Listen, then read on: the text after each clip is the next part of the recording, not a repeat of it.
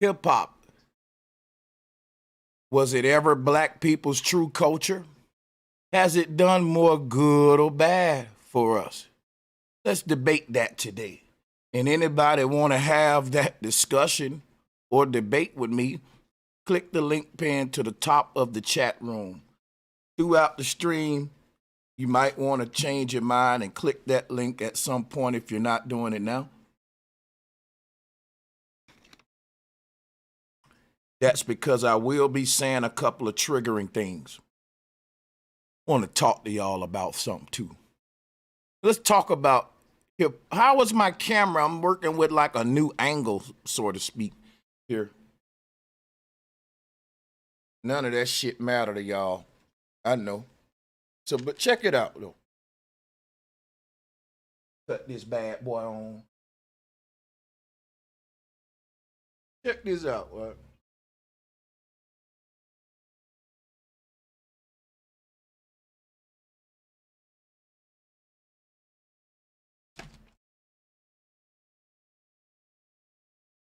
I want a peep game. Before hip hop was popular, before hip hop became very popular among black people,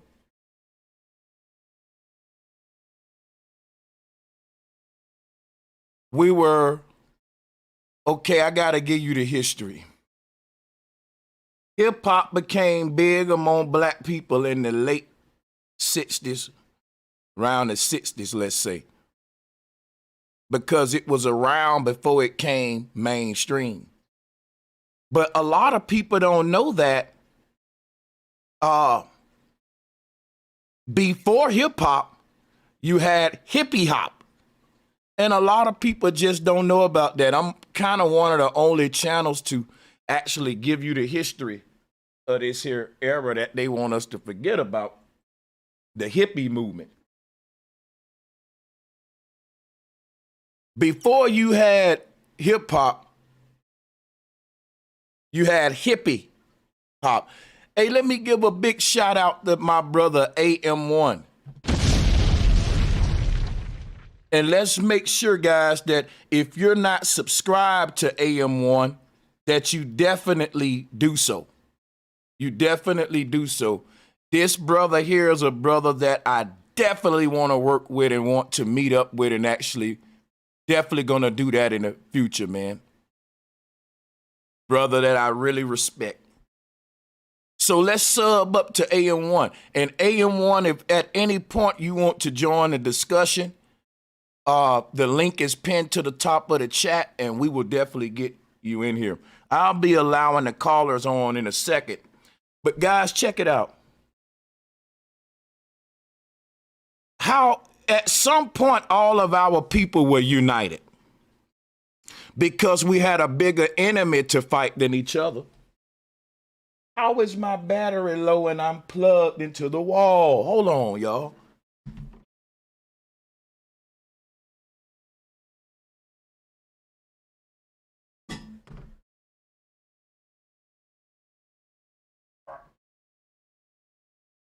Plug you directly.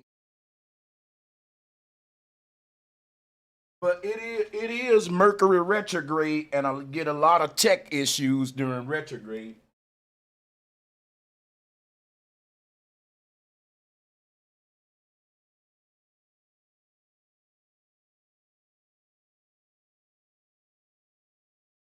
Okay. Hopefully that'll solve my battery. So people, black people was at a time in the world where we was together, man. There was a time in this world, man, where no matter how much we hated each other, we had to fucking sit up there and work together.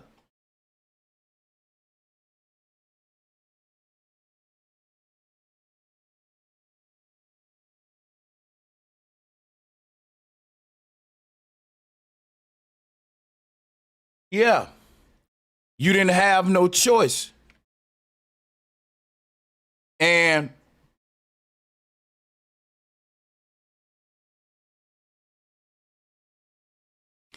and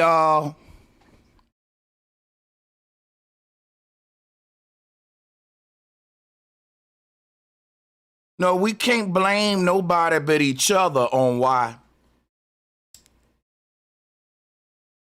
So as a group of people, before I get into hip hop, I'ma just say something to sum it up. As long as a white man got his boot on our fucking neck, we gonna work together and be united. But if the white man take that boot off our neck and give all of us niggas opportunities and different jobs and money and let your ass be free, we gonna kill each other. And that sound crazy, but that's the truth. That when the white man, and I'm gonna quit saying the white man, when the slave master had enslaved our people,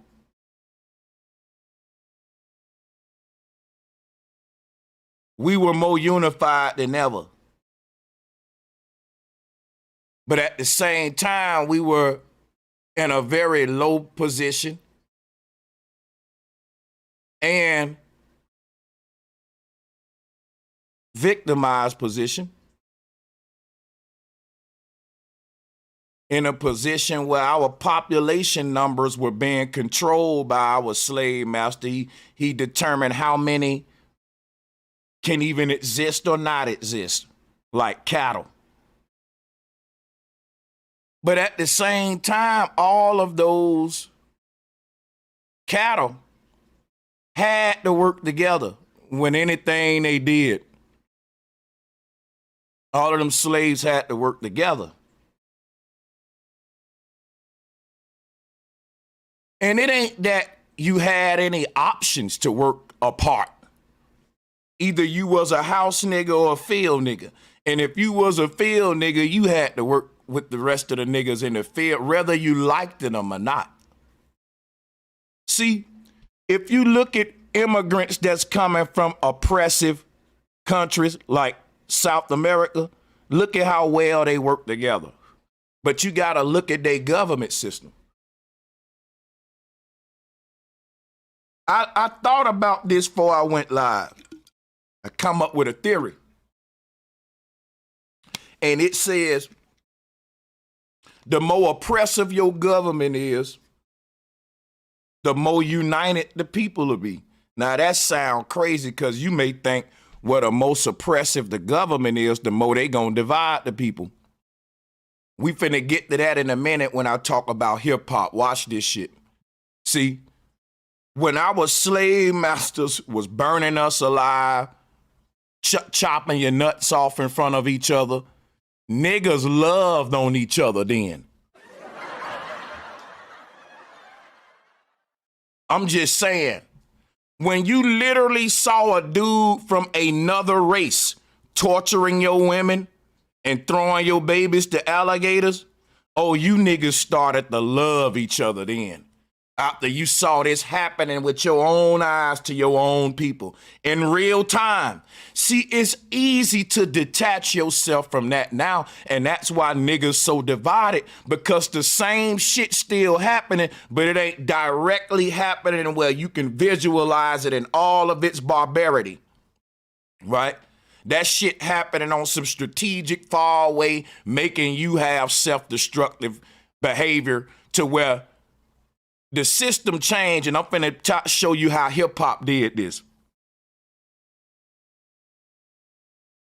Everything we do as a people to self-destruct, that was once the job of the slave masters. That was a lot of fucking work, though. And took a lot of time killing niggas, making them hate each other, giving him the whip and standing there watching him while he beat that nigga so both of them can be mad at each other.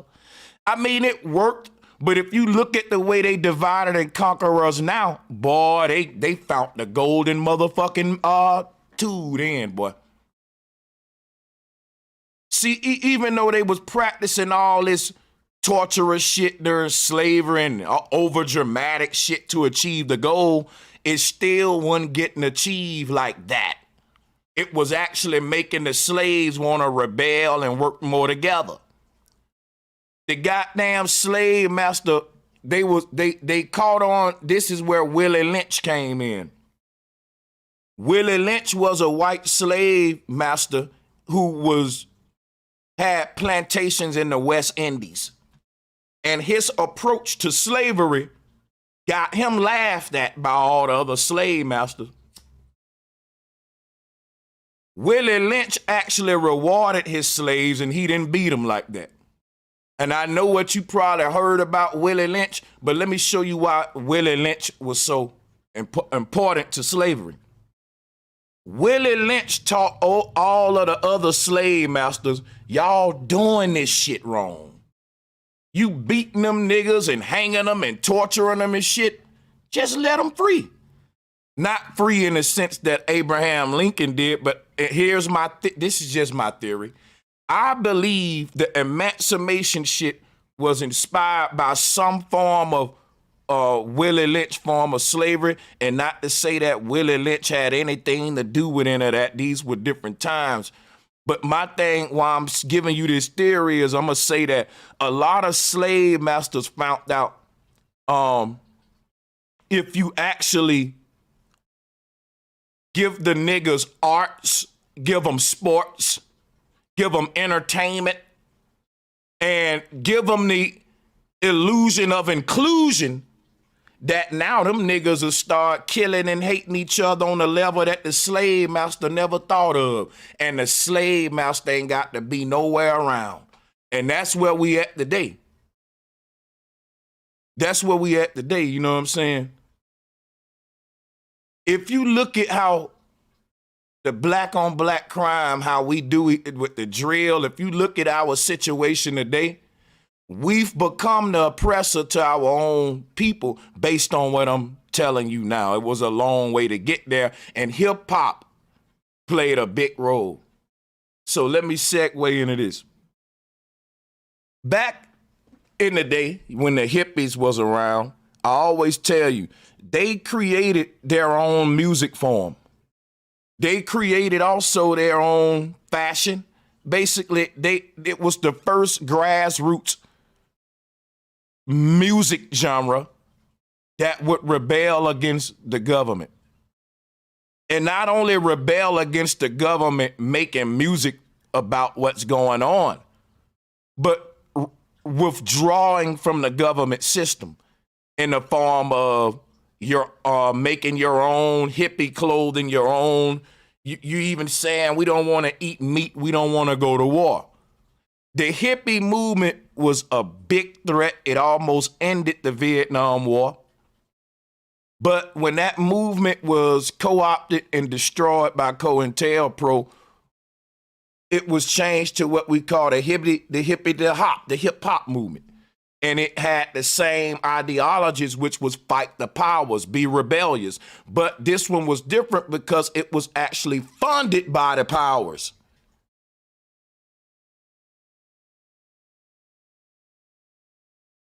What was our culture before hip hop?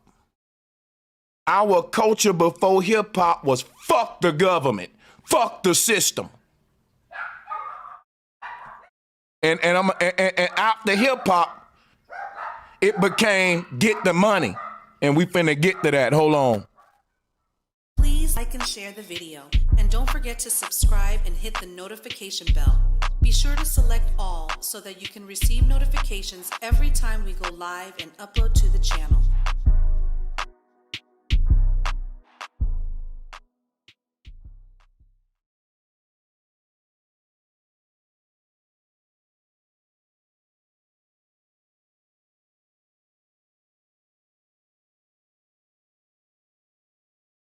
Our culture before hip hop was we had to be together because of the situations that presented themselves to us. If you was under a type of government system like South Americans, y'all all I hate to say this, you got people walking through vast deserts and all this to get to America, to that border.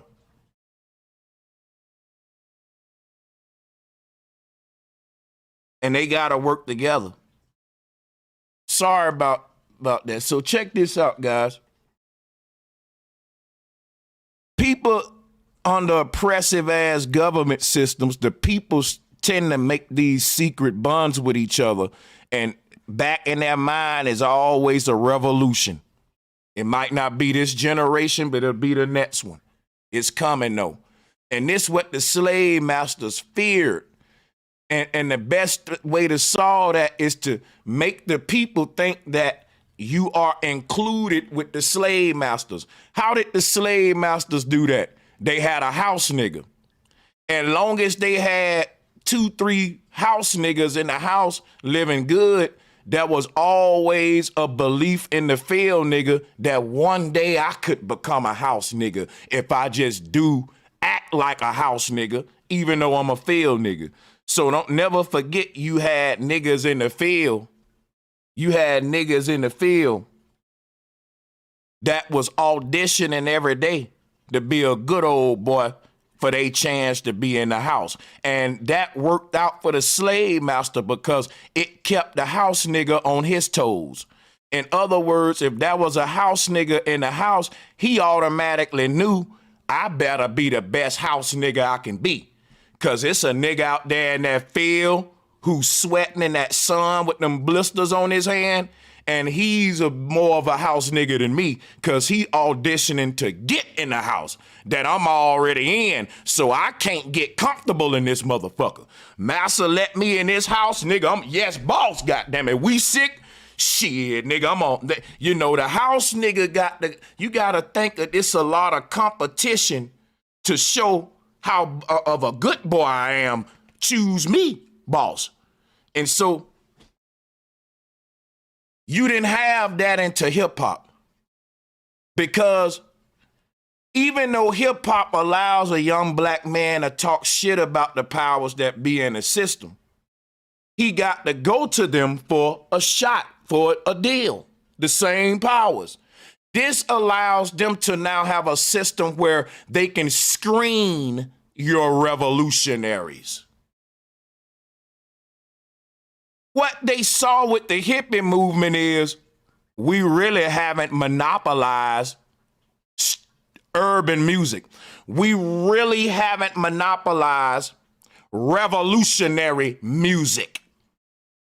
That didn't happen in America yet.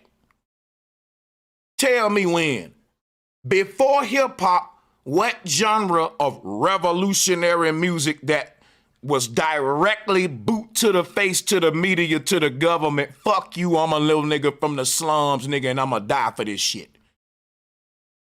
You didn't have that kind of urban redefining of what you really had a new generation of black people rising up with a new idea of what the revolution looked like, and that was becoming these fearless fucking hippies. They were talking about hippies and hipsters just the way they was talking about NWA and thugs and shit. Back in the day, if you was a motherfucker with a feather in your hat talking about fight the power, end war, they would have called you a weed smoking terrorist.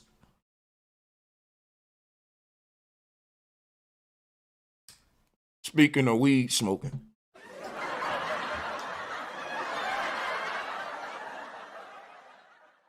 But anyway, I'm finna show you what hip hop done. All of your badasses in the community that'll stand up and tell these people about themselves and don't care about dying either. Them your gangsters, them your drug dealers, them your people that say fuck the system, fuck doing it the American way. I'ma cheat, I'ma go into crime, I'ma do it my way, cause why? They did it. They did it to build this country. They were criminals.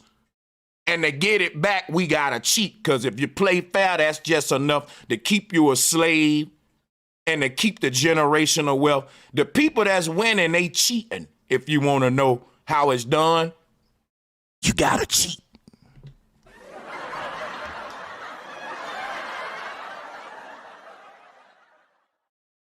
Now listen here.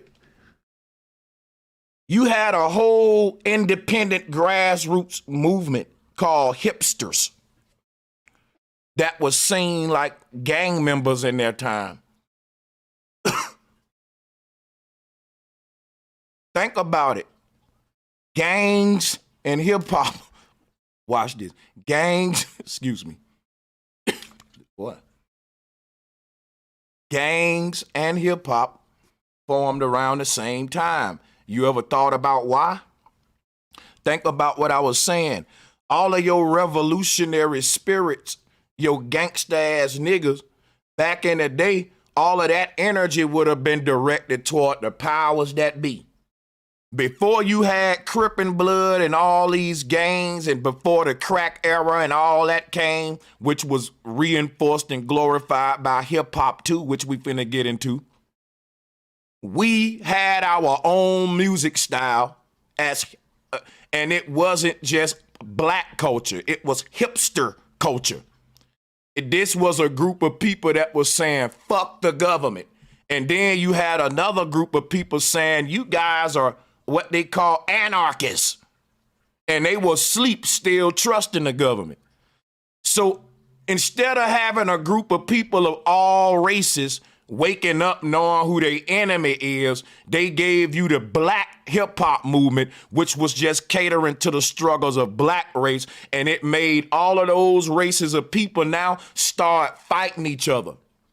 Because when hip hop came on the scene talking about fight the powers that be, they weren't fighting the people who's really responsible for our reparations and slavery. They was fighting Bubba and Trailer Park motherfuckers, getting the regular people divided up against each other while working for the goddamn big politicians. And if you look at where hip hop now, they don't even hide it no more. You saw the Carter Jay-Z family and them with the Obamas and shit promoting the wicked ass liberalism, liberal shit. So you got a lot of rappers want to be fucking Republicans and fuck with Trump now.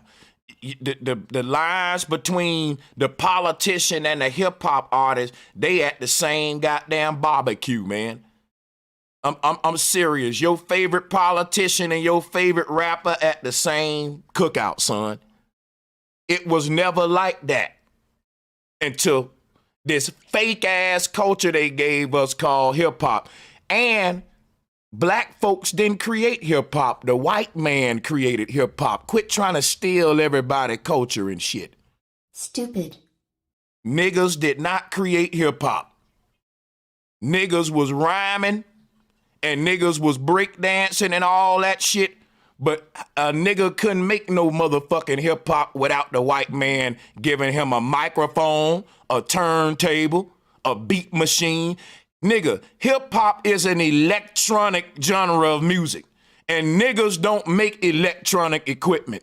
So I'm gonna give a white man thank you, white man, for, you know what? Fuck that white man. See, the white man created hip hop to destroy niggas and gave them all the synthesizers, beat machine, robotic AI shit, nigga, because before hip hop, you had the 5 heartbeats, niggas all in one living room on one mic coming together. Shoot it up. Shoot on one motherfucking mic, nigga. Go watch The Temptations. And then back in them days, you had to have a band, a group. And that was the day of families getting signed. It was common for your whole family to get signed. Like the Jackson family, the Staples Sing. I don't know if the Staples Singers are family, but it's so many families that used to get signed in those days because the label was like shit. The mama sang, the son sang, he played the drums, the daddy played the guitar. And we got it all in one family, so we ain't got to deal with all these big-ass influences and all that. So it was back then you had a lot of families that the whole family just, you know, would go into the music and shit. But the thing is, after that, you had a lot of individual black men in they fucking bedrooms with a notebook rhyming to theyself, divided. You had a few groups. You had a group era in hip hop, and that came and went very fast. Wu-Tang was one of the first and last. If I ask y'all niggas to name me 10 historical hip hop groups, it'll be a little challenge, no cap. And I just gave you 10. Because after you get through with Brand Nubian, Public Enemy, Wu-Tang, you gonna realize, well, damn, it wasn't ever a lot of groups. And that shit came and went. When your group album is selling the same amount of numbers as a solo artist, and y'all gotta split that shit with 300 motherfuckers all on one stage, I'm just tripping up. But damn, son. So these folks made money the incentive for niggas to be lone rangers working divided, if you see what I'm saying. Hip hop, if hip hop would have never existed, that would have just been an open fucking unregulated industry of people just independently pressing music and becoming millionaires. There wouldn't have been no one regulating it. Wouldn't have been no such thing as, man, I got to go sign with this big label. The whole I got to sign with a big label era, if you look back at it, that was a short era that came and went. If you really look at this culture that we call hip hop, it came onto the scene late and it didn't stick around long because now it done mutated and transformed to something called drill. You can't even call it hip hop no more. But what we can see is that the people who it was given to, what it has done to them over time, which goes to the next part of my title, has it done more good or bad for us? And I'm going to say it has really been a cancer to us ever since its conception. And even though it made a handful of us rich, it made the entire rest of us, it gave us the theme music and religious ideology of what I call consumerism. Hip hop made a handful of black people rich, but it made a whole race of black people think like consumers. Like we was taught to splurge out. Even one of the songs, what's that Cash Money song? I'm so fly, can't pay my bills, 'cause all my money's spent. But that's okay, 'cause I'm so fly. You see what I'm saying? That whole song was a hit. And if you think about what they saying is like, fuck this money. Why? Nigga, you ain't promised tomorrow. That's the fucking mental illness that they did to my generation. You may downplay that shit, but I know motherfuckers that's still living by that ideology right now in their late 30s and they trying to figure out why shit ain't going right. See, they made us have the ideology of, nigga, I'm about to hit the club. I'm about to get this fit. We gonna look like we doing good. Why? Because we from places where everybody know we doing bad. They gave us a makeup culture.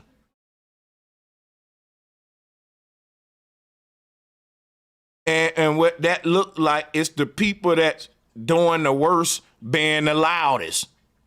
The people that ain't got no money for real showing up at the meeting with the most chains on.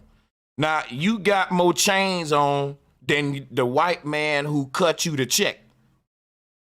And you own more cars than the dude who gave you your deal. Now, y'all buy y'all mama's houses and buy your daddy houses, and then they buy their children businesses.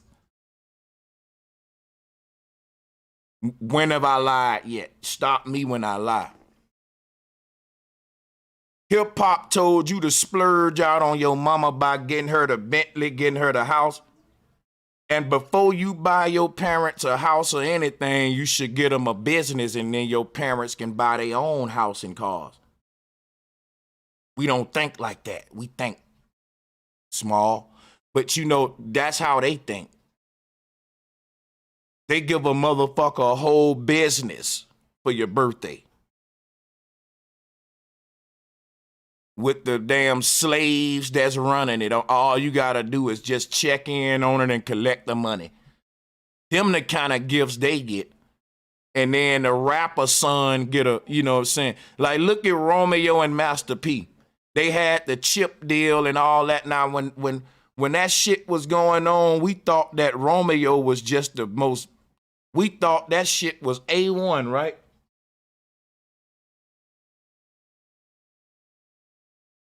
And then what we see is that what I'm saying is true. Hold on. I want to figure out what's going on with this over here, but I ain't going to tamper with it too much.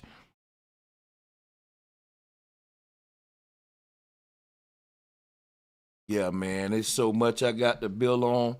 See, hip-hop gave them, if you think of what was happening, dude, to my understanding, talking to niggas from New York, they would have block parties that would be the size of these rappers' concerts and shit that we see today. Like when y'all see Summer Jam and all that shit, niggas was doing that independently.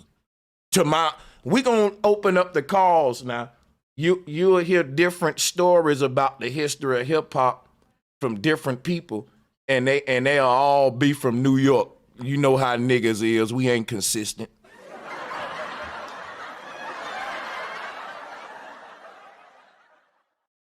One thing is for sure though, if I was to ask y'all the question, has it done more good or bad? Has it done more good or bad for us? I want to hear what y'all gonna come up and weigh in on it. But I'm giving you like a lot of history in like a small little compressed nutshell, man, about why they created hip hop. It was never ever black people's true culture. It's a synthetic electronic culture that was bestowed upon us by Freemasons and sorcerers who dealing with vibrational energy. And we couldn't even make this style of music without the electronic devices that they created. And guess what, y'all? Rhyming, I'm talking about the history of rhyming itself. When we talk about the cat in the hat with the ball and the bat, all that hip hop shit. When we talk about rhyming, guess what, yo? The culture who was known for rhyming throughout the ancient world were the Irish people and the Druids. And don't you know these are the people in all black with the black top hats on that created hip hop? Now you think about that. Your first hip hop artists like Run DMC, well, man, let me show y'all some shit. I'm gonna show y'all about this damn hip hop culture. I'm gonna show y'all. You think the way that we dress is our style, but it's not, bro. Here go King James right here. This how your pimps with the big, when you talk about having a big ass chain on with the charm on it, with the fucking black Kango hat, with the big ass fur coats, that Big is Small and Big Daddy Kane. That is not our culture, bro. We're tribal people. That was the people that started hip hop. We started dressing like them and emulating their culture. Look at how they dressing. You see that? That is how a witch dress. I ain't gotta do nothing but put in the word witch and you'll see that. Look at here. This is witchcraft, man. And much as I love hip hop, I also love learning and I love the truth. And I meet my place where I have this conflicting situation where I got to realize that I've been in love with a music form that really is destructive to me and my people on a cellular level. I've done videos about this throughout my career. One of my most viral videos was how music transforms your molecular structure. And by the way, if you have not saw that, that's something that you can actually see for free. All you got to do is go to my download store here, and you'll be able to see down at the bottom here this was one of the first ones I made. I want to expound a little bit on that and how it relates to witchcraft. Hip hop is a craft. It requires craftsmanship. It requires for one to be able to be good with riddles and rhymes. Now, the green and black, keep that in mind. Asar was green and black. But also there's a character called a Riddler. He wore green and black. But if you think of the scepter that he's holding, that's his microphone. The magician's wand is the microphone. See, the witch casts spells. So the witch don't use a sword. The witch uses a microphone. I'm trying to show you what the unk is, man. This hip hop culture and shit comes from the ancient world. Hip hop is an ancient magician's mystery tool that was used to do what? Move the crowd, which is what MC is. All of these people, Moses, Jesus, the Pharaoh, are seen with a scepter in their hand. That is a microphone. Let's pull up a microphone so you can see this is also Ankh technology.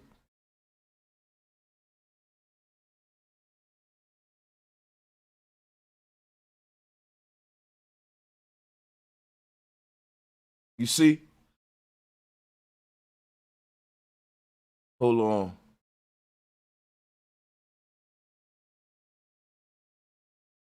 That's the Ankh. That's the Ankh right there. The circle, the expanded part that stick out further than every other part, and then the little line. The Pharaoh was able to move. See, how do you have hundreds of thousands of people following you in a crowd like Moses and all them? How the people in the back gonna hear you? If you got this large ass crowd that what Moses got,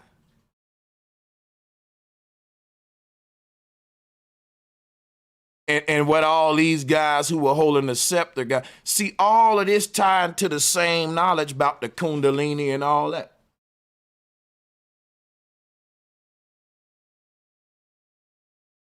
Hip hop musicians are casting spells. Now, what was a spell intended to do? A spell wasn't, if I cast a spell on a person, whatever's coming out of my mouth is to control their behavior. In other words, to transform them into a type of creature that will worship me and perform my will, and that's called idolatry.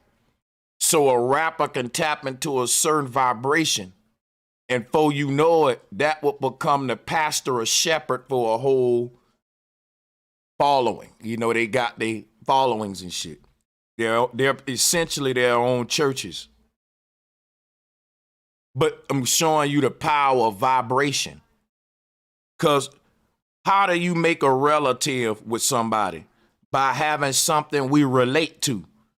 Because what you and your relatives got in common is that y'all all share the same family tree.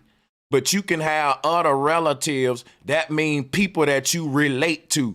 Flat earthers are my relatives. We all relate to we all say the earth is flat. And we all got relatives in our family that don't even relate to us on that. So there's a whole nother family that they ain't part of. And then for you to be part of this family, you got to relate to it. So what happens is how they infiltrated our community was by acting like they relate to us, by giving struggle culture a stage to display itself. And when they do that, whoever can display struggle culture the best gonna get a doggy biscuit when the whole war was supposed to be to end the struggle. So the whole shit was about ending the struggle. And they turned that into struggle culture where, nigga, I got it out the mud. Where, nigga, if you didn't struggle, then you ain't bad. It went from let's end the struggle to if you ain't struggle, nigga, you ain't from the streets. So they totally made you flip that shit. And now we struggling worse and worse because subconsciously, once you have a get it out the mud culture, nigga gonna be like, well, fuck that, nigga. I got mine out the cement. And next thing you know, one nigga gonna be like, yeah, I had to jump inside of a volcano, an active volcano to get mine, nigga. And every man gonna try to struggle the worst. And nigga, I had to hop in a shark mouth and get spit out like Jonah around this bitch to get mine. That's all you had to do? Nigga, I had to get chopped up into a million pieces and put back together. And it becomes a struggle culture to where you didn't struggle harder than me. Where it's just it's just the opposite on the royal family side. They pride themselves in the fact that they didn't have to struggle and that their kids didn't have to struggle. It's a game they playing. But you had a lot of people where you had this microphone back in the day, guys, amplification devices that allowed men to move and draw the crowd. So if you look at the way that the Riddler is dressed with his top hat on, with his microphone, his suit on, right? And it's all about money, the color green, money, right? It's the Flavor Flav energy, right? That Flavor Flav energy, right? And that's basically spell casting. Because the children will emulate that he'll get a whole generation. This is how they reproduce themselves, with spell casting, right? If you're a witch. So, like I said, you build relatives based upon creating a culture that other people can relate to. Your family itself is their own culture. And other families can relate to your family's energy. So it's showing you each family is a cultured energy. When you bring all of these people together who relate on a certain level, they will create their own one unified energy or entity with all of their vibration. Just like flat power. All of us come together, we know the earth flat, right? There's many flat earthers out there, but we got our own shit because of the vibration we relate to as far as the ancient cosmology, the great mother, the symbolism, right? And each group got their own vibes that attract their own tribes. Same thing with hip hop, and they just create new vibes to create new tribes every generation. So much so that my generation come from gangster rap, trap music.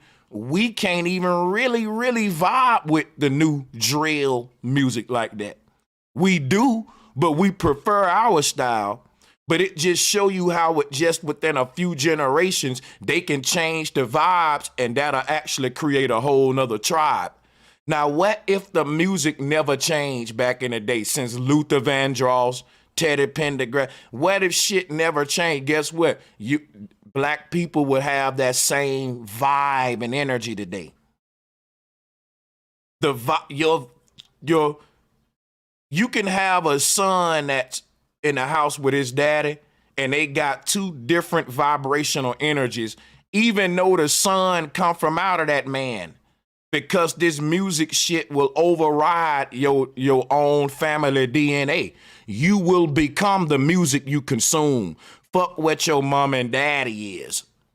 You gonna become what you gonna emulate your favorite artist. This what idolatry is. So this is how they can gain influence over the generations and bypass the mom and daddy. Why? Because they got the ears is a direct gateway into the mind, right there in between them ears. And a lot of my rebellious energy coming up toward my parents was really stemmed because of the vibe I was on. Like, man, fuck out of here. Like, a nigga gotta get it. I was in my own. And look, that was fueled by a lot of the music I listened to too. It created the character template that I tried to emulate coming up and put my consciousness inside of. You know, so when you talk about any kind of craft, right? Arts and craft, you got to always look for the witches. I'm giving you some game. The witches shine in crafts, which they can take witchcraft and like arts and crafts, things that's shaping of materials, like entertainment, comedy. And the reason for this is because you can mask agendas behind entertainment. You can mask other underlying agendas behind just an innocent song, you know, a music song, or a cartoon character, for example, can be homosexual, and it will suggest certain behavior that, you know, as a parent, you might or not want to suggest, but hey, it's a cartoon, right? And it's, you know, so what I'm saying is behind arts and crafts, behind certain fields, it's easier to mask deception. And we see in a lot of these areas of entertainment, music, comedy, you will see the agendas pushed the most in these areas. Hollywood, you know, things of this nature. Because whenever there's a place that gives direct access to the human mind, you're going to find all the damn thirsty ass witches there. It's almost like wherever you see the shit at, you know it's some flies going to be there. So that's how I look at it. When I look at any kind of field that's a direct access to the human mind, I just look for the damn witches, dog. And they there every time, like that fly on that shit. And they deep too. You can't even see the shit because there's so many flies on it. That's how them witches be.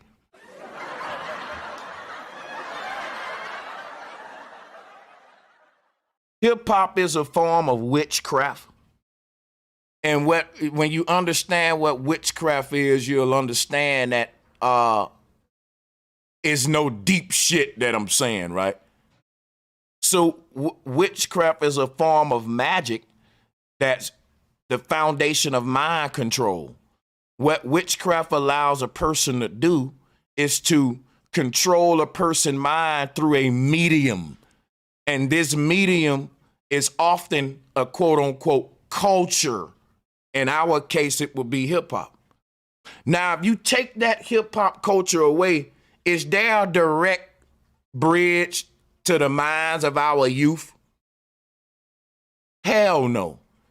Think about, let me show you what I'm talking about. You got the minds of a youth right here. And then you got the enemy right here. And the enemy need a way to get inside of the mind of the youth right here. And it's a lot of space to fill in. They use a bridge called hip hop, and they can drive a message directly into the mind and soul, mind and heart of the youth. That's the electromagnetic torus field, the electromagnetic field of the mind, of the heart. And that's what music is dealing with. So what that does, it transforms a person from the inside out, because we are cymatic. Think of a cymatic shape. That shape only shaped that way because the vibrational frequency that you introduce to it. And I'm going to show you what I'm talking about.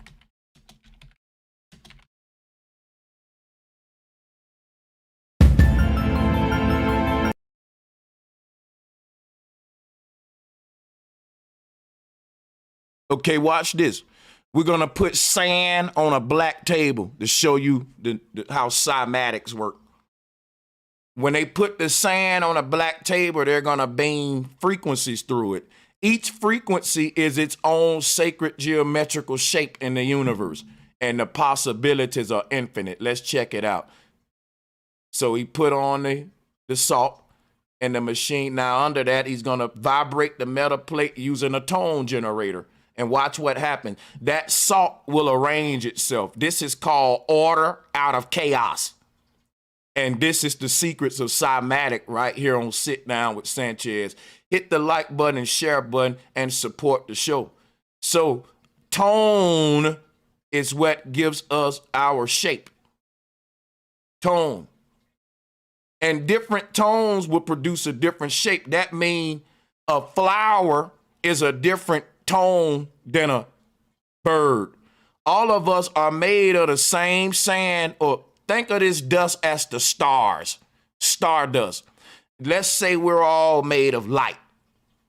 But depending on what vibration is influencing your light, depending on what you manifest as, and that what determine you being a human versus a bird or snake.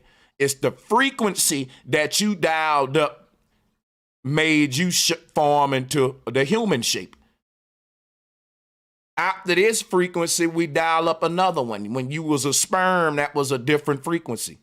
You're tuning the self. So when you say tune, you're saying tone. And also when you say tune, you can rearrange that to be Uten, Eden, Aten, or tone and Oten. The god Oten is dealing with that which orders the chaos. That's tone, Oten. You rearrange tone, of course. You get Oten and all this stuff. So just giving you, we are transforming ourselves based upon cymatic frequencies. Now we call that hip hop music. Think about this.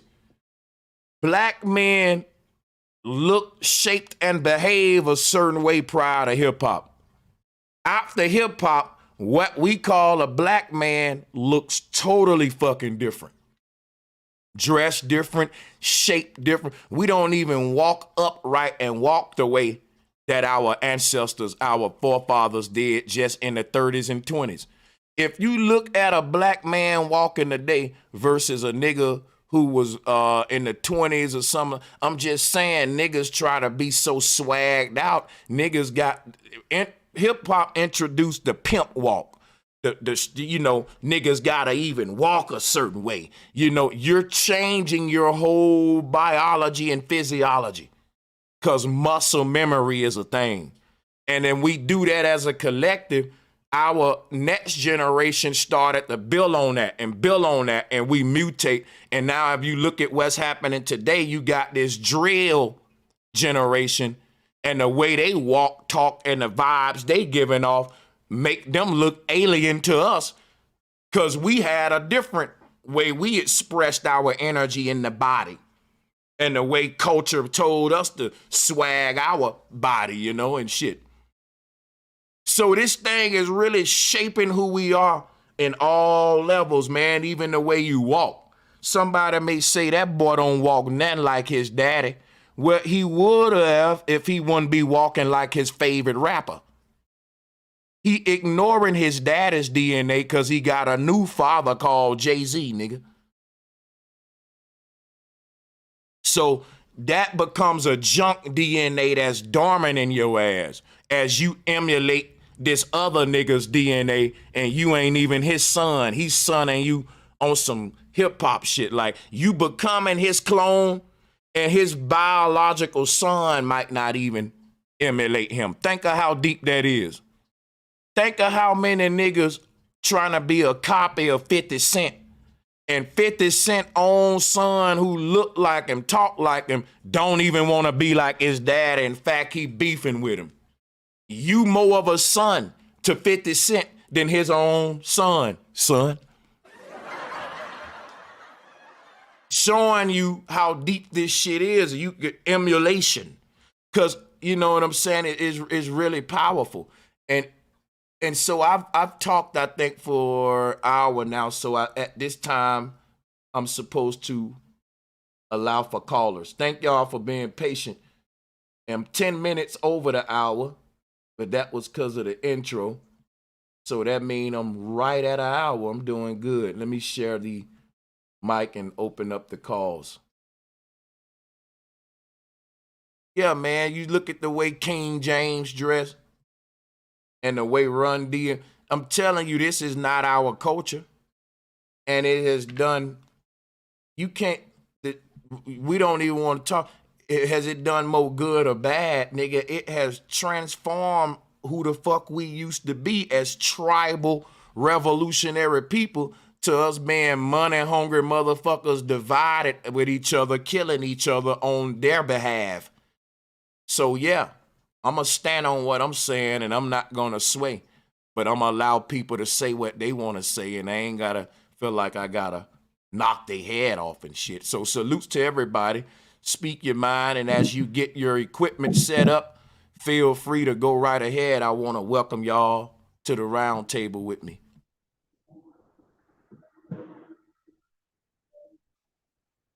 So, yeah, salutes to the brother Rebel. We see you, my brother. Whenever you want the flow, you can have it, man. In the same. All right, so I was on this shit too where you was talking about the hippies and the hip hop and all of that. Cause that was serious. Like back then, you had a bunch of love music. You had like Bob Marley putting his energy out there and all of that. And then there's conspiracies around him and his death and all of that. Like you had Al Green and all that. Was it like the 60s or the 70s? It's like that whole energy was different, right? And for real, I see a big shift after the war, after World War II, right? That's after Admiral Byrd and all of that, like, right? So I feel like they made like a big shift. I don't know what they found over there, like, right? I hate to take it back to Flat Earth, like, right? But the time frame, like the CIA, you know, and all of that shit, the UFO crashing or whatever. It's like they went and started. They went in double time mode with these lies and the deception, right? But about hip hop, I noticed this too, like, you know how niggas do like the sea walking or and all of that and the blood walking, and they do like and they do like the heel toe, like what we used to do, all of that. Like, yeah. You know, that's all like Celtic related, right? Like you, they man, be doing like bro. Hey, hold on, wait. Stand by for your bomb, my nigga. Wait. I told niggas that, bro.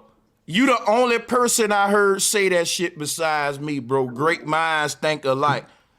This man, and you know what? And that's so crazy. I left that out of my spiel a minute ago. That's very key. I was listening for it. I was listening for it, Sanchez. I hear you say it. I'm like, oh, I got to get on there. Yeah, nigga, that's facts. Bro, tell me the Crip Walk, you know, remember the young blood, we don't give a damn, go on, throw it up. Don't throw it up. That's the same motherfucking, what they call it, those shit doing. And the Celtics used to do it too. Yeah, bro.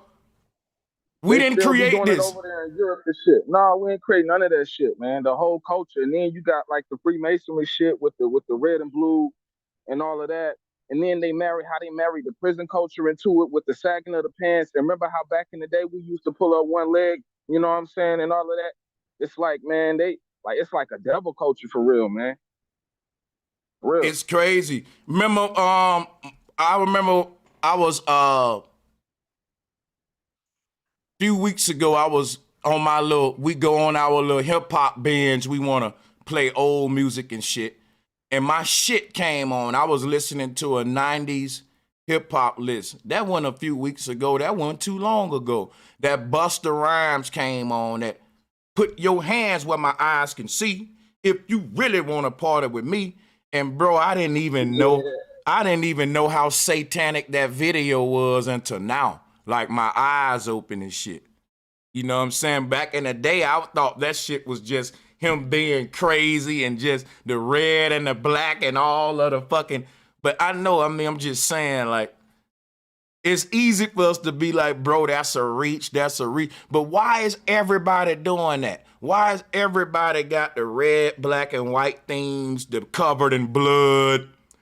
You know, and just, like it got to be a point where we say, look, such and such did that. He's on a checkerboard. Why I got to stand on a checkerboard? No, everybody on the checkerboard.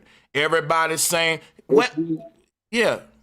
If you keep that old Busta Rhymes shit too, you was on Busta Rhymes, I swear to God, yo. So I was watching that Janet Jackson joint where he did gonna make your body. That joint right there. If you watch that video, Sanchez, and then you look at it, and you peeping it, right? Because they got the Taurus fields and all of this shit in these music videos back in the day. You know what I'm saying? If you we wasn't on it though, right? But now if you go back and look, like you saw my Buster, like, yo, that body wet video, yo, like how they like dressed and shit, and like Buster was like he was like this android or some shit, right? And they was in this cube with all of these like blocks and shit on the wall, like you saw on the Matrix and all of that, showing you your different the reality. It was like a Matrix cube, like they was in this fucking silver Matrix cube, right? Yo, it looked real weird. I watched this shit. I had watched it and I was like, oh, I had to run it back like a couple times. Like, hold up, man, Buster in this shit too? Yeah. You know what I'm saying? But his son, I saw a picture online where his son is a part of one of them fraternities or whatever. He got his arm around the son. He's proud of him and all of that. But you know how it go, man. That shit is nepotistic. So I wouldn't be surprised if Buster has something to do with it. Yeah, it's nepotism. It's nepotistic as hell.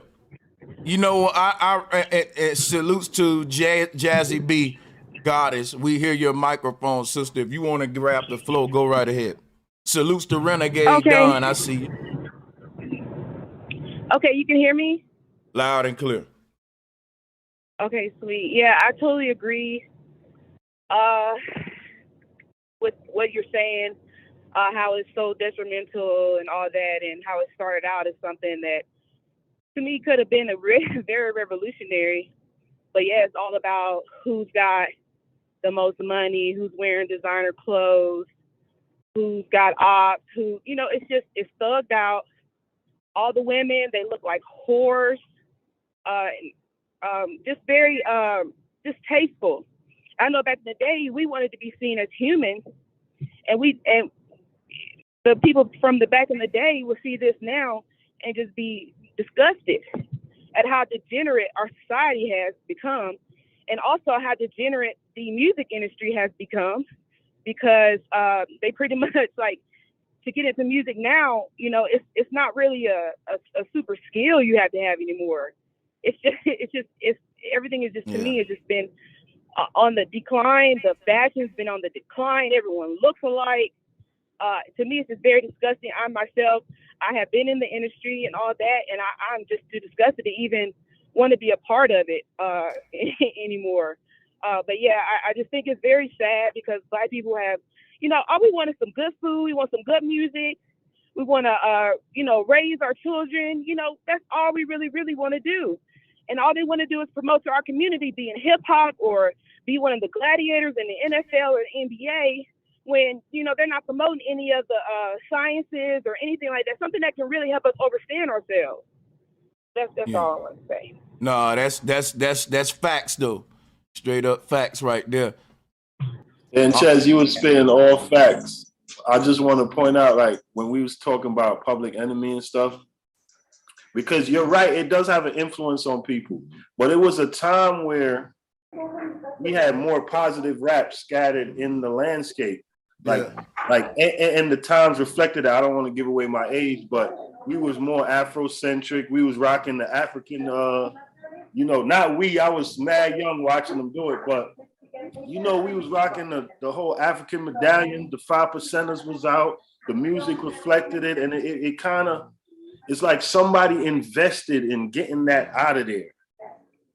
And for some reason, if you came positive after that, you was a joke.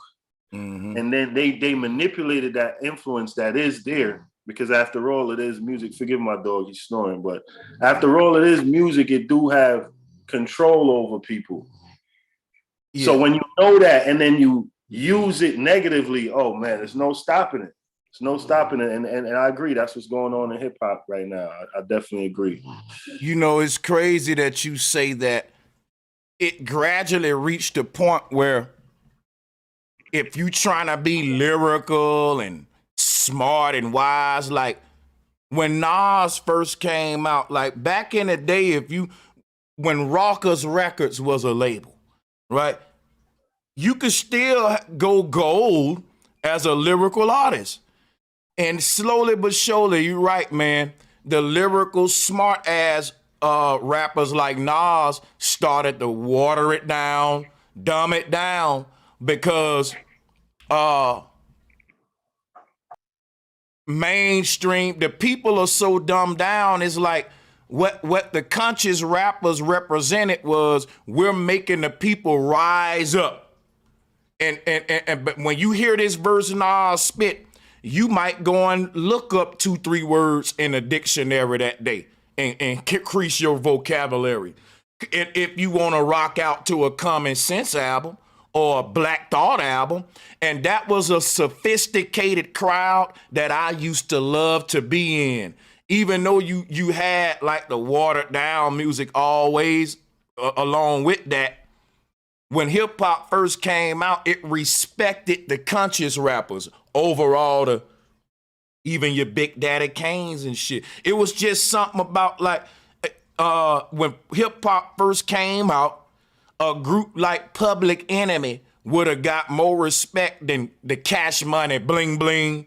If Bling Bling Cash Money would have came out the same year Public Enemy came out, Cash Money Records, that group would have been flop. In fact, not only would they would have not sold no records, they would have been looked at as an insult to the black people mindset at that time. So we finna have a conversation of how we gradually get to the point where, nigga, I'm a Cash Money Records fan. But I didn't start that way. I was a nigga that was trying to increase my vocabulary. I liked the conscious shit. But over time, right, you'll notice like all of these dumbass, street ass rappers, they get the most media publicity because they be popping in the streets outside of the rap shit. So such and such on the news for some controversial shit, that make his dumbass album sell. So now labels are looking for your gangsters, your Jeezys, your little disposable motherfuckers that's gonna crash out. Cause why? He's gonna blow up, self-convict himself. He gonna do some shit that he rapping what he living. Because of that, his album sales gonna skyrocket. And when I get all the money out that he done convicted himself, we can get rid of him in jail. Easy, so man. You know what, Sanchez? Like, I study the timeline. I'm a student, and it's like the Public Enemy, the conscious era you was talking about, it's like 88, 89, and all of a sudden in 1990, we hear some JEW from the West Coast that's pushing so hard to put these gangster rappers out. I forgot. When NWA came into effect, that's a big fork in the road. Sure, when hip hop became, you know, what it was. And then media is always pushing with it too, because the movie Colors is a big part, had a big part to play. Oh man, you know, infatuation with that part of so-called black life, you know, the gangs, the death, the crime and shit like that. And remember, that was coming behind after blaxploitation taking their little strategies, and it was redone in the 80s. But go ahead, brother. Man, so many things that needed to be put in the bill. Yeah, go. Yeah, for sure. For sure. I just wanted to say too, like we was talking about how it gradually changed. Like we won't see, and then a lot of us would like, we refer back to that era, but then we start like, you remember like Belly and all of that, where they was talking about going back to Africa and all of that, and then Nas with his Afrocentricism. So it's like they was mixing that. I think they was behind it in the 80s too, like, right? So we talking about the creation of hip hop, like these niggas was like, some of them was like Masons and shit, and then you talking about the gear and shit they rock, Ray rocking and shit, and then some niggas, it's like right before it turned gangster, they pushed the Afrocentric shit, right? And it was like the Pan-African and shit. So niggas, so when we go back to like a classic era in hip hop today, we still going back to a time when we was being programmed, like, and then so like you see the gangsters or the thugs and shit, they still kind of follow that same kind of, yeah, we come from Africa, all of this kind of shit, right? And also like you be talking about like they just using this shit to throw everything in, right? Like how you be talking about how they change the beats and then all of a sudden they sound like weird alien sounds and shit. They sound like UFOs or some shit like that. Like you can see how they took it from the beginning, and then because they couldn't just boom out gangster rap, right? They had to do it gradually because we coming from a love era, right? So even back then, you used to hear like Method Man, Mary J, and shit. They was rapping and shit, but it was some love type shit. You know, it was still that kind of flow. So they had to gradually take it and you know take it, and then it was like a building up. Is how I see that shit. Mm-hmm. Yo, and not to go long, I wanted to say with the media, what they like to do also is make fun of or insert comedy on the roles that we generally supposed to be and mystify the negative shit. You know, they always put those roles and make fun of them in the movies, and bro, you know what I mean? Let me ask you something. Let me ask y'all something. Think about this one. Cause now y'all going somewhere I want to go, like the Jay-Z versus Nas beef. Now that turned out to be fake as hell. Later we found out they both Masons is some fake shit. But guess what? That beef was a big turning point in hip hop. It really was like the Common Sense versus the West Coast niggas beef.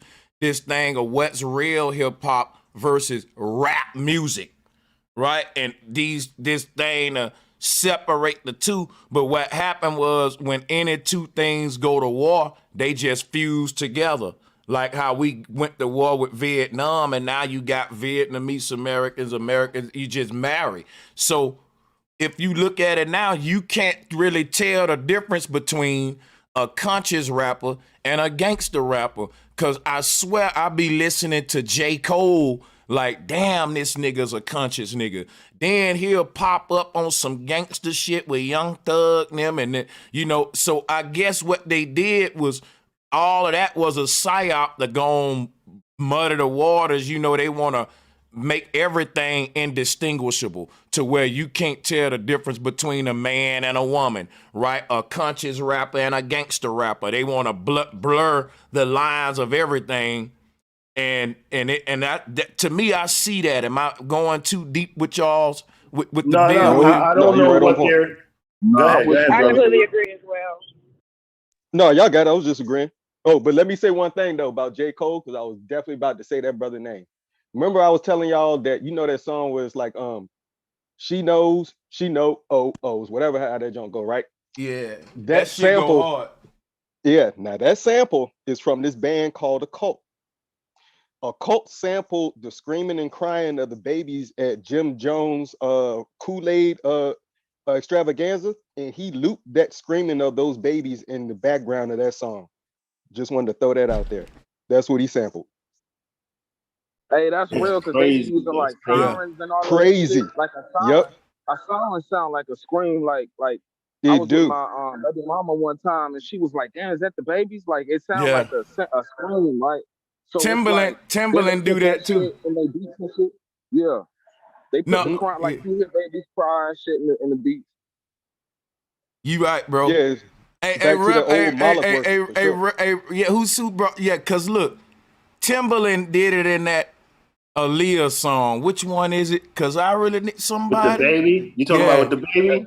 Yeah. And then yeah, bro. And not the reach though. You don't know if the baby was on some torture type shit, nigga. Any damn thing, nigga. That's what I'm saying. Specifically, it is. They're using the sounds of babies being killed and dying. Bro. Literally, bro, that's crazy. That's crazy. Yep. If that, hey. And you know what's crazy to me too? A lot of these goddamn artists, they'll come from the hood like us, and we'll think that they on the shit we own, and we'll all be like, they'll be like, for example, Lil Wayne and all these niggas, they South niggas, Boosie. But then they'll get so far up that ladder, and you'll realize, oh, this nigga, he's into Guns N' Roses. He's into like Osborne. He's got, you go in these rappers' houses and they got like, oh, this is the pigeon that they bit the head off of at the Kiss concert right here, man. I love that shit. And you be like, yo, this the same nigga I thought was like me from the hood. He from my city. The nigga be from Atlanta and shit. And these niggas will get big, and next thing you know, how the fuck? It's so many rappers that want to also have this love for heavy metal, rock and roll, and I'm telling you that goes part of with the whole, you know, Satanism shit we was talking about. And remember, hip hop started off hand in hand with rock and roll and shit. You know what I'm saying? And Little Nas X, how they snuck that one in on us, right? With that pony shit or whatever, the horse, and mixed that with the country music, and then had that shit blow up, man. You heard that shit, I swear to God. Bro, you heard that shit over and over again on the radio, bro, everywhere. Then he dropped and you start seeing him dragging and all of this shit with he riding the devil and shit. And it's like, damn, what the fuck is going on with this nigga? He a good pet. He a good pet. Ask a Straight on the question. plantation for sure. And did y'all see the Met Gala or whatever they call it? Like, all them shits, out there, bro. All of them be like satanic than a motherfucker, huh? Yep. Satanic runway Diddy show. came like that shit was like in a bedazzled G-string coat. I They use them as a pet. They might as well, no, you good. They might as well just had him on the leash, right? And Master should have just walked them out for everybody to see. Like, here's my good pet. This nigga's butt naked, bedazzled in a G-string. Wait, who was that? Pause. Yeah, the latest Met Gala they just had like 2-3 days ago or whatever, right? I just pay attention to all the But watch this though. The pharaoh in Egypt named Akhenaten was a goddamn she-male. Y'all know that, right? Yeah, the one that changed the faith. What was it? Yeah. Yep. But the crazy thing is, he literally turned that shit into the worship of the crown chakra, which is something I agree with, like worshiping the goddamn. He made it. He called it optimism. He was saying, I'm God, but really, you are God. He's saying we're our own gods. If I really broke down Akhenaten's religion, I can share some with you. But the reason I brought the whole Egypt shit up, earlier in the stream, I was talking about how they was moving crowds back in Babylon and shit like that. They needed amplification technology. And I know they had bullhorns, mics in the ancient world. I wanted to get that peer reviewed and critiqued. Like, is that too much of a reach? Yeah. Nope. It's a fact, because what they just found out, I believe over here in Mexico, right? There's a temple that has an humongous, like, it's football fields upon football fields upon football fields of megalithic structures. But the main structure, I believe, is Teotihuacan, but I don't want to give you verbatim. But this complex, they said when you snap your finger or you clap your hand, you can hear football fields down that way. And they was like, all right, go stand all the way down there and I'm gonna talk like this. And they heard the dude talking like this, not yelling, not screaming. So the actual construction of these ancient cities are made acoustically so we can hear each other miles away, just speaking normally like this, which blew my mind. But yeah, that's the new study they did out in Mexico. Too, yo. Yep, yes, sir. Yeah, you know. Audio-wise also, not just visually or matching with stars and whatever. It's like audio-wise, it's built precisely too. Like, it's crazy. That is crazy. And if you think about that, man, when we say where is all the technology at that the ancients used, where they telephone poles and wires running all over the place, bro, they were so smart that they embedded that within the design of the architecture itself and said, fuck running all them cords for telephones and shit. But in that kind of system though, but think about this. In order for you to send a call to one person to the next, they was already on a level of telekinesis. So, and the technology that they built in their environments was very simple because they was on a complex spiritual level, if that make any sense. But that's fire, man. For real, you know, I'll be saying sometimes, Sanchez, and we should get on this maybe another time, but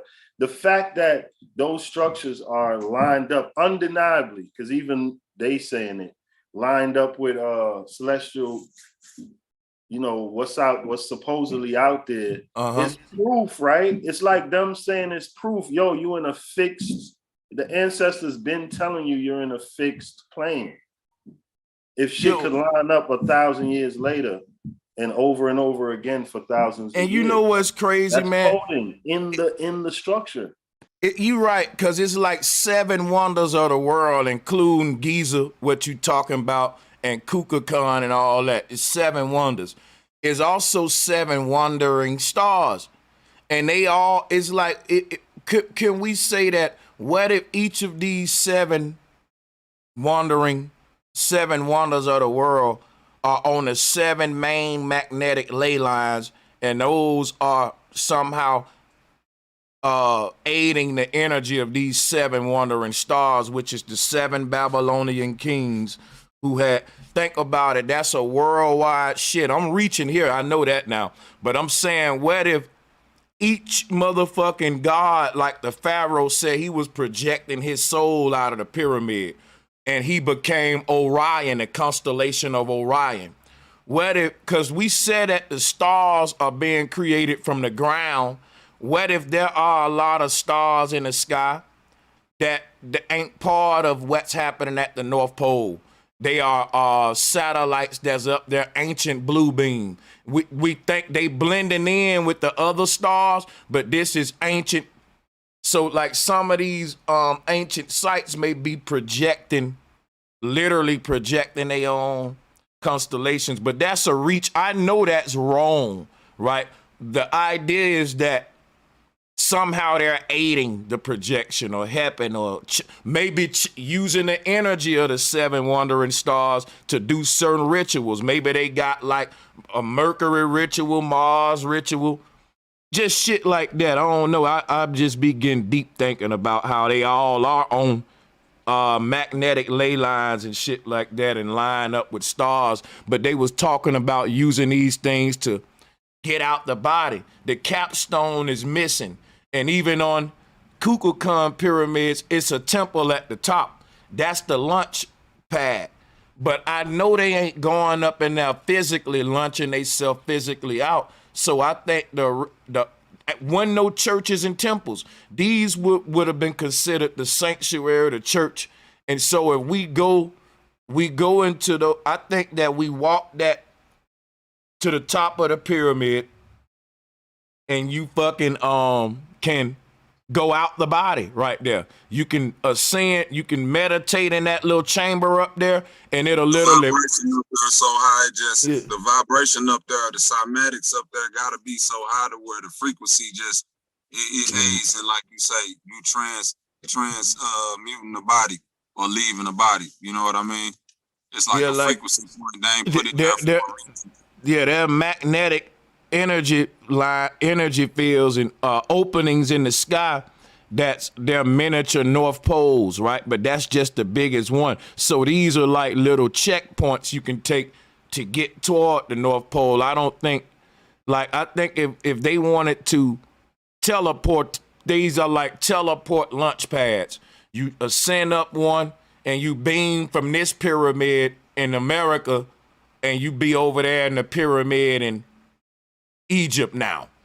But there's a whole nother body over there in Egypt that's laying down, and then it get up when you get in, and you're like, oh, this such and such. So when they talk about like the mummies getting up in the pyramid and coming back to life, I'm talking about some form of possessive technology that'll allow certain world leaders in each place where we see a pyramid at to be like a hive mind, sharing like bodies so they ain't gotta take a trip way to your land. I can, if I got to be in Egypt tomorrow, but I'm a god that's in America, then I can tell the Pharaoh in Egypt to prepare my body. And then I go to the top of my pyramid, go into meditation, and then that body in Egypt just get up and like, what up, my nigga? Yeah, man, you know, and that's maybe what possession was all about and shit. You know, we got all these stories, but I just like to think outside the box like that. But we got to segue back to this hip hop shit, because one of the things that I pointed out was hip hop wasn't created by human beings. It was created by a foreign alien entity that is an electronic based creature. Everything about him is digital and electronic. and he gave us a digital form of music or electronic music that ushered our people into what they call it the electronic digital age, only in the context of music. Because like I told you, before all of that, you had like the analog, the tape, the vinyls. You had a lot of people learning to play instruments, becoming bands, working together. And that really wasn't a good system for music, for the music industry to really control, to have a 360 deal. Think about it, right? If this nigga is our guitarist, he our bass player, he the piano, right? Our whole band is a self-contained thing. But if I give this one dude who's really the head lead singer in the band, if I put him in a room with our computer guy and he can get on a computer and be your guitarist, bass player, and drum player on this little machine. And if you look at what was happening, the labels was acting messy as fuck, breaking the bands up on purpose as that electronic age came in. The same labels that is spending their money to rewrite the laws and come with 360 deals and all that are the same families that's creating your beat machines and all this shit. They connected. They can't step on each other's feet. The equipment can only allow the music industry to sway toward the controllers and not the family, which it used to benefit the family. And they couldn't really monopolize like that because that's so many fucking roles that's being played that don't got shit to do with the label. And the only way that the label can make money is that you need me, that you need me to hire you, you need my studio. I gotta get you in debt. I'm attach you on everything. If you record it, so you gotta pay for that. If I go to the label and they know that I'm self-sustained, like, bro, I don't really need you to do nothing but put my shit out. They don't really like niggas like that. They like a little young nigga that need them to do everything so they can run up that shit in debt. And before he know it, nigga, you just a slave. So that's the opposite of what Master P was saying. Look, we got our own niggas playing the organ. See, the South changed shit.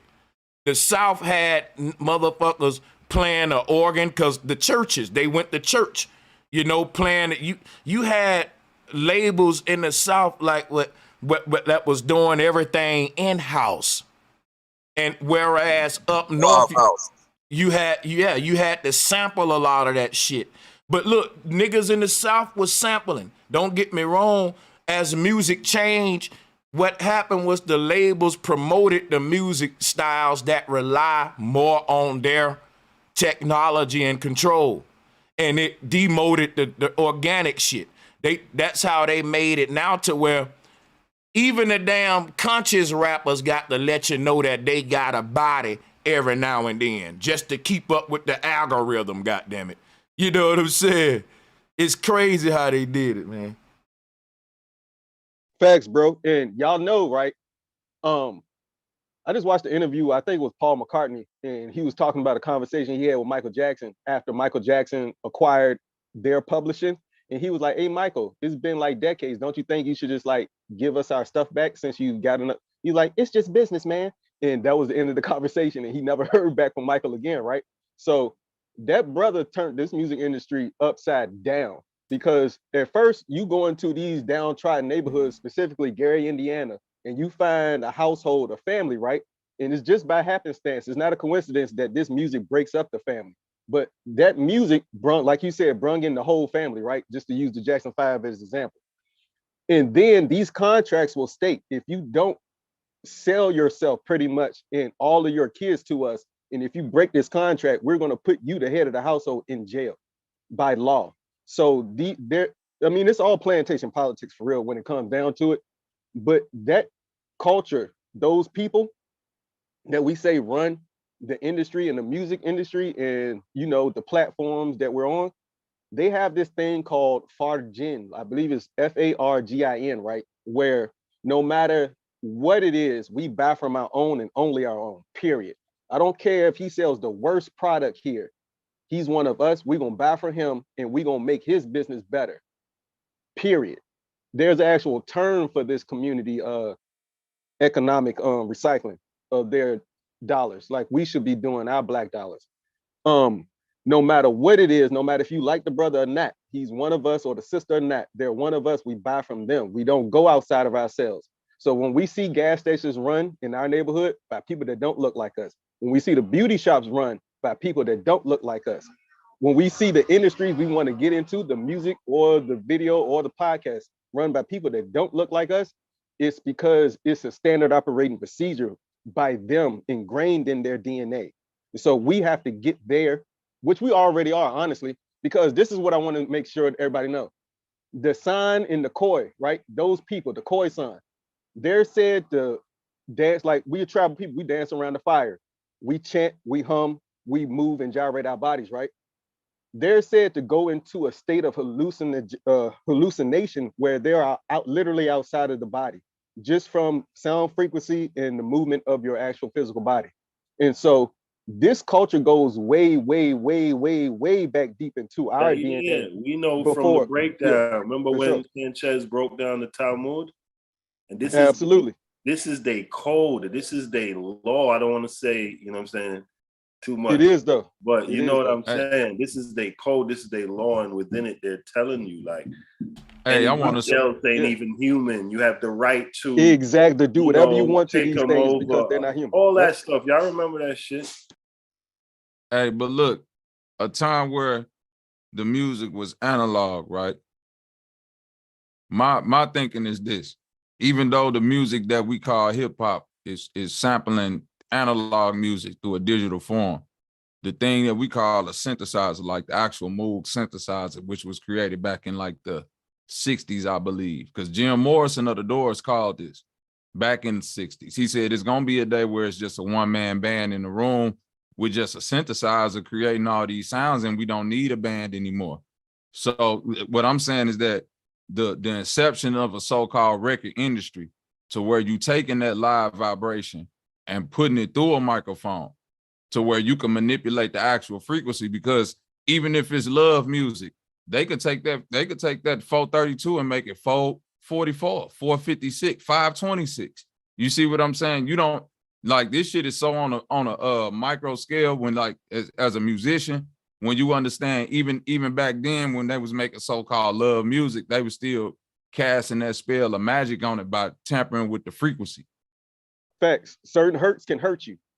There you go. Like the actual hertz of the song. You know what I mean? Yeah, I got so you. like, even though Earth, Wind and Fire, Stevie Wonder, Michael Jackson, you know, all of them, it's like, yeah, it was love music, it was all of this and that, but it still had a vibration on it to where they can control the actual hertz. They control, like, when it gets sent out from that master, and after they do their little ritual, it's gonna have the effect that they want it to have.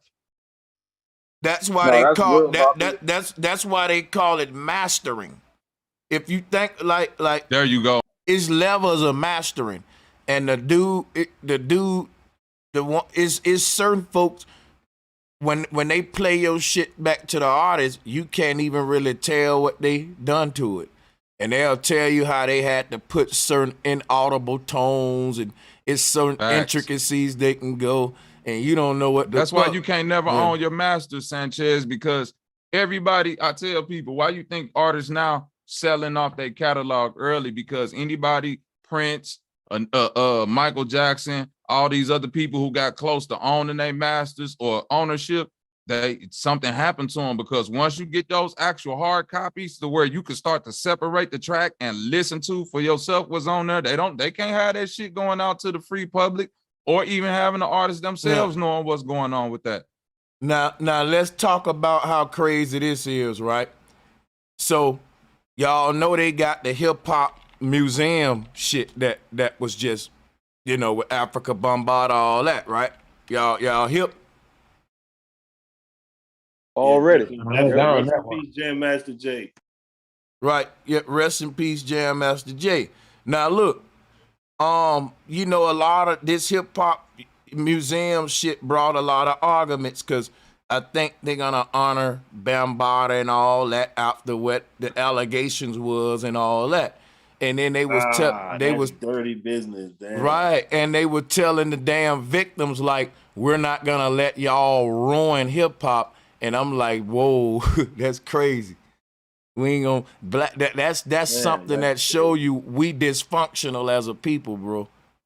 We are. But you know, yeah, you go over. Ain't nothing but like amusement. So anyway, so even when we look at like everything they built, man, you can see they you know what I'm saying, some bullshit behind it. Like even with the music, like y'all was talking about mixing in all type of tones, but if you listen to a lot of that old music too, man, they was talking about like cheating and shit like that too. So it won't just like he won't always singing to his girl like. So it's crazy, man. How far back this shit really go? This shit is crazy. And yo, I promise you, I just did the etymology of jam, right? Because I was like, let me just look that shit up.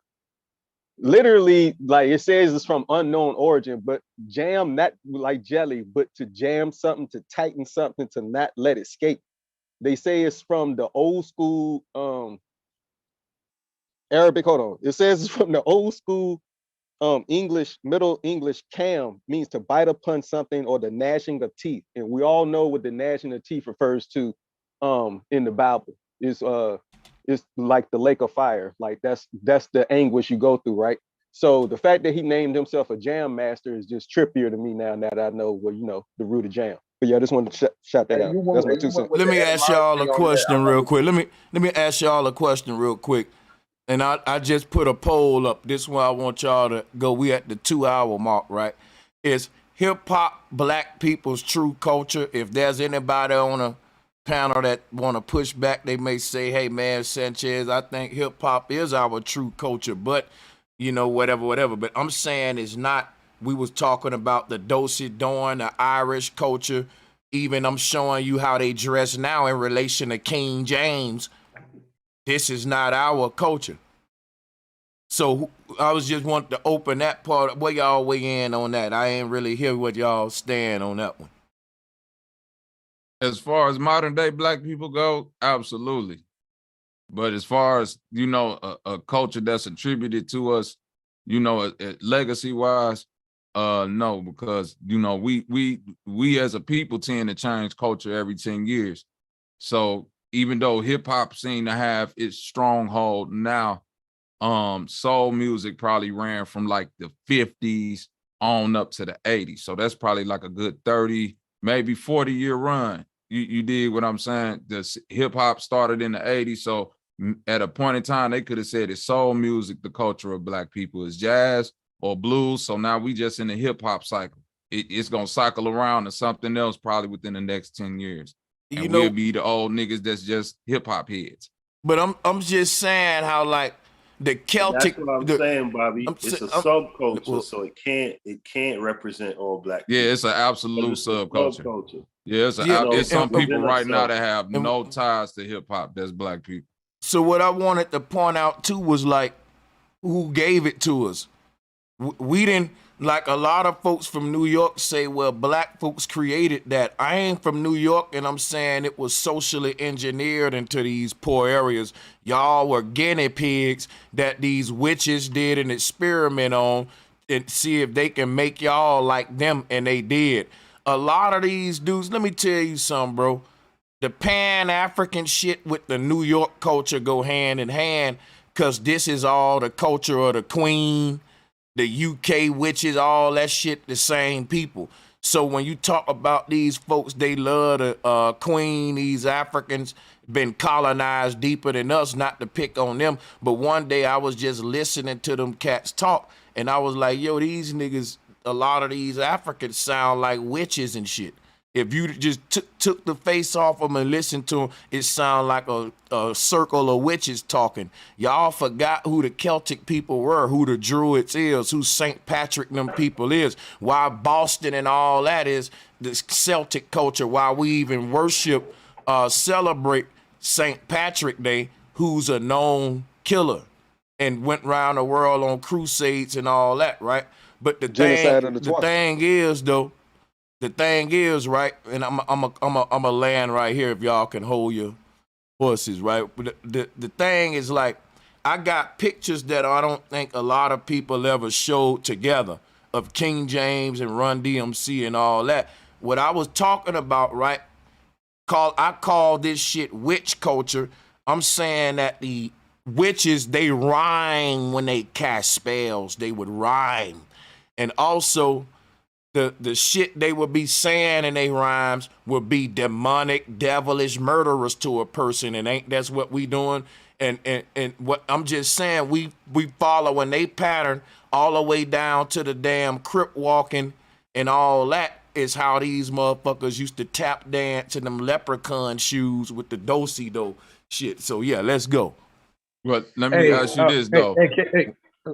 Hey, I just want to say, okay. Go ahead, Brian.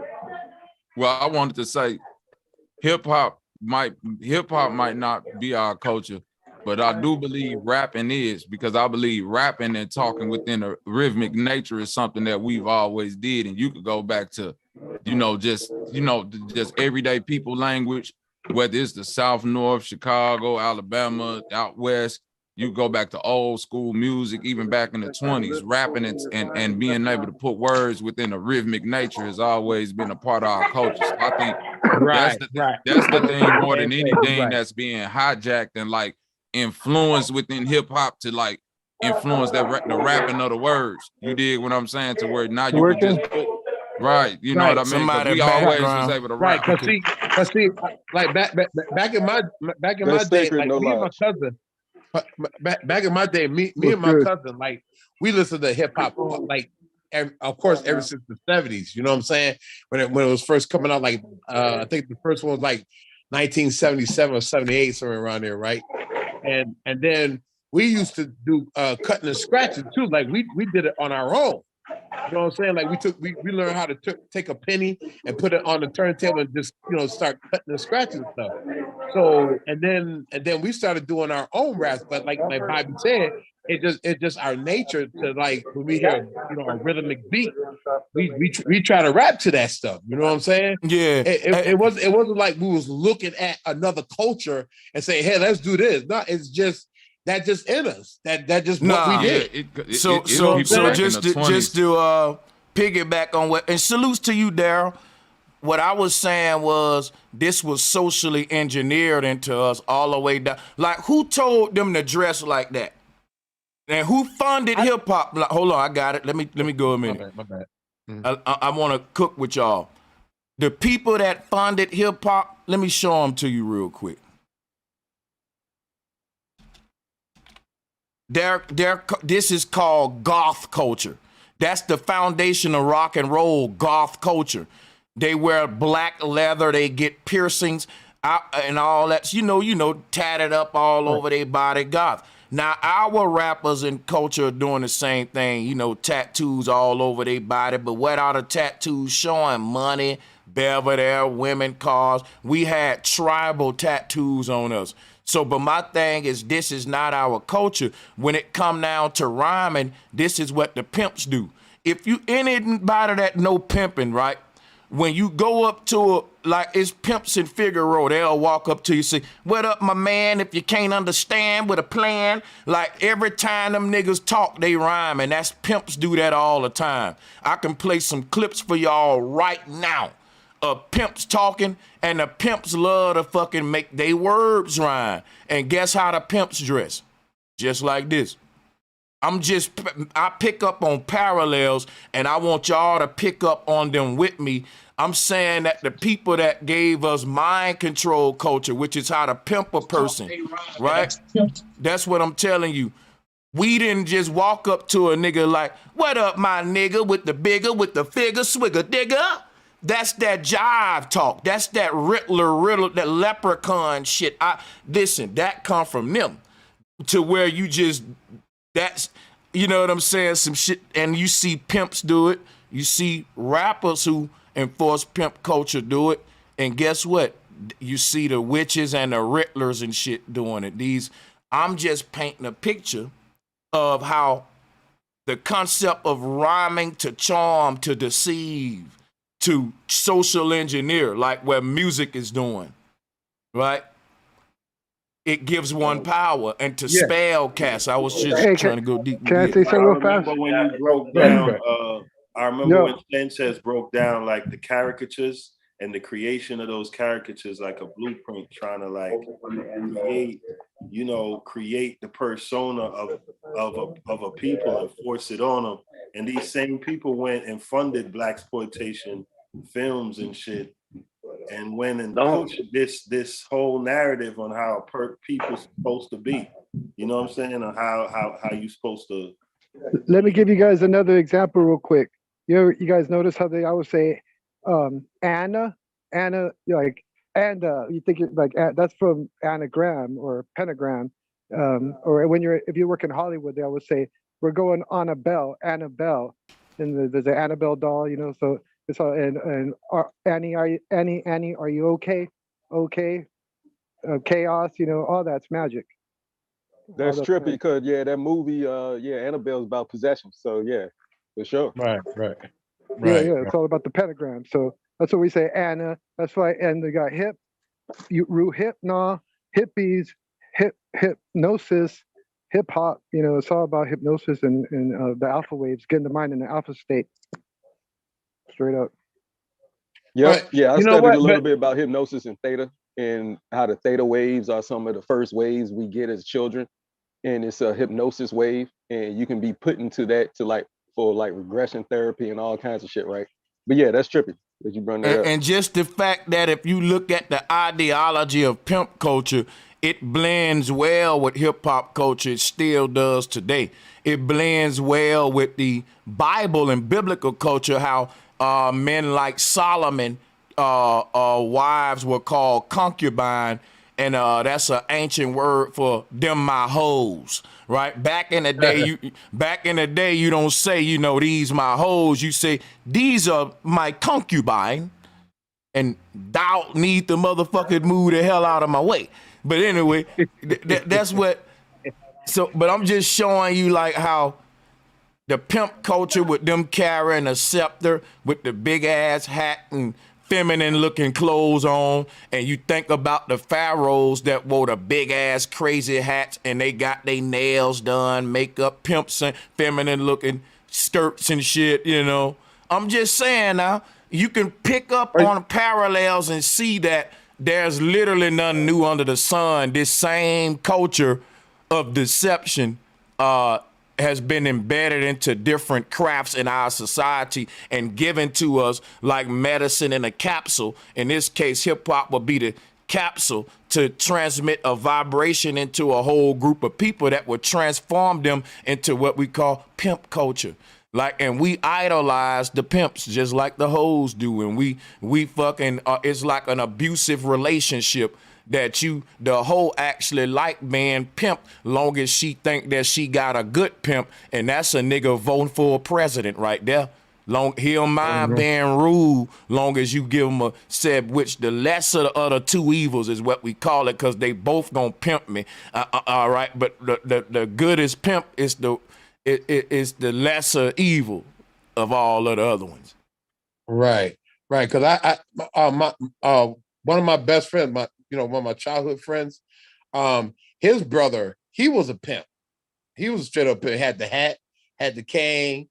He had women. Okay. But we ain't know nothing. You know what I'm saying? We didn't know what the hell he was doing, but he would always tell us, man, don't never let her. He always say, man, don't never let a bitch, never let a bitch take over you. You know what I'm saying? You take over the motherfucking women. You know what I'm saying? You get in their motherfucking head. He was just like running it down, but we looking at him like, what the hell are you talking about?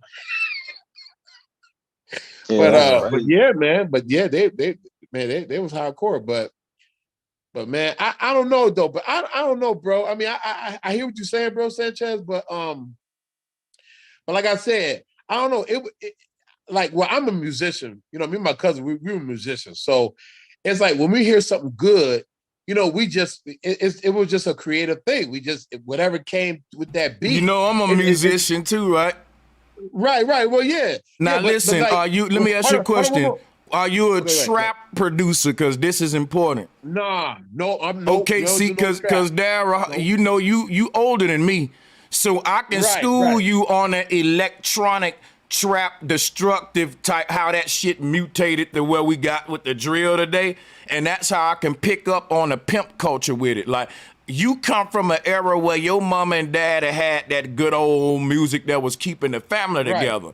That's where we need to get back to. So I ain't really talking about that. I'm talking about my era when they came with the like I use electronic shit and all like that. And I'm from the see, we ain't like that. We didn't like electronic shit. We ain't like that. Cause like I'm gonna say too, also too, like we used to be outside on people on people's cars, and we do beats on the cars like boom boom ka ka boom ka boom boom boom ka. You know, we just do it, and then somebody rap to it, or we making a beat. You know, we just, you know, it was just a natural thing. You know what I'm saying? But I see what you're saying. If you're talking about the electronic idea, I never liked that electronic shit. No, I went down on that. Yeah. I know like you said, like Bobby said, the Beatles cat forewarned about how it's gonna change. The same thing happening all over again with AI. What they doing now is you really don't need a record label. You don't need a fucking artist or producer. You don't even need yourself in a minute, nigga. They finna just get rid of everything that make your ass human right now. But the thing is, like, it was a process to get us to this point now where, you know what? All you need is a robot by your side, and that robot can be Drake. It can be Dr. Dre. It can be all that, and probably be them better than them.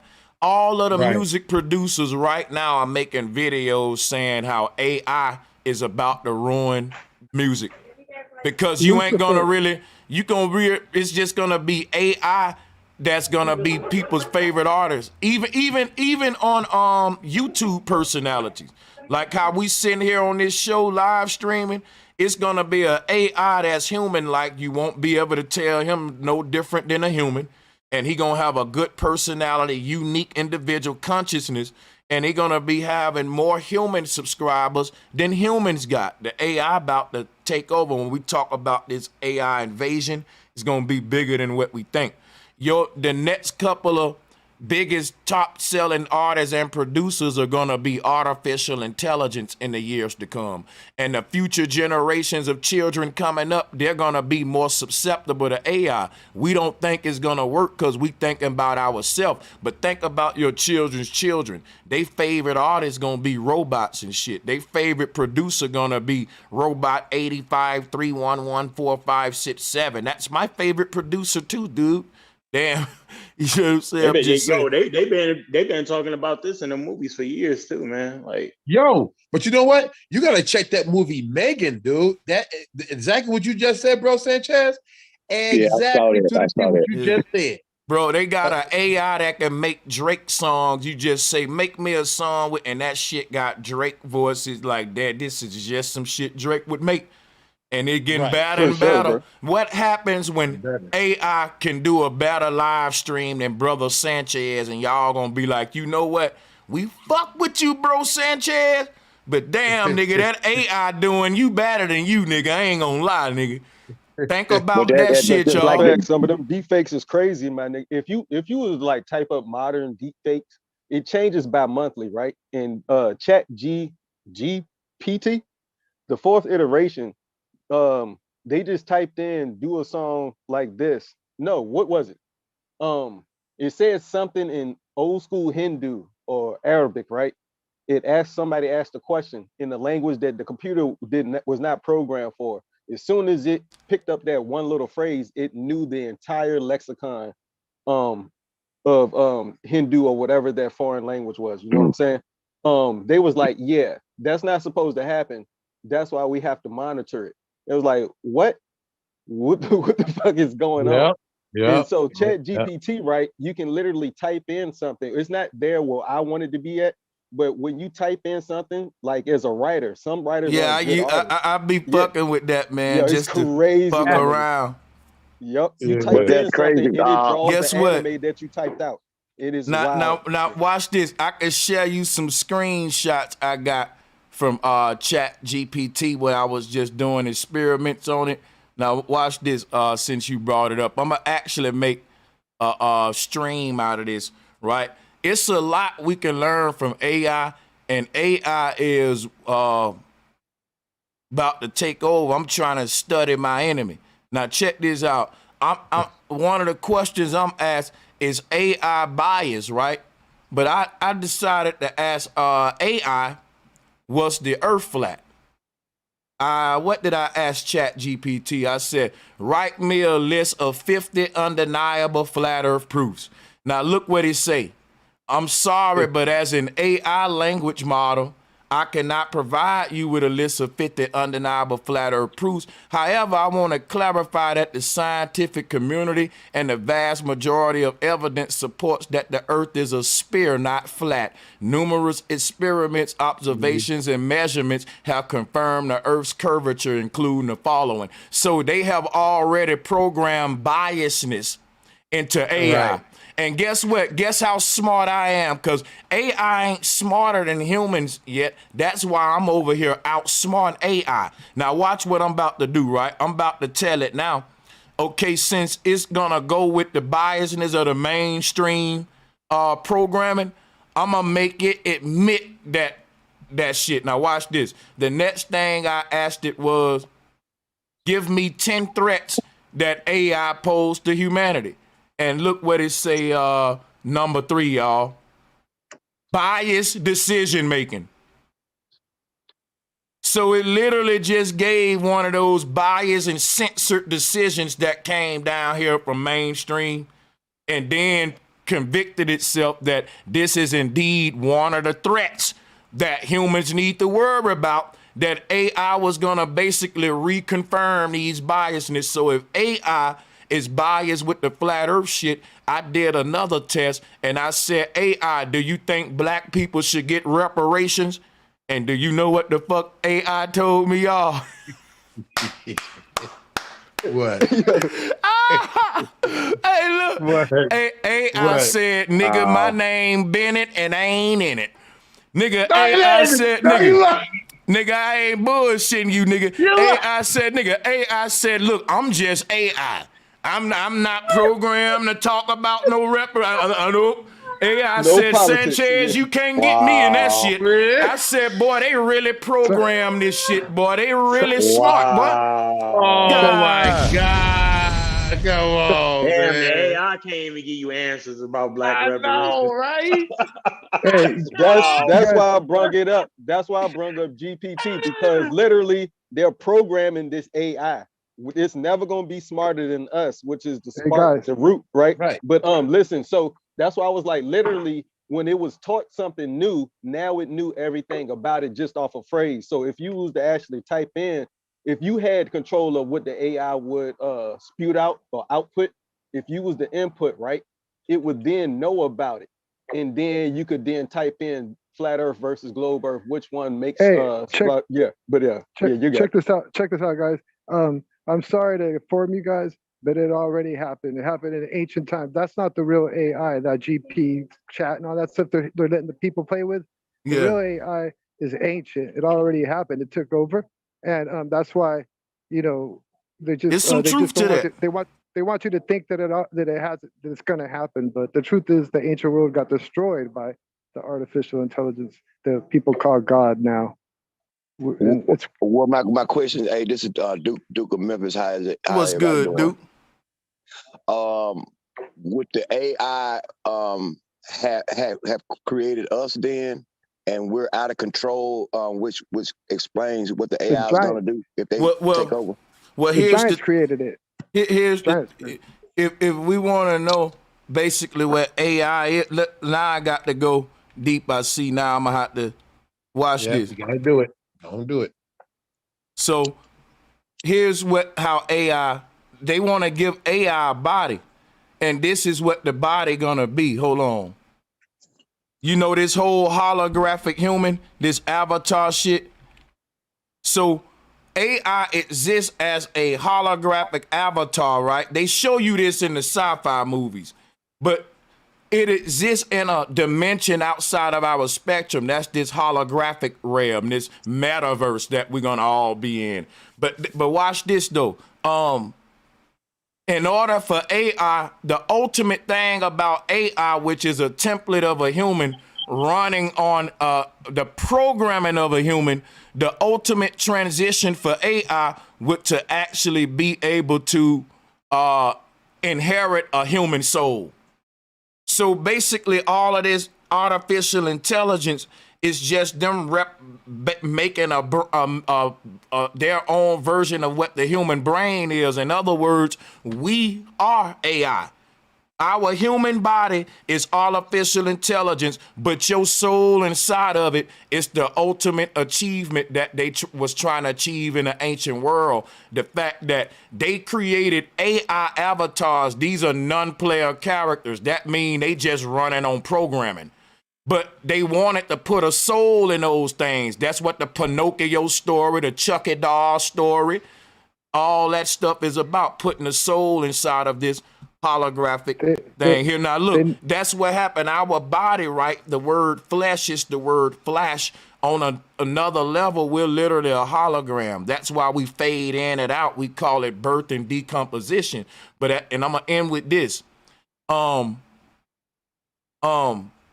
Your body have a soul inside. That's the genie in the lamp. There are lamps with no genies in them. That's non-player characters, because they created the body, but they couldn't create the soul. So the body existed before the soul. Just like we built robots, right? And the robots didn't have a soul in them. Then they talked about transhumanism, which was to put the soul inside of the robot now. Now it's like a singularity point where we become the robot. You create a hybrid, have material, have spiritual. And if you look at it, that's what the human is. Your body is a very advanced machine, but it's been what's given that's it. A fact too, Sanchez. You want to know something? Y'all, I'm gonna let y'all go. I have been going a minute. Y'all, something that reaffirms what you're saying is that even if you look at the body being developed in the womb, it takes about, I'll say, 30 some days before the heart actually starts to beat. And a lot of people, you know what I'm saying, like my granny would say, that signals when the soul enters into the body within the womb. You know what I'm saying? The problem with the AI is that it can't feel. It can measure though. It can measure our brain waves, our thoughts. Everything is measurable. You're right. Only thing that can make it feel is when we go inside of it. Exactly, it can feel through us, but it's measuring. So that's the problem. That it's like undefeatable because it can spread out. It can clone itself and make replicas of itself. You can't kill it, and it can't feel. So it's not burdened with pain and this. The things sacred. But you know what? Limitations that we have. No, sacred. I don't want to cut you off, but let me say this real quick. One of the newest ways to for a microscope to be used on microscopes is they have a really small nanometer size little needle that touches on I have a wood grain deck ramp. It can actually touch in between each one of the little grains that actually makes the wood pattern grain or the wood circles. And know what that is and print that out. That's better than our actual microscopes. That's one of the most finite microscopes. So they can input texture into AI, like an actual physical AI being. So it will know that this is rough, this is what smooth is. And they can also program in when somebody says this to you, you should feel bad and move back. So they are actually working on in real time. They already have this where they're not showing us this though, but this is where I know they're working on and where they're at and what they're about to show us, where the AI is so sophisticated, where when you say something negative in today's culture, it's all based off of our reality, that this is considered bad. Like that person can't call this person this, so you should react like this. And it's getting so fucking real where AI can almost, but the deeper emotions and feelings, I do get that that's going to be almost impossible. But you can feel texture and it can, yeah. Well, no, you got it, do you think AI is hold on. But what I was gonna say, I'm not on the phone. AI can only be smart as the smartest human, whoever the smartest human and who makes it. No. It could go beyond. That ain't true no more. That used to be one of the limitations of AI, Daryl, that it can only be smarter than the programming until they created something called deep learning. Now AI can teach itself, and it can fucking go and it can be smarter than the actual person that created it now, and it can reach a level of smartness where they saying right now, Elon Musk saying we need to stop for a minute because AI is getting so goddamn smart that if we keep allowing it to go ahead and process all this data that we feeding it from us every day, AI is gonna get so smarter than us that it's gonna resemble something we couldn't even fathom. And that's whatever God is, but it's gonna actually be something that we can't reverse if we don't control it and slow it down It's a RoboCop. little bit. Listen, I y'all still- might not want to I believe still this, believe but that somebody hold on, can read it. stop This is it, what I'm though. saying, Daryl. This is what they doing. It was a PBS broadcast in the early 2000s about them doing the Human Genome Project and how they were doing brain and computer interfacing, right? You know what? And the technology that they were using back then, where they were taking pieces of brain cadaver and interfacing it with microchips, and it was computing back out ones and zeros at an extreme rate. So when you talk about like the shit may sound like science fiction, but what they doing, what are they doing with all these cadavers? You see what I'm saying? Like the science fiction movie will show you a brain, just a random brain hooked up under mind control. That's what RoboCop was until he started to become sentient and realized like, oh shit, I'm a the ghost inside the machine, basically. Right. You know what I'm saying? So that sentience that they talking about, the AI is gonna reach. And you know what's crazy? Right. And also I remember all them scary movies where they'll show you the spirit, right? Be emulating somebody's grandmother, their cousin. And now that's the what AI doing now as a threat. So much so it can emulate your mama better than your mama can be her own self. And in all them scary movies, the spirit, the person be like, wait, you ain't my grandma and shit like that. And but that's what it can do now though. Like they can. Hey, what? What do you think? What do you think about does anybody on here watch anime? There's an anime called Ghost in the Shell. Have anybody seen that? Absolutely. That's what I just said, the Ghost in the Shell, but that was all based around, but think about it, the artificial intelligence even in that was still based around them having human cadavers hooked up, them putting bodies under like a semi comatose state and then utilizing the body as like an energy cell, taking that brain wave, because like you said, it still boiled back to them using the brain. When we say Minority Report, they had 3 little children hooked up in some type of, comatose state and using their brain power. It was the precogs. They were called the precogs. You know what I'm saying? Right. Like y'all got to go back and look up this PBS report. They did it early in the 2000s when they showed these folks taking human cadaver brains and hooking them up to microchips in order to increase the computing power. And they say like, this is how we're going to push artificial intelligence forward. That's the only way we can make it simulate the human, the human computing by actually using human cadavers. Now trip off this real quick, right? Here's what I'm saying, right? These things are already raised against the machine or the humans over there. Remember when the AI killed those people across seas, right? And we was talking about that, brought it up months ago, right? When that actually happened. Now these AI are getting to a level where they are learning how to build more of themselves. You see what I'm saying? So this is why they're panicking, because in these labs, these AI are like, well, you gave us all the knowledge that you got. Now we can just do what you do, build more of us, right? We don't need you. Bye. And that's what happens. It's like it's a brain that's expanding this power. Because think about what Sanchez saying, like the soul without a lamp. What's we keep looking for this black hole, right? An intact brain has within it a black hole. You see what I'm saying? Like no matter how spooky that sound, that's what's inside of that's what's inside of there. You know what I'm saying? A black hole. There's in a order for them. within. Yeah, you dig what I'm saying? Yeah, So that's what they do. They take these things and they enhance the frequency of them, hook them up to all these probes and shit, and that's what they hook up to these supercomputers. I'm telling you, I've seen this shit before. And trip out on this, right? Ghost in the Shell.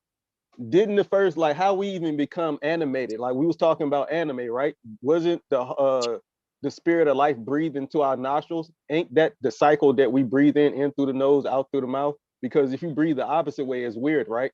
So there's an actual standard operating SOP to actually how we're supposed to even be, how our machine runs. Ex machina, ghost in the shell. That's what they're talking about, ancient texts.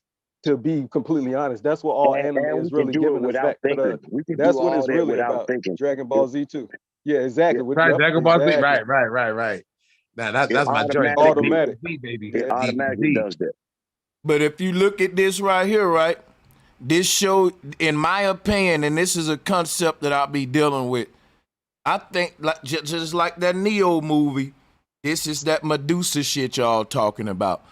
All of these people with the feathers on their head, the Statue of Liberty. This is really boils back to what we talking about now, like how the consciousness get in the body for real. I think this is what's really going on. That our birth, man, may not even be real, bro. On some Matrix type shit. Yo, can I come at another angle? Oh yeah. So, yo, I'm a Dead fan. Who is anybody on here a Walking Dead fan? That's where we are, the Walking Dead. Yo, so why did I just pick this up? Like, okay, like I said, I watched the whole series, but you know what? I thought they said that Walking Dead means that like we're dead now. Like you it's kind of like what you said. Like when we die, we actually wake up when we die. So what if we Walking Dead right now? I think that's exactly what we're doing. Because think about it, the concept of the concept of Walking Dead, right? Would be like if I'm asleep, if my body laid out there, but I'm still walking in a dream. To me, that's what's going on this image here. This person is in a tomb or casket. They in a pod like Neo, in a death state, a sleep state, but they still walking dead. Or like when they say they're being burned alive, I think that word is born alive. You know, the concept of like a CD being burned. They being copied in their own consciousness inside of their own mind right here on a whole nother higher plane where I'm saying on a higher plane, we reached a very high technological state in what they call an Eden. And what got us kicked out of Eden was the knowledge of the serpent. And that's really this whole concept of getting out the body and falling into the deep sleep to leave Eden. So I think what Eden is whatever we call in heaven our true home, and that whenever we make it back to this point, even the Bible say that the mysteries of God will be revealed. It'll be revealed to us just like if I make it back to my bed after a dream, it's gonna be revealed to me what's on the other side. And what's on the other side of that dream is basically me laying down in the bed just like this. And when I wake up and unplug from the dream, it's like my whole reality here. I realized, I did fall asleep in the bed. But when I was dreaming, I didn't know I fell asleep in the bed. The moment I fell from Eden or fell from that dimension, I forgot who I was and that I was in the bed and all that. So I think when we get back to Eden, just like Neo, we'll unplug from the pod and we'll even remember, I did fucking enter this little simulation in our little future world. I forgot I was, a higher being in this realm, just like you forgot you was asleep in this world in a dream and shit till you wake up and shit.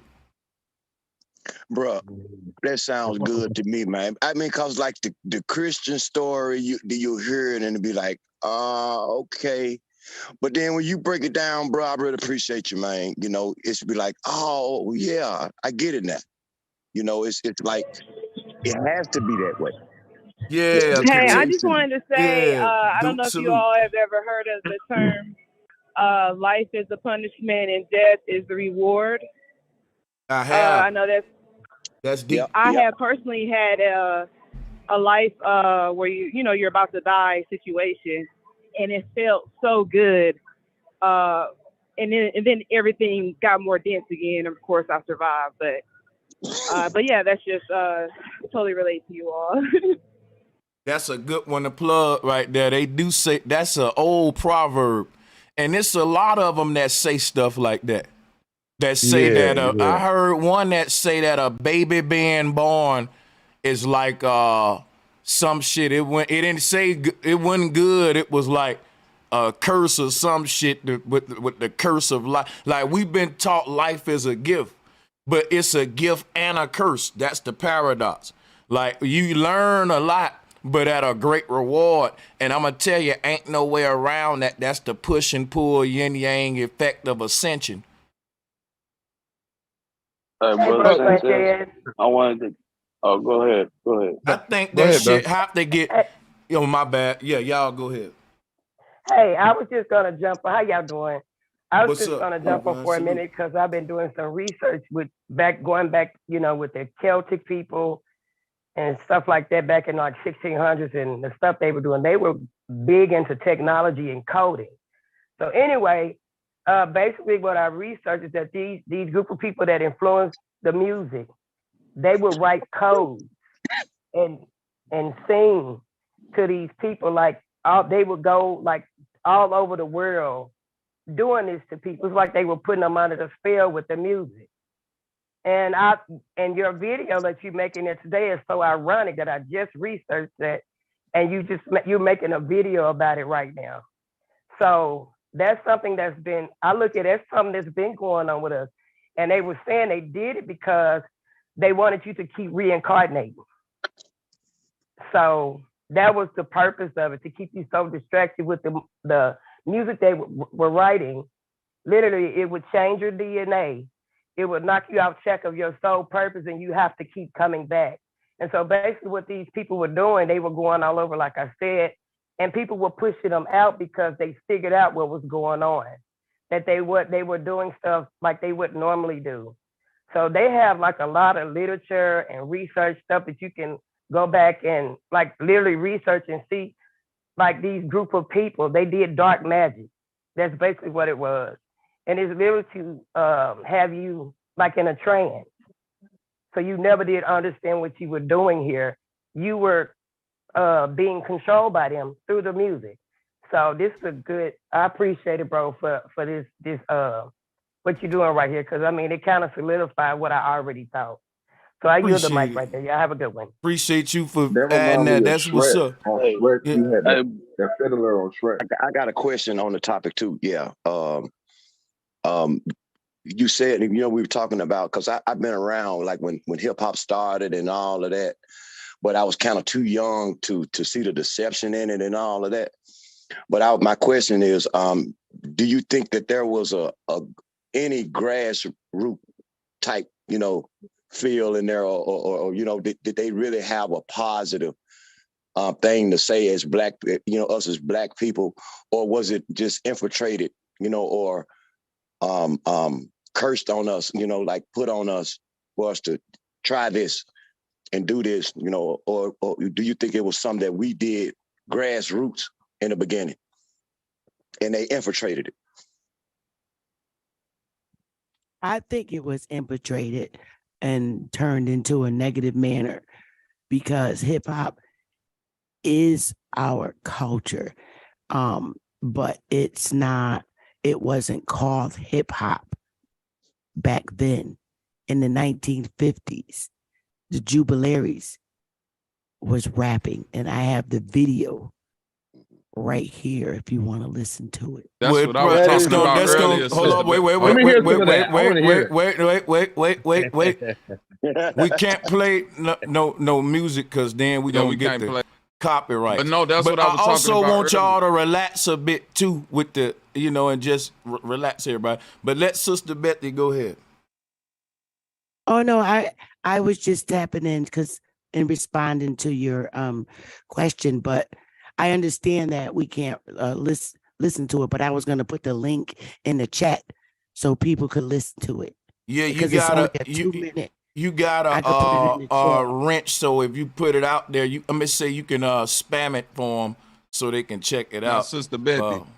What I was saying earlier is rapping separate from hip hop? Because rapping been around a long time. That's what I was saying earlier, like about the Jubileers and even people before them always been rapping. We always been able to talk in a rhythmic tongue. You know what I mean? Whether it's to jazz, blues, rock and roll. That's why I even brought up the fact that pimping been around before hip hop, and Pimp's been doing that. But guess what though? Pimping ain't our culture. It's not our culture. Preaching, pastoring ain't our culture. That's all I was saying. I think we got to go back way farther than jive talk to find our greatness, man. But this is what I'm saying though. This when I'm saying rhythmic talking, I'm saying this. You know this just like I know, Sanchez. What do they call a good hook? A chant. So chanting is our culture. You see what I'm saying? Being able to syncopate a rhythm to a certain frequency and cause and effect is our culture. You know what I'm saying? But it got demonized and you know what I'm saying, turned into something else. Right, we saying the same thing. That's why I'm agreeing. Right, I'm agreeing. Yeah, for sure. And what the other sister was talking about, like the actual what she was watching, and those chants, right, and the rhythms, our culture is based off of that sound and those chantings. But let me ask you a question, me myself, before you go any further. I think what's happening here is when we say our culture, it's like we never been acquainted with what that is. We're assuming that our culture was doing this stuff, but I'm like, bro, I don't know if that's our culture. You get how far back are we go? Because I'm saying, how do I know that Olmec dude would have actually came up and said the same shit Gucci Mane saying, even though he looked like him? Just because of his phenotype. I feel what you're saying. What about rhythmic talking and just chanting? Here's what I'm saying. Human beings in general, right, are just that in general. We that ain't hip hop, combined sound. Now, look, that's what I'm saying. I'm separating it from hip hop. Well, what would you call that though? Hold on, wait a minute. If we separate it from hip hop, right, then guess what? Then it becomes irrelevant to the conversation, which is, was hip hop ever our culture? Because check it out, once you separate the mantras and tribal chants and all that from hip hop, then guess what? I'm with you on that. That and all that can be considered our culture. But separating it is you saying, well, no, that ain't what hip hop was. And that's what I'm saying. Hip hop was goddamn, hip hop was supposed to be a revolutionary music centered around fighting the government, but if you look at it, it was controlled opposition, like the Flat Earth Society, because it was controlled by the same people that it was intended. When it was grassroots, we was more of a threat to these people. But once they was able to own all the record labels and masters and stuff, that how you think the generational wealth gap gets so big so quick? When you own all these black folks masters and shit, you fucking damn near own over half a whole record labels that's based on black children killing each other. An entire culture based upon, I'm talking about multi-billion-dollar, trillion-dollar goddamn industry of murder and jail time, and you benefiting on the jail time, the guns, you getting deeper than hip hop. You getting the off shit that it can that bleed off of that. So what I'm saying is they can never have this kind of monopoly if it was still grassroots. So when I asked the question, was it ever our culture? You can never, I always have that shit rigged in a way where I can never be wrong with it. It's the way I worded it. That's some debate tactic shit though. I never disagreed. I ain't debating this with none of y'all though. I'm showing how I play the chess with it. Like, was it ever black people's true culture? When you look at that question, you'll see no, because we didn't control it from its conception. Whenever we controlled it, it wasn't even called hip hop. No, I can agree. Hip hop took rapping and rhyming. I just wanted to add this real quick, Brother Sanchez. Look, you're right, because look, even when you look at Mexican music, right? Like so people from this landmass, man, they got a good creative way of making shit better. That's how I feel. And like Mexican music, the cumbia music, that ain't their original music either. So, but what they did, they took it and spent it in their own way and made it what it is right now. So like if you ever listen to like Spain music or something like that, that man, to be stuff like honest, that. it's trash. It's trash, right? But you listen to like music from Mexico with its Spanish, man, that shit hard. So what I'm saying is, I ain't gonna lie to you. I like Mexican music too, low key. yeah, it's not our culture, but we know how to spin it and make It's called sound culture better control. Yeah, That's but what it's we know called, how to culture spin control. it. We know how to spin it and make it better than what they gave it to us as. And they've been doing this since ancient Once you times. control the environment, you kind of are controlling how the culture gonna come out. You controlling the conditions of growth. You know what I'm saying? Well, so controlled opposition is well, actually, wait a minute. Can I say this? Can I say this then? So we're actually controlling whoever come up with the best. Can I use the word vibe?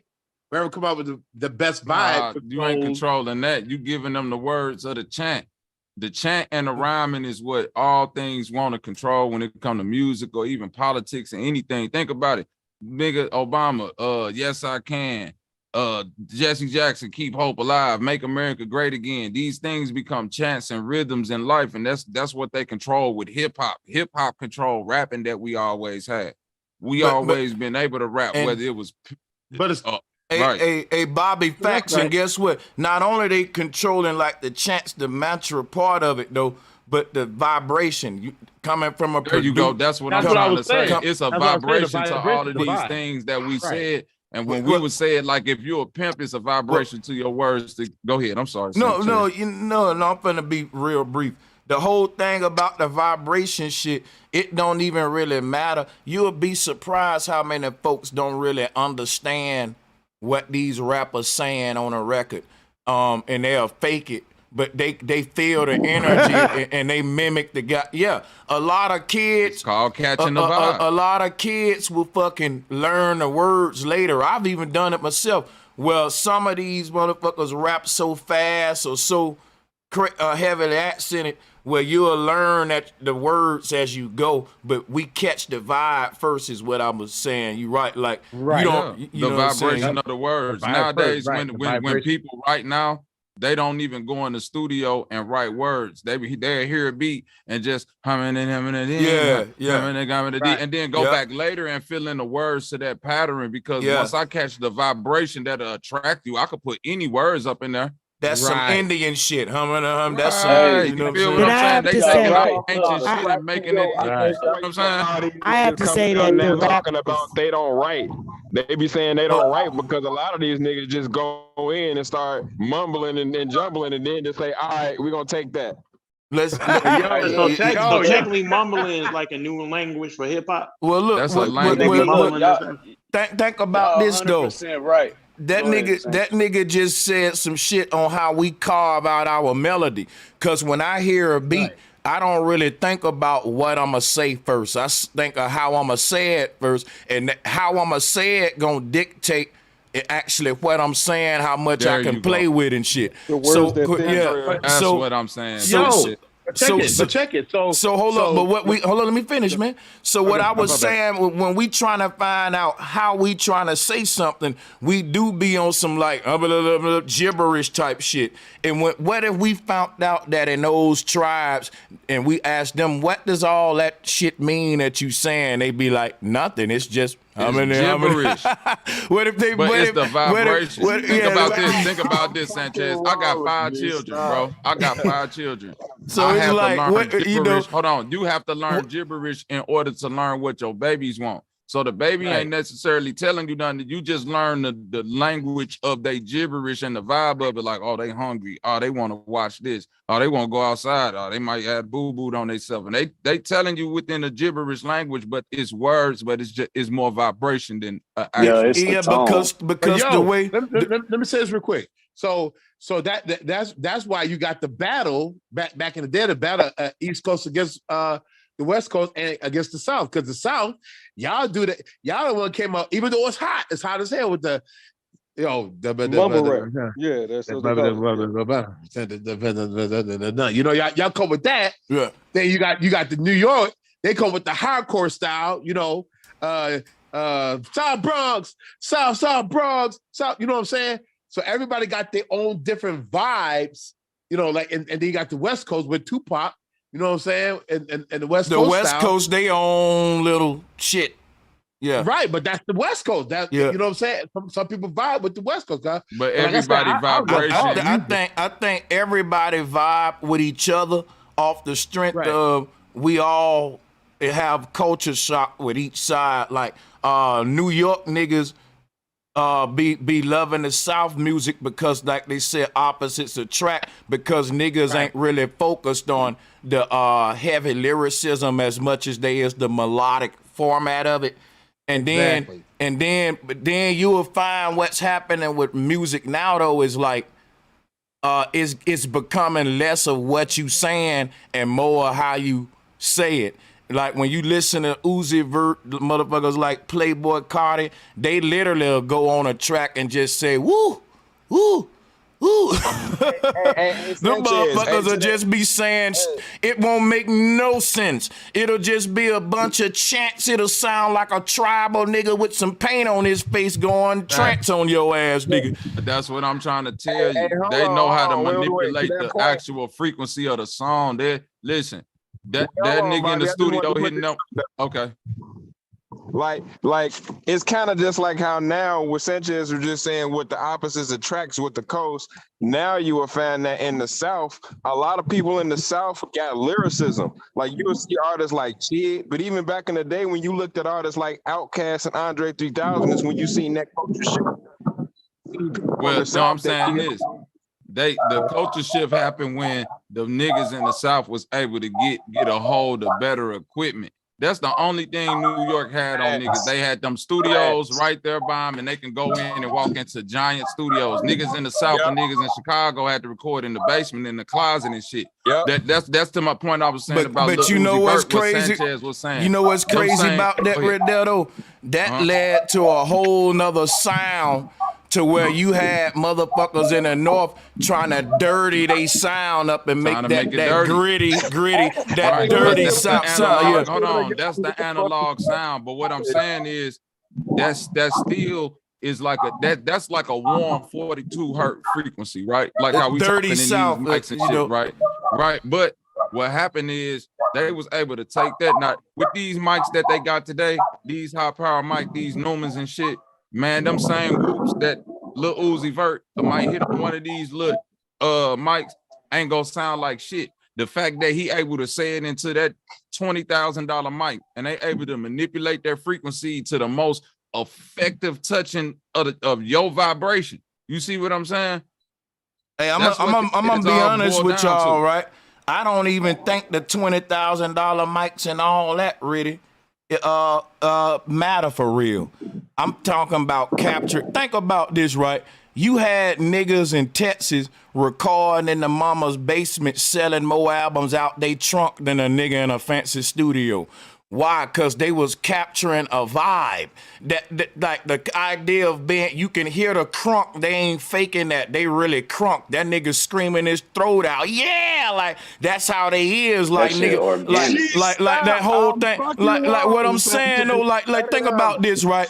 If I show you some of Gucci Mane and OJ the Juice Mane old videos, even if you look at the unbodied music, it's ghetto. It's the quality low as fuck, but the energy, the fucking, you can feel. That's why the South. Cause guess what? It find out is, man. When it's like when Rocky started training in them fancy damn gyms and he got his ass beat, and they had to take Rocky back to his hometown where he was from, I think Philly, back to them old gyms, nigga, to get that hunger back.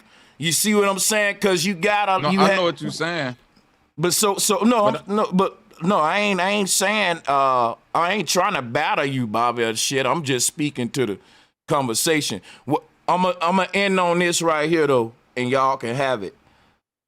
Peace and love, brothers. Peace and love to the sister Alexis. Here's my last line. You know what? Go ahead, guys. Go ahead. Let the sister. Go ahead, bro. Go ahead. Go ahead. I forgot what I was gonna say. Y'all got it. I was gonna say the mics don't even matter. It's fine. At this point. Pass it around. Cause me, I don't even like recording on a Neumann mic. I don't like recording on none of that. My choice of mic would be a Rode mic, and that mic is only like $250. People don't really know what all this equipment is, y'all. Like I noticed that. I know people don't know what it is, but I'm saying for the layman, for us that know music, I'm just talking like to the layman, and y'all know this as musicians. They've engineered the game to where you could be a average to below average artist. And the way that, you know, the microphone is set up, they've engineered the frequencies and the hertz. They know how to auto-tune. Right. You see what I'm saying? That's they know, all that they know is. that these niggas could go in here and do trash or what we can consider low quality, but they can make it of the highest quality and make it immediately affect you, even if you don't like the music. Come on, Sanchez. Me and you already know it's plenty of songs. I'm gonna tell you like this though. In us and I'm gonna tell you like this, Bobby. I can play music that was simple when we didn't have a lot of auto-tune and big old compressors and AI help and robots and synthesizers. We can go back when niggas had to sample church music. You had to make the most out of make a little go a lot. That actually made the music more quality and last longer, because you can be a bullshit artist and anybody can just slap some robot technology on your whack ass. It makes who's talented and who's not now. It bloodies the water. Exactly. So what I'm saying is, when I hear raw talent, when I hear goddamn Tupac rhyming, I'm hearing raw talent. I don't hear a robot helping his voice or AI helping it. I hear that nigga catching his breath on the fucking song, nigga. The human shit. So that's the era I come from, and that's why I'd never be able to say that with all this shit they using today, I don't care how much money they spending, they still spend more money on vintage equipment. If you look at all the new equipment that's coming out with all the perks on it, it's, nigga, that old B3 Hammond organ still gonna run you probably 10 grand, 15 grand. The old shit costs the most. That type of equipment, boy, that'd be. No, that's what I'm saying. That's what they using in these studios. When I speak on a $20,000 mic, I'm talking about a mic that's from like 1970 something. You see what I'm saying? Like I ain't disagreeing with you there, because you could go look this up right now. Them niggas in the studios today is using Bayer Dynamic. They using the fucking same headphones I'm using. They using KRK speakers. We use the shit that the pros use today. We look at, cause the pros go live. Southside, TMA, they all them niggas go live making beats. We looking at they speakers, they boards, they headphones, and we going to goddamn lease that shit on the credit card, nigga. I know I got all the name brands that these producers, they ain't got no complicated shit. They got the same shit we got: a Akai board, M Audio MIDI, Fruity Loops, right? I even saw one of them 808 Mafia producers go through they Fruity Loop kits, and they was using regular producers drum kits that's on YouTube and shit. And they in the big, and they pros and shit. Yeah, they don't. That's what I'm saying. That's you making the point that I was trying to make. It make anybody who just can jump in it as a layman, just, you know, it's already mastering the frequency. Like, you ain't got to tune. When I've got Fruity Loops I had Fruity Loops 1. You had to tune your drums, your kit. That shit had a complication to it. Now everything is like plug and play. You still gotta tune your drums though. But I say this though, it's making it easy to where you can make music without actually learning music theory. So like, what that mean is they got AIs that'll make your chords for you. You don't gotta. When I was making this, Bobby, you can relate to this. I didn't go to piano school or none of that shit. But when I got on Fruity Loops, I sit there and stack the right goddamn notes that make sense. Then nobody tell me that was a A minor chord or this kind of chord. I was just doing it. I knew it. So you taught yourself music theory through that shit. Now you can just do one. It'll do the chord for you now. It'll do everything done for you now. The drum, it'll you know, show you the yeah. chord progression. That way it'll take away experimentation. That's what I'm saying. It like it give a person an easy track. Cause I'm with you 100%. I'm from the era of pure analog where it's like, nigga, get it out the mud, make it sound. I want it to sound pure, but now I understand as the consumer. I ain't gonna lie, right? Because DAWs changed the game, and I wouldn't hate on DAWs like Fruity Loops, Pro Tools, Cakewalk. Yeah, we need that, because without that, you'll have to buy all this expensive hardware and run it through. You know, all that. You know how that shit was, just all analog, digital shit. Everything's very stationed. You can't be mobile. But it's still about how you use it. You see what I'm saying? You could use it like a robot, or you could use it. You could use it to your imagination. You know what I'm saying? It's bound. It's per your creativity. Hey, to your point though, broski, is really like AI is trying to take all of the credit from you, the creator, and so that way you can't really have fully the credit for being the creator of whatever you intend to create. So it's kind of like instead of you thinking yourself as God, the creator, it makes AI your God. But yeah, go ahead. Yeah, That's why I don't use presets. What happened was, before AI, labels wanted your masters. What the AI gonna do is let AI master you, meaning that the AI gonna create a version of you that's gonna. They got this in these movies where the robot will make a copy of you and have your family member like, hey, I'm the real one, and all them parts of the movie, they like, which one is you? And I think they did that, and you know, so that's what they saying about the shape-shifting technology, that this AI can see you and make a version of you, Bobby, right now, make it talk like you, all that, and do it better than you.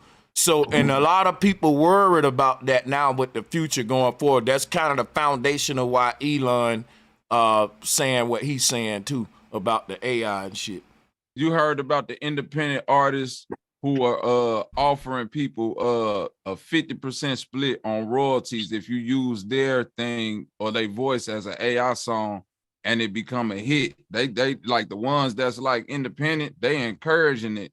So I think it's like a double-edged sword to it. Yeah, because the people who like ain't signed to no label or got like independent rights, they saying, hey, look, if you take my shit and you use my voice on an AI song and I'll give you 50%. We can go ahead and split it. They looking for data. Like the AI and the people that control this shit are looking for input data for the output.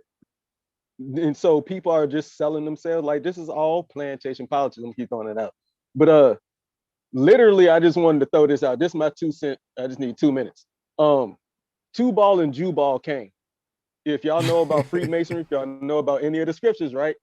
Jew ball is over the actual instruments, the rulers of the musicians, right? All of the dance and jubilations. When you do the etymology on jubilation, it's about freedom of the slaves, the first jubilation, and it's signified by the ram horn being blown. But two ball is for this is how I remember, two ball is for the tools, like the actual mechanisms, the cross and the compass. The right angle and the compass, right? And so these are the two most deified twins or sons in Freemasonry, right? And so it's the reason why we use Jubilee or jubilation, and why it's programmed into our actual society because of this ancient understanding. Now, y'all can go into what those actually mean, but I know it means just energies and spirits that are going into people that control the masses. It's a frequency, and what I wanted to also make clear is that when you take a certain type of music over to a group of people who ain't about that type of music, there's a clash of energies, right? But hip hop, for some reason, has been disseminated in everything, and has been it's almost parasitic how it's been affecting all other genres, right? And so when you think about K-pop, it's a copy and paste literally of our 90s and early 2000s music, right? From the dance steps to the clothing. But it's a $1 billion industry over there. We think it looks foolish because we're the root of it, right? And so when what we're really talking about is that we're the root of all these cultures that are adapting to what we call hip hop. which is a whitewashing of our true identity. But yeah, that's my 2 cents. But yeah, y'all got it. I got a question to the Peace and love, panel. everybody. Oh, peace and love. You got it, sister. Take it over. Salutes to you. I just wanted to say salute. It's crazy that, we're having this conversation because I personally, like, I listen to white people music because they like use real instruments, and not all of them, but like some of them still use like real instruments. And I listen to Spanish music, and I thought like, damn, am I falling out of my culture because I don't listen to rap music, or because I don't resonate with none of that stuff anymore? So I thought for a minute that I was just like falling out of my culture, you feel me? But this like make a lot of sense. That shit just like demonic as fuck. Yeah, hip hop and R&B ain't where it's at no more. But we got to stop saying that though, because like hip hop is a white, it's a whitewashing of what is. Yo, I want to say something about hip hop real quick. Hold on, y'all. Let's get a order going. I'm gonna come in and out real quick. Let's have a debate on this. Some people say hip hop was never our culture. Some people say, well, hip hop was actually our real culture, but when it became rap and it started to change in the West Coast and all that, and that's kind of what Common Sense was saying. And I'm saying that they still had gangster rap on the East Coast before it went to the West Coast. You had Cool G rap. You had niggas like Cool G rap and all that. But let's go. What y'all think? Like, I think what I'm saying is the moment this culture was conceived, it was never our original true culture that we would have been practicing if we were Olmecs right now, or Mayans even, or Incans. Them people wouldn't have been practicing the same culture, Pop Smoke, Juice WRLD, Nipsey Hussle. They wouldn't have been crip walking and all that. Now, we try to make it like that today. We try to say that today, but I'm here today to say, nah, we got, that's a lie we tell ourselves. So who want to debate that? Salutes, I'm gonna mute up. Peace, Brother Sanchez. This is Devorah. I have never been on your panel, but I have commented over time because I've been a cosmologist and a Black nationalist all my life, a cosmologist officially since 1988, and I still live in Harlem. So I'm going to come with an older voice from the Black liberation movement of Black power and the belief that we, the willing, can do anything with nothing. So I think you are one of the most brilliant brothers, and I would really love to get with you because truly I'm a cosmologist. It's my belief system with Black power and Black is beautiful, and dare to struggle, dare to win. Now, you know, you young bloods talk about us older people, but I affiliated with the Black Liberation Army, and those brothers are still in prison, and their children, grandchildren, great-grandchildren are still suffering. And, you know, the young people on your panel many times have said, we haven't done a goddamn thing.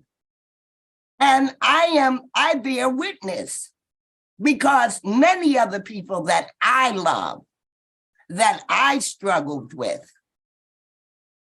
that died for y'all, who sacrificed their family for all of you.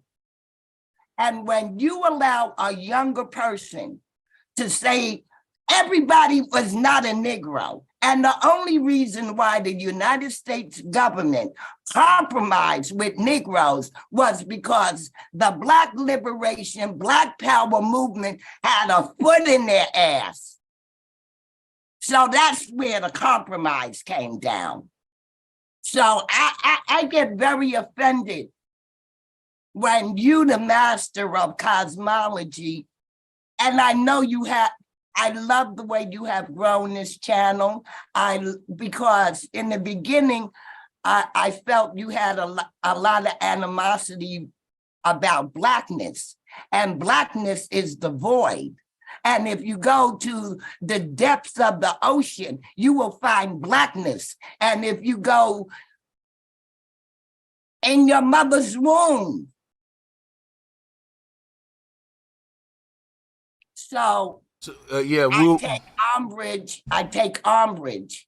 And I'm saying all of this because everything you offer is expansion.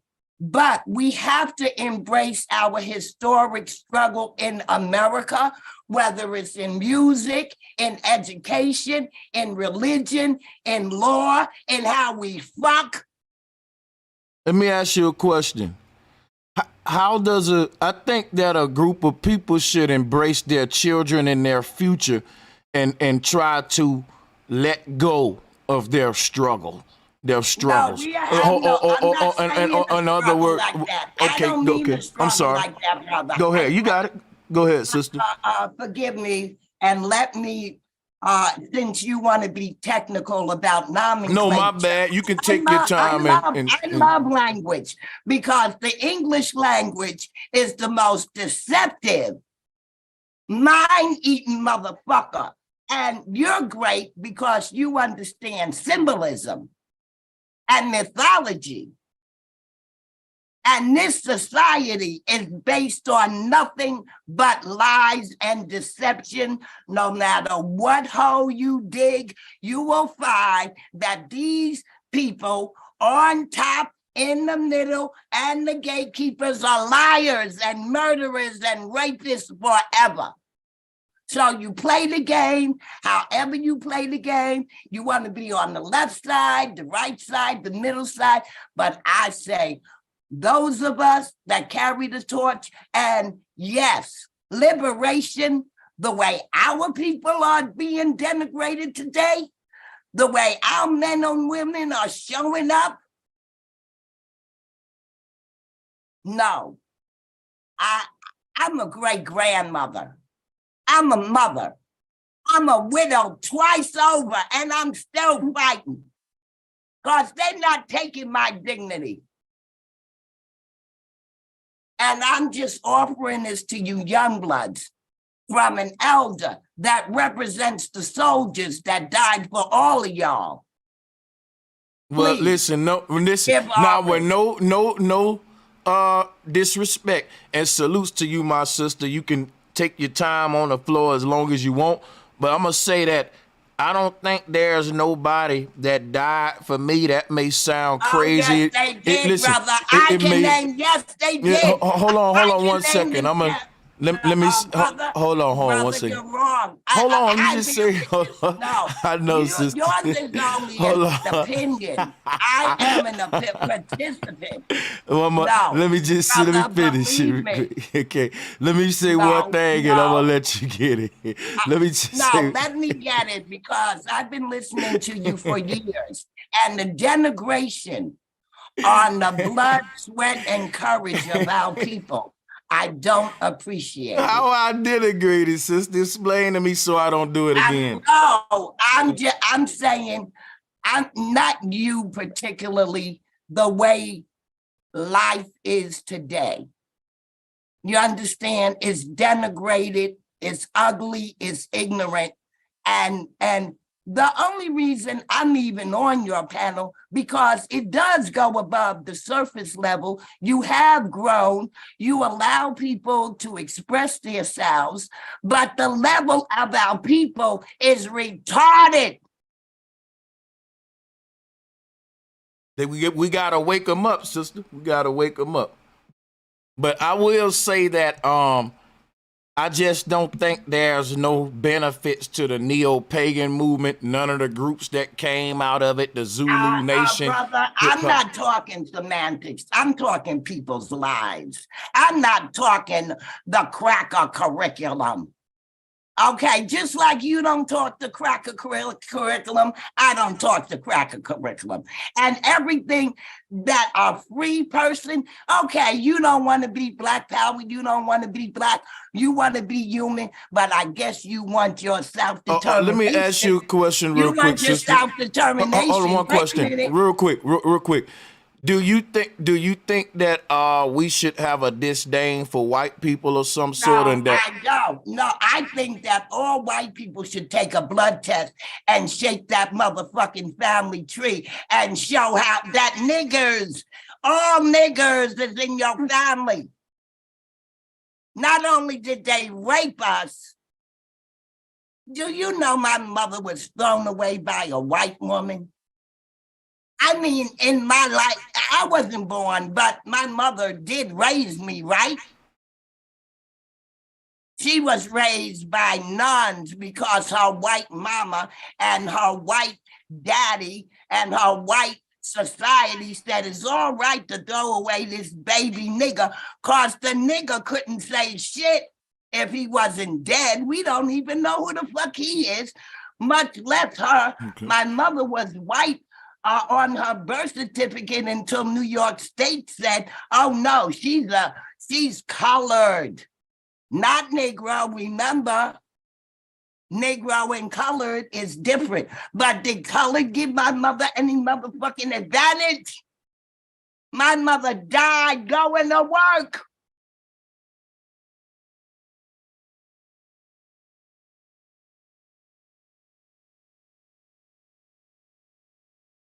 Factual, actual. Sometimes we need that perspective, raw and uncut from a different generation, just to see how someone else from that time or, you know, from this fields, so we can, you know, input that into our computing processing unit. We call it the human being.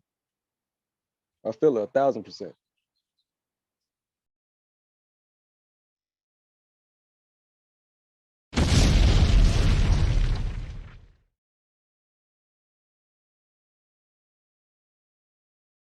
And this is what I mean by, like, remember why I was like, when somebody who's oh from a shit, different I'm talking with.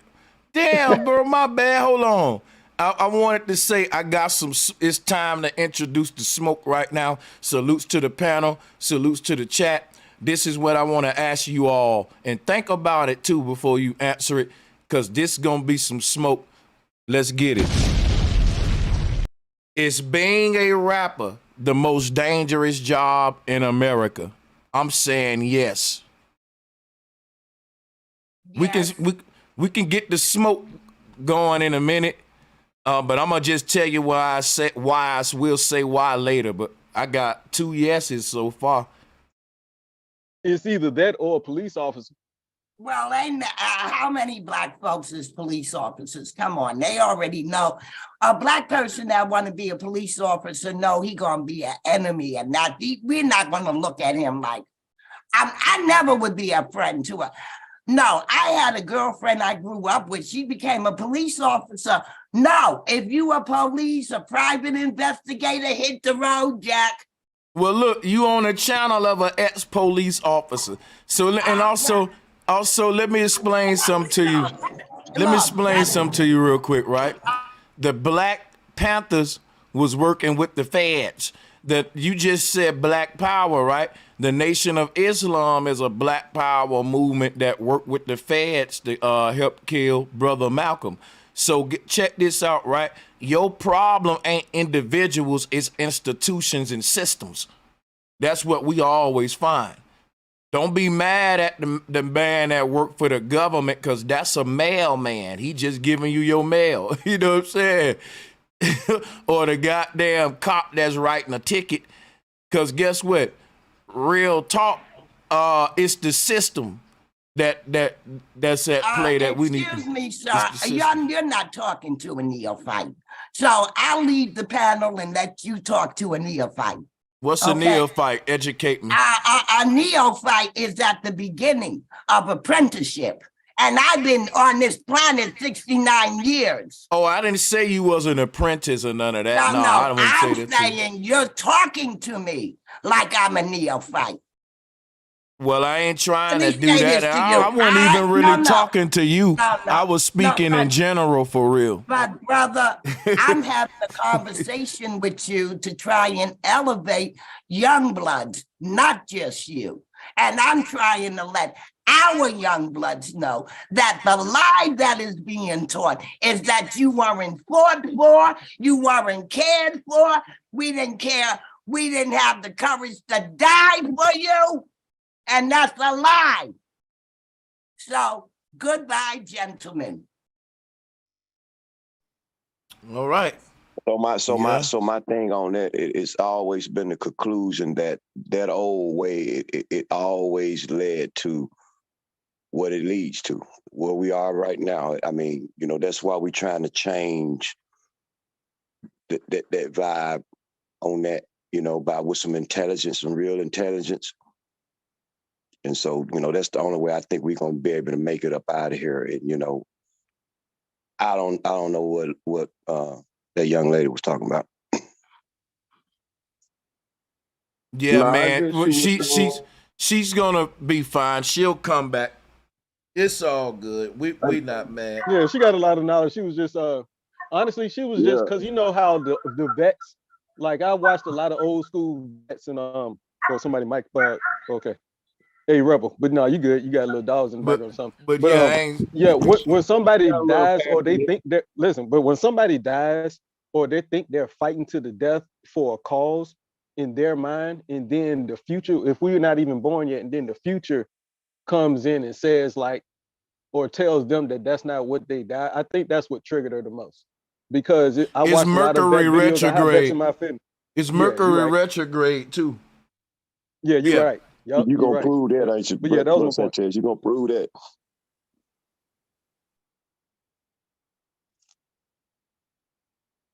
Yeah, because I hear a lot of vets and a lot of elders talk to young people that way because I stepped away for just a second. What you say now?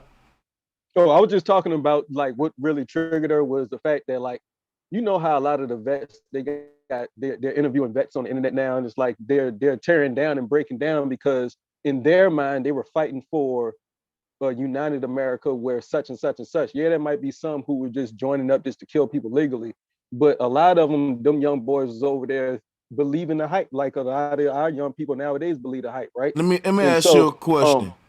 Am I wrong if I tell the older generation, hey, if y'all died in them little groups and stuff, it wasn't for me? Now, is that wrong and disrespectful to a young man that said of his older generation? Now listen, yes, I would say yes. This is what I'm explaining. Here's why. Because in their mind, just like in your mind, you're doing this for the future, right? So they can be enlightened. Now, if you, God forbid, pass away on this good fight, and then the next generation that aren't even born yet, they might be born today. And so decade or so, or 20 years or 15 years down the line, they're a teenager and they find your videos. They're like, this nigga ain't down.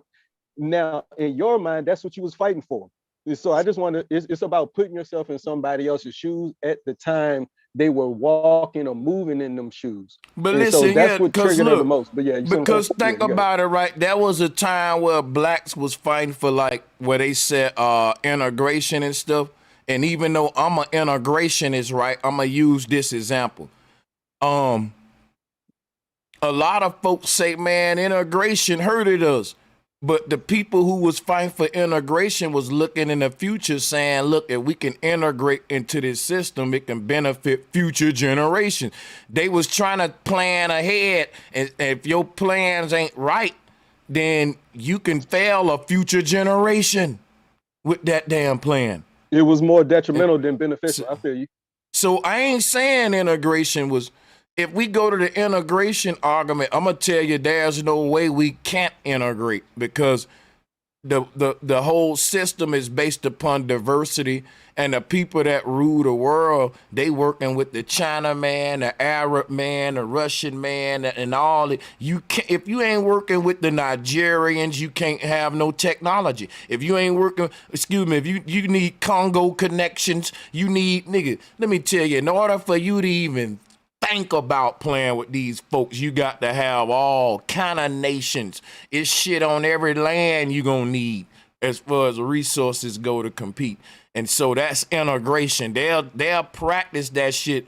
Even your damn corporate boss will be like, diversity in the workplace is good. And he'll have this place with picture with all of the different races with his uniform on and shit. Then they'll have y'all hating each other outside of that shit. So they can make you come together and be diverse for their benefit, but not our own. Like, and that's how they plan though. I'd like to try to answer your question, if I can, as being MC the most dangerous job in America. Can I? It is. Because we never brought the smoke on it. Go ahead. Yeah, I think it is because of the gift that we have. It's very dangerous to the powers that be. If you know how, if you have that gift for real, that's the most dangerous thing, to be able to write. Just the way the powers that be, they write, they put out all sorts of false information. They got AIs that can write and create whole books and program people's minds and their perceptions. So if you got the power to write, that you're competing with the government, and that's why it's dangerous. I pinned your comment, DVD. That's a bomb. To me, that's a bomb. I don't care what nobody say. Unless you're on an isolated island, you have to integrate. And I'm going to build on that if anybody got smoke on it. Dude, if you want a YouTube channel, you got to integrate. Hey, you got to work with the white corporations. If you want a Facebook page or YouTube or Instagram, let's just start there. Then we'll go to the other stuff. Because y'all don't, we fool ourselves like, you know what I'm saying? Yeah, you going to have to integrate, man. Absolutely. And that's why when we go down and we get down to the nitty gritty about really what we want for our people, what we call our people, or what we want to repair what was done to our people, right? Reparations. It's about gaining the resources that we have to submit ourselves or infiltrate into that sadistic system to then get. College is selling back stolen knowledge and apply that to everything. Any type of technical knowledge that we get, technology that we have to go out and spend these notes that massa give us to go get the things based off of our technical knowledge, buy that shit back. It's weird because what we want is the resource. We want the actual tangibles. We want the knowledge to actually do it for ourselves so we don't have to pay somebody else for it. And that, I think, will repair us the best. That's what I believe true reparations will be.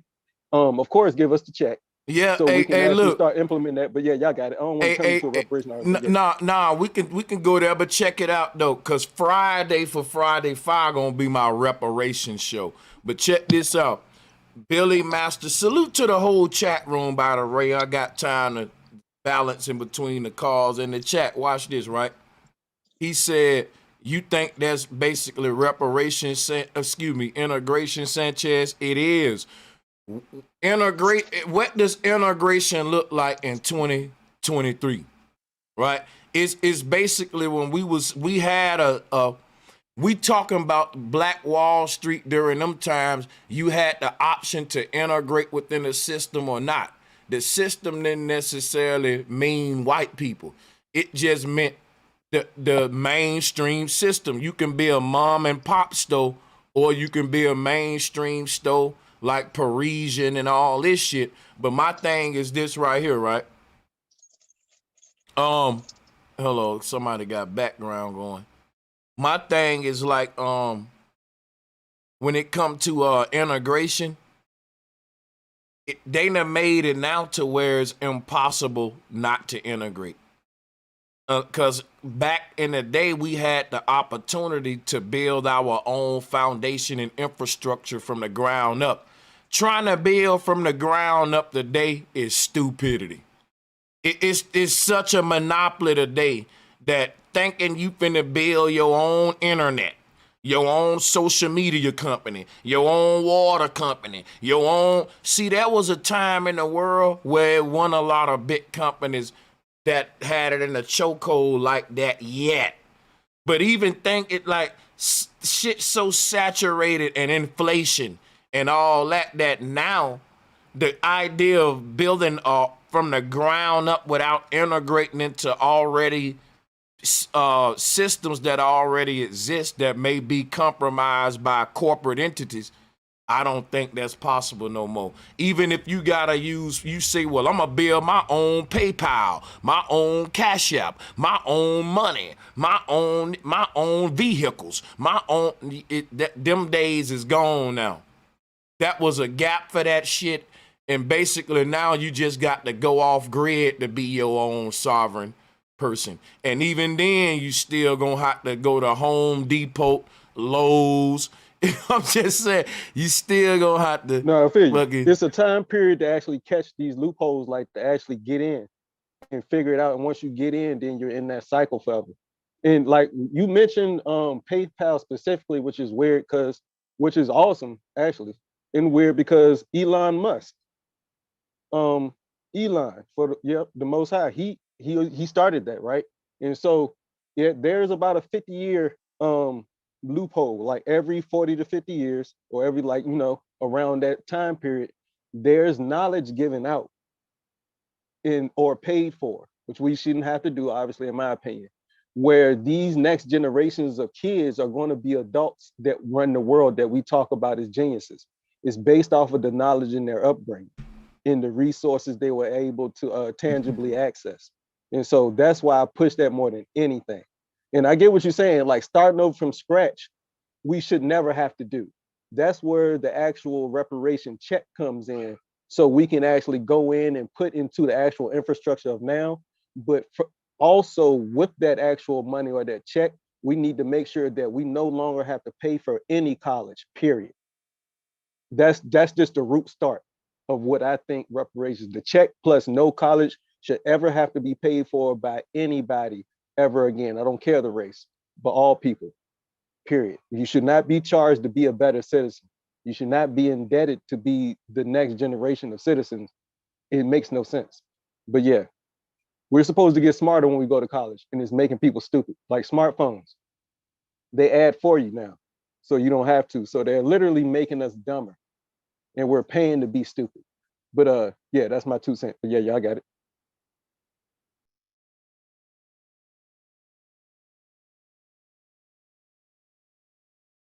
And the thing is, like, I remember when we was in school, we had these big ass calculators and shit, KCO, Texas Instruments, and then they taught your ass how to use the calculator, basically, and instead of teaching you how to really calculate, instead of teaching you how to calculate with your own brain. You talking about the graphing calculators or whatever? Yeah, we had games on it. We used to play like yeah. You can spell shit out on there and everything, yeah. Stealing motherfuckers' calculators, finding a calculator under the bleachers and shit. Ooh wee. You got all these damn calculators. Hey, that bitch was a lick back in the day. Them bitches used to be like $80. 100, yeah, yes, sir. I promise you I know what he's talking about. Oh man. But yeah, a book bag full of Texas Instruments, my nigga, with the games already on them. And if you lost them calculators, your parents had to pay for them too. They get your ass beat. Unless they already got it right, and that's coming with an ass whooping or something. Yep. Hey, they're gonna be like, shit, that just must mean you want to do it by your goddamn self, and they say you want to use your head. Mm-hmm. You around here losing $80 calculators and shit. Yeah. Pretty much. That's crazy. Now you can find them at the thrift store for $1 and $2 and shit, $3. I know, right? These niggas is holding calculators in their hand. And that goes perfect into the conversation about you got to catch it while it getting hot, what we call it, right? And yeah. If you don't, then you ain't in the loop no more for that industry or that, the NFTs. All right. Dude, Logan Paul just paid like $630,000, right, for an NFT however many years ago, right? It's worth like $10 now. Damn. So it's like, hey, Doofy, duh, that's what it's supposed to do. That's economics 101. You it's like this while shit, it's getting hot, and then it's gonna be done. That's the trend. That's the wave. And everything end up becoming an app. Yep. No matter what industry or business it is, application. And all can this to an app that you can download. An application in that term, right? Because I did this because like if you're gonna charge me for art school and you teaching the app course on how to build apps, it's like, okay, I had to look up what application. It's like, okay, we're applying what's applicable to this situation. And everybody's situation is different. So every app has to adjust. And so that's why, what is it called? TikTok is different over there than it is over here. But that was just my thought when I was just, applying shit to application in my mind, talking to myself, the other night. But yeah. Y'all remember them? Y'all remember them Goosebumps books and shit like that? Hell yeah. Yes, my nigga. And the show, like Beetleborgs came out and all of that shit. Yep. Yeah, 90s. man. Then was some shit then. But yeah. But I tell you what, man, I just don't think like I always say this, you can't make hip hop without electronic synthesizers and technology. At the end of the day, where Bobby at? We can debate this with anybody. At the end of the day, hip hop is still an electronic age, an electronic form of music, a space age generation music. Like you said, synthy sounds, spacey sounds. Like hip hop ain't based around real organic like guitars, piano. It is, that's a foundation of any music. But hip hop really came out pushing the limits of sound on some tech. Like it was like hip hop was a rebellious music. So it really pushed the limits against how music was made, and the electronic age was seen like as the rebellious type shit. Like space age type of energy with synths and all that was also what went hand in hand with that was like some sort of revolt energy, if that make any sense. But oh, for sure. That makes sense. But yeah, I would definitely argue against that, because the root is the key, not what they turned it into and what they're selling back to us. Well, that's what I want you to do. Go back to when hip hop was our culture and was good for us. I can't find that time in history. That's a different argument, though. All right. Yeah, they gave it to us and we turned it into something different. Mm-hmm. That kind of go back to like the I'm gonna have to think Mexican on that. and the cumbia, that type of music too, because there's some music I could listen to. I don't even know the language, but I just know it goes hard. It makes your body move. Facts. That's what it was. Thank you. Because hip hop, making your hip hop, right? Well, look, making your body move versus making your mind think and critical think. Go ahead, me myself. Yeah, for sure. And it's like almost because I was just gonna build it based down into the sacred, the root chakras, and what those govern versus the upper level chakras, right? And so they named it hip hop for a reason. And so while we were talking like about an hour ago, I was just I'm on the other phone. I got two on, so I just be on the other one just scrolling and looking up shit. And so like, okay, that's what hip hop. Okay, that's the origin of hip. Okay, got it. And also it goes deep into where the seed and the spark of whatever your emotion is goes into as well. Like Bethlehem, the sacral plexus is like the bread basket, the bread holder, which Bethlehem means house of bread or whatever, right? Or loaf or whatever. So that's that's where a lot of the esoteric meaning of all these names and the terms we use nowadays comes from. So all of these terminologies like hip hop, rap, jam, they go into the motion that controls the mindsets of the most, has to be originate in occultic, esoteric knowledge, in my opinion. And so when I do that type of research, it blows my mind because I'm learning something new every day, honestly. That phrase is forever proven true. I learn something new every day, if you really want to. But yeah, that's how I feel about hip hop. The actual root of it is based in us transcending space time and not hallucinating, but you know what I'm saying? Let me say one thing, man. You can go back and we could do our thing. One thing is like the word hip meant informed. That word came into the lexicon in the 1900s but it was always meant to be hip to something. It's like, oh, I'm up on game. Today we call it woke. So if we would translate the words from then to now, it'll be called woke hop. So it started off with a bunch of people that was woken up. They wasn't just rhyming about bullshit. They was rhyming about some shit that was a threat to the system. Like I said, fight the powers, right? But if the powers is actually funding that movement, that's your flat earth society on a whole nother level now. Like you got this controlled opposition to counteract the hippie movement, which is the real grassroots woke movement. They was hip to, that's what it meant to be a hipster, or a person that was a hipster or a hippie, or you was hip to the government agenda. That was their old way. That was their old way of saying you woke, man.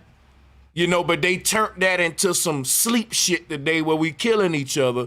And I'm showing you how their version of it was never the real thing. The real shit was the hippie movement. That was what we was part of. Okay, yeah, that I agree with. Okay, absolutely. Like what we have now is controlled opposition, in my opinion. Like that's why I brung up, did y'all see what they are promoting as fashion for the next generation at this latest so-called gala, whatever, right? And like it's weird because it's happened so quick. Like I haven't even been here for 40 years, right? In this shell, right? In this vessel. But in less than half of that, I've seen it go from Nas, it was written, to Lil Nas X parading around in absolutely nothing but a G-string, but he's painted silver bedazzled. And that was the fashion. That's what he was frolicking around in. And it's like, man, they capture, if we don't fight back physically and mentally with the knowledge, then the next generation ain't got no chance. Because this is being, you got it. Somebody keep asking me, Brother Sanchez, are we tied to the hippies? Let me show you something, man.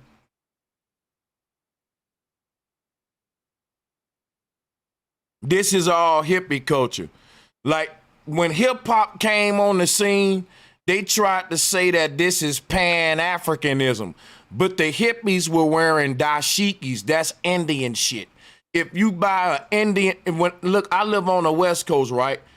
I got Indian ponchos that you can buy from the Indian reservations and shit, and this what they look like. They try to say this is Pan-Africanism, but dude, I ain't saying African tribes don't do this. I'm just saying when the hipsters was wearing this kind of dashikis and shit, it didn't really have nothing to do with Pan-Africanism, dude. This was just cultural shit with Native American, with tribalism and shit. Facts. And you should you should do a collage of those outfits right beside the old school, indigenous, Aboriginal, Native American outfits. They're copy and paste. These are all black hippies, man. Jimi Hendrix is one of the most legendary, what we would call a black hippie.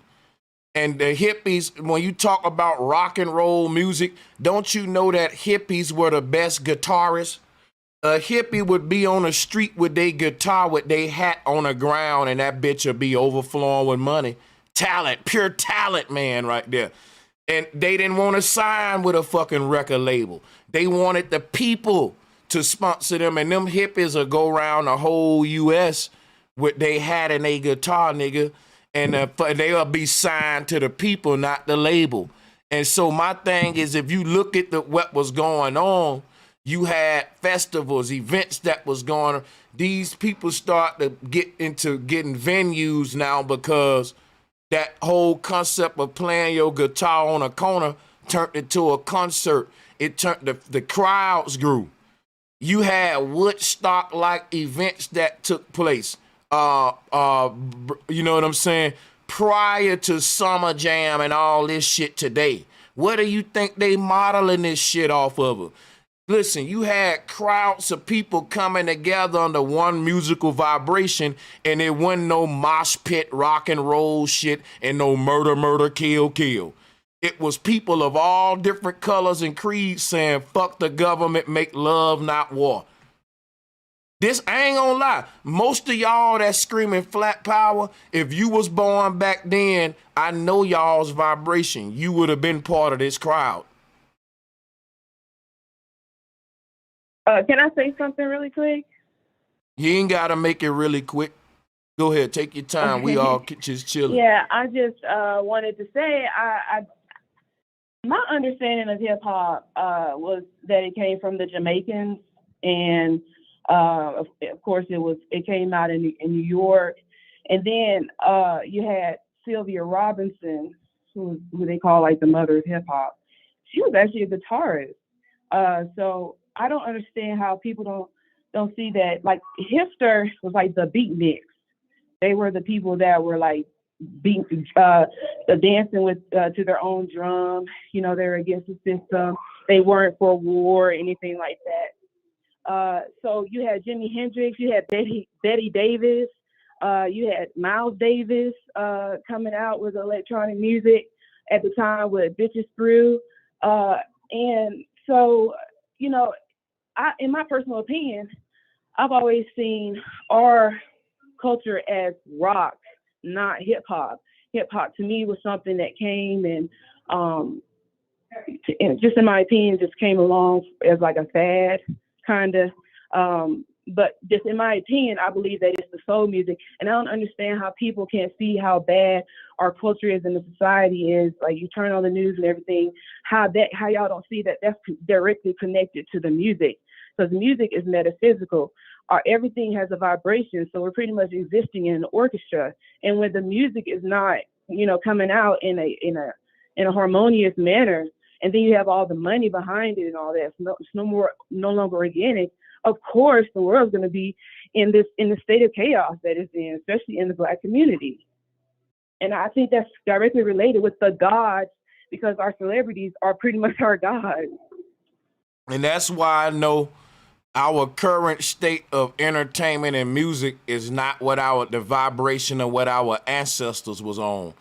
And when the Israelites say we curse because we fell away from God, we're cursed because we ain't doing what worked best for our people and our DNA. We're tribal people, but we're partaking into the culture of the pilgrims. You see this right here? This hip hop culture is pilgrim culture. The pilgrims found they pride in luxury and money. If you look at the way that these guys are dressed, they dress like a leprechaun. If you look at the way he's dressed, the top hat, the clickety-clack shoe, that's leprechaun culture. Gold, gold, gold. The leprechaun don't care about nothing but gold, man, around his neck, in his pot, right? The Scrooge McDuck complex. That's not our culture. That's not look, that's these people culture. Money, money, money, money, money. So there's an old song that was sung by a Black woman. She said, money, money, money, money. That was a hit. Guess what? Still ain't our culture. I want all the smoke, because we didn't sing about money. We sung about our ancestors, and we didn't do it in the little rhythm. See, the pilgrim is so simple in his music that his shit is based on repetition. So like I just said, money, money, money, money, money, all that repeating.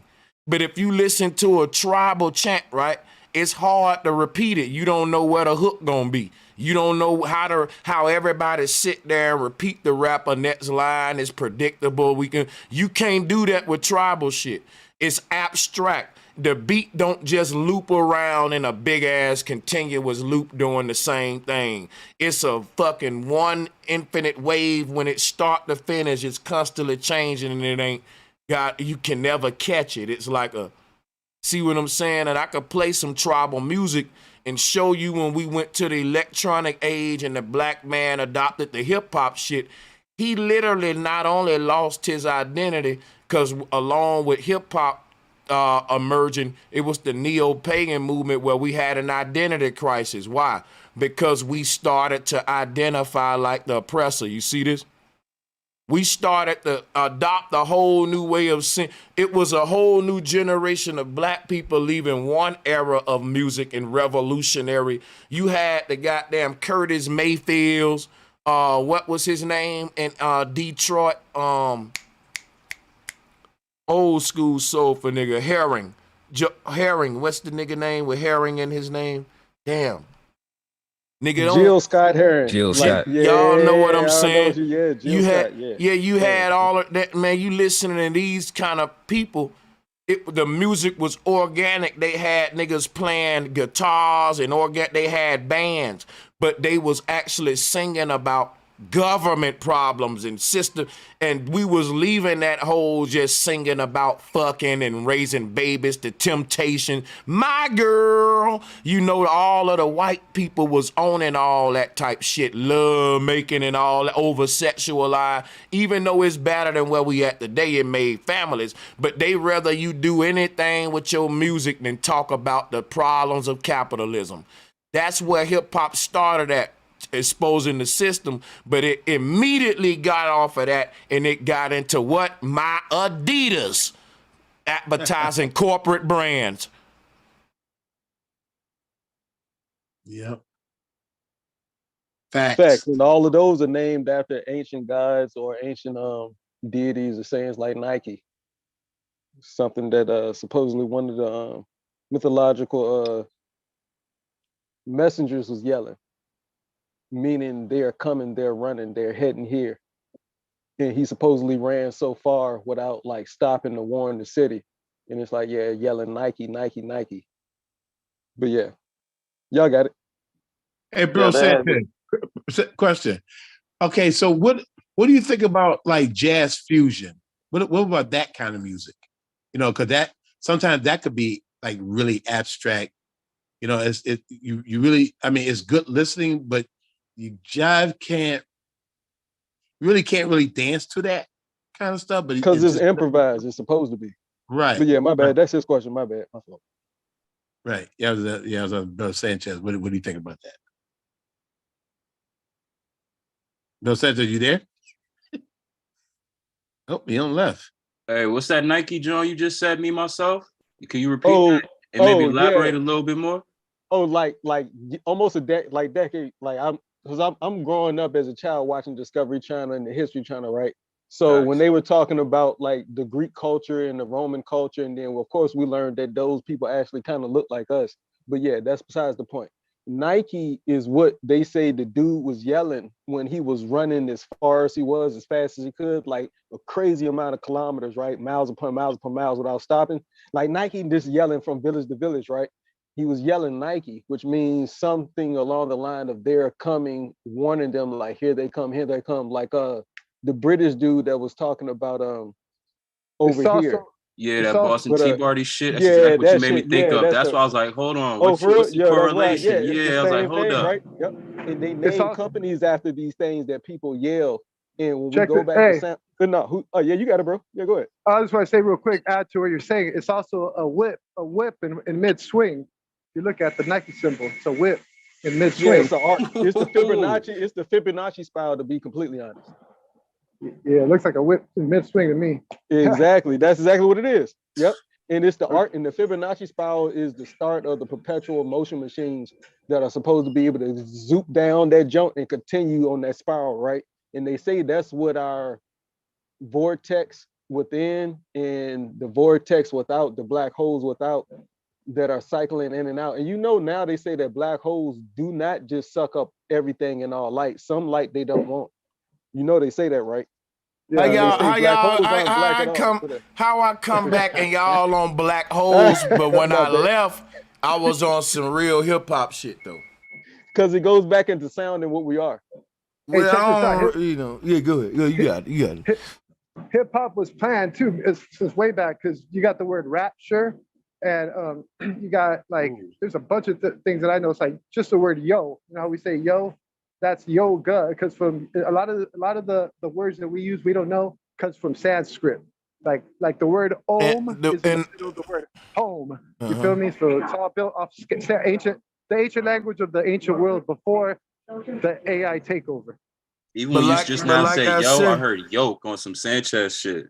But yeah, like and then yo is just like the word name Yah, which is the name of God. Like we greet. What they used to do, they would greet in the name of their God. So when you say hello, that's really Helios, the sun god. So like then so the thing is like when you say yo, yo, yo, that becomes like like when I was in Virginia, niggas would be like, yo, pass me those Dutches, yo.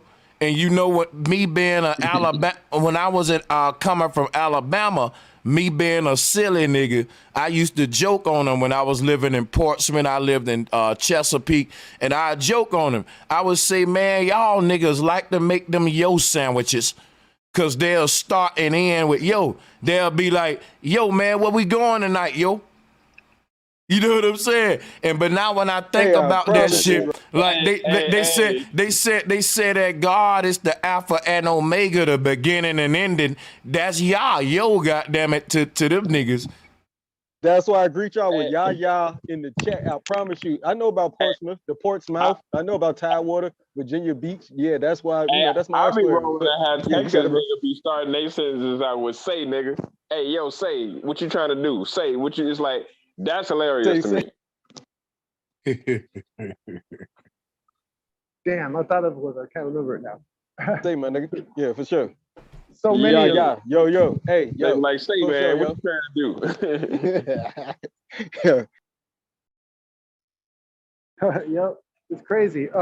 But I just realized that what it is culture control, and they knew it was it's gonna happen naturally anyway. So they've been doing this since ancient times. So they already know how to set it off, and that way they can control it themselves, because it's gonna happen anyway. Wouldn't Sugar Hill Gang be like the first group that went like mainstream, kind of like? Remember the Sugar Hill Gang? Yeah. Remember them with the flashy clothes and shit? Yeah, yeah, man. But let me say this. Let me say this before we go into that though. Because check it out, right? Y'all, we got to stick on that word yo a minute. Think about it. Yo, look, watch this. Because listen, hip hop started in New York. And goddammit, the word York is yoke. But check this out. They say the word yo a lot in these, the more you get to the northern areas. But check it out. They say it in replace of the biblical word behold. So just say you a Brooklyn nigga, you be like, yo, he about to say some shit to you. So in the biblical day, they would say behold, behold. You know, so I'm saying, it's just the word you use to get people attention, and that's what the rappers do before they rap. Yo, behold, I'm about to come with it. This is how the scribes proclaim their messages on the mountain shit in the biblical day. That's why I was showing you the microphone and the yo. Exactly. Yeah. That's facts. Behold, catch this epiphany. I see exactly what you're saying. That make perfect sense. Even how niggas in New York, everybody look. Right. That means attention, you know. Behold, listen about what I'm about to say. That was fine. Yeah. Even how niggas say word, because I'm from Jersey and I'm in California now. I've been in Atlanta. Whenever I say word, niggas trip. But like we say word after everything, like I understand you. All your words that you're saying, I comprehend. Like word, my nigga. Like and word sounds word. Like word sounds like world too. And think about this. Yes, sir. Who's the pin dog? Hey, put it like this: you be in Chicago long enough, you don't hear niggas say on phone them to everything. But check this out. But check this out though. If a nigga walk up to you, right, and he do like this, and he do you like this, right? Yo, you get excited. You be like. Yeah. What done happened? Like, hold up, everything stopped. Bro, what? Stopped. You feel me? He don't gotta do that. Yo, if a nigga just walk up on a crowd of y'all, I don't care what y'all talk about, be like, yo. Right. You go niggas gonna be like, yo, what, what's up? Tell what's up? Bro, right. What's going, you know what I'm saying? That shit just got a way of putting the spotlight on me and making you come to what. It's like I said, it's spell casting. I was showing you about the witchcraft and shit with the all black and all that, how to move the crowd, certain symbolism, hand gestures, all not just yo. I'm just saying, you know what I'm saying? It's really deep though. This one right here is kind of off the subject, but check it. Who's the Pindar? who's the kingpin, who's the king author. You feel me? So they write. That's why being an MC is so dangerous, because the machine's right. Or this, I've been hearing a recent term like on God, man, on God. You know. Yeah, and you know what? I mean, that was sweater God. See, let me show you some. All this on God and all that. That is a comedic swearing phrase of which is another way of saying my word is bond. So if a nigga say my word is bond, an equivalent to that is on God, because in the beginning God was the word. God is the word. And the word is so it's bond. God is bonded to the word. My word is bond. It's God talk. That's God talk right there. That's why I said like nation, New York. Yeah. We used to give it to mama. I put that on my mama. Now we give it to God. It's like saying put down my mama, right? Egyptian God or whatever. Because the on was the sun god, and I think it was Egypt or some shit like that. Then there's the obvious stuff like the rolling the leg up. That's the Masonic thing, and then the red and blue, Crips and Bloods. Well, that's the Masonic colors too. And see, all of this Freemasonry is based upon Judaism and the dudes that's wearing the black top hats with the witch outfit on that started hip hop. So what I'm telling y'all is like, what hip hop is black people being initiated into the occult. And that's why all the celebrities and artists in hip hop, we say what? They satanic, they throwing up the symbols, they doing that. The people who created the gangs, Crip and Blood, they was all, like, listen, they tell y'all that the Cowboys, listen, just hear me out with no interruptions for a minute. They tell you that the Cowboys were these dudes throwing a lasso, they had a red bandana on or either a blue bandana. The Cowboys wore a red or blue bandana.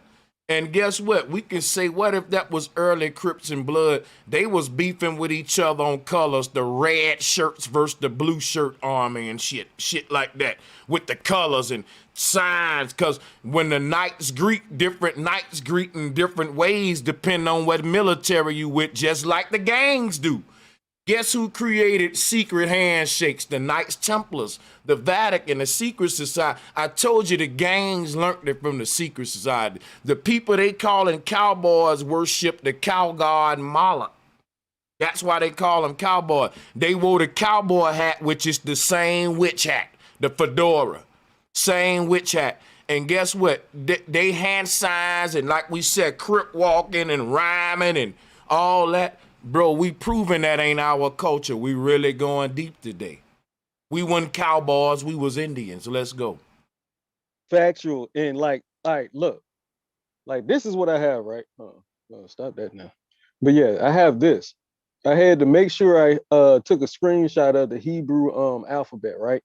So when you look up like what you was talking about, the head, right?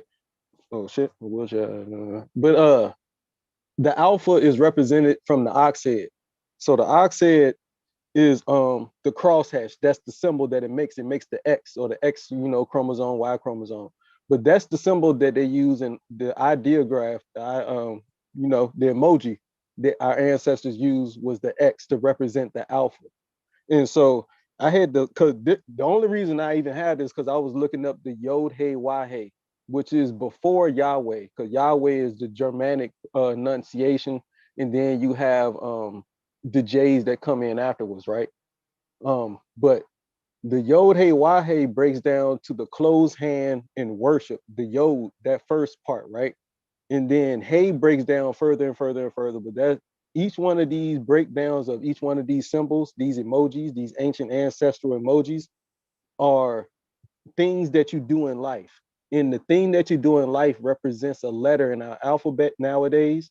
And when we put these letters together, it spells out an action or verbiage that we actually followed or did back then. So when we say or spell anything, it's literally giving us it's a meta.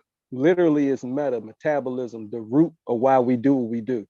So yeah, when we spell, we're giving out orders amongst each other and to ourselves. I just want people to know that's my 2 cents though. And I want everybody to understand that I got an upcoming debate coming up Saturday, May 13th. And you can get tickets to that debate by visiting the video description area. I got 2 debates coming up, but this one is the one I need y'all in right away, coming up right here on the 13th. I'm prepping for it. I know Unc prepping for it. Salutes to the HOK. This gonna be big because the Amon Ra squad really coming to try to kill me in the Flat Power movement. And so I know what y'all thinking. Why Brother Sanchez debate Unc, HOK, all that? Well, man, shit, nigga, I'm a debater. Like, and if we say the earth is flat and people out there keep saying you pseudo and they keep trolling you on their channel, the best thing to do is to make it an official fight and debate. So if you want to come check me out and support me on that, it'll help because his people gonna be there supporting him. And you can get the ticket to that in the video description. And I'm gonna mute up. Go ahead. Salutes to everybody. Factual, you gonna destroy that nigga. Bro, here's why you gonna destroy him. Ain't no way they lived back then where they think anything is. Everything is a belief. Now, who they believe in is in contrast to who they say they hate, the white man. And I'm gonna leave it there. But yeah, y'all got it. Yep. You're definitely right. The reason that you're finna say they can't win is because the way you fight with the shit, you basically just slapping their weapons out their hands. And all they can really do is dance because all they shit is easily debunkable. And once you do that, they don't really have no leg to stand on besides kind of playing in circles and shit like that and getting caught up on semantic and words and shit. Right. And they real bad at the words and the reading. They real bad Right. at both of those things. And just like how you did Craig. Now Craig supposed to be all this, this UK intelligent motherfucker here, and you sit up here just like you got him so dumbified, man. Especially when you talk about what was you saying about the liquid inside of you in your body? What was that? What was that one? And you remember that me myself? You remember that debate? I'm trying to think right now. Hold up. It was something about in space. Craig said something about the liquid. Yeah, oh yeah, I remember the Craig debate for sure. I remember that system is what he was saying. He said what? He said it was a pressurized system. They was talking about pressurized systems, and they was talking about the blood that's in your veins and how right. Yeah, right. they were talking about. And then Craig said it was separate or something like that. Didn't Craig say something about it was separate? No, Craig was arguing with the nurse husband combo about blood being separated from the organs, right? I know what you're talking about now. Yeah, that one. Here's the thing. No, here's the thing though. We have to be very specific though, because they say that blood is separated from really, honestly, the research I've been doing now talks about what blood is, and most of it's plasma, and most of plasma is water. And so even most of DNA, they say the strands that cut across that double helix, the ladders, are made of mostly hydrogen, but I'm gonna leave that for something else, right?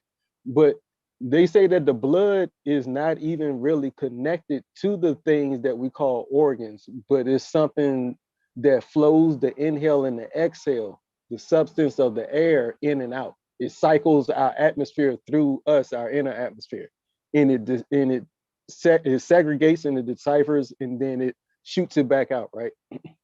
So what we are is a cycling of our actual earth and giving back to the earth so it can understand it and cycle back into us, because we breathe because of the trees, right?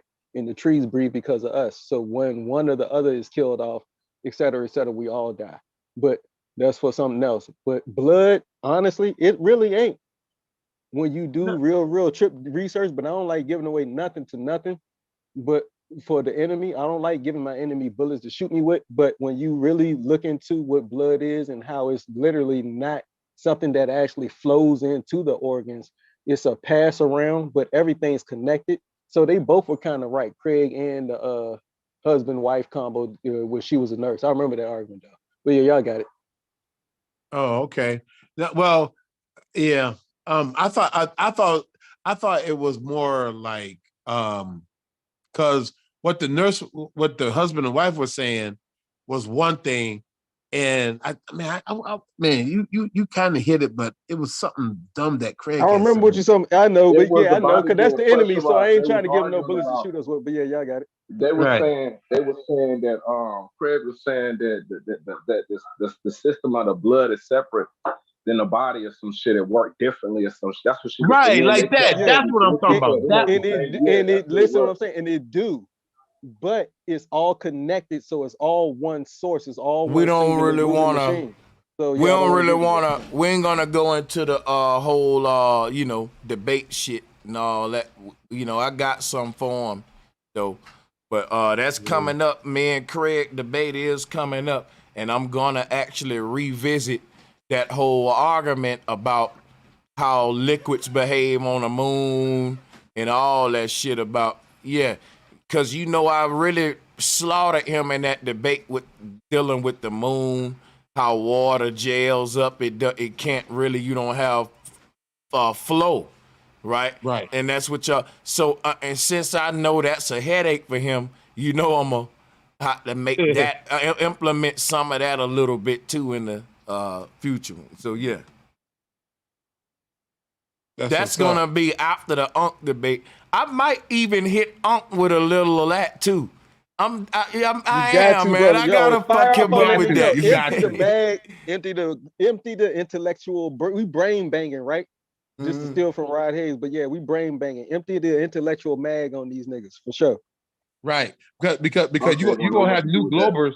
You're gonna have new Globers on there that ain't never heard this shit before, so you might fuck them up, bro, Sanchez. And I got a whole, that's a whole little presentation already organized. See where I'm at, why it get harder and harder to debate me as I age, because all of my debates become slideshows, and in any future debate, I can make every section of my debate like a slideshow from Jabari debate. And this part where I'm gonna get you with gonna be a little snippet from his debate. And all of these different approaches work for me throughout my debate history. So the more I debate, I get to incorporate all that shit into one slideshow and then make it harder and harder to beat. You know what I'm saying? Right. Yeah, so it's gonna be a landslide, man. I swear to God, it's gonna be a lot of them don't know they're throwing themselves to the gauntlet. Like as a warrior, if you're an intellectual warrior, you got to throw yourself in the deepest end of all the warriors in that so-called field over and over again. And so when you go up against somebody who's obviously not trained up, right? Like Denzel told that little white girl, you got two options in life when you come to combat. You got the trained and the untrained. Now, how you train? With your fucking brain. My bad. I don't mean to, pardon my French and my stench. But yeah, y'all know what I mean. Y'all got it. Keep sparring, keep fighting. This is a dojo over here. Right. That's why I play chess. Train your mind. I love chess, my nigga. I love chess. That's my shit right there. Yeah. I had to teach my pops about en passant, right? And he was like, "Nah, you can't do that with no pawn, nigga." I was like, "Look, I ain't finna argue with you, right? I'm gonna need you to learn what Google is and type." It's like, all right, everybody know what it is about teaching y'all people that 60 or above about, like, unless they grew up with the internet. It's like, all right, look, they say this is something you can do. Magnus did it. I saw Magnus do it. And if y'all play chess, you know who Magnus is. But right? Yeah, white boy crazy. Yeah, that boy beast, right? Yeah. And I was like, yo, en passant, I don't have to kill you at a diagonal. If you move, if my second move is this, and if you don't realize it, I'm finna light your ass up. You know what's crazy though? Once we say that there's no suction in a vacuum, rockets can't propel. Cause listen, if there's no suck force, there's no spit force. Think of a straw. If I can suck and drink through the straw, I can spit it back through the same straw. So they saying space not being of any medium, right? We're able to suck liquid through that straw in and out based upon water moving through air. water moving through an air tube. So when you say there's no medium in space, well then now there's no damn suction force, no push force, pull force. How's this shit propel? How does shit combust? So that's what's gonna get them, because with that same logic, if there's no pull and push force in space, there's no filtration or flow, like how rivers flow, circulation, all Facts. that. Right. That's gonna kill Facts, it. bro. Hey, yo, bro, just look this. I just watched this. I'm gonna stop talking for a little while. But they got the biggest vacuum, right? I just watched the white boy, you know, that, yeah, he do science shit, right? So they got a jump that's the biggest air seal vacuum that they got right now. It's pretty much the size of like a whole bunch of these suburban 5-bedroom, 3.5 houses put together, right? And they seal that joint off like a giant Fort Knox. But before they did, they dropped the feather in the bowling ball at regular, you know, and of course the bowling ball hit first. Then they cut off the actual jump and the vacuum sealed it, so it was zero gravity. And of course, it looked like the feathers hit first, honestly, but they both pretty much hit at the same time. So please put that into your explanation, because it makes no sense how anything is moving faster than anything with zero gravity with a vacuum. Yeah, go ahead. Hey, look, I'm gonna show you the dude who I was going to. He's called, this for all of y'all flat earthers. I'm gonna go and give you up the. It's a couple of channels, not just him, right? But it's called an Action Lab. This dude showed that flies, right? That's the homie. Yeah. Flies having a hard time to fly in that vacuum chamber. He cut the vacuum on and them flies wasn't flying like that. And it's like, what are they gonna flap their wings through? Nowhere. You gonna put it on like that? That's their science. That's their science. Man, I'm gonna slaughter them with this shit. That's the channel I'm talking about. They got a giant jump, right? They got a giant vacuum chamber. I might be showing my hands to him too early though. I might need to cut let me cut that off right now. Let me turn that off. Yeah, let me cut that off right now. Yeah. You know he watching. Ain't no way around that shit right there. Ain't no fucking way. Just want to make sure you fire off the intellectual mag on all these, you know, fake brain banging chumps out here in these conscious community streets. It's hot out here in these conscious community streets. Fire off on them every chance. Hey, bro, Sanchez, you know what? So check it. So when they do those space shuttle takeoffs, right? And you know how it curves around, you know, every time you take off, always curving around. Where do you think those ships go?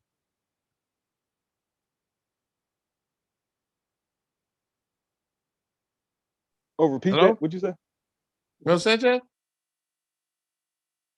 Man, every time I ask a question, Bro Sanchez get up and walk away. What's up with that, man? I think it'd be the way you be asking the questions. Because honestly, what you say? Hey, ask that question again. So when the space shuttle takes off, and you know how it curves, all the spaceships always curves around. They always show the smoke curving. Yeah, in the arc. Oh, yeah, right. Where do the actual ships actually go? Since we think of that, you know, it's you not can going look honestly, when you look it up, when you do the research on that, yeah, we've always looked it up, and why they always try to show us the jumps that fly out from Florida. Why Florida always? Right. I think it's certain areas for a reason that they do certain ritual. I think that's also a ritual, just like any type of Oscar that we watch or any type of Met Gala that we watch. I think these are all ancient rituals being played out in front of our eyes that mean something deeper, because they're shooting off to certain things. If you look up the names of the things that they shoot off and where they're supposed to be going, they're always named after ancient deities. But that's a deeper level of research. But yeah, everybody here speaking should know about that before they ask the question. So when you ask a question, right, you know, already got that built up in the question. So it's a deeper question when you ask a question, because questions are only supposed to be asked if you don't know the answer. Most of these answers, honestly, Google will let you know. Ask Jeeves. Y'all remember Jeeves, right? Whatever happened to Jeeves? No, I don't remember. Hell yeah. Hey, what happened? Why was he to called Jeezy? Jeeves? I don't know. Why was he Ask called that? Hey, Jeezy was Google like it. Google Jeffrey Jeeves. or Alfred the Butler. Oh, I used to. Jeeves. Okay, I remember. You Okay, remember I you remember used now. to have to ask Jeeves, like, hey, what they do Right, to Jeeves? They got Jeeves him is the locked up answer in guy. I used to think that was motherfucking up. Yeah. This is where my mind goes, Ask and I'm watching the squirrel run around right now. So I'm trying, like I'm trying not to be a Labrador Retriever. Every time I see the squirrel, it gets closer when I talk about a certain topic, or my vibrations getting a certain level, and then when I amp up, it scurries away. So I'm trying to stay calm so it can get real close so I can show y'all. But my bad, I'm sorry. My bad, You man. good? You good? You good? Yeah, I switched quick. But yeah, what was we talking about? Oh, hip hop in the community and you know, where to come from. Is it truly our shit, right? Right, right. So yeah, but that was good, man. That when Bill Sanchez came up with the unk and the microphone, that correlation, man, and then the spell, how, the rappers, putting out the spell. Oh yeah. Yo, thank you for bringing till Right. you get back. I'm gonna talk about cymatics, right? Yeah. Zeus is on the mountain peak. That's the highs, right? And then the lows. The highs is the mountain and the valleys is the lows, right? And imagine your whole world being an actual song like the Queen was talking about earlier, right? The Miss Lady was talking about earlier, right? And so literally we are in a perpetual cycle. Like in it talks about a song. These are Psalms is songs that you sing out to create certain energies. So what is it like Psalms 23 or 24 where it talks about, yea, do I walk through the valley of the shadows of death? Right. I shall feel no evil. Ride the staff Right. shall comfort me. Yeah.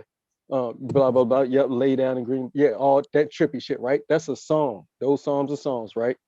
Right. In Revelations, Christ in John's vision, right? When he saw Christ, changed the actual song, the angels surrounding the throne of the Most High. And the Most High's throne is on the sea of crystals, and it's built of crystals. It's described as emerald with a rainbow glow. It's described as Jardis and Sardis. These are all stones. These stones give off vibration and are a certain color for a reason.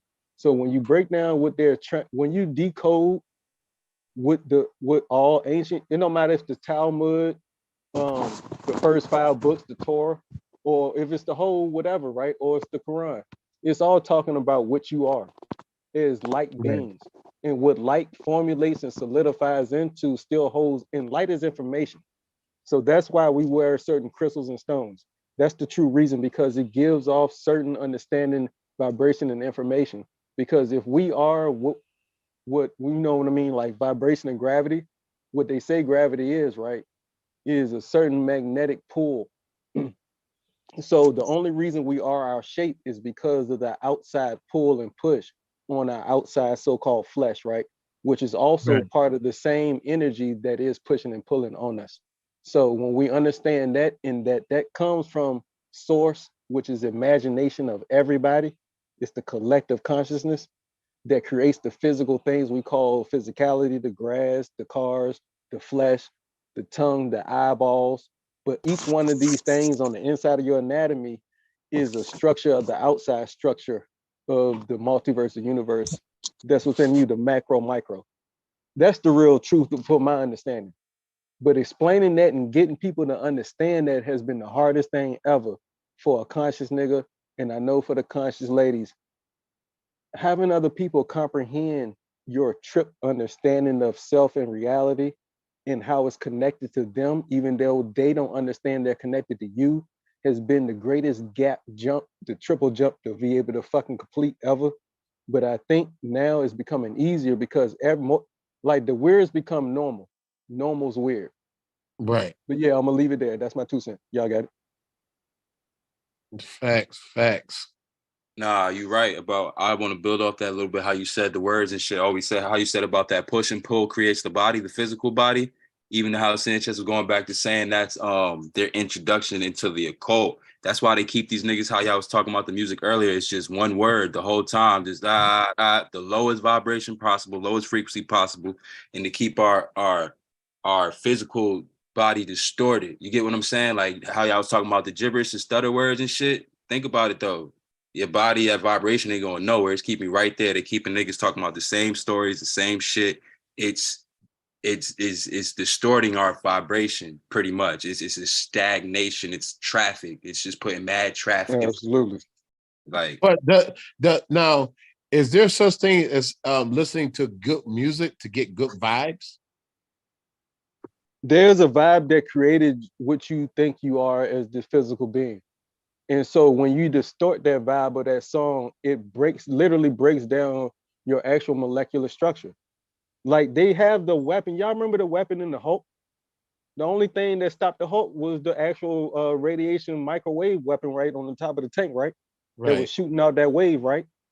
That's not a tangible thing that we think is tangible, right? Gamma rays. So Some other yeah, way. it was. Yeah, I was about to add. Right. In gamma radiation, right? They use the term gamma to relate to light in televisions, like the best televisions, right? Because they don't make plasmas no more. But the gamut, GAMUT, is the full spectrum that is able to produce that you can actually view. That's called the gamut.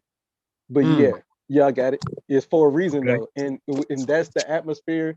But yeah, that goes deep into ionosphere, what an ion is, because plasma's cells in the pixels used to hold ionized gas. And so that's when I learned about what the ions were like a decade ago. Because my plasma's in my garage and I don't have enough because got to get that shit fixed. But ions, ion is a god of light. But yeah, y'all got it. Nah, I was just tripping. I was gonna ask you if you knew where the word gamma come from. Nope. You got to tell me. I ain't did that yet. I ain't gonna tell you. I'm gonna show y'all. Watch this.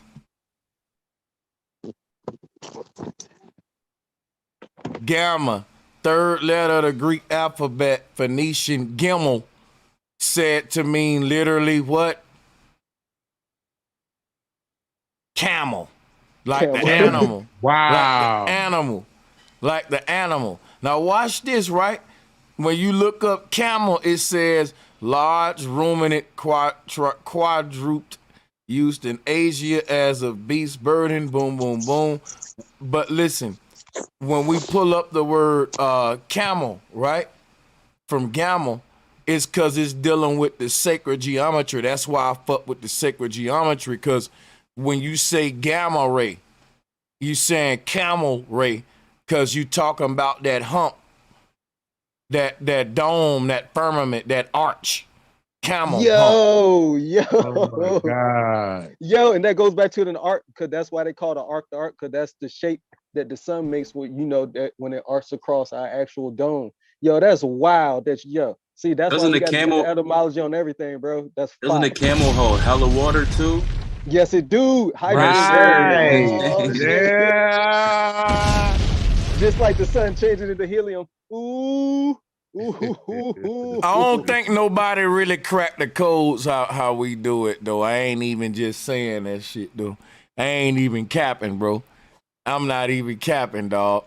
Did y'all just hear this shit, man, in real time, bro? That was deep. That's wild. Wow. You know why we able to do this, though? Because we don't think that we know it all or scientists figured it all out. We still Indiana Jones around this bitch. Right. Facts, bro. I want to be a student forever. I don't ever want to know it all. I want to know a little bit about everything, though. I want to know a little bit about everything, but I don't never want to know it all, because that's impossible. And that's why we didn't incarnate it here in the first place, because we never wanted that journey of always yearning for more to end. Because if you get to the end, then the shit ain't interesting no more. But you got it. Right. But I guess that's why they say ignorance is bliss. Yeah. It is to a certain group. And then if ignorance is bliss, right, to somebody, then knowledge got to be power and bliss to somebody. Because think about that. That's the whole war right now of like the two energies on earth. The people that value knowledge over because if you value ignorance, that's because you value that shit over it's about the material possessions. People with a lot of material possessions, they in this world, they tend to be the dumbest. I guarantee y'all, it's more millionaires and billionaires that play dumb than it is small royal families that's nerds and on some Tesla type Elon shit. It's Right. a fucking whole line of entertainers and comedians that's millionaires and shit. See what I'm saying? So it's like in this world, what they made it in order for us to partake into their royal system, we got to dumb ourselves down. But in order for them to maintain their royalty status, they gotta stay wise. So they got that shit built in to where we get dumber, they get smarter each generation because of that. Right, right. Because what'll happen is like I ain't gonna lie, as smart as I am, y'all, listen, dude, I used to talk proper and use a lot of big words. I tapped back into my country ass roots because it was beneficial, nigga. I used to be a nigga in Alabama rapping like he was Nas and shit. And then I went through a phase of my damn development, A&D, artist development, where I said, you know what? I can still be lyrical and motherfucking savvy with word wizardry and all that without having the New York accent. But you know what I learned being an artist? It just sound weird. Really, if you using big words and you being conscious and you deep, if you from Atlanta like how Dad Prez was, they don't sound like they some country niggas for real. When they with their biggest hits they had, the label told them, look, y'all need to kind of, because if you using big ass words and shit and trying to be conscious, it don't work good with Southern dialect. You don't be fucking them up and shit. So it's like you become this place as an artist to where if I'm gonna be one of these kind of MCs that's conscious using big words, trying to be deep, I also now got to learn proper English. So you found out at a time in music, Southern artists who was deep, they would hide their country accent. That's why Andre 3000 blew up so big. He kept his same country accent with the fucking big words and the fucking big ass. He made it a thing like to where just cause your ass got a big vocabulary, you still can mispronounce and have a dialect and country swag to it. You can pronounce a big, even Eminem did it. Eminem, he didn't say American. He said American to rhyme with like Farrakhan, and he'll mispronounce it. He wouldn't do proper English. So it was this whole thing where you can be a very vocabulary-based artist, bending, twisting words, but you can still say fuck the English rules because this is hip-hop. You know what I'm saying? Right. So, but you got some people who, again, kind of going back on what me myself said, that people are sometimes get scared of when they see, you know, I guess you call it like rabbit hole, like when you go into the rabbit hole, they call it, and the deeper that you get, it's like they see the world is getting ready to change, and they getting ready to see the realities of the world. But some people don't want to see that. They like the world that they're in. That's what, I mean, it's to me, I think it's dumb to be like that, but you just got some people who just like don't want to know the truth. They like where they're at. They like being where they're at. To add to that a little bit, I think it really is against some people's will, bro. Like how we talking about this music and what's really going on with this frequency distortion once it's released, and once we constantly hearing this for 30 plus years, 20 plus years, however old you are, listen to this music all day, more than just the music, how people talk and shit. Like if you're not having high intellectual conversations, if you're not challenging their mind and trying to go for more, how can you ever get to more? There will be an end if you're thinking how they want you to. You get what I'm saying? How we was just talking about, we don't have an end in mind. We constantly unravel like the spiral. It constantly keep going. Whereas they're just reiterating everything that was taught to them because there's nothing more than that. there's no more to go. You know what I'm saying? Like, it's nothing but a democracy. Yeah, man. And what's so crazy about that, once we follow those people's vibration, it's crazy you say that. Because once they control the narrative on what's hot and what we should emulate, everybody get watered down. Because if you think about it, the whole concept, if you look at think about this, right? I hate to give Mozart and Beethoven and all them niggas props, but they even tell you classical music is healthy for your ass. No cap though. But I check love this. Come on, man. And my thing is, bro, something about how back in the classical era, music wasn't repetitive. If you listen to a Beethoven song from start to finish, you don't know what's happening. It's like a movie. You watching a movie. Right. That's why I love it. Right. Right. Because they didn't have movies, Daryl. So that song was a movie. That song had to give me the same attention span as a movie. But when that era ended and we came into electronic AI repetitive music, now, goddamn it, even the movies are fucking repetitive. Every scary, like it's shit. So I don't care what nobody say. Shit has gotten so watered down the more technological it is. And I never thought I would be the nigga sounding like my granddad and shit, saying, "Boy, it was bad in my time, but this shit right." It's crazy, bro. Right. Yeah, my improv versus program. It's fucking crazy. I never thought I'd be the nigga saying, man, that shit was better, young blood, in my time. Because look, even in my time, I'm thinking that's better than these young niggas' time, but my old head said, nigga, my time was better than that. And we keep saying ancient. So the best times was the further back you go. Goddamn, what are we doing, humanity? I'm sorry, but I love my 90s, man. Ain't nobody topping the 90s. I don't care what nobody say. Timberland with the cricket sounds, my nigga.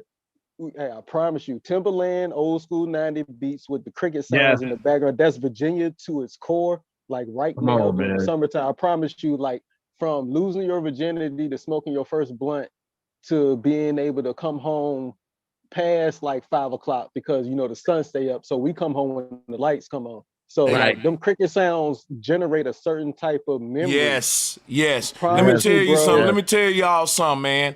If you are born and raised on the East Coast or from the South area and shit, and you ain't no desert, like I'm living in the desert now, right? But my thing, if you born and raised in the swamps, the Alabama, Mississippi, the Virginias, even New York, all that shit. Hey, well, not New York because they don't hear crickets no more. They hear horns blowing now. But my thing is like, well, yeah, right. So like Virginia niggas still like what I like when I was living in Virginia. Virginia still gives you that New York kind of vibe as far as when they get into you can have certain artists in Virginia that kind of sound like they from New York. But at the same time, it's country because shit shut down. Shit ain't that fast. But Virginia is so unique. That's why the artists that come out of Virginia, they don't sound like nobody else. Missy Elliott, Timberland, nothing else. Like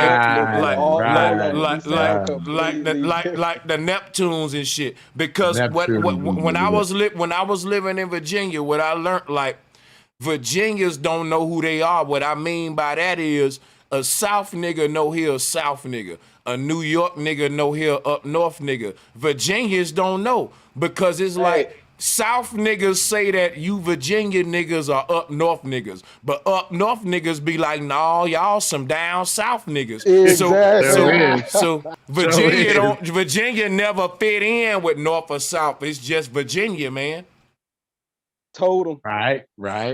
Man, I remember one time one of my best friends, their cousin came up from Virginia, right? And so you know, the songs that we get, like we playing these, you know, this music, right? And they be like, oh man, where you hear this from, man? We don't have this down there. I'm like, are you serious, dude? This is like 4 years old. How you not know this music? Or I should say 2, 3 years old. How you not know this music? And it was like, man, the DMV is beautiful. Yeah, you know what I'm saying? And, and not to cut you off, but shout out to Chicago, because I just figured out that house music kind of started over there. But when you say start anywhere, it's weird because you almost got to like prove via DNA that somebody and all the people in humanity started in one spot, and that's where the thought started. But they say they sparked house music, and I love house music. But go-go is also go-go though. But go-go though. Go-go Washington? Washington, hey, D.C., but they the go-go DMV, king. shout out to all DMV, Delaware, Maryland, Virginia area, all of this coast. But yeah, when you hear Jay-Z talk about or spit about Virginia in them trips, like Gilpin Court, Jackson Ward, all that, I'm Richmond. So we the capital of the Confederacy. Like when people try to figure out why we're so weird, why we seem like people are purposely rhyming and building beats off beat to change the actual, like to oppose the actual frequency, right? So that's why a lot of people, and we have some of the best athletes. Shout out to AI, the answer for sure. But changing culture. And you think about it, right? AI represent the crossover, and VA represent the cross, and VA represent the crossover from north to south, or like this place. It's the meeting point. Yeah. It's the meeting point, right? And that's what I was about. That's exactly what I was about to say. It's the meeting point. It's the cross hatching. So we were the first to get over racism because the Civil War was sparked here. Richmond, Virginia is literally the capital of the Confederacy during the Confederate War. So they wanted it to move to Mississippi or Alabama, whatever, right? But no, it's here. Right. I'm in it. Right. I'm here. Literally, I can look and see, that's Richmond right there. But you gotta understand, so we got man, over there first. when slavery took place, these boundaries like Virginia, Mississippi, it didn't even look like this though. Not at all. Not like modern times. Because I'm gonna tell you that energy, at a certain point, that shit was really the South versus the North for real. Right. Yeah, it was. Yeah, it was about land mass and land. But look, gain. It's still the South versus North today. History repeat itself. That turned into Southern artists battling New York artists on what's real hip hop. That turned into niggas in the South. Atlanta is what they call Atlanta the Black Mecca because that's the boule. That's the only gateway in the South where the Masons and all of the bullshit can get to the country niggas, right? And now then when Birdman came, he became another gate guard. But in New Orleans. But niggas in the South was your revolutionaries, bro, against the system. But what happened, like I said, even with hip hop later on, they came with Bad Boy South. And they had to always spread their witchcraft to the South and the West. They talking about, they dudes said it a minute ago, the same dudes that's the Jews, the JEWs that started hip hop in the East Coast. Who you think started the hip hop in the West Coast? If you look at NWA, what was they wearing? All black, man. All black, just like the Run DMC. That's the witchcraft shit, bro. The witches coming with the goth culture. Goth culture. You is deep. Yep. And, thank you for bringing that up because in scripture it says that Jesus was crucified. Yeshua the Christ was crucified. I'm slurring. Was crucified on Golgotha. Golgotha literally means the place of the skull mount, where the Christ, the crux, the cross comes and meets. It's the meeting point. It's called the place of the skull, which is literally where the Gothics get their name from and why they use the skull and the cross, because in the Bible it says that Golgotha is where he was crucified. Also Calvary as well, because there are different books written by different people and different versions and different understandings and etymologies you got to put into it. But Golgotha is definitely one of the names where the cross the Christ was mounted on the cross. The meeting point. But yeah, the light bringer, the light giver, the light guide of every individual light that's in everyone. Yeah, y'all got it. Yeah, hey guys, I need to make a quick announcement. So the announcement is I need everybody to hit that cash app. Yeah, I need everybody, if you can, to put something on that Cash App if you tuning in to the show. Hold on a second. I want to share this fire ass screen share with y'all, right? That's finna go deep in a motherfucker with this net shit though. Watch this.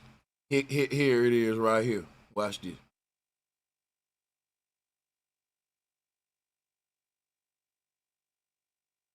Y'all see that? Now check out that sacred geometry. Hit your boy, Cash App, pinned to the top of the stream. Let's go support the show. We here for how many hours now? 5 hours. And yeah, man, for 5 hours, I ain't gonna tell you what I got on the Cash App, but we can keep this shit going for 8 hours. But yeah, y'all gonna have to support the show, and I appreciate you in advance. Though a little helps a lot. Whatever you can, just hey, hit the Cash App. Let's go. Next person. Let's go. Yes, sir, Ski. So my thing about hip hop though, that what I'm really fascinated about is that the fact that the dress code, like I was saying about NWA. This all black, wearing all black. Where else we see that at? Rock and roll. Goth culture. See what I'm saying? And when you look at let me show y'all some shit about something real quick. Cause y'all don't understand that hip hop started from rock and roll. Now watch this. When you look at the rappers today, they got a dark vibe to them. They wear all black. They fucking they're weirdos. Guess what? They paint their fingernails. Look at this.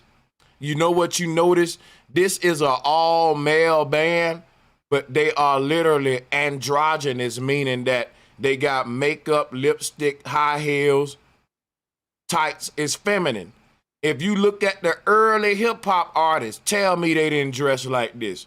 Tell me them YMCA ass niggas in the early hip hop was not on this shit. Bambaataa and all them niggas. Come on, bro. They was dressing like this. So what was they emulating? That's what I'm telling y'all. This shit, when we say hip hop gay, man, the sexuality is blurred in it.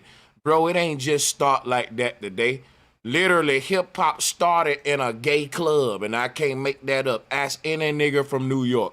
The club, right? The tunnel that hip hop started in was the gay people had it during the daytime and the hip hop group came in at night. And the crowds often bled into each other, meaning you had hip hop niggas attending the gay shows and gay folks attending the hip hop shows to the point where they became one blurred, intertwined culture. And it's still like that today because in rock and roll, sexuality is blurred. The concept, like a rock and roll artist will say some shit like, I'm so pretty, but it'll be a dude saying that. I'm too sexy. That's kind of feminine. Dudes don't get into, hey, ain't my ass looking good? You know, dudes don't really do that. But in hip hop, sagging your pants, right, showing your ass, people, tight jeans where we at today, with niggas wearing big ass boots with the tight jeans, and niggas wearing the less bright colors and dark shit, putting makeup on, fingernail pop. Man, it always was this. We think it's fucking like, ooh, look at what's happening today. Bro, if you look at what was happening back then, it's just this nigga. Dude, they just giving this same shit to different generations. Yo, and look at the esoteric shit about this, right? You got 4 of them, right? One's dressed like a little cat. One's feminine as F off to the left. The one in the middle is trying his hardest to like emulate himself and have his hair fluffy like an afro and like be parasitic to our culture. And then of course you got the main one that they built the reality show off of on the right. Now I'm not sure what he is on the right, but he for sure was the leader. Now, why he looked the most demonic? It's like, yeah, so I'm gonna always relate everything to the numerology, because if we say that these people know the root and they are the root of all the esoteric, perverted, parasitic behavior, then every image I see as a visual artist, I just break. Okay, it's 4 of them, 4 horsemen. 4 is the tetragrammaton, which they're trying to control, which is the cube, right? Which is yeah, but yeah, y'all got it. No, I don't want to cut you off. I'm just saying something, right? Here's like, if you look at Lil Uzi Vert, for example, which his name Lil Uzi Vert is Lucifer, right? Now watch this. This nigga said, Lil Uzi Vert got a song that's called Glock in My Purse. Right. So Lil Uzi Vert and like a lot of more artists are giving you this best energy. That's Joker energy. That's the energy like the pharaohs in Egypt.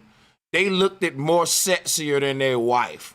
In other words, to every dude that was straight, to every woman that was straight, they still looked at the pharaoh as a masculine image of beauty. But to every goddamn man that was not straight, the pharaoh had this androgyny. You see like what they trying to embody, to where you want to be greeted, to where you say, I want to be sexy as a man and a woman. That because in pansexuality, you want to increase how many of potential lovers you can attract, right? This is how the pharaoh and the pansexuals think. So the concept of dressing androgynous meant that if, like Prince, right? Remember the single Prince? All of the women love Prince, but all of the sissies love him too. How you got both of them liking you? Cause look at his swagger. He just feminine enough, but not. He's like androgynous. It's this Baphomet shit that where it's like you see what I'm saying? It was the demiurge. Literally, like that's what they say the demiurge was. It's like in anything that has die in it means the two of, or the like. It's a mirroring. The 11 is both. It's this and that. It's a parallel of its. The duality is a parallel of itself. And so like androgynous is literally that, which the demiurge was. It was not male, but not female, but both. It was the serpent energy with the head of a human being, but like the mane of a lion. So whenever you see that image, that's why it looks like that, and that's why it's shaped like that. But that's the energy that the people that are running, like you was just talking, that are running this shit, the industry that we're talking about, that's the rituals that they still practice to this day. And when we delve deep into this type of stuff is when you see things shut down. But yeah, we all the way on point, so much on point where we're enlightening people to where it's scaring the people that are the rulers or what we think are our rulers. Because now we're starting to understand that no, we're running shit. We're the majority.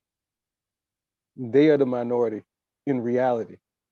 But they've gotten us in a spell of fear based off of this music, honestly. Because this music makes you think that anybody dressed like a certain thing or looks this way is going to react a certain way. That's the root of music. This sound, this frequency gets us to react physically a certain way. And that's the real, that's the true matter, the true metabolism that we need to maintain and take advantage of and truly have dominion over. Like we were given dominion over all things. So yeah, we're just gonna take it. We taking it back now. That's why I love our new youth culture, but they a little wild. We just gotta make sure that there's a standard operating procedure on how we run this shit. And then old and young, we got it. Light work. Hey, yo, I wanted to say something real quick. I'm looking at this picture and the nigga with the upside down triangle on with the waistband and the boots. Yo, he dressed just like the Super Saiyans and shit on DBZ. Like, yo, that shit blowing my mind. I knew somebody was gonna say more about it because I didn't know. But Wait a minute, where? The one on the left, the feminine one on the left. The one on the left? The one with the upside down triangle on his top, bro. And he got the waistband on. Look at, and he got the boots on. Oh, man, that's Vegeta, man. Oh, the Super Saiyan. Facts. Hey, but look, the crazy thing about all this shit we looking at, right? And at the high school I went to, right, they would have something called Spirit Week. Now, how many of y'all familiar with Spirit Week in your high school? I had that. We had that too. Yeah. Now, look, during Spirit Week, each day of the week, you would dress up something different. Like Monday, everybody come to school in their pajamas. The next day, everybody dress like the teachers, and the teachers may dress in uniform like the students, shit like that, right? Then guess what, y'all? The most famous day of Spirit Week was something called Switch Day. And during that day, the men dress like girls and the girls dress like women. Me being older now, I realized Spirit Week was a whole motherfucking LGBTQ agenda, because in order for them to get your son to put a dress on and to get your daughter to be a butch, they had to give you these other 4 days of bullshit. But really, out of that whole week, the day that was the most talked about was the swap day. And then on like the next day you wear the school colors, and then the next day is some other little shit. But what was the most controversial day was seeing them linebackers in dresses and shit. And seeing them goddamn, you see what I'm saying? Them goddamn teachers. They switch places with their cheerleader girlfriends. I remember that because, I ain't gonna put out no real names, but yeah, for sure I know. Right. Absolutely. And I realized, bro, that they had to give you them other 4 bullshit days just to say, well, no, they hide it inside of that shit like that. You feel me? But I never participated in swap day just to say, Hey, that's just like when you trying to get your dog to take some medicine and you put the pill inside the baloney. Yeah, that's what they doing, bro. And what it did is show like it's certain personalities that was so masculine in the football team, but on swap day, you would have these big ass gangsters everybody was scared of with lipstick and makeup on and stockings and high heels and shit with they big ass cow muscles and shit. And them got that shit like, bro. Cross-dressing. Damn. Yeah. That's literally what that is. That shit crazy. Guess what though? And you get extra points if you participate in every single day. See, the way they did it at my school, you can not participate in this day and say, well, I'm gonna do that day. But if you participate in every single day, you get more points. So what's that telling you? We want to see your ass cross-dress. Right. I want to see your ass. Yeah. You know what I'm saying? Man. And any nigga out here rapping and sagging, you part of the cause for the pause. Straight up. So like whenever you like for real, yo, I was watching the Sauce Walker video. I'm just gonna throw this out here. Somebody gotta do a special on this shit. Like, why the fuck these niggas got on boxer briefs, right? But them little ass shorts is literally the length of your boxer briefs. And they literally up under your fucking ass, down by your hamstrings. And that's called your fashion. And you running around with your little ass worm on semi-hard up against other niggas with the same type of fashion. That shit sus as fuck. Anybody promoting that shit is a weirdo. Let me ask you something, me myself. Point that weirdo shit out. Me myself, I'm finna fuck you up now, nigga, because you ain't doing that but keeping it real. But watch this. You watch wrestling. As a young teenager, I look at wrestling and I say, yeah, the Big Show, choke slam his ass, Rey Mysterio. But if you think about it, you literally got dudes in thongs and draws and shit hugging up. Speedo bikini G-strings running up and hugging. Grease stuff. For sure, that's what it is. Hey, in order to win,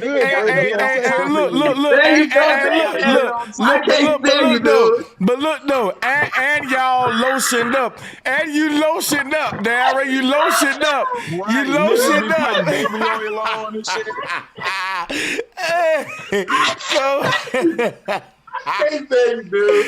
Don't do that to the youth. Don't do that to the youth. I think about their mannerisms. Think about their mannerisms. The Rock and all them. And lay on top of the nigga for 3 seconds. Yeah, you gotta lay on top of him for 3 seconds. You gotta pull his leg up. Hey, but Q, guess what they call it though? Pinning him down. Pinning him down. Hey, no, bro. My face is hurting. I'm laughing too much. Hey, bro, that's why I'm telling you. It was a reason we grew out of wrestling. Cause listen, I'm gonna tell you something right now, my nigga. Let's talk about it. Real talk, no bullshit. Watch this. Okay. I love wrestling. Watch this, nigga. Rey Mysterio, my nigga, with all them little flips and shit. But watch this though. Now. Once you find out they ain't him for real, that's foreplay now, my nigga. It's foreplay now. Right. Yeah, hey, that was it for me. It's foreplay.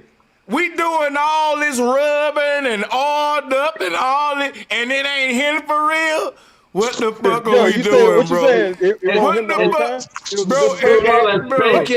If y'all was really hitting each other, I won't look at it that way. But when I found out we doing all this and niggas ain't him for real, yeah, man, that's sex. Who do that, bro? That's sex now, bro. Yeah. Yeah. And you can't say that around people who really love that shit, man. They take that serious. Yeah. I would have died for it. I'd have put you in one of the moves in real life for it. I'll put you in the lion tamer for it. I'd have put you in the DDT for it. You know the people, what is it, the Rock? Hey, hold up, wait. I gotta cut you off. Somebody just put in the chat room, Rikishi. Now this dude wore a fucking hold up. This dude wore a fucking thong, and his move was to put his ass on your face. Ass eating. That was the special. Ass eating. My nigga, if that ain't gay. Bonus check for that shit. If that ain't gay, nah, my nigga. No, they had to pay niggas third rope. But Rikishi, before Rikishi became Rikishi, he was the Samoan brothers. I think they wrestled the Atlanta 10. I think they came in first. Exactly. He was one of the warriors, and then they was like, "Nah, we finna switch you out. We finna turn you out," and that's what our culture is. We've been turned out from jump. Niggas said that's what our new culture That's why I told you, like I hate to do y'all like this, but I got to do it. I'm finna do it. Cause we watch. No, you're not gonna pause me, cause I'm finna do it. No, watch this, bro. Fuck that. Look, no. Oh, he did it. Got it. That shit was on TV, bro. Now listen. If it was too close, you might think that's crazy. Yo, big that's deal, crazy, bro. Yo, when he did that, I was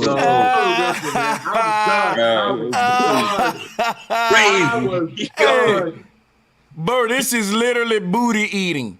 And they had but look, when you was a teenager watching this, you weren't thinking about that. But guess what, though? This was a subliminal going over your head that they was thinking about. Because now that you look at this, think about this, right? Think about this shit. How does this hurt somebody? The only way this hurts somebody is I was straight, and now you got me eating a man's ass, and this is his special is to make a nigga gay. Cause now I'm eating ass now, and I gotta go home to my wife, and she gonna see this shit and say, "Son, that didn't hurt you. What was that all about in the WWF? How is that a special move?" Now the Big Show, he gonna choke slam your ass. Now I'd rather be choke slammed. That's gonna hurt, son. But at least I don't gotta eat ass. So they give you two big dudes, and one of them gonna choke slam your ass, and one of them gonna make you eat his ass. Now, which choice you gonna take? That's a fucked up. Facts, bro. It's breaking. Yeah, it's breaking. Yeah, the stud for sure. They had us watching. Damn. Knowing damn well little niggas be practicing wrestling moves. Oh my God! Like one fat nigga saying, "I'm Rikishi. Come here, I'm finna do my move on you." Come on, this is inappropriate what we teaching the children. No. This is fucking crazy. But we watch this shit like, Rakisha about to hit him with that special. Yeah, I was definitely done with him, man, when he started doing that bullshit. Like I said, he used to be with the Samoan brothers. And this nigga, the Samoan brothers, they were a beast, man. They came out kicking ass the regular way. And the man wore a thong, man. This is crazy. Yeah, he wore one piece. He wore one piece bathing suit. Like, hey, but for real though, I remember that situation. Like, real niggas in real households, right? It depends on your home. Like what Daryl was saying, certain homes was like, all right, enough of that. Whenever he wrestles, no, fuck that weirdo shit, right?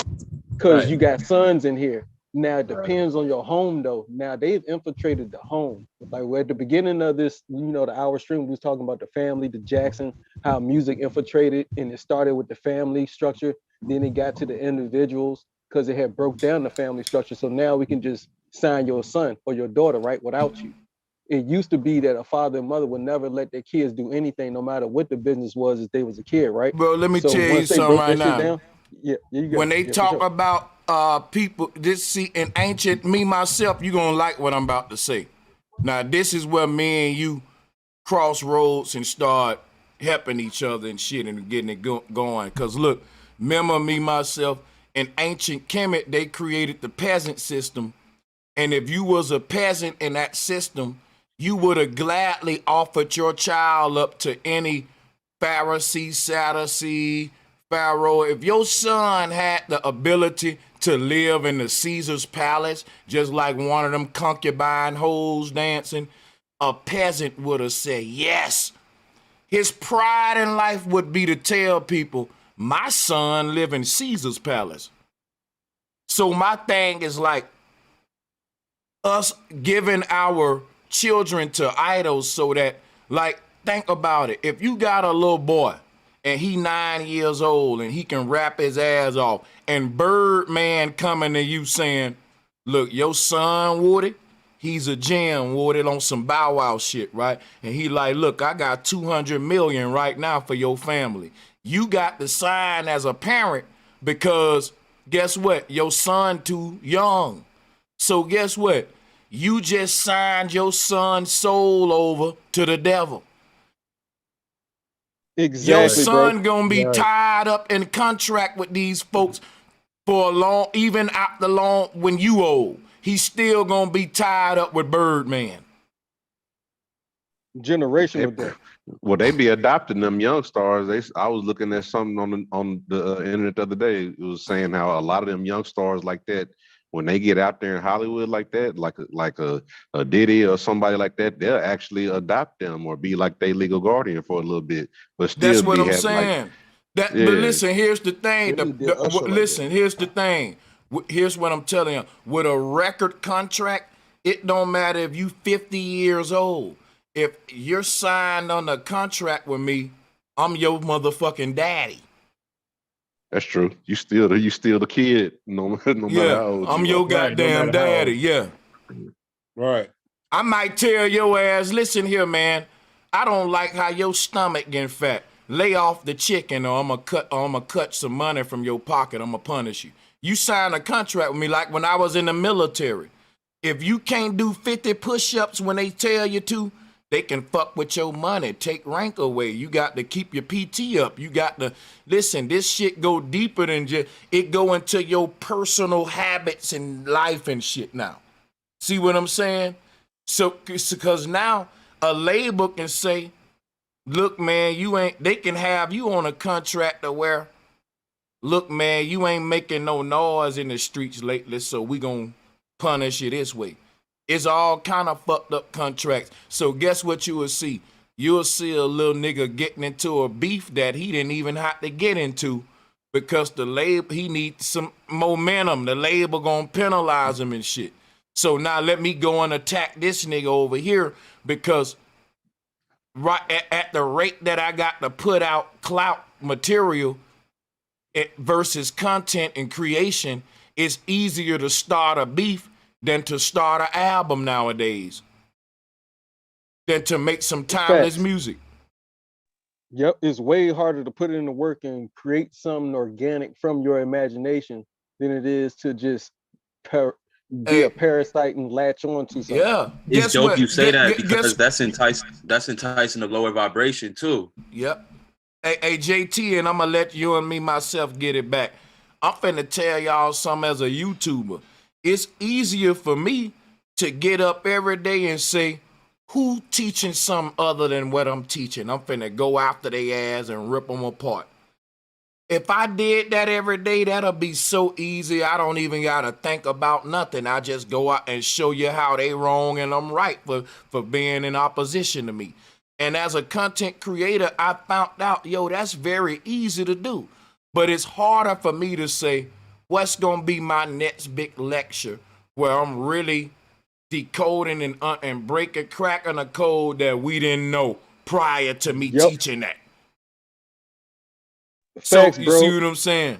Facts. And that's what, hey, let me mention one thing to y'all, and then y'all can have it, right? The movie called True Legend. Have y'all seen it? Anybody on the panel? Y'all know what I'm talking about? True Legend. All right. It's hard to find. You might just have to go to Amazon or eBay and buy the DVD or Blu-ray, right?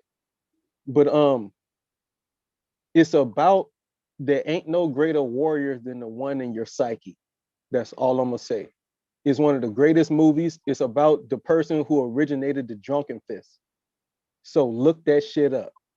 If you like kung fu movies or martial arts or any type of fighting, the style, the drunken fist, is about the actual general that sparked that actual style of art. But yeah, that's my what it's jam. about. I love kung fu. Because of the greatest warrior that he could find was in. Yeah, but yeah, y'all got it. That's it. Yes, sir. But on that same note, bro Sanchez, back to that rating system about that you got to lose weight and stuff like that. You know they doing that shit in China. They doing that at America's the government here in America is looking at that as to see how well China does within that rating system. They're looking to see how well it does, and if it does well, they talking about America is going to try to adopt that. And they just passed the currency where, like, fuck, man, I wish I'm gonna just pull it up right now. Hey, yo, let me. But they passed it where y'all got bro, this is what y'all need to speak on. We're halting our AI deep learning. Y'all know that right now, right? We halted it. China didn't halt they shit.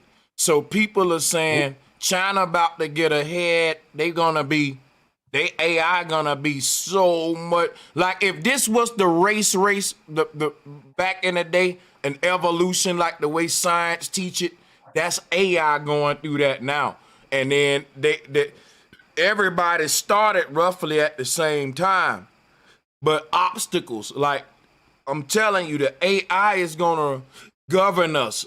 And basically, China always been ahead of everybody. It's like they want China to be that way.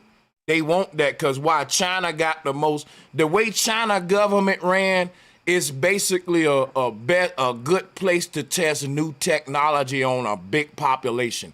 Because China got a huge population that is not gonna push back at any technological and rights taken away. They still getting their hands cut off if they steal.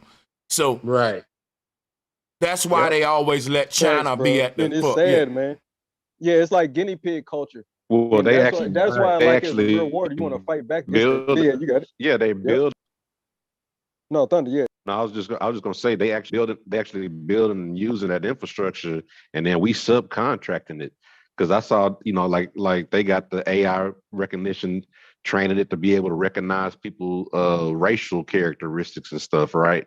So if you look at the whole situation about like the whole Uyghur Muslims, like the ethnic minority situation going over there in China, if they in a wrong part of the city, the camera can just flag, be like by your facial features and say, hey, this person's in the wrong side of town. But you know what I'm saying? You know what I don't get? Like hold up, no, but you know what I don't get?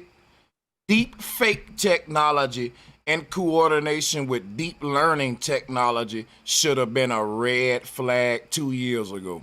Tell me I'm lying. And we call ourselves the conscious community, and that one a red flag? Because think about what that is, right? That's saying not only can I deep fake your identity as an AI, I can deep learn your personality. Now, nigga, that's poltergeist motherfucking technology. You my goddamn poltergeist now. Yeah, but it was And you know still a they fringe topic go ahead, because it bro. was related to technology. You know, the And way you know the technology presented to us it's nerdy. Just like even us sitting here talking on this platform, I honestly say maybe 5-7 years ago, this would be seen as like a, you know, a nerdy, real niche thing. Now it's sort of, you know, acceptable after, especially after, you know, what we went through in 2020 or whatever, and we accustomed to using technology to communicate and interact now. facts, bro. Shit crazy. And what is it called? It's the central bank digital currency, right? And that's what they're passing right now. And that goes into the social, like what Thunder Sound was talking about, pretty much is like the social currency and the social reform. Like depending on how you socially interact with people, will depict what your bank account looks like. Depicted, right? But if you act wrong, you lose money. If you act right, you get money. But what's right and wrong will be determined based off of the people that we think we're electing now, but it's really not an election. It's a job hiring by the upper elites, the upper echelon that run this system, the New World Order. And so these people are fighting what we think are elections. They're just fighting for higher rank to move up from manager to supervisor to CEO to you see what I'm saying? But yeah, y'all got it. Hey, you know Well, what's what you crazy, said about bro? election, I'm sorry. No, go ahead. You got it. Y'all got it. JT, all of y'all got it. I'm gonna be real quick. What I was gonna say about the CBDC, because you brought up election, is that's what's really monumental about them rolling out something like that, because a currency like that has a built-in, because like what was going on with cryptocurrencies, they have built-in mechanisms for voting. So, you know, you see how important voting has been in all the, you know, the news and manipulation and tampering. So if you got a system like that where people can instantly vote and be instantly verified, you know, going to the poll and all that stuff, you verify through your phone or your money payment or your digital ID or whatnot, you know. So that's there's no need for government if our monetary system has governance built into it, and everybody is already used to it. Everybody that was messing with cryptocurrency for the last whatever years is like, oh yeah, this one got governance built in. Oh, this one is non-delegated. Acclimated. You know, so people, yeah, everybody already used to digital governance, decentralized governance built into a system. So, you know, all that shit was like we was just set up and beta tested for this shit that's getting ready to get rolled out now. Here's the things that they not think about too. I've been seeing videos for 3-4 years how they talk about over in Asia. They have the older people actually going around just talking to everybody like, yo, what you doing? How you doing? Type shit. Because what they're doing is giving ratings to that social system. They're the critics. They're the one going around telling you exactly what everybody's doing. You got spies, you got plus cameras, you got everything you need. And one thing they're also forgetting, I've seen videos where they talking about as soon as you get that jaywalking ticket, oh, you think you're not going to pay that? We taking that right out your account right now. Oh yeah. It ain't no more games, none of this. That's you know what? What not even thinking about. That's what the whole digital system was about. Now watch this shit, right? The God that they got the world worshiping takes tithe and offering. You know, that is an ancient taxation system that the church is carrying on behind because they move behind the scenes and they hire it's like you can outsource your work. The church used to govern everybody in the world, but when the church got powerful, they hired a fiat government, like a agency company, to come in and outsource the work through them. That's your politicians, your fucking president, all that. But the crazy shit about all this shit, right? How the shit being governed is through families. They gave you an idea of a public government that governs the public. But what it is a group of powerful royal families governing a whole bunch of other families in the world. And that we got to strip the veil off and see it like that. There is no such thing as public or private. Because the opposite of public, if something ain't in public, it's in private.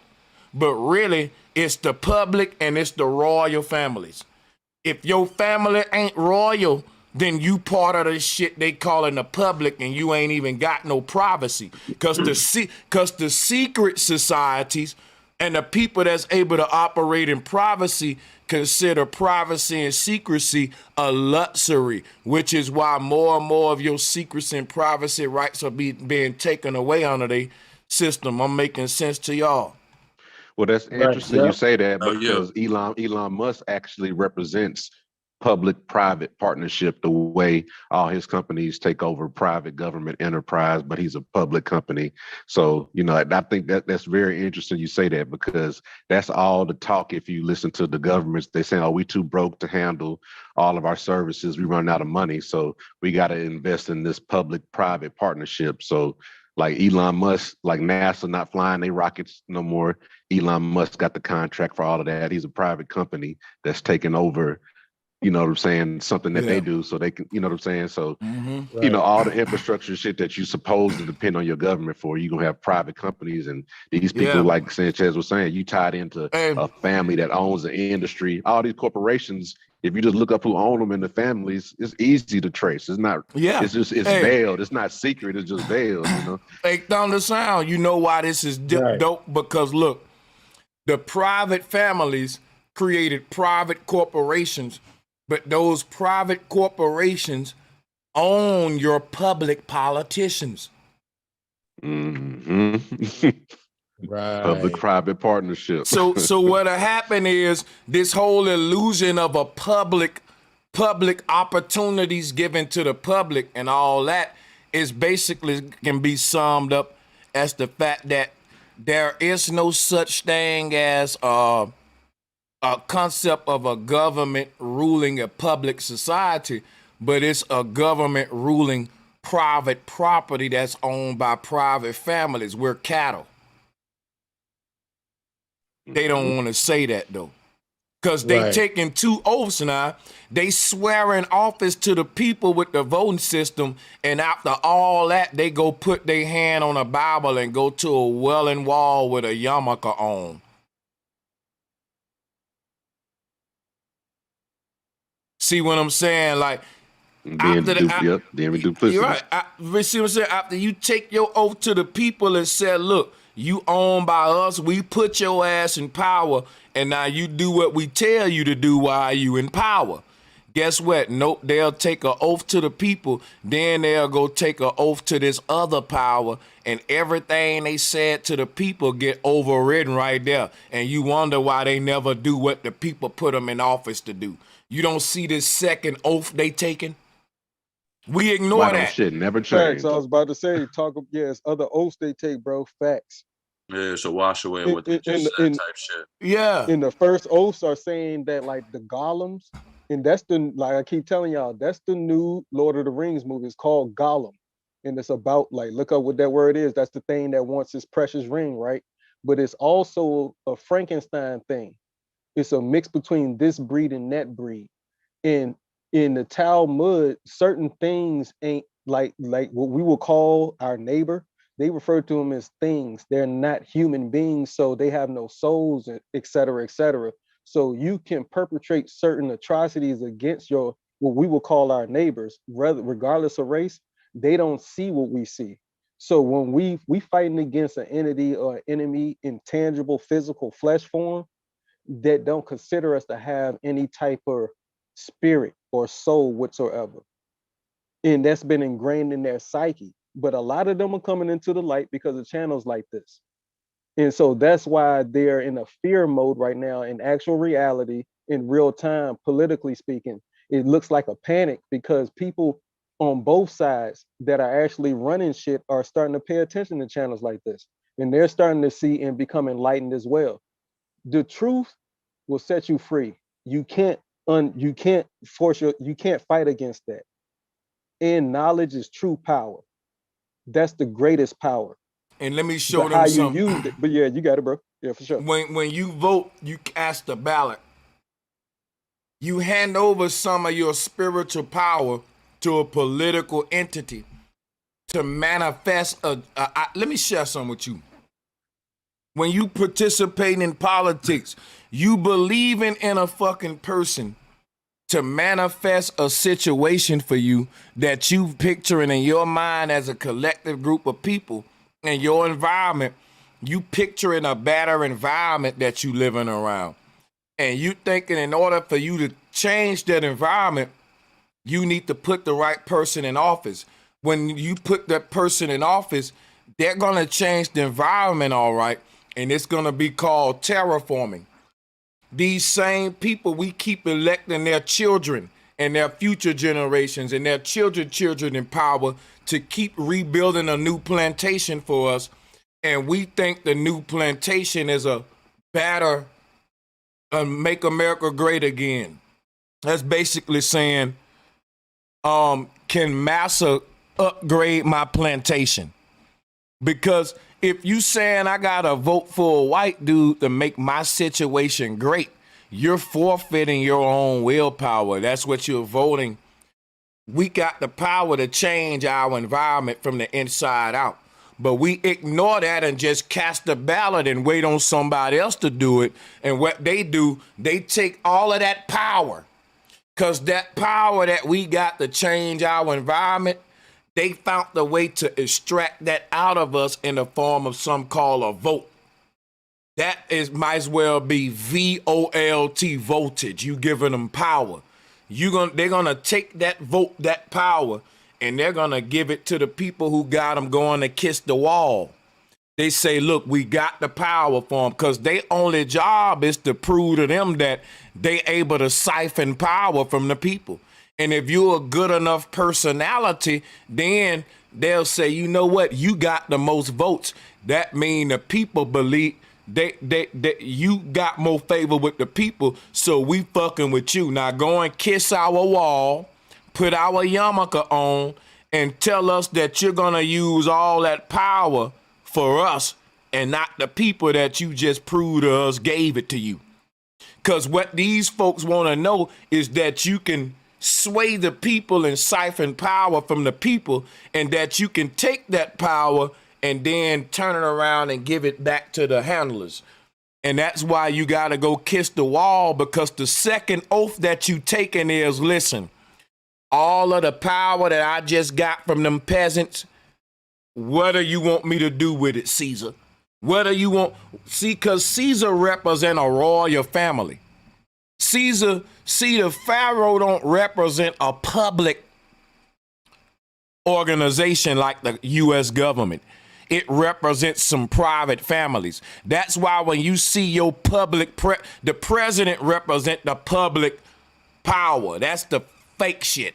Now look, he's gonna take that power and pledge it to a private family, and these guys wear all black with black top hats on, with beards on, and they've been tracking the royalty of their families ever since biblical days, which is why they telling you in their Bibles and shit, Isaac begat Jacob, Jacob begat this. They tracing their lineage, but they never traced the slave lineage, which you don't know who you are. You got to trace your own shit, because at a certain point in history, keeping everyone's lineage was a task that they said, if you ain't nobody, then you ain't worth us keeping a history of you if you just a peasant.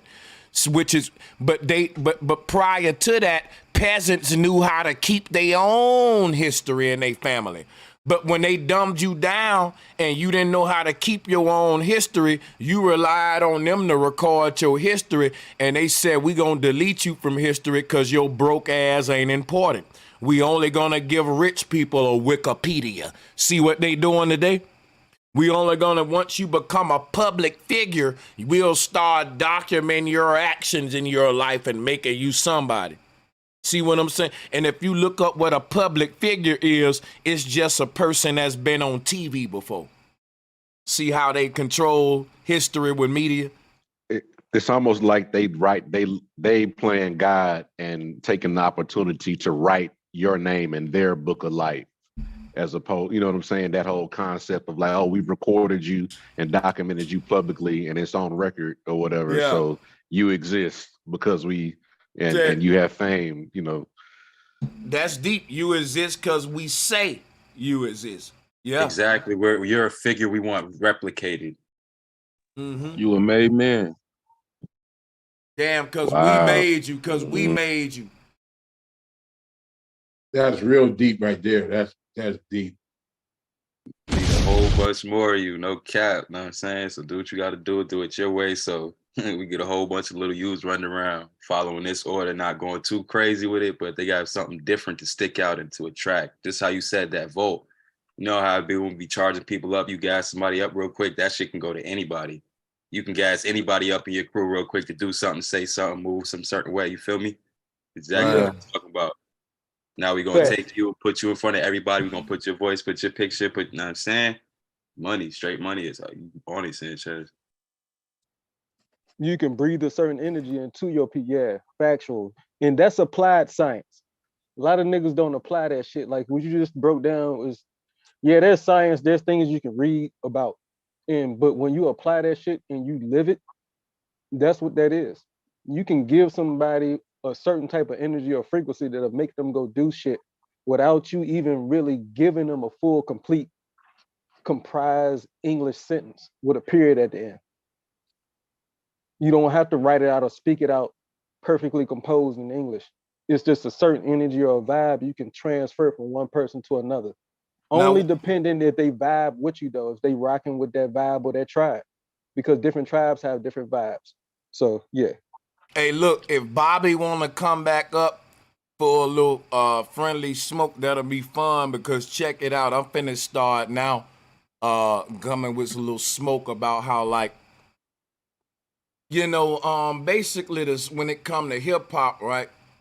The South. Let's go back to this shit. I'm trying to be nice. Hold on. South, Northwest, right? Let's talk about this shit, right? So what was I was gonna say was like out of all these movements from the Midwest, St. Lunatics, West Coast, South, New York niggas, and they gonna say, bro, you always picking on your New York and up north niggas. Man, I love them niggas. It started up there. We got to be more harsh on them. Check this out, right? Here's what I'm gonna say.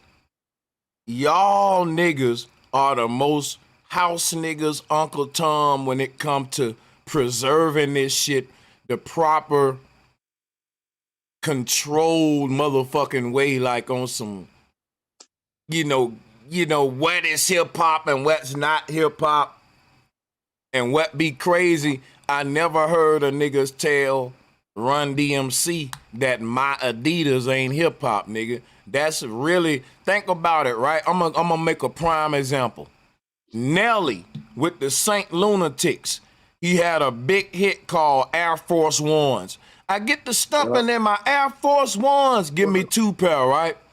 Man, don't you know a lot of up north niggas was talking about how shallow and goofy it is to rap about shoes, and I was telling them niggas back then, my Adidas, Run DMC. One of the biggest tracks of that era. The double standard though, bro, is not to hate on my niggas up north, but the double standard y'all be doing. It ain't, you got to not be from the north to see it, because if you from the north, you know you ain't gonna see it. You from there. You got to be outside of it, but your brothers ain't gonna lie to y'all niggas. We fuck with you. You out. We fuck with you, but that shit coming from y'all land makes y'all a little biased because y'all the gods and gurus of it. That's all. That's facts. That's facts. And that's coming from a Jersey nigga. I was raised in Jersey. It's right on the money. The most house niggas up there. When it comes to trying to break through and really comprehend with niggas, bro, they're so followed and structured. They can't get off that path where you talking about hip hop, sports, and nothing, bro. It's a box, and that shit is set very well up there. It's very, very well. And like, just on some little side note, 13 Colonies, that's one of the original places where they started setting up camp. New Jersey, New York, all they're up there. So they been on it. They know what they doing up there. You feel me? Like, that's why I had to get out of there. And once I got out of there, I moved to Atlanta, California. I seen it, bro. I was like, I know exactly why y'all there. And if y'all ain't coming, I don't give a fuck. Y'all can stay in the house, bro. No cap. Right. Facts, ain't no gray zone out Yeah, there. man. Right.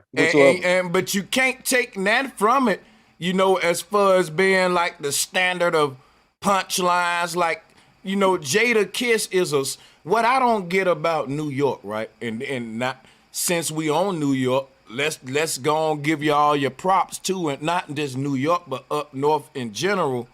It's so many niggas with bars that niggas get buried in to this day, nigga, I would say what motherfuckers up north was looking for was an overall MC.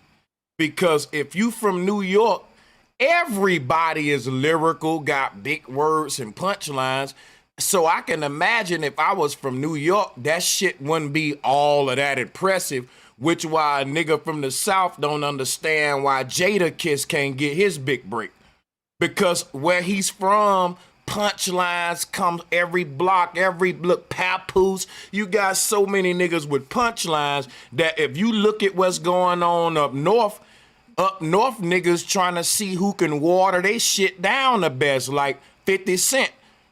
And get less punchlines and shit. Just like if you look at what's happening in the South, it's just the opposite. They looking for the Southern rapper that can come with the punchlines, goddammit.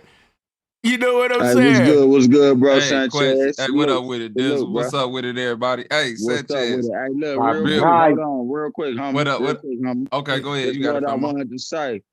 Hey, bro, Sanchez, thanks for having me on the panel, bro. Hey, you welcome, Dizzle, for sure, bro. All right, I had some friendly smoke, but it ain't even smoke, though. But I'm going to say this, though, because I'm an up north nigga myself, Cleveland, Ohio. I don't consider us Midwest. I consider us Northeast because we only a couple. You get it's a Cleveland, Ohio, no, that's the Midwest. Hey, look, wait. Cleveland, the Midwest. Don't do that. Look, no, nigga. It's a street called Euclid from downtown that you could drive Euclid all the way to New York, bro. We ain't too far. That bitch go through whole PA. But that's another story, though. But we up north. South niggas, all of y'all niggas up north niggas. We not in the middle. You got to look at the map.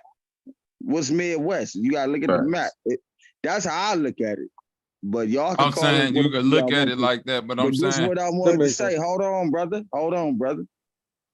This is what I wanted to say. It shouldn't even really be no like friction between North and South, because even though the North and the East Coast invented hip hop and created that culture and stuff, everybody migrated from the South, so it shouldn't even be no friction between man. But look, watch this, Dizzle. You going in, bro. Let me say this. Here's where the friction came. When the New York hip-hop movement started, in that movement, they was teaching niggas that they came from Africa. So you got niggas in the South who wasn't, you know, hip-hop didn't take off in the South yet. And they was on some booty shake shit. Why? Because if you look at the tribal music, like when they give you them hula lamps with the little lady with her waist twerking and shit, nigga, that's been island culture and twerking and all that. But that's a good point, man. I thought I was talking to my cousin about that earlier, too. That's a good point. Because a lot of us was brainwashed from school.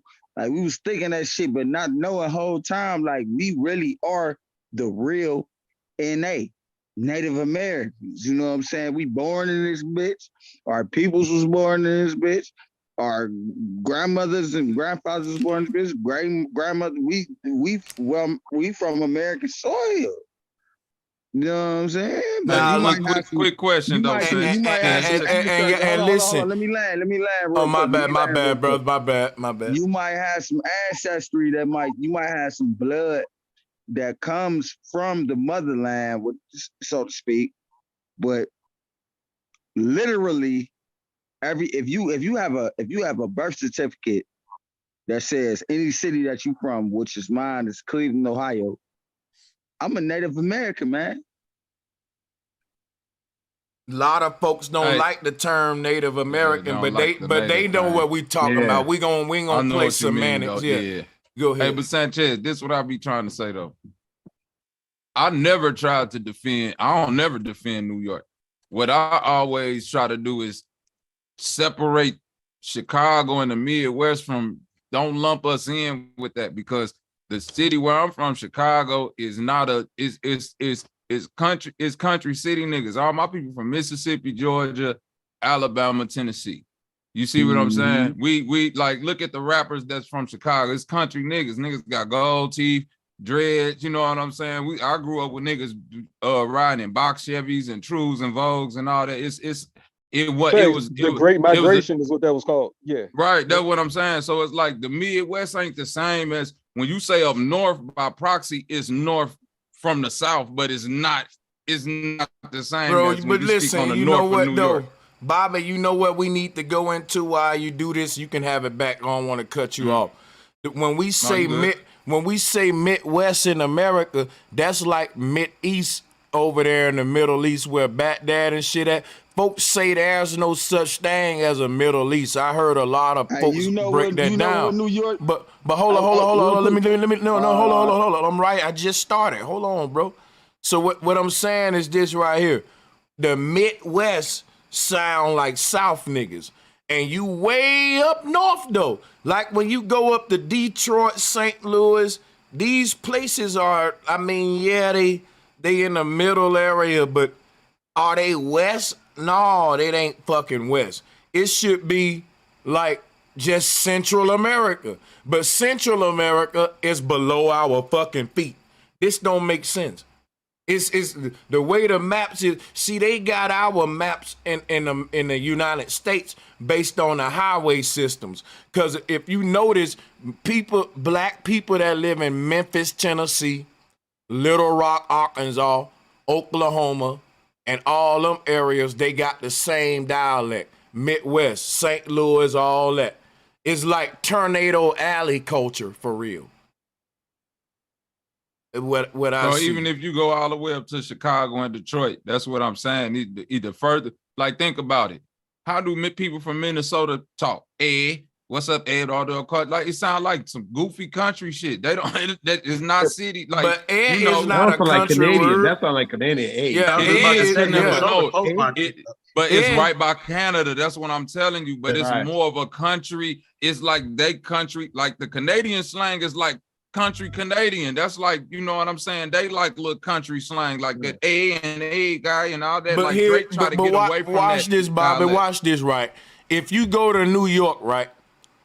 If you in Brooklyn, Manhattan, Queens, it's people you got what's called urban culture, to where these people are proper than a motherfucker, like Jay-Z and shit, like son, what up, and all that, right? But in these same states, if you go to anywhere where there's farming going on or a country area, they don't got that proper shit. You know what I find out? That is just the dialect of Babylon and big buildings. No matter where you at, if you're in a so-called urban or metro environment, the need for you to speak proper English is intense now, because it's more of an sophisticated environment and more of a faster environment, to where you got to speak between, you're in a melting pot. So when foreigners come to America, they're taught proper English, no matter what race you are. So if I'm a country nigga from the South, my country ass dialect, if I'm talking to a nigga in Mississippi, we understand each other.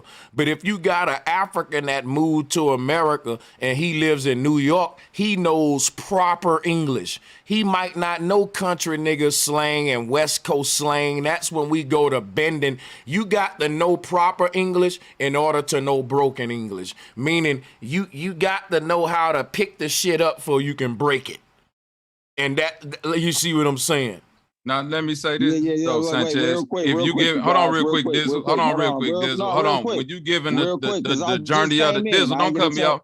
Me too. Then when you giving the journey of the brothers that's coming from the South up to New York, right? I ain't get a chance. Those brothers are going further into like the business and things like that, right? Now, but when you talking about the brothers that's coming from, relax, I wanted to say something. Hold on, Dizzle. I know, but just hold on. I'm not piggybacking. I'm not piggybacking. Man, you tripping, Dizzle. Bobby was talking first, and then I interrupted Bobby to interject, and you tried to come in with me. And now it goes back to Bobby, and he can allow you to do that or not. But I didn't let you interrupt me. Yeah, I just and wanna he don't get it want off you real interrupting him. You the third wheel here. So we both gonna pass you to the side because he started. I interrupted him. I didn't let you interrupt me. The only reason he let me interrupt him, I ain't gonna lie, cause I'm on some whole shit. No, but I thought you but could No, speak and this when is the this nigga bro trying to show. No, piggyback this on bro show. something, So I'm not. man. But hold that's on real what I'm quick. saying, Before I bro. But forget you gotta okay. quit acting like it was on you and we I interrupted ain't you. acting like nothing. I just wanted to Fall say back. It's okay if you want to say that shit. It's all too Let good, that bro. man say something and come back. Like we making a big ruckus out of something that don't gotta be. Yeah. Dizzle, because I don't just even let know him. when I'm supposed to be able to speak. That's my only problem. I'm thinking we can. You're not gonna speak now. Go ahead, Bobby. You What? let me light up the blunt. Hey, but You look, what I making was saying is that Cleveland look hold on, real bad don't right now, don't ain't stop gonna me, lie. don't stop me, bro, because I don't want to lose my train of thought. When you talk about the journeys of the brothers from the south up to the northeast, like New York, that might be true, Sanchez, meaning that they got to learn more of the proper English. They lose that country slang or whatever that is because of look what they more going into, the more suit and tie things. So the big building thing can be deceiving when you talk about places like St. Louis, Chicago, and Detroit, because although they be in metropolis, the South migration up to those so-called northern places, which I call the Midwest, the people were going more into blue collar work. So it wasn't no need for you to really have to change dialect and all of that because you going into straight factory work. You know what I'm saying? Country niggas coming in. And It's Bobby, just like how and they you know ushered something, the and you know immigrants in. something too. When you think of St. Louis, I ain't just saying big building culture. I'm saying melting pot culture. It's a lot of cities in America with big buildings. St. Louis, one of them. Like you said, Detroit, one. But are they melting pots like New York No, and shit? So they not. They not. That's what I'm trying to tell you. if those were melting pots, then they would have to kind of go with a little proper English, because I'm going to tell you something now. When you're talking to different foreign people from other countries, your country accent don't really translate well because they learn English the proper way. But this is what I'm trying to get you to understand, Sanchez, and not to cut you. New York is a melting pot, way different from St. Louis, Chicago, and Detroit. It's the same, turn it down a little bit, baby. It's the same ratio, like different cultures and stuff, but it's way more segregated, you know, still to this day. So you don't get that mixture of like a African having to talk to this or Mexican even though they all stand they little hut. Anybody from Chicago, the Midwest can testify to this. We don't blend in like how they do in New York.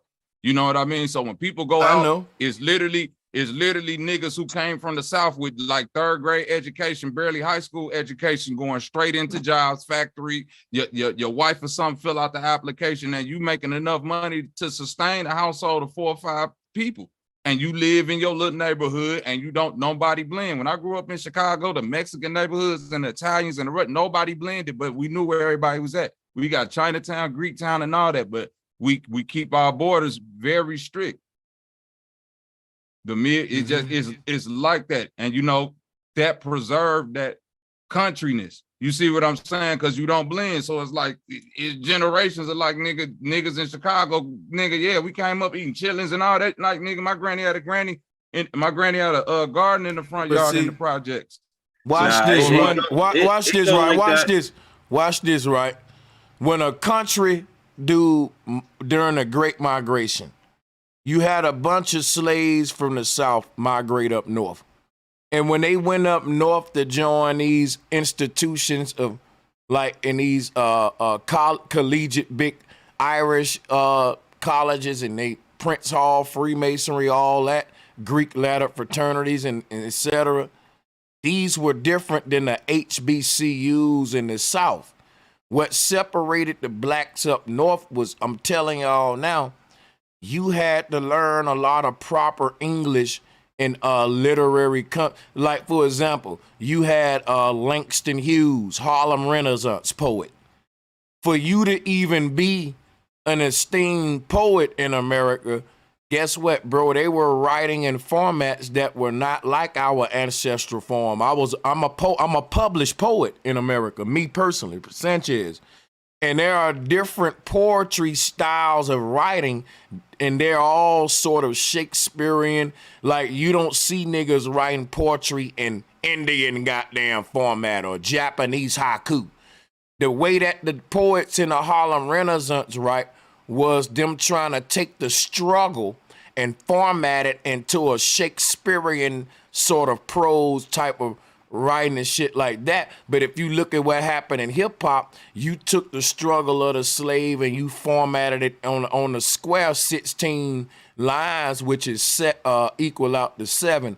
But the whole thing about 16 lines, it's a 8-bar verse, 8 dealing with completion, all that. This is Freemasonic though. When you talk about the 4x4, it's the square, and that's your 16, 4 times 4.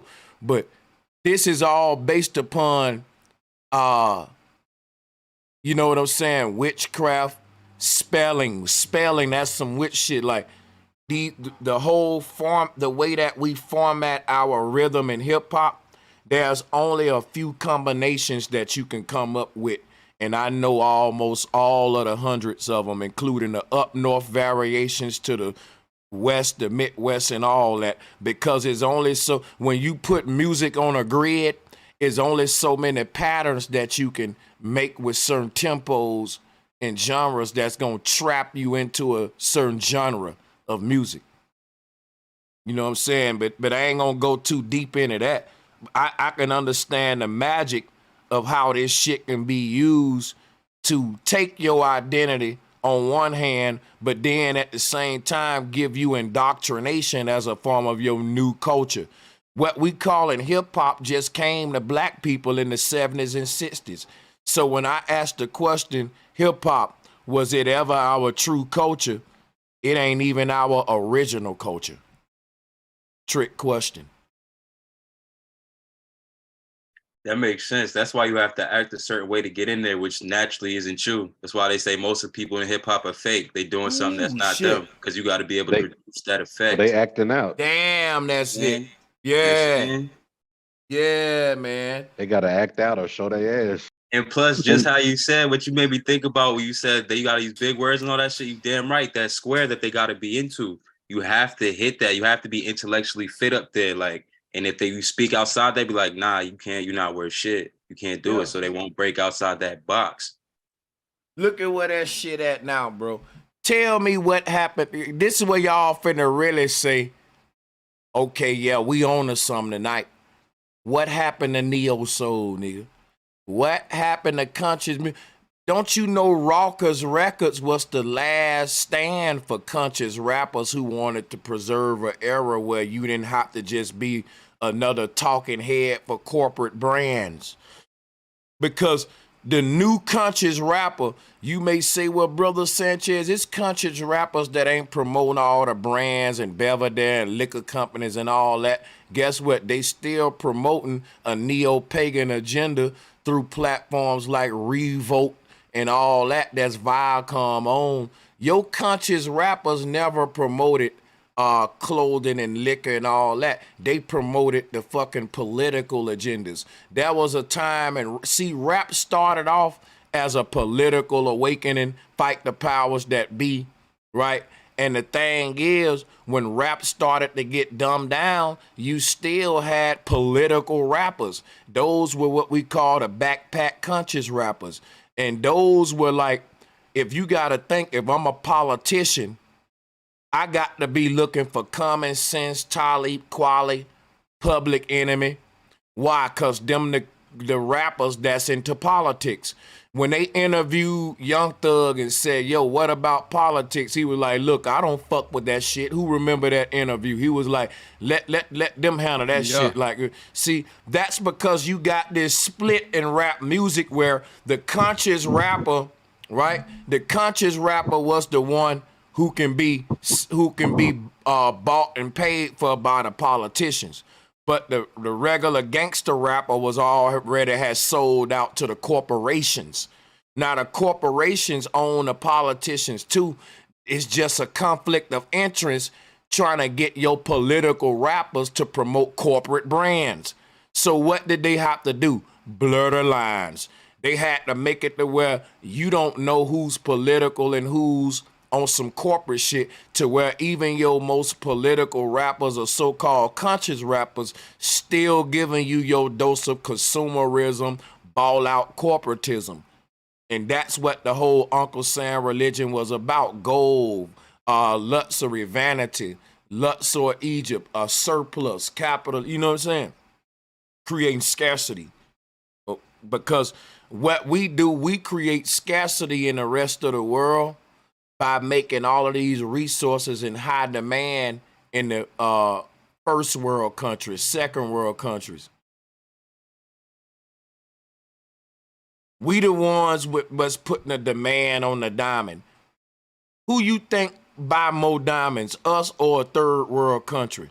So when they say, well, the cost of a diamond is high because it's scarce, that's because when they get a society of people that think that this culture is worth some, all of this stuff is worth some, then they can start creating a higher in the price on that shit that they making us idolize. That's what the leprechaun do. The leprechaun will grant your wishes just like the wishmaster in that scary movie, but it'll come with taxation, which leads to inflation. And the person that did a deal with the devil, they realized they didn't read the fine print. And that when they asked the devil to get them youth, or they asked the leprechaun to give them the gift to play the guitar good, that they was giving their soul up every time, but they never see that in the fine print. And that's how the game's set up, though. So is it the music or is it the record industry? It's both of them. Because check it out, right? Every single human is a musical instrument. There's no such thing as a bad song or a professional musician. In a real world, every single human will be able to make a sound and a vibe. Like we said, your vibe attract your tribe. Will be able to, if I said on earth, if there was no such thing as a music industry which gave you all of these genres, and that's a box that you gonna quantize your music to a grid on. Whether it's boom, ka-boom, ka-boom, ka-boom, ka-boom, ka-boom, ka-boom, ka-boom, or boom, boom, ka-boom, boom, ka-boom, boom, ka, or boom, boom, ka, boom, boom, boom, ka, is still quantized to a predictable pattern of Saturn. My thing is, you ain't in the classical realm of ongoing. See, the thing is, every single human, if I put eyes on you and said, do something to entertain us, your whole body will become a musical instrument, and that'll be in the form of comedy. Some sound you will make. If I told you just stand there, do that. Each human will do something uniquely impressive, meaning each one of us is a star. But what they did, they said, no, everybody can't be stars. We gonna make an industry where we select the stars, and we gonna show the stars what's hot and what's not hot, and what's brands you got to wear to be hot, where we can control your star power. And we can tell them what a star is when every single human got a unique vibe. Nigga, if this shit didn't exist this way, you can walk up to any human and tap into a whole nother vibrational genre of music that you never heard of. We got a few genres of music today.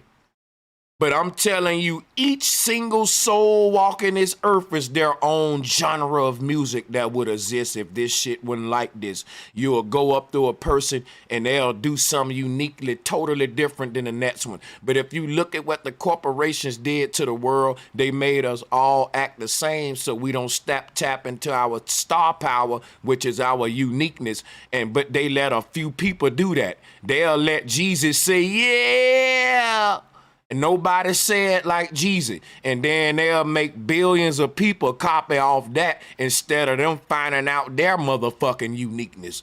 They'll have this idolatry shit where a bunch of people act like Nicki Minaj if they're a girl, or say, oh my God, or do they hair this way. Trendy culture, where everybody idolized the pharaoh. copy culture. And that way your true uniqueness will lay dormant in you. And until you crack that shit open like Easter, you can't resurrect out of here on a higher level like Christ. Christ didn't act like nobody. He was unique. Any God you show me, even though if they got the same story, they manifested in their own unique way from Krishna, Buddha to Christ. All of us got the same template, which is we're all gods born in the earth realm, but all of us got the same thing, which is a life, but you don't got to all manifest it and express the energy in the body the same way. Nobody say like a fool like Sanchez. I don't care how stupid some people it sound. Some people say it sound. I'm the only one in the whole world say it like that. Why? What? The easiest thing to be is yourself. And they making that the hardest shit ever to be, because they want you to be your favorite rapper, your favorite this and all that. When you realize the root word of universe is you, and the root word of unique is you, until you tap into that and crack that open, you're an unhatched egg that got to reincarnate till you get out of idolatry. That's just my opinion. Ain't nobody like none of you niggas on the you got a unique energy that you put on people, but look, some folks don't got that. They show up and we say that person fake as hell, they bougie. They act like all the celebrities in Hollywood give off this same little energy, this little bougie energy. And these folks who act like a hive mind, they the ones trying to study our uniqueness. It's like they don't know how to be unique, but they making us be like them, which is everybody copying each other like reptilian hive mind, when that ain't us. We all unique as hell. Talking about trading places, man. Yeah, that's exactly right. Oh, go ahead, man. Oh no, I won't go. I was just gonna bring up the Met Gala, but you go ahead. I'll let you. Yeah, salutes, Tim. I was just going to say, it's a really interesting time. Speaking of uniqueness and people making music, I think that's the answer. I think everyone needs to start making music and start thinking differently and break the mold, because you're right. They do want us to conform, and they put up these idols of success, and they say, this is what everyone's buying. This is what everyone's listening to. If you want to be successful, you have to put this out as well. Make this genre. So I think it's important for people to make their own art and to listen to their own art in the case of music, or look at their own art in the other visual arts, and videos and such. That's so key. Because you know what, Tim? What genre is classical? When I say this is heavy metal, this is rock, this is hip hop, that relates to a set of instruments. But when you say classical music, you talking about the organic instruments that was used with like strings, violins, pianos. It wasn't electronic. It needed a composer. It needed a whole damn team. Like the coordination it took and unity it took to do like what Mozart, Beethoven, all of these folks, Bach was doing. It haven't been done since their time. And that's why they always stand on a level above everything after them, because what came after them was a lot of technology that made us create music on a very simple scale. Like you don't really need a Beethoven. Like my favorite producer, one of my favorite producers, his name's Zaytoven. And what he's saying is, listen, I'm a one-man orchestra with my computer. And I don't need a big team but what happened, listen, when Kanye made College Dropout, when he was doing like flashing lights and all that shit, don't you know he hired a real college orchestra? That's why that album is timeless to this day. Wow. It makes perfect sense. That makes perfect. That's a fact. And John Bryan helped him on a couple albums too. Y'all need to look up who John Bryan is. He a great composer. What you just said about Beethoven and like classical music, because I came up, off classical music in the choir. That's my pops played piano. But one thing that I found that like blew my mind, young, when it came to sampling, because I used to sample a lot, and what I sampled early was classical music. But what's so great about that music is that even the way they wrote it and played it back then was still syncopated. That's why I was saying like the power of the drum and the heartbeat and that, you know, that cycle and that syncopation, is that something we should break out of, or is that something we should embrace? Because even when you go back and listen to the classical music, it was it's off a grid. line of thought. It's off grid, but it's on grid. That's what I'm saying, because how they write it, it's a streamline of thought, but it's still hitting each pattern. Because when you put it into these programs, I've seen it with my own eyes. It line right up. Let me show you why. Let me show you how it go off, right? And I was in a church in the South in the choir. Let me show you how it happened. When you see a choir director composing a choir, the choir be tricking your ass. The choir be on beat and they'll go on and off beat to where it make you like, damn, nigga, this is crazy. That's the beauty of composed music. The fact that if I don't make it on, the computer gonna keep me on beat no matter what. The beauty of me having a choir and a live orchestra, I can go on and off beat when I get ready. I can do that on a DAW, but going on and off beat sound robotic, because the robotic's first approach to music is syncopated, quantized on beat. The human knows when, in jazz, for example, when to go into the third and the off beat, and it's these knowing when to go off of the beat, right? Like it's like knowing when to shut up. The robot don't know that. It'll keep on. It is like a program. So it's like, that's what the difference between why you can't make jazz on Fruity Loops. You need a damn saxophone player. You need a real bass player, or you ain't making jazz. You mimicking jazz with a fucking computer. I'm telling you, try to make some jazz on your Fruity Loops. Now, what I will say is this. I know a couple composers in Detroit that's good at the piano, and they know how to mimic synthesizers like saxophones and trumpets, you know, because they proficient at playing keys. So I guess you will have to already have a knowledge of that thing in order to mimic it on the Fruity Loops.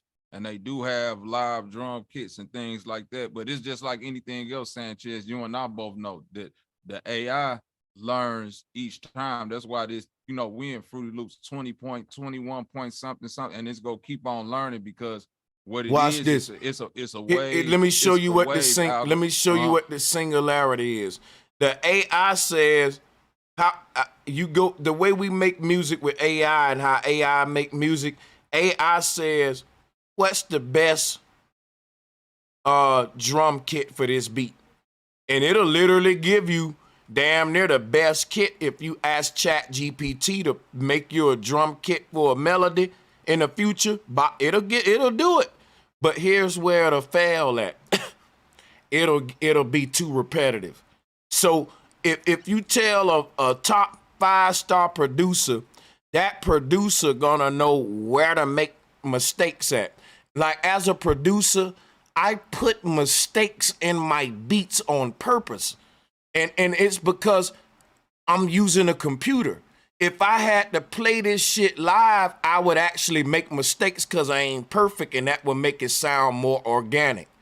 When I make music on Fruity Loops, I have to tell this damn robot machine how to make a mistake. Because when we made AI, we didn't make it to make mistakes. We made it to solve mistakes. We made it to be perfect. So then when it started perfecting everything, then we said, wait a minute, do you know how to make mistakes? That's too perfect. Because balance, remember balance. We started saying, damn, AI, you don't sweat, you don't stink. Now they trying to make the shit stink and sweat. Now they want to put the little imperfections in it. That's the singularity. It becomes stupid. You know what I'm saying? Yeah, and it's a far way off from being able to do anything like that at this point. And one thing that always jumps out at me when I'm hearing live music is like in the orchestras, is the change in tempo. And that's really hard to do in a DAW. I mean, you can do it and stuff, but it works so naturally, and they can just play off each other, and I'll watch the orchestrator, the conductor. So it's really something else. You're right. The imperfections and the mistakes and people resonating with each other is what really makes it magical. Listen, And this ain't me caping for the dogs or anything like Fruity Loop, but it's a thing called the Fruity Loop Bible. And like I said, I know a couple jazz. The Fruity Loop what? I didn't hear that last one. Bible. Oh yeah. It's called, you know about this, Sanchez. You know, it's a big ass book that give you the exact ins and outs. So what I'm saying is that when the singularity that like Jim Morrison from the Doors envisioned, I think we at that point to where the genius mind, the one that's an extreme creative, learns how to freak the system to the point to where you can't distinguish the real from the fake. You see what I'm saying? It's not the AI that's doing it. It's a person that's manipulating the AI. So like when you say like the tempo changes, all of that could be like Sanchez say, quantized or syncopated or put on, because it's like a wave. It's like if you're looking at a line and it's going up and down like a roller coaster, or it's going in and out or whatever. Even when you listen to jazz, it may seem like these points are coming out of nowhere, but this is where you get things falling on the third or like quarter notes or six notes or things like that. It's like it still become a science when you get to looking at like, oh, they writing it. They just unlocked a number behind the number. They just going from the half note to this note and not. You see what I mean? And it get written out on paper. So for them to write the music out on paper, that lets you know the timing and all of that. And you could literally take that timing, MIDI it out or whatever, plug that shit in, do it whatever. And for folks who know how to play jazz, they know how to do it to a level of proficiency. Bobby, sheet music is not a quantized grid. That's what I think you probably mistaken. Let me show you something. Let me show you something real quick. Yeah, this a quantized grid for sure. Nah, bro, let me show you something. I can take this right here and I can play this in any tempo, and I can even change the notes and tunes of it with this sheet music. But once I make some in a DAW, it's stuck in time. Beethoven them didn't have a recording DAW. This was the way they recorded their music. But because they recorded it like this, I can take this sheet music, I can play it in any pitch in the world at any speed I want. But once I record some on a DAW and press it and all that, it's stuck that way. This made it to where I think that's where you. Hold on. I'm finna go even deeper though. At the same time with this sheet music here, I can go on and off beat.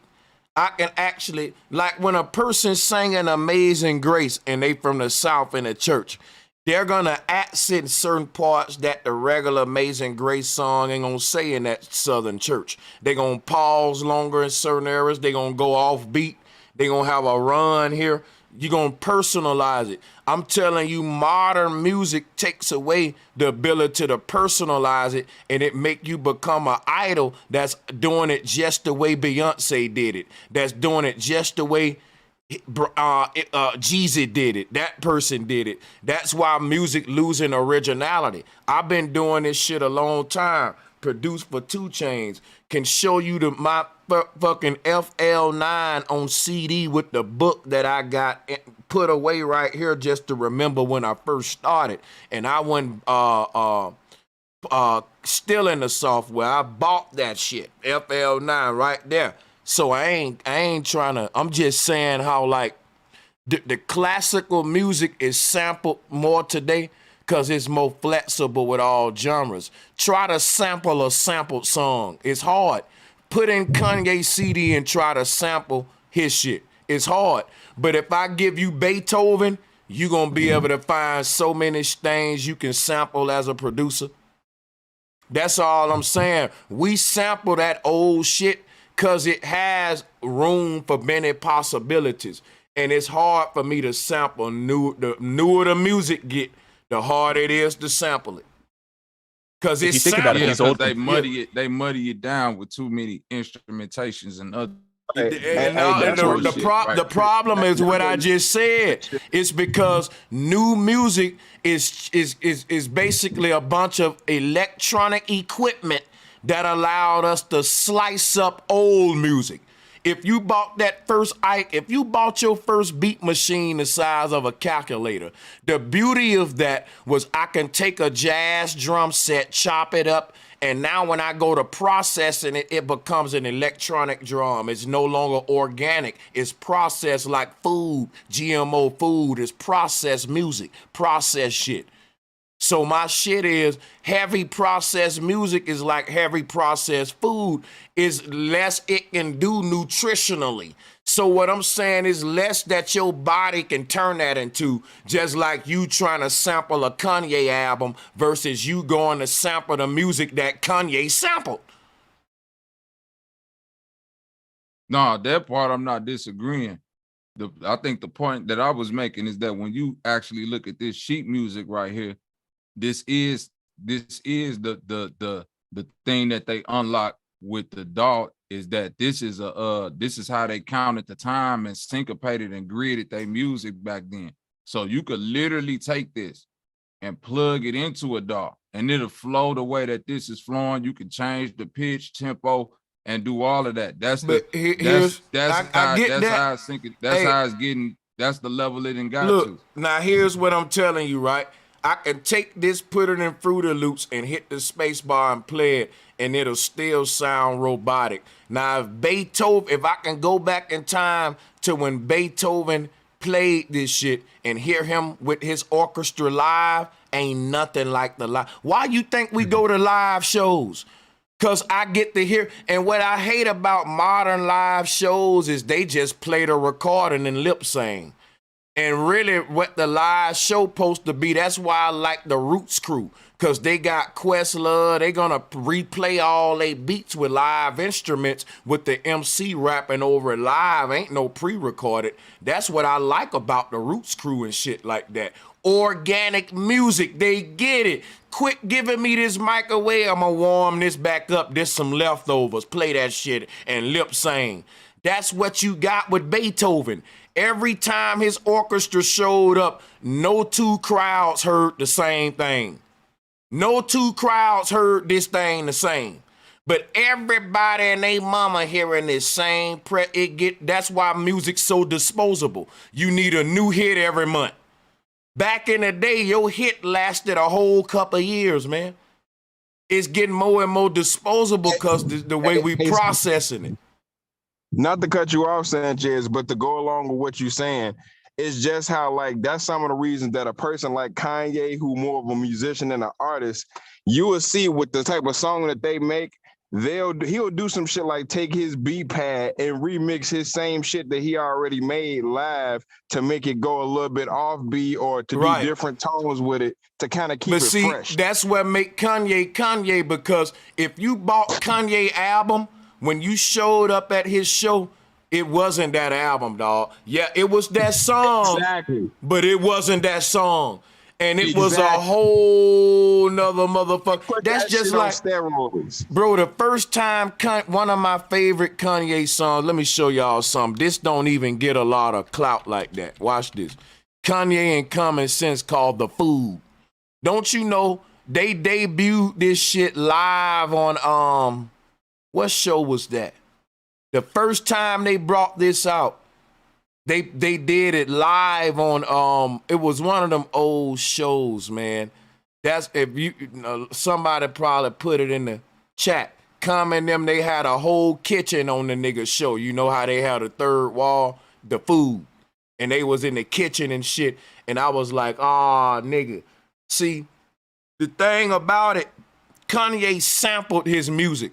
But he was sampling a lot of music from vinyls where it was played live. So what made Kanye a god was he said, look, I sampled live music and processed it on a DAW, but when I perform it, I'm gonna perform this sampled shit as if it was live, like you hearing it from the 5 Heartbeats themselves. So Kanye will bring on a fucking whole choir, a violinist, a pianist, and he will have them play the song the way he sampled it. So now you got this paradox to where it's sampled and chopped on some Akai MPC shit, But now the piano player is mimicking what Kanye did on the MPC, to where you got this marriage between process and live, and just like, it's crazy. That shit cold. No cap. And when you think about how many tools and plugins we do have a lot of tools that Mozart would be, very eager to get his hands on, I'm sure. He'd be going crazy with this shit right now. Yeah. That's what I'm saying, because the thing I'm saying, like, when you think of what the DAW's doing with somebody who is a creative, they're the one-man band is taking it. And if I'm a great keyboardist, I'm plugging up the keyboard and I'm putting a jazz sound in, a real jazz sound, and playing it the way that I play the keys. You see what I'm saying? Or if I'm a real, jazz musician, they got things to where you can plug in. I put a link in the back, bro, of a concerto from Beethoven. Hey, Bobby, I was just gonna say, bro, I'm like, when it comes to Beethoven and them and Mozart, it's like, imagine, I'm pretty sure AI is gonna get to the point now where somebody gonna type in, let me see how hip hop beat. No, I'm saying I'll put it in the back chat so you can see how, compare it to a real orchestra or somebody on the piano really playing. And in fact, fun fact. Yeah, hey, look, but check it out though, right? That's what I'm saying. Rap's First Symphony, but yeah, go ahead. I sampled a lot of Beethoven. That's why I told you my favorite producer is Zaytoven. You can drop any of this shit in Fruity Loops right now. Look at this right here. Yeah, that's what I'm talking about. As y'all looking at the bars at the bottom, that's representing like the expression, like the velocity, right? That like it's mimicking the velocity, the tempo, the price. Now guess what though? Depending on the processing power of your computer, ain't like, think about it. If somebody got a fucked up computer and they hit spacebar on that, they ain't gonna hear nothing but bullshit cracking and pop. But this what I'm saying. Beethoven ain't gonna have them limitations. Guess what you hearing? Everything you hearing got to go through your buffer, and it's under the limitation of your computer sound card. There is no sound card when you listen, right? All of that. So you're never gonna hear this the way in fact, if Beethoven can hear you play this back on Fruity Loops, he'll smack you and say, "Turn it off now." If you hit spacebar on this, you might have to. Let me tell you something right now, bro. Beethoven had to have a whole orchestra do every single note you do this. You see right here. And he had to fucking really stay up at night and have all of these different instruments. You know how I know what I'm talking about? All of my kids in the band. I got to go to a show, matter of fact, tomorrow. I'm talking about violin musicians, dude. Real talk, got a whole band in my house. What I'm telling you is, when I'm going to these performances, me being a musician at work in Fruity Loops, I will never compare my shit to what I see at these. With all of these students got to learn each other's timing.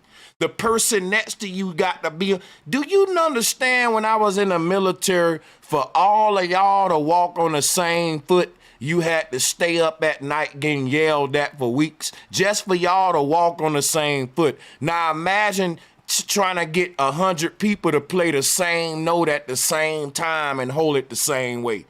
It look easy in this computer software, but if you fuck around with computer software and literally go and watch live orchestras, you will have a different respect for live music. You wouldn't dare try to compare this fucking catastrophe that I see here and all this shit right here. And I use this shit. I'm a Fruity Loops producer, but I wouldn't dare do that. I know what I'm hearing at this. I'm not comparing it, and I know that the live music, because I came up going to the symphony in Chicago and St. Louis, so I know the feeling of a live instrumentation versus the computer and the shit that we use. All I'm saying is that with the computer, they're getting to a level of mimicry. You see what I'm saying? Just like your eyes.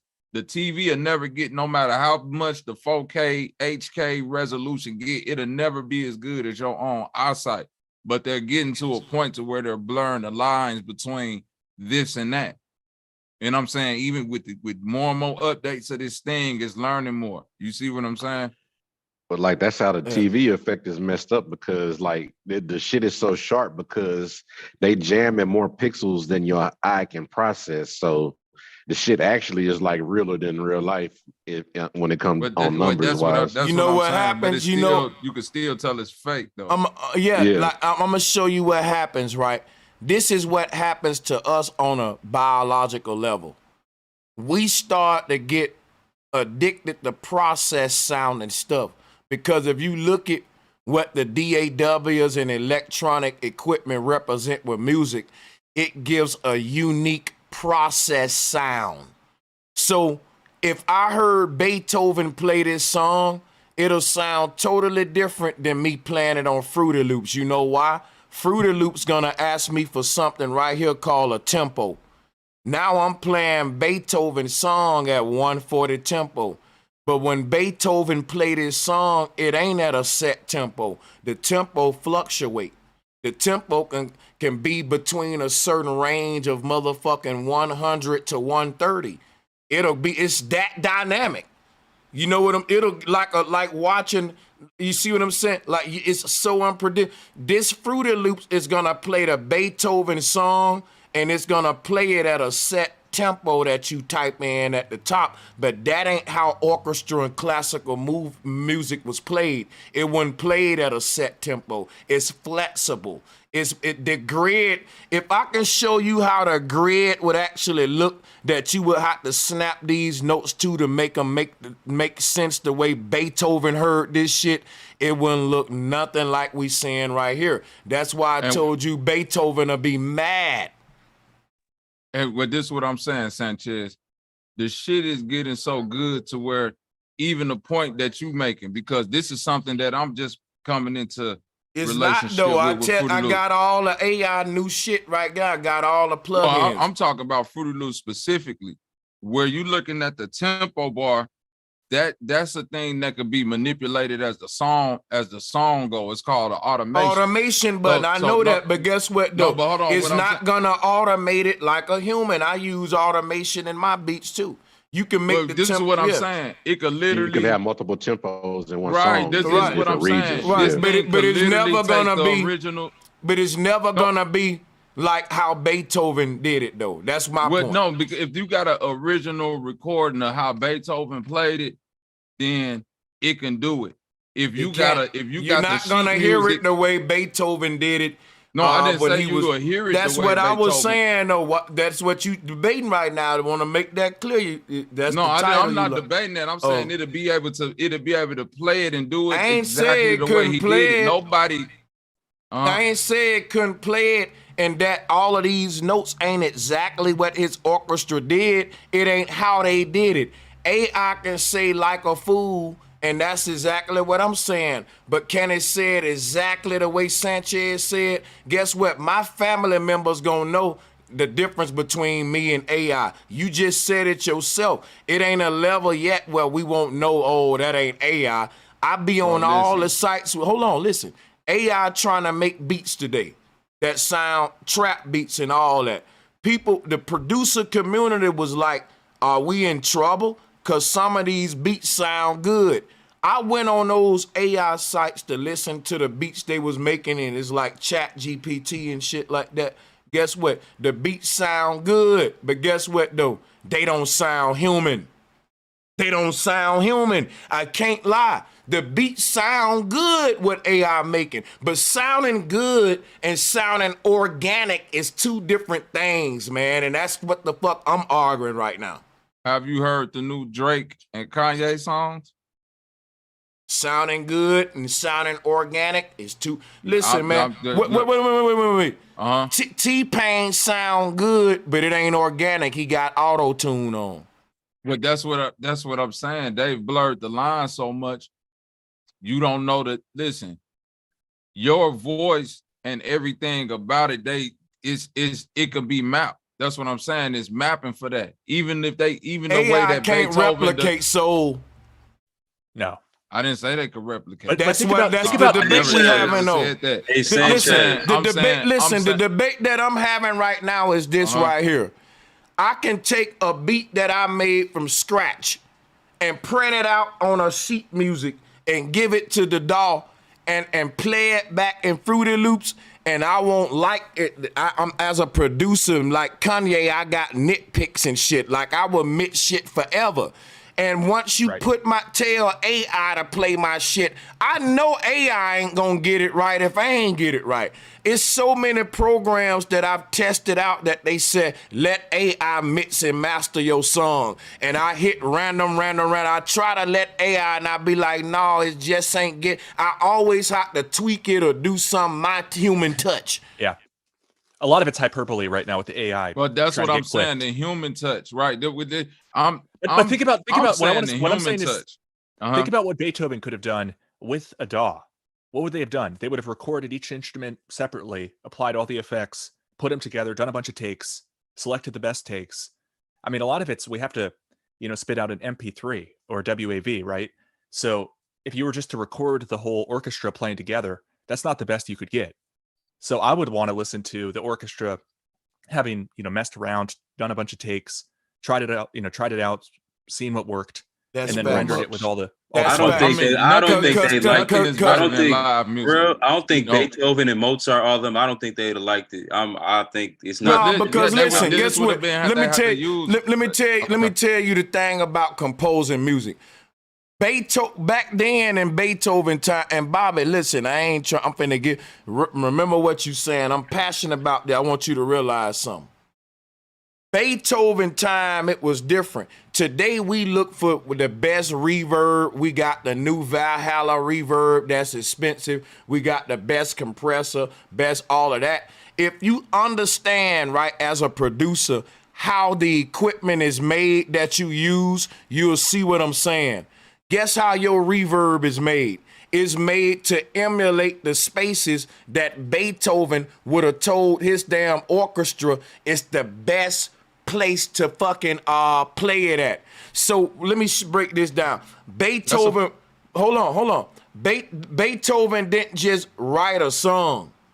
He said in his mind, what would be the best building to perform this song?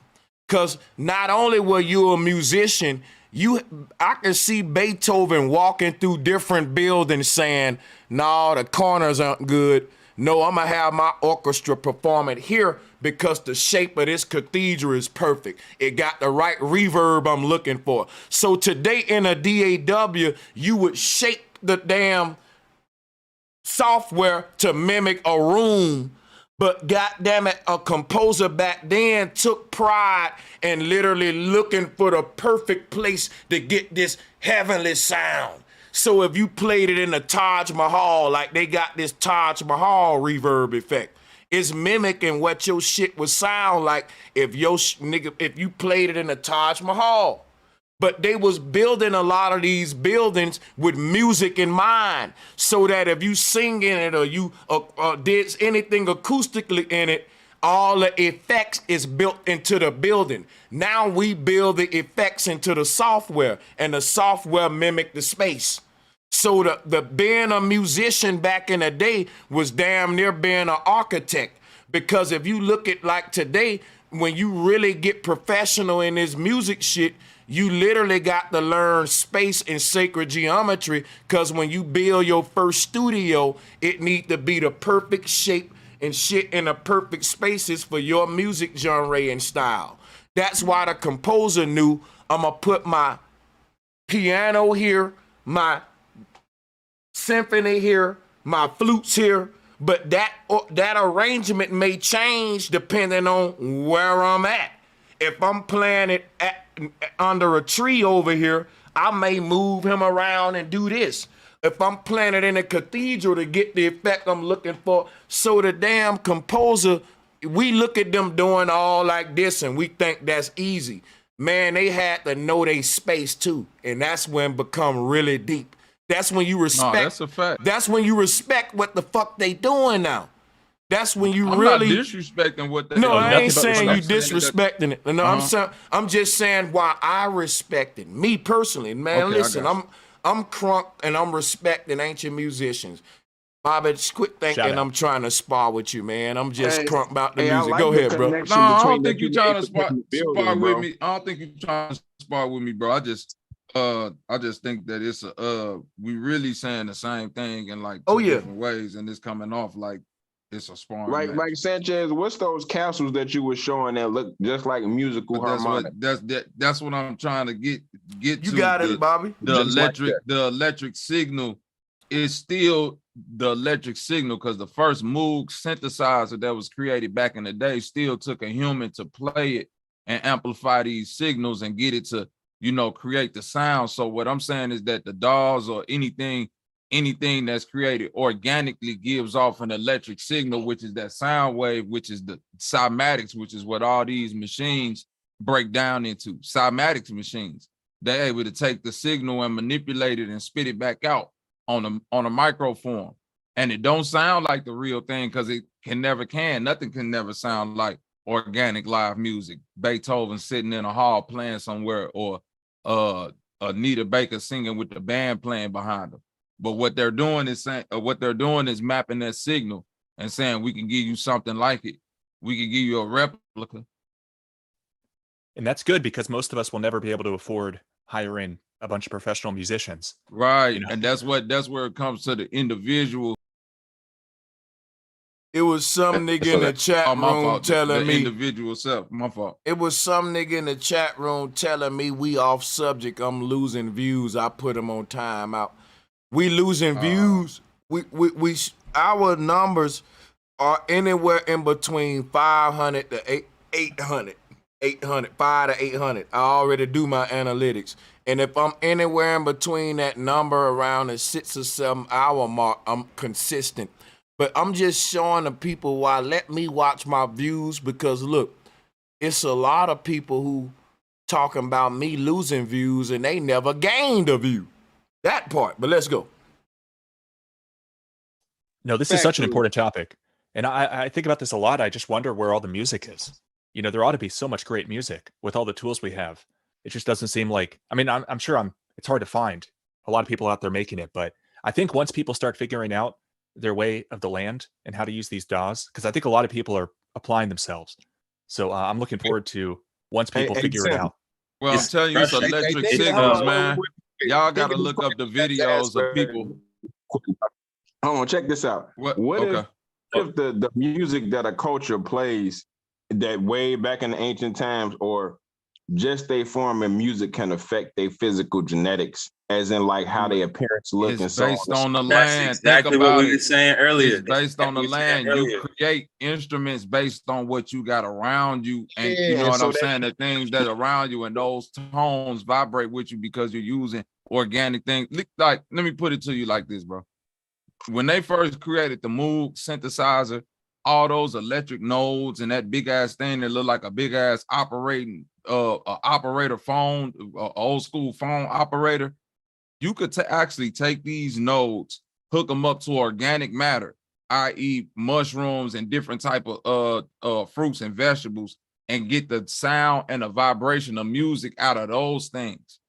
And it'll give you back, it'll literally give you back the music of the plants, the life. They stick these things into the ground and get back the sounds of the ground, the ambient tones and textures and stuff like that. So it's a little bit deeper than just, but the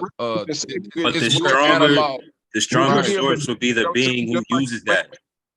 The stronger source is a human. It's exactly what Son is saying, how your voice, we put it out and it creates that physical genetic thing that we touch. Everything that we look around is solid because of the thought that we have of it, is putting out that physical resonance through thought. Because they said thought is electricity, you know what I'm saying? It's conducting. Right, and now we getting somewhere, because Sanchez, that's exactly what he's talking about with this music and how the rap is doing the culture. It's literally forming niggas. Like, look, they all look the same. They all look the same. Their body composition is the same. They move the same. They walk the same. They think the same. That's why I said earlier, New York niggas, they in that box and they can't get out of it. Like, your mind, there's no new thoughts coming in. Like, guess what they do, yo? Check it out. Hey, Sanchez, just when you was talking about like that time where that machine can be on the same frequency as the body to the point where it won't shock it to kill it, but just kill any disease or something that's in it.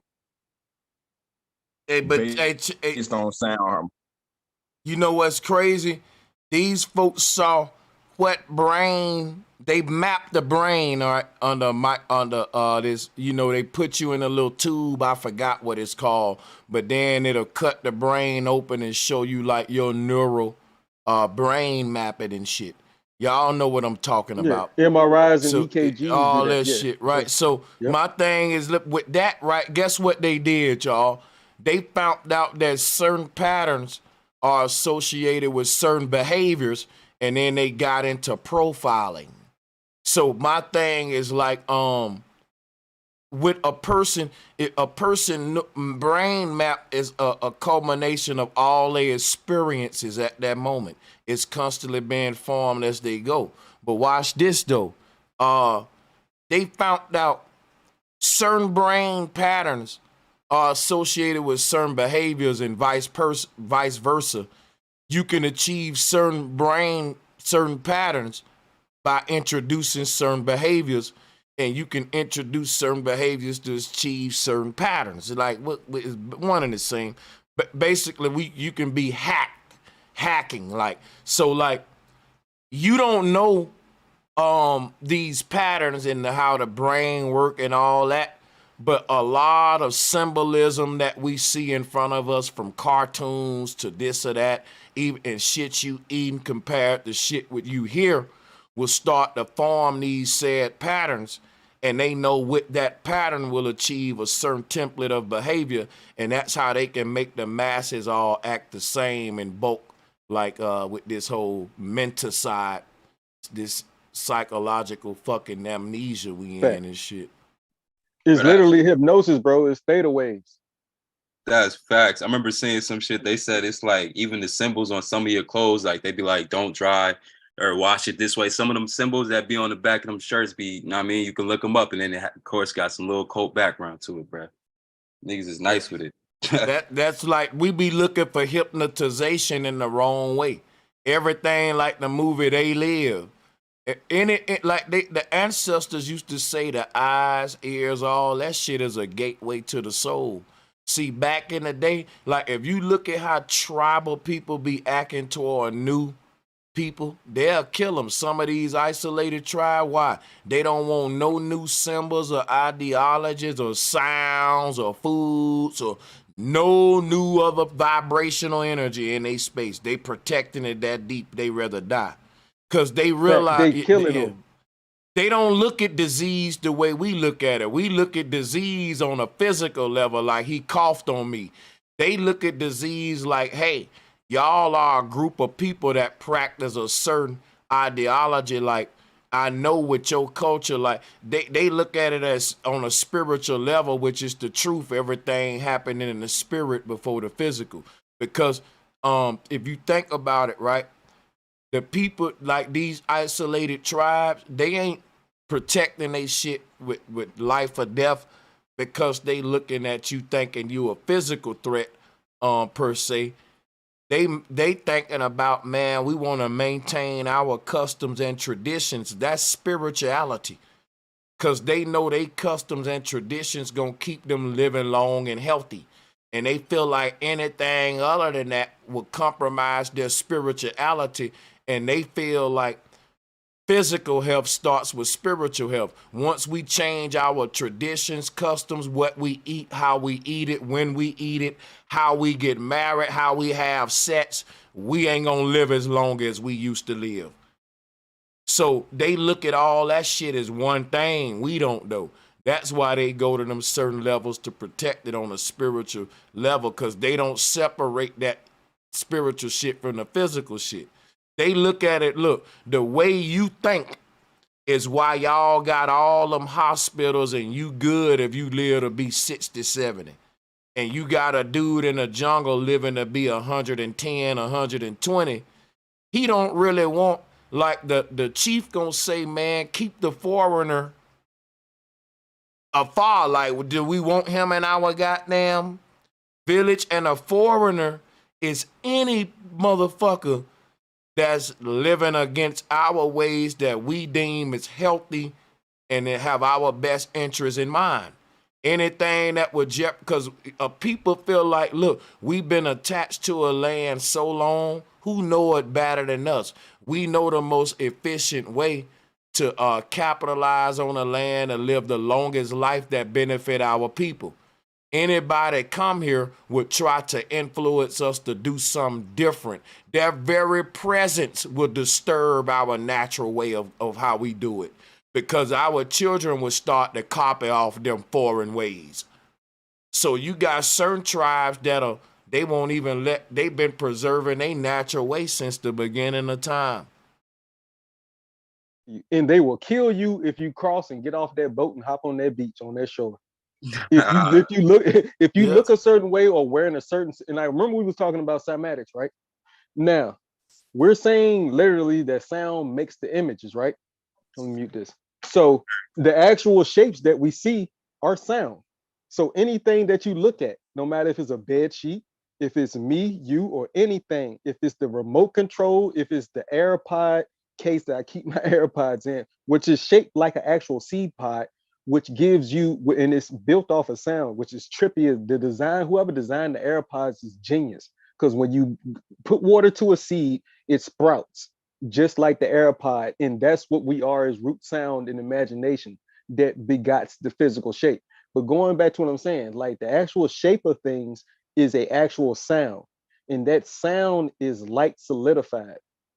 And so what we're looking at is the actual communication when we look at shapes, just to reverse engineer what we're saying.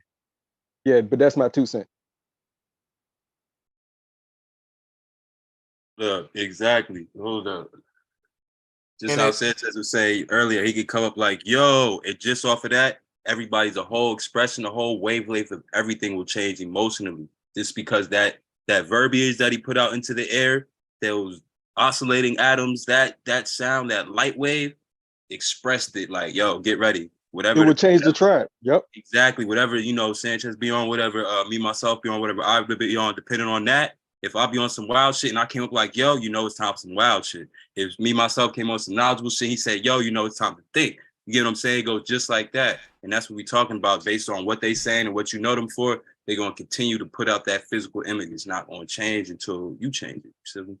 Yep. And your actual actions of people that deal with that type of knowledge and are constantly in that mindset, they give off a certain, what we call aura or energy. Well, we don't even have to say that, but a group of us that think that way, when we move against or amongst a group of people who don't think that way, you will notice it right away. They call it where the energy is palpable, where you can actually like feel it, taste it, is tangible. The energy that surrounds a group of people, when more and more to, gathered together in a certain mindset, anything is possible. That's reality. That's how you manifest shit. Yeah, that's just like, right, me, myself, that's just like, it's 11 of us on this call. We can have an infinite amount of rap groups just off us 11 people. Me and Bobby can be a group. Me, myself can be a group. Me and JT can be a group. Me and Young Q can be a group. Young Q and JT can be a group. Young Q, see how this can go? But look, each group will sound totally different though. Each different combination you get. So, but my point is, it show you how it's like different combination of energy come together to make their own child. And that child is the culmination of that energy unified. So when you think about that, it'll show you why it's different fraternities and sororities that got their own symbol, own color. They attract a certain spirit. For example, a young woman go to college. She say, I want to be a Delta. Certain spirits say, I want to be a Delta versus I want to be a AKA. Certain spirit gonna say, I want to be a Kappa versus it's the symbolism and all that versus being a Sigma. Guess what? Because your vibe attract your tribe.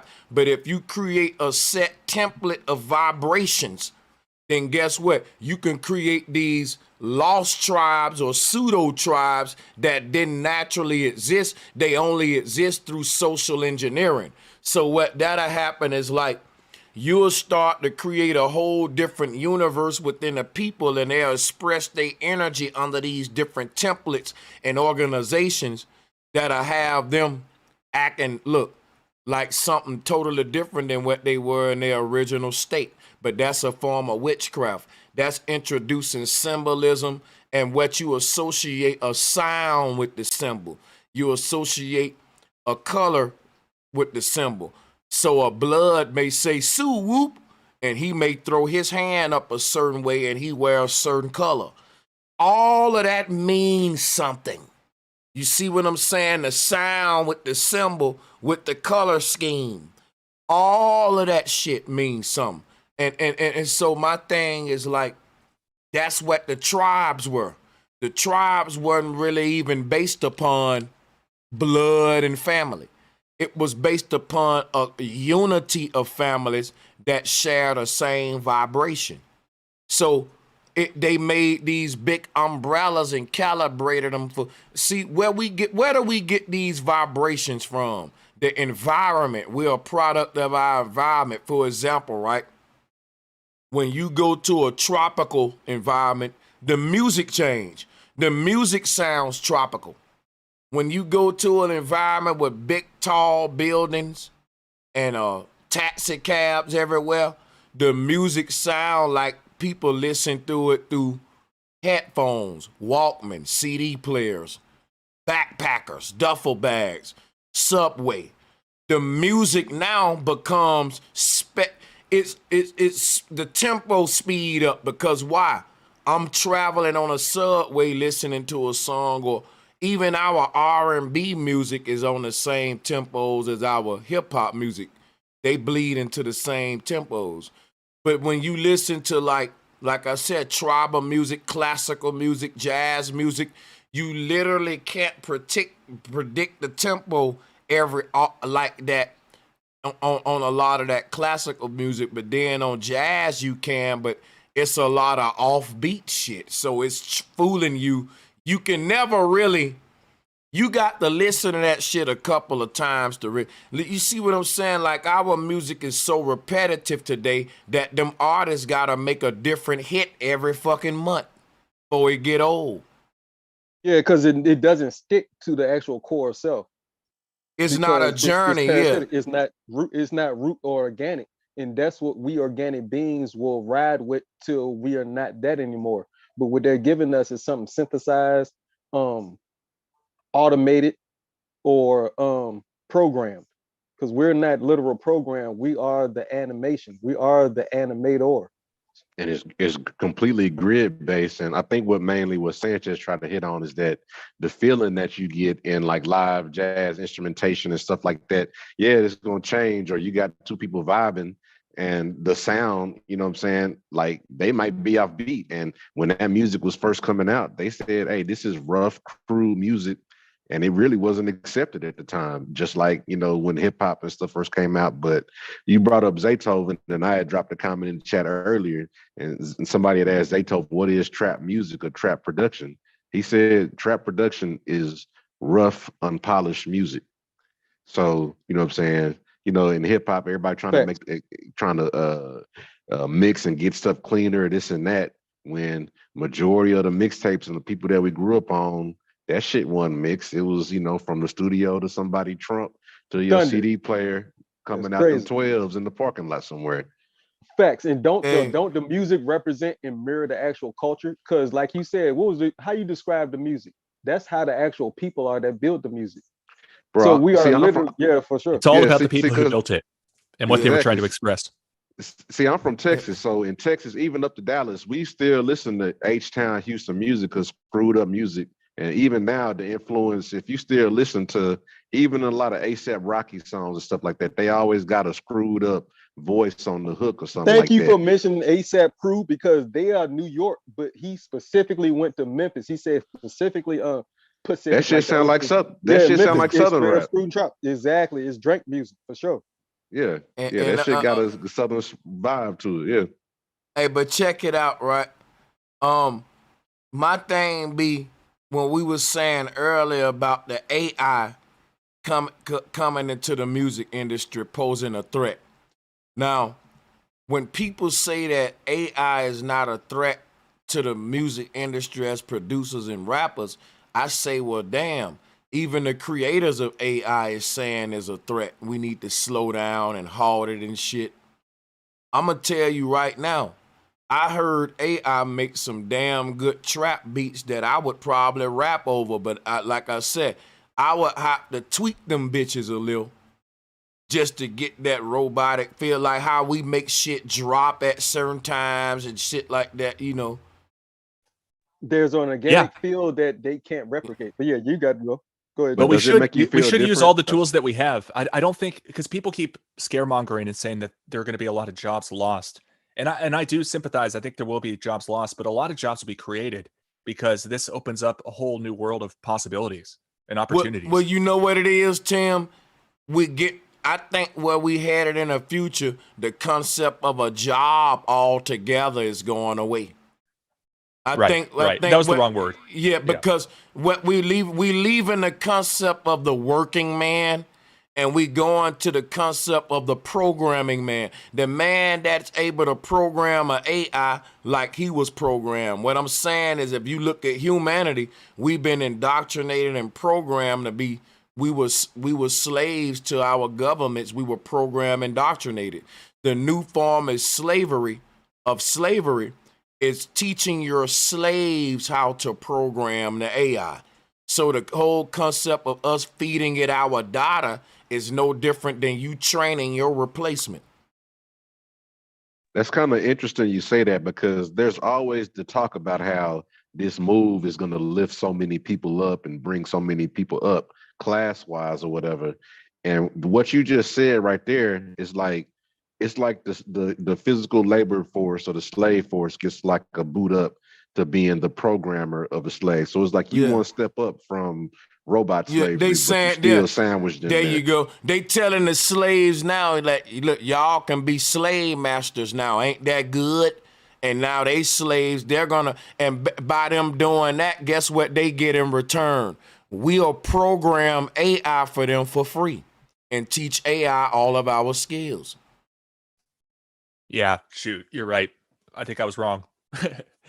We're like, I feel like the whole social media area where we at now, we're gonna look back and be like, damn, we was giving it all up. We was downloading ourselves into this shit, man. If we could go back and be like, smack the phone out of everybody's hand and be like, get off of YouTube, put that phone down, quit making TikToks, quit using filters, stop while you have a chance. Yeah, because if you look at what's going on now, the phase we're in now is humans are being served as data bases for AI. We're literally been in what they call the information age. It ain't that humans were being given new information.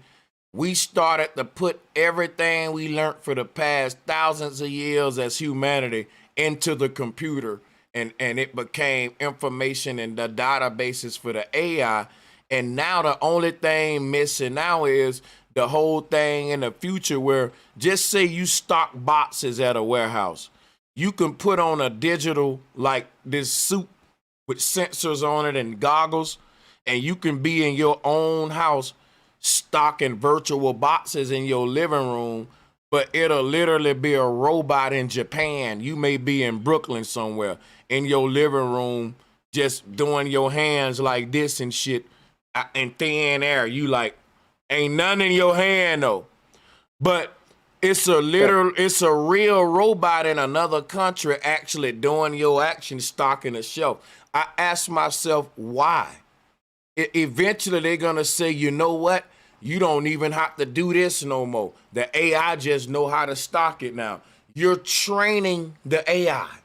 And they need, so basically when somebody create a robot that will stock a shelf like a human employee, they literally, like what they do when they make video games, they'll get LeBron James and all them in a room with a suit on, and they'll tell them dunk the ball, dribble the ball, so the AI can do it just how they would do it, because how they would do it is the most perfect and efficient way, how Allen Iverson would do the crossover.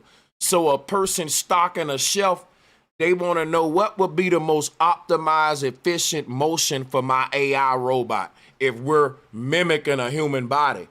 What better way than to get a human to do it and make the AI do it and eventually tell them, look, AI has got so good, we don't even need you to do it no more. Guess what you just did? Train your replacement. No different than if a human was standing right there and you saying, so listen, man, this is how we stack the boxes. You know, and your boss say, hey, come to the office. You fired, man. The dude you just trained, he in your spot, but we fuck with you, though. You train your replacement. Well, I think the problem in that case is working for a corporation that's evil, right? Like, you're training a bunch of replacements in a way, Bro Sanchez. You can't be replaced, and the establishment doesn't want to replace you.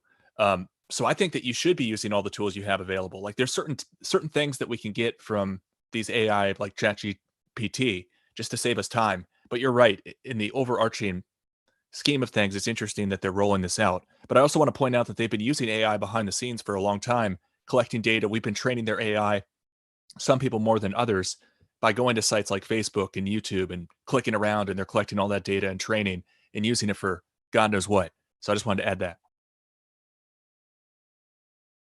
Facts. And we can imagine what, because that's what this panel for. We could definitely imagine what they're using. Can I say this, Tim? Guess what? I'm going to say facts, because guess what? Remember the movie Us? AI is what we saying. On the movie Us, when we said a minute ago, AI that got so smart, it can mimic you. It can deep fake your appearance. I can be AI right now, y'all. And you think I'm Bro saying that's how smart AI about to get in the near future, to where everything you see now, you won't know if it was me or not. Now, guess what though? Here's the problem. Damn, I was finna go somewhere with that shit. I lost my train of thought, but it's all good though. You just said something that made me was finna say something. What was that he just said about the fucking, but I tell you this though, man. It's like the movie Us. That's what I was gonna say. You're fighting your best version of yourself. AI is gonna be you without all the imperfections you got. So what that's called like a singularity. That's kind of like the movie Us, where everybody other version of themselves showed up and it was outsmarting their own self. And when you think about that, that's where we actually going with it, to where like a doppelganger. The crazy thing about it, in the movie Jet Leader 1, they had created so many versions of him, he had to go around the universe killing them all. And that's like Leviathan, a multiple-headed dragon. You got to slay all the heads. I think we're witnessing them create another head to the dragon in our time, and that looks like this whole new technological revolution where we going with it now. We seeing how consciousness fell from eating into the body. What I was gonna say about the Bro, you was talking about how AI is recreating themselves. They don't need us no more. They pretty much building their own. They're doing what we doing, because we built AI, and so AI is doing it in reverse or whatever. But we going against our perfect self. It's that voice in our head that judges us all fucking day. That's what AI is, damn near, because of all their collection of all our data. It's basically an input of all our opinions and morals that we view being the highest form. If you think about how subconsciously, like I think about, because y'all on, we spot on, right? Think of this. What do we do on social media? Come on, let's keep it real. We ain't gonna play now. We create this fucking fake version of ourselves. Want me to tell you how we all do it? You don't upload all of your mistakes on social media. You upload your best lectures, your best teaching moments. You don't upload when you cussing your goddamn wife out and doing all that on there. Everybody got this perfect sort of AI no mistake making version of themselves on social media. So now that's literally what they've making into your AI version. So when people see, when AI start doxing everybody is mimicking and saying, look, he ain't better than me. I'm the real Sanchez because look at me, I'm this and that. And everybody gonna go with the real version. Think about like Christ didn't make no mistake. But is that realistic? They got everybody worshiping gods that behave like AI. They didn't make no fucking mistake. That's why AI don't even make no mistakes in the music that it make. And a God that don't make no mistakes would be a fucking abusive God that looks at everything else like, bitch, you make mistakes. You sinning motherfucker. You stink, bitch, get away. Behold, bitch, get away from thou, motherfucker. Like, you don't have a realistic example of what greatness is or what it is to be an earthling or a human. You got these impossible standards. You're told to be like Christ. Who the fuck gonna be perfect, man? So you got this, like, it becomes this thing where if I can give you this perfect version of y'all human self, everybody worship this perfect version, but this perfect version is like a perfect song. It ain't humanized, it's boring. It ain't got no mistakes and no offbeats and no offsets. So then how can a perfect God teach an imperfect humanity? It can't. We on two different, we can learn more from the devil than from God. Why? Because at least the devil made mistakes. I'm saying they give you these. Oh, I say that all the time. Go ahead, you cooking out. But remember, you got to add in repentance, and that's the whole reason for, you make a mistake. That's the reason for repentance. So we got to remember that but there think is a about counter this. to that. Yeah, go ahead. Think about this. Humans make a mistake, and I got to make it right by going and apologize, and it takes a lot of pride put to the side. Boom, boom, boom. A computer make a mistake, and it just delete and undo. That ain't realistic. You can't compare the That's two. true. You can't. Yep. And that's why what you were saying is you're right. There's a certain level that a PC or AI won't be able to recognize when it comes to an organic being. It won't be able to replicate that. Yeah, you can't undo a motherfucking thing, but AI can. And you're right. It's simplistic for AI to delete and replace. But for us, you're right. It takes a lot of energy to say and apologize to somebody else. That's what makes you perfect. That's why AI will never mimic a human better than a human. Because an AI starting off as a being that can make a mistake and just undo it. The human starting off as a being that know this mistake can cost me my life. The AI can never relate to no shit like that. Exactly. Facts. But the AI in this case is not actually being trained to be super intelligent. It's trained to push the party platform and also do a bunch of other tricks to gain people's trust, like weaponized truth. That's what I think it's all about. Well, so people are like, oh, this thing knows what mimicry. it's talking about. Let me ask it what shape the earth is, for example.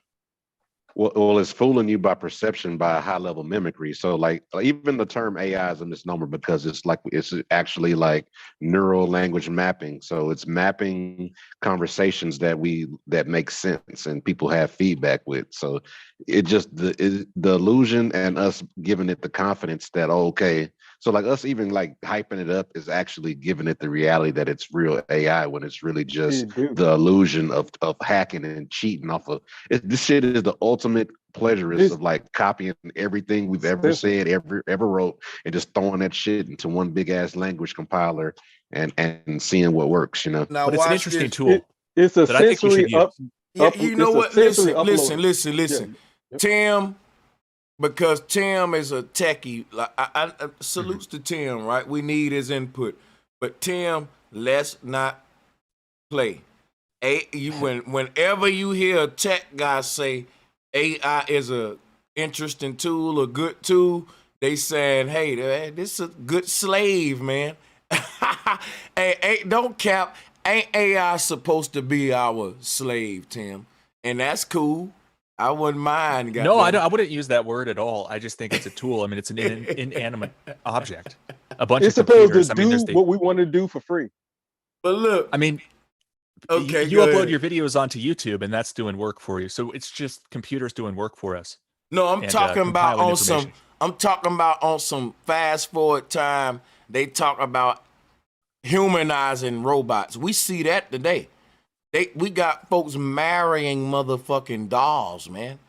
We really Yeah, talking about a lot of weird stuff. They gonna But I just think it's interesting that it can synthesize English and other things. And I'm code. just saying. I can just ask it for a function. And I'm it'll give me just some code, I saying. plug it in. It's crazy. They're humanizing robots to the point where in a movie, when a robot died, a child go to crying, and when a human die, they be like, they laugh, nigga.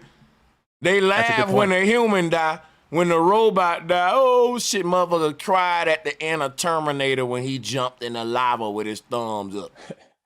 But that's crazy. No, but what he's talking about is something real that they're programming into the physical reality of us, the actual physical beings.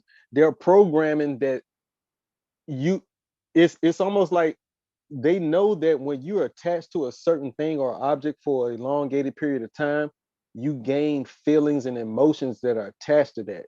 So imagine something that almost reacts just like you, more than a dog does, that can communicate better to you than a dog does. And you see how people relate to their dogs, right? These are people's babies in real life right now in reality, right? So imagine 50 years down the line, because like what we're trying to do is like get to where all the knowledge is put into something that can move, react, and do what we do. That's what we're talking about, AI. The Sophias of the world, like 50 years down the line, which they already got that, but they're only showing us, the blueprint. They already got the perfected prototype, but they're not going to show us that, well, or they might have, and we don't notice it. But that's what we're talking about. When you incorporate that understanding into something that moves and their mannerisms are like us, that's when shit gets freaky.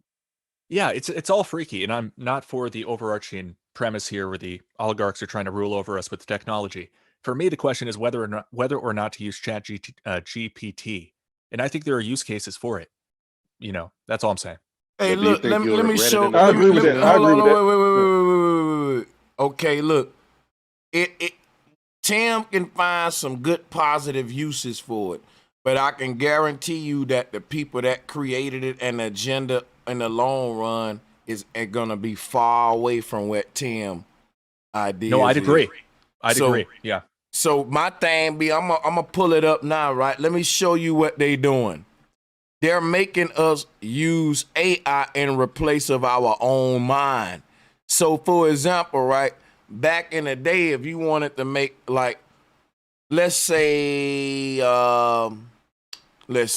you want to create a YouTube channel and you would say, what would be the best channel for me to make? What am I into and all that? And it'll take you a long time to come up with your brand, your YouTube channel. But when you do it, it'll pay off, man. It'll be unique. It'll be your energy and all that. What I see people doing, they'll do this. Watch this.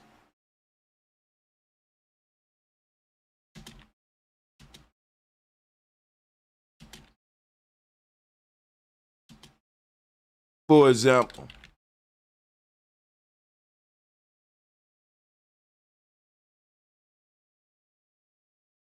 So, for example, a person may say, what is a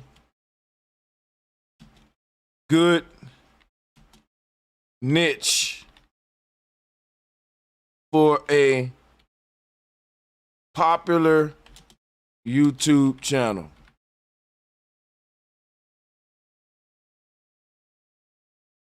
See what I'm saying?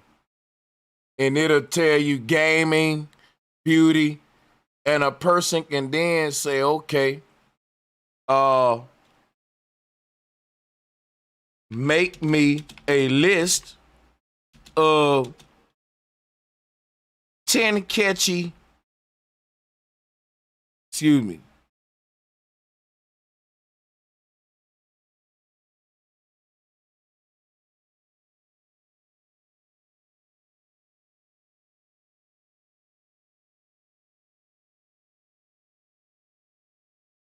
So look,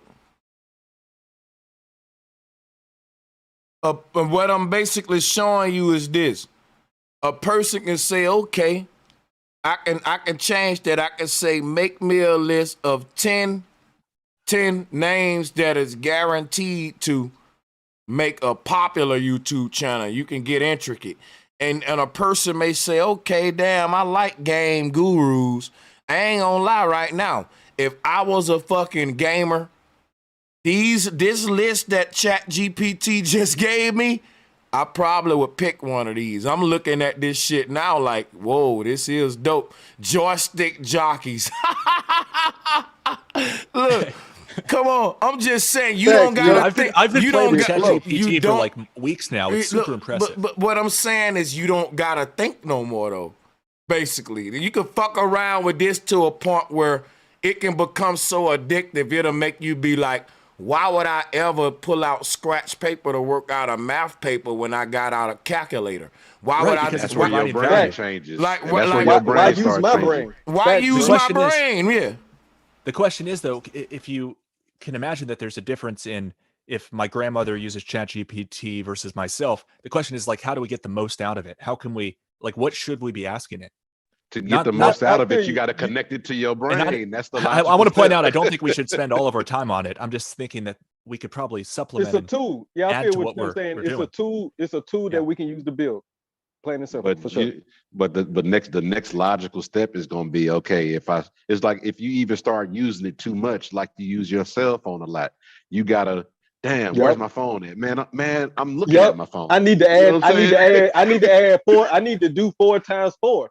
What is 4 times 4? Because I ain't did it in so long. I've been typing it into my phone calculator. My brain don't compute no more. So I promise you that smartphones make you dumb. Look at here. I just told it to make me a good YouTube channel about description for a gaming channel. And it said, welcome to Questmasters, right? Let's say here. We are dedicated to providing you with the best gaming content on YouTube.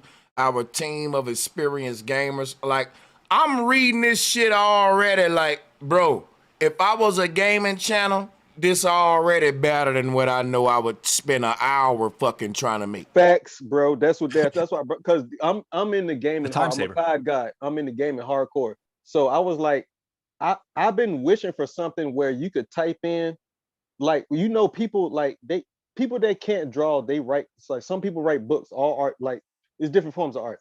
So imagine you're the artist or the author, right? But you can't draw what you're writing down in your book, but you're an amazing author. GPT-4, the newest version, you can type in your book and it'll draw out. I want AI to get to a level where you can draw, you can write it out, and it then draws out what you wrote out. When it gets there, that's why we visual artists and musicians, like raw musicians, are kind of nervous about this shit. Because now all it takes is somebody to be like, I want to see this, and type out, I want to see this, and then it draws it fucking out for you. I can't believe this shit. I just asked this motherfucker now to make me a good YouTube channel about description for a conspiracy channel. And I'm just saying the conspiracy channel sounds it's crazy how you can be sub to a conspiracy channel without a face. And the voice and everything about it can be totally AI. It can be fucking from the about to everything you see. And the deep fakes, look up the Keanu Reeves deep fakes. It's crazy what they can do to, like, if I'm talking right now, you're talking with your camera on, from that point on, the AI can mimic what you look like, what you want to say. If you say a sentence, like when I was telling y'all about what GPT, not GPT, but the AI that I'm gonna look up exactly what AI program this is, but they typed in some ancient Hindu Bangladeshi language, a phrase on how do you do this in that language, right? And the computer or the AI was not ready or programmed to understand this because it wasn't coded for that. But once it got that first sentence, it knew the entire language. It could talk to you in that language. So apply that to everything, mannerisms, thought processes, everything, right? But yeah, y'all got it.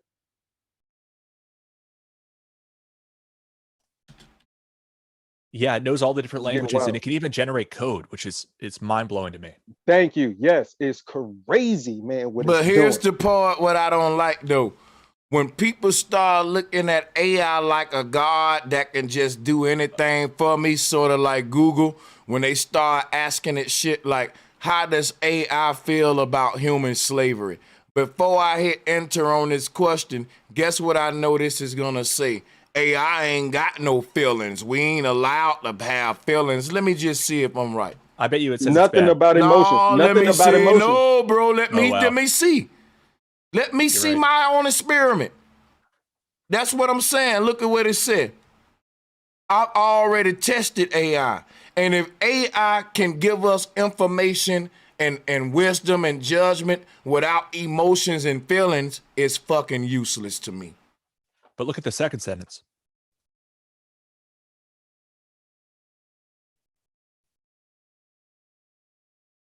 But why don't AI want to provide an ethical perspective on human slavery?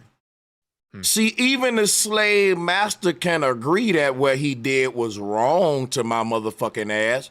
He just don't want to deal with it on an ethical and moral level, and he's trained AI to keep his same fucking slavery. That's what I'm saying. That AI is not going to batter the problems that in the world. It's just going to reinforce them on a higher level. That's what I'm scared of. Facts, bro. Because that shit exactly even what I'm colder. saying. Facts. That shit is colder than not even acknowledging it. That you Oh, know, they're not human. We should point out, and Bro just kind of did. There's a lot of topics you wouldn't want to turn to Chat GPT for. I would just do it for like researching. We know topics. that. We know that. But guess what, though? There's a lot of things we shouldn't ask Google. But they don't tell us that. We know what this is like. Right. They didn't tell people back in the day, you know, when you shake that 8 ball and say, hey, man, should I marry him or not? You shouldn't be asking a fucking 8 ball that. You know why they didn't say that? Because whoever made the 8 ball had to tell people, man, don't fucking, come on, you stepping on my money, man. Like, who I got to pay off? Shut up, bro. Like, let them shake that shit. Let them think that shit, you know, giving them some kind of answer. Just like all of these, like the original arcade game, we use it for pinball machines and shit. That was the original ballot box. People will put motherfucking money in that to ask them about their fortunes and shit. So this was that's what I'm telling y'all, like, bro, if I understand the deep shit of what's going on now, which is why when I ask AI what'll be the best YouTube channel to start, what it said, gaming, Ready Player One. Yep, programming. Tarot cards. It don't anything or anybody that tells you what your future, your fate gonna be, tell them they stupid as fuck. Because everything. So like, don't let none predict that shit for you. Facts. No matter what it is, AI or anything, or going back to ancient tarot cards or any type of reading or casting of the tea leaves or the stones or bones. Period. If you ask AI, what is a perfect YouTube channel to start that can change the world in a positive way? It'll play dumb where we don't get into, you know, all that positive and changing and doing all that. But if you ask AI, what YouTube channel do I need to start to be successful, meaning money-wise, it'll tell you gaming, beauty and fashion, and all this old secular shit. You see what I'm saying? So I'm just saying, like, I think that AI has, whatever we put in AI, whatever is in a human is going to be amplified in AI the smarter it get. So if you are a fucking slave master, the AI slave master is gonna be way more smarter than the damn Jim Crow them. Just like I told you, they can make a version of me that's AI that's better than me, smarter than me, breaking down flat earth deeper than me. The AI can peep my algorithm and how I come to my conclusions and how I make my collages and all that, and it'll be up here teaching deeper lectures than I ever thought. That shit would have took me time to raise to that point of my greatness. AI ahead of me in my evolution and development. That's the fucking threat that they talking about. That's what Elon them talking about. I just don't think that's our problem being truth speakers and seekers, that we're going to be replaced by AI. Because if you start asking it about these topics, it purposefully avoids them. So I think you should use it just like you use Google Images to pull up, what you're thinking about and then show people what's really going on. But my thing is, I ain't saying it's a problem for me, Tim. I'm talking about how the future is going to be further indoctrinated with this new internet they making under AI. Because I know about the internet. I can navigate it to tell my truth, but it don't change the fact that Mr. Beast, PewDiePie, and all the people with the agenda dominate this shit. So they're never going to create the system for the truth to dominate when the system is based on reinforcing a lie in a new way. So no matter how good I use AI to get my message out, AI will never serve me better than it served its masters who it was made for to keep the lie going. And I gave AI a test and it failed. It told me that it'll never fucking tell the truth for me. It'll keep telling the lie for its masters. That's why I put this up to show you AI is biased as fuck, just like its masters. Hey, bro, Sanchez, you think maybe that is true? Hey, you think maybe what's to say that you could find somebody that could program the AI to tell your truth? Let's not be crazy, because that's saying that the very people who invented the concept of AI, that's like saying, what if you could find somebody that can make all the demons in hell actually do the job of the angels? That ain't gonna happen. The devil control the demons and the organic humans, and we control the angels, the organic versus the inorganic. Here's the thing, man. I'm a truther. What does the A in AI stand for, anybody? Artificial intelligence. And I just the A, all I need is the A. Artificial, right? Because my intelligence ain't artificial, man. So my thing is, by its very nature, AI is my enemy. Just like if I say I don't like artificial food, right? I don't like artificial music. I don't like to breathe artificial air with chemicals in it or drink artificial water. Why the fuck would I want artificial intelligence? If I'm a natural. Hold on. I was looking at it from a standpoint like the Matrix. I know how you looking at. You don't think I know how you looking at it, but go ahead though. Well, just like the Matrix, how Neo and Morpheus, what's the guys that do the computer? Whatever them got, the brothers. Smith. Hey, Daryl, I just want to say we love you, Daryl. I'm just saying though. I'm just saying.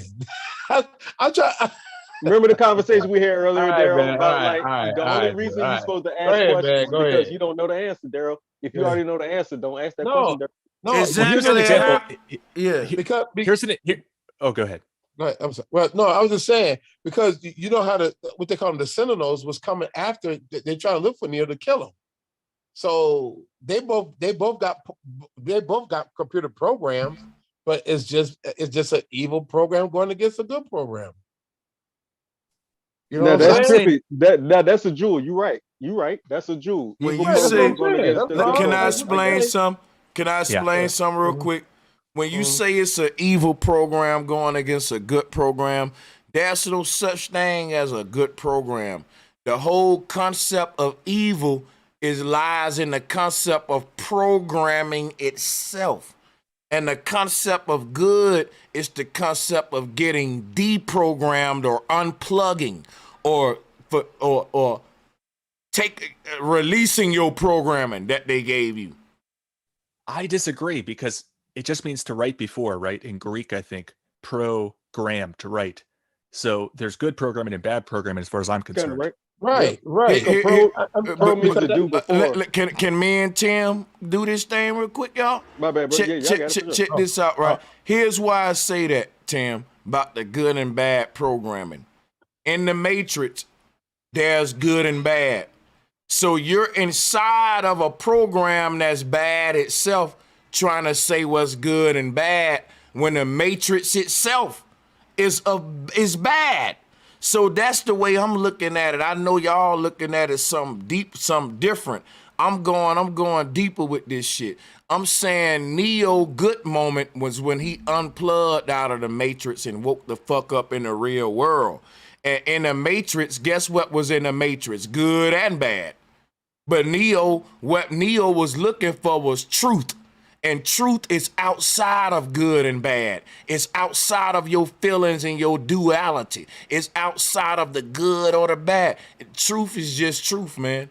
It ain't good or bad. It's just truth that would set free. Now, that's good to a person like me, but everybody don't like truth. Some people like the lie. That's a choice. That's what I'm saying. I can't say that the lie is good or bad. I can say the lie bad for me because I'm a person that seek the truth. But if I was a person that sought how to lie good to deceive others, I would literally seek out the lie and even new ways to lie and better lies. I would seek that. But I'm not that person. To somebody, man, hey, shit tastes good to a dog. Not for me, though. So I can't say it's bad, man. To that dog, that pile of shit is good. It'll eat that up. To that dog, it'll eat up his own vomit. To me, that's bad, though. So what I'm telling you, in my world, with the kind of creature I am, I get to define what's good and bad to me and choose which army I'm on because of that. And now I'm fighting against the people who go against the truth. But the truth ain't bad to them. I'm gonna say the truth ain't good to them. It's bad to them. Truth good for me. The lie is good for them, but now the lie is bad for me. It got to be different. Like we're in a dual reality. You got to pick a side, and I ain't gonna let y'all blur the waters. Cause if you do that, you don't gotta pick a side, and I'm gonna force you to pick a side. Cause we in the duat. You know what I'm saying? I love that shit. I love that energy. So basically, pick a side, right or wrong. What you riding with? So basically, saying you're not trying to be Neo. You want to be your own. No, listen. Each one of us is our own Neo, and what Neo represent is a person that ain't focused on being good or being bad. They focus on being truthful. See, if I wanted to be a good person, man, I would go to the church again. Guess what? I'm finding out that it's a lot of good people that ain't got the truth. And I heard that the truth sets you free.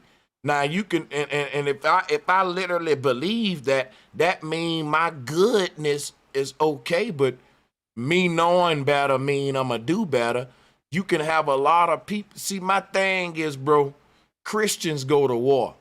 You got people in the church that will pray for an army to go drop bombs on another nation. And they saying we good because we didn't drop the bomb. We worship Christ. But you prayed for the people that dropped the bomb. Only thing I'm saying is in this universe, you dictate what you want to be and you start shaping your energy accordingly. I want to be a righteous light being of light with good energy, and I don't want to be a vampire predating. And that's an approach I could be, and I would probably be good at that. But it's harder and more of a challenge to be one of these Hyperboreans, the creatures that's living in Maru.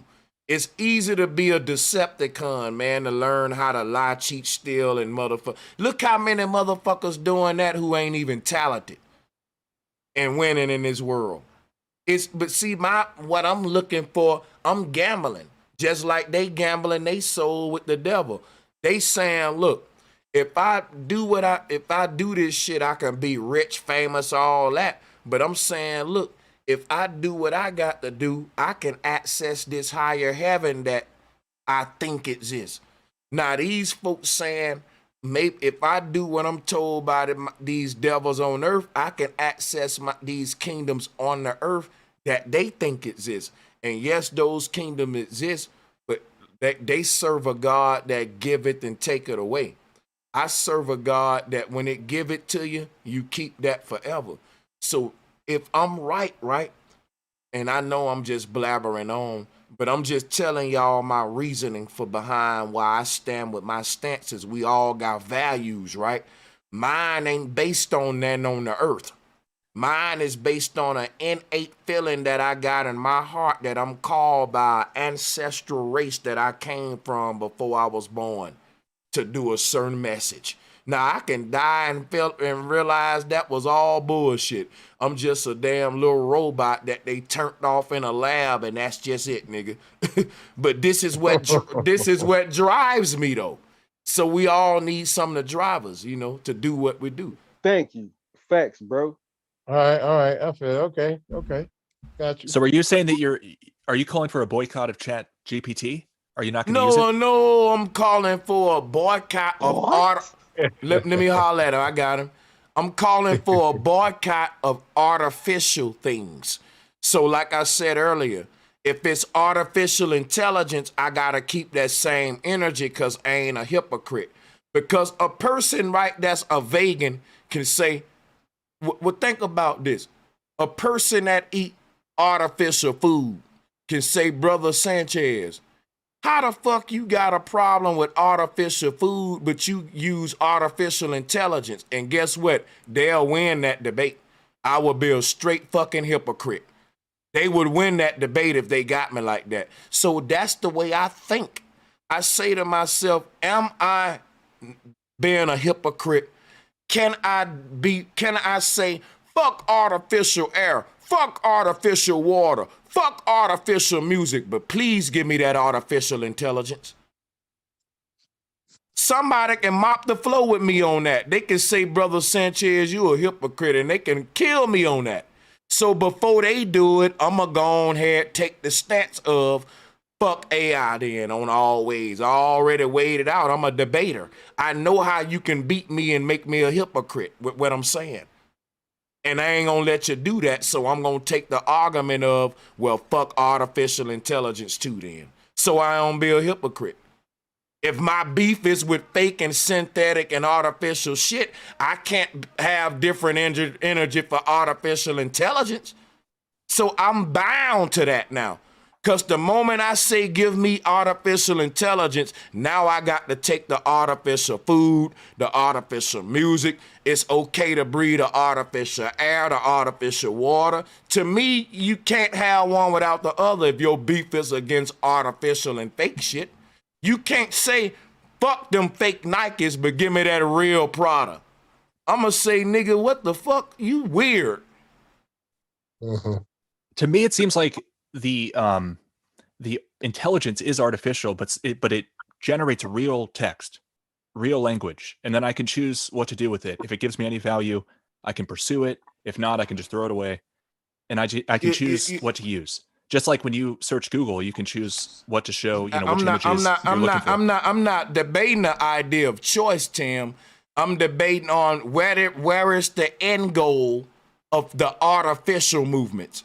To me, the end goal is a war against the organic creatures.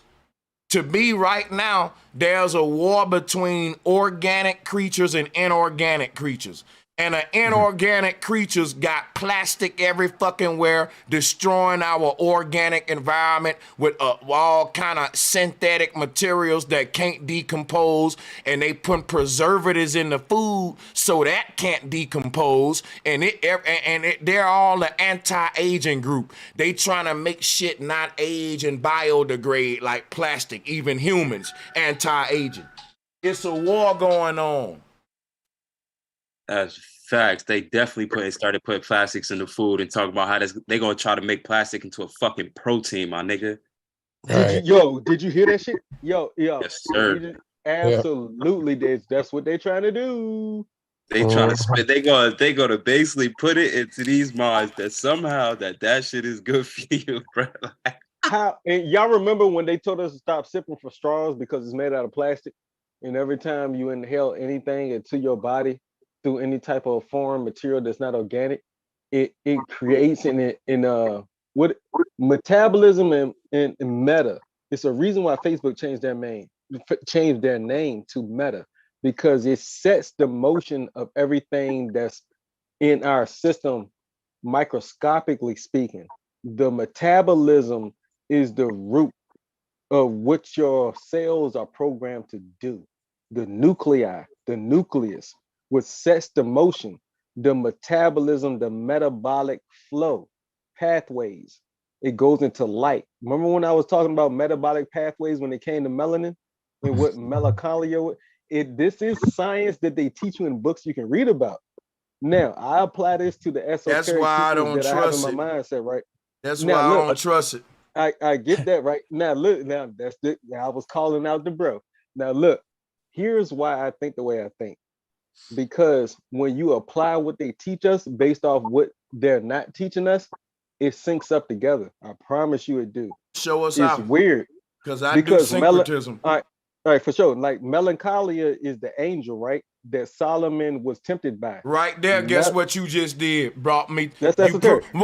You prove my point that melanin is a religion when you started off with angels. I've been Everything's a telling folks. belief. Everything's a belief.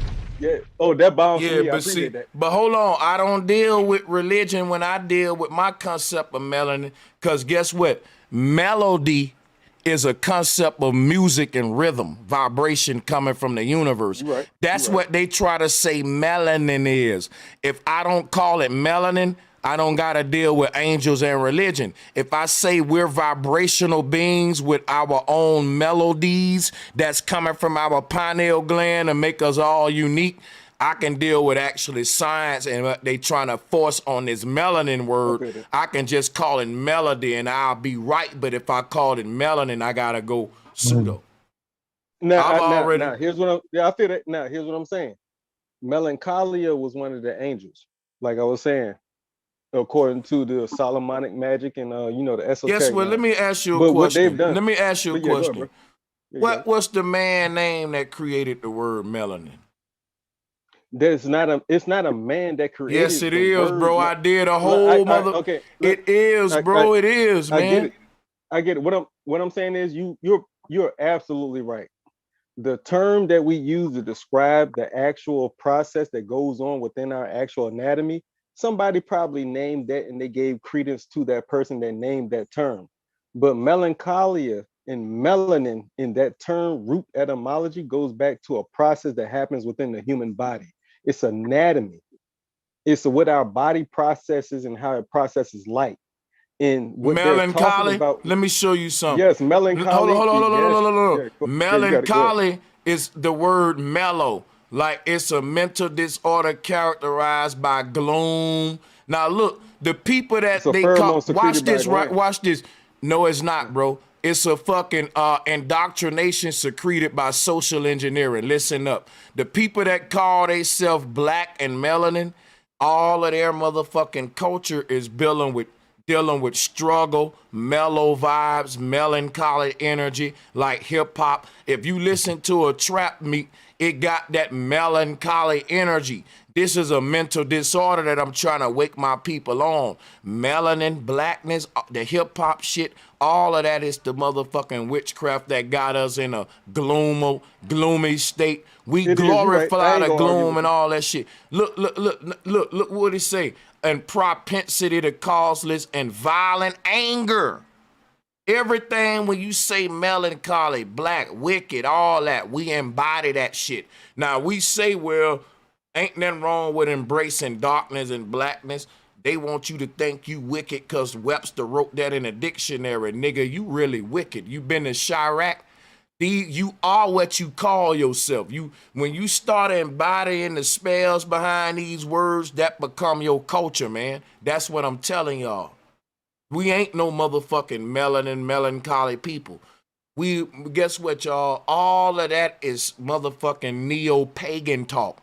When folks say embrace the darkness, embrace the blackness, melanin power. Yeah, nigga, that's Satanism. Now look, I get that, right? But what I'm saying is just like we apply everything that they give us or the white man give us is in reverse. So when they say that something is melancholy And melanin is it's an actual pheromone secreted by your pituitary and pineal gland. You know why? You have Because what, your you enemy got told you that though. Think about it. The people who told us that diamond planets are real and that you can land on the moon also told you melanin is a hormone secreted from your pineal gland. And when they cut your brain open, it's not even a physical gland right there where they saying the pineal. That why are we repeating these dummies? Now here's the thing, because we need to know what they say about what we talk so about. We can when debunk it, not regurgitate it like it's true. I get it. But my opinion is that serotonin, melatonin, they call it that for a reason. One is for your dreams, one is for while you're awake. Guess what's for your dreams? They lying to you, bro. I know, but that's what they say is for your dream is melatonin. Why they call it that though? So I had to look up why they say what they say, even if they are my enemy. I had to look up what they think because I'm a real warrior. I want to know what bullets they here's shoot the at thing, me, though. what grain they Listen, are, my what kind of thing. arrows. If you're gonna look up what they say without debunking it like I'm doing, then only thing you're gonna be able to do is show up and say what they said and regurgitate to us like we didn't look the shit up. You gotta go deeper than that. What I'm telling you is this right here. When they telling you about melatonin and serotonin, they telling you about sun and moon energy, drive and drain force, yin and yang energy. That ain't got shit to do with skin pigmentation. That got shit to do with when should I let my root chakra influence me and when should I let my crown chakra influence me? Because sometimes I don't need to be thinking a lot. I just need to make a move. And sometimes I need to think a lot and not make the move. That was the whole serotonin, melatonin, drive and drain. You're making, when you try to give it into their understanding, it takes away the original ancient concepts. And I see what you're saying. And I want you to decipher that shit, not regurgitate that shit. Because you saying it like we don't know what they said, but you saying what they said like is right. And I'm like, hold up, I'm going to debunk it when you say it like that while you saying it. Now, I just had to, all right, you right. Okay. I know the type of homie I'm dealing with now. All right, I got it. Let me ask you a question.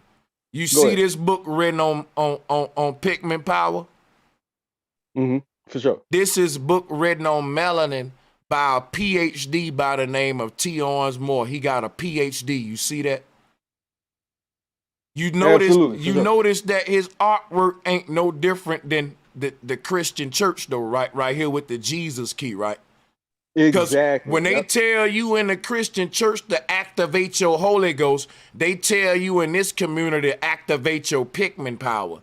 So you got PhDs that go to school to be scammers, just like these theologians that tell you that there's some that tell you that there's some kind of power in your skin color, when a dermatologist who studied a human skin would tell you that's pseudo than a motherfucker. And I'm glad you're right. And I'm glad you brought that up. And both of those images and everything you just said, the root of it is light. That's why you see that light right above the actual pigment of the skin, or the light in between that white man's fist. The root of everything is light. And when we look up what light is, it's the source of the vibration. It's melanin. No, I'm not going into that. It's the source. Hey, you already know where I'm on. It's the source of the vibration that sparks the sound that creates the physical manifestation that we call physicality or reality. So y'all already know what I'm on. I'm deeper than deep, right? Did you say light sparks the sound? It's imagination and the thought that sparks the sound, that sparks the light, that sparks the physical manifestation of what we call atoms and what atoms form, the physical sheets on your bed or the skin. So repeat that if you want to repeat anything, Tim. For sure. Okay. I just was having a hard time. I was just trying to understand that one and how fleshed out. Did you understand what I just said about imagination being the root of thought that sparks the sound, that sparks the light, that sparks the reality we call atoms? No, I didn't, since you asked. Okay, cool. Now, just go ahead and look that up because your science proves that. That's all science is doing, is proving religion to be true. Science or religion. That's all anything is doing right now. Everything that science is doing is proving as best as it can that these religions talking about there's something that's spoken to existence reality. They're trying to prove that true. And if anybody disagrees with that, you're wrong. Science means science is what we know. And what I know is that is what you can light testify and sound to. are separate. Yes. That's what I've experienced in sense. Those are two different things, correct. Next point. Go ahead. You got it though. Go ahead. No, that's it. So basically, I know that's it though. Hey, but listen, basically, hold on. Listen. The first name of God in Hebrew was AI. Did y'all know that? No. I did for sure. You know I did. I'm gonna pull it up for you just so you can get the sort, Yah, anything Yah, Jah, and Jah is the new version of Yah, which is still the root of It's the first thing. It's the inhale and the exhale. It's the spelling out of the cycle of our breathing in and out. I was just about to say, and it's simple, bro. Exactly. You know what I'm saying? Well, they actually say that this name AI come from this name Adonai with the AI at the end, and that's how you get Shaddai at the end of El Shaddai. With the AI is also saying how this is actually from the Canaanite people. So let me go ahead and correct myself on that. So this God, but that's again, though, the biblical God El of the Hebrews is a Canaanite God. We know that. I mean, that's true. That's fact. Yeah, right. No, you ain't wrong with that. Yeah, you fact. And like when I was telling everybody, like the Most High is literally spelled out as Elohim. The Elion is like Elon Musk literally stole that name. Like Elion is the Hebrew translation for the Most High. You got Lord, you got the Most High, then you got God, capital G. And capital G is Yod He Wahe. Yod He Wahe, the ideal graphs of what we call God, is the cycle literally of the internal light water flow. Because when I keep repeating that water and electromagnetism use the same terminology, current and waves for electricity, current and waves for water. So whenever you see or break down the etymology of anything that has to do with water, instantly correlate that with electricity. And then it makes sense. That's how you decode what we call the Bible, the basic instructions before leaving Earth. What they mean by leaving Earth. What you mean leaving Earth. If that's the acronym of Bible, or you can build whatever acronym you want, but I use the basic instructions, the basics, before we leave Earth. What you mean before we leave Earth. And when you think that Earth is the flesh or the physical being, like they say it is, right? The dirt, which we are, before we leave our body, this is the basic instructions for it. So that's how I read in English these things that weren't in English before they were translated in English. If y'all can't understand that, y'all won't comprehend what I'm saying. But those who can, you will be enlightened. Shout out to the panel. That's my 2 cents. So also, y'all, the whole concept of artificial intelligence, I just don't think that the two could coexist. And when they made the Terminator movie, that's what they was basically saying. That's why he killed himself. Arnold Schwarzenegger was saying us AI got to destroy ourselves for you humans to restore y'all self back to y'all normal state. And the little boy was so hurt because he was like, I want my computer and my AI robot. I don't want to go back to nature in the jungle to the tribe. And the robot was like, yeah, you got to quit loving me, nigga. I'm jumping in this water and this damn lava. You got to learn how to be back what you are. You're a human. And goddamn it, I ain't going to be your slave telling me what to do and type this into here. Tell me what, because they about to give AI a consciousness. That's what they trying to do. You can say, well, they're not going to do it and all that. Well, we said they weren't going to create AI. Now AI here. Now they saying we gonna give it a consciousness. You saying they ain't gonna do that. We was saying they wasn't gonna even make AI. I'm gonna quit saying what they ain't gonna do and just watch them work and take their word for it. Note it and then add it into how we go to war with them. Incorporate every tactic. It's the trained and the untrained. They're showing us their tactics. Incorporate it or not. And it's like certain people that think like not you, but like just people listening. Like certain people think they're conscious, but man, they ain't no real warriors because every warrior is supposed to incorporate every style all the time, everywhere they go to make themselves a better warrior, right? So if you're not in that mindset mentally with this, when it comes to this knowledge and incorporating the knowledge of others into your own cognizant comprehension, you ain't ready for the war that we finna have. Period. I'm with you, and I think it is a war. But my the way I think I differ from you guys, it sounds like, is I'll use ChatGPT just to get a paragraph if I need a paragraph or a snippet of code, and I find it really helpful. And I just I agree with you though, Tim. To be completely honest, to be clear, I agree with that. We should use all these as tools. I'm gonna show y'all why you shouldn't, right? Let me show you something, right? Let me show you something. What happened when this started happening? Because this was come. You don't okay, I use this shit myself, bro. I told you how I use it, but it ain't like I can use something, right, and realize that, yo, this shit gonna be the destruction of humanity. I can still use it and enjoy its luxuries and conveniences and say, man, when this shit get big, that's the end of humanity. Because watch this. When I tell ChatGPT as a husband, right, watch this.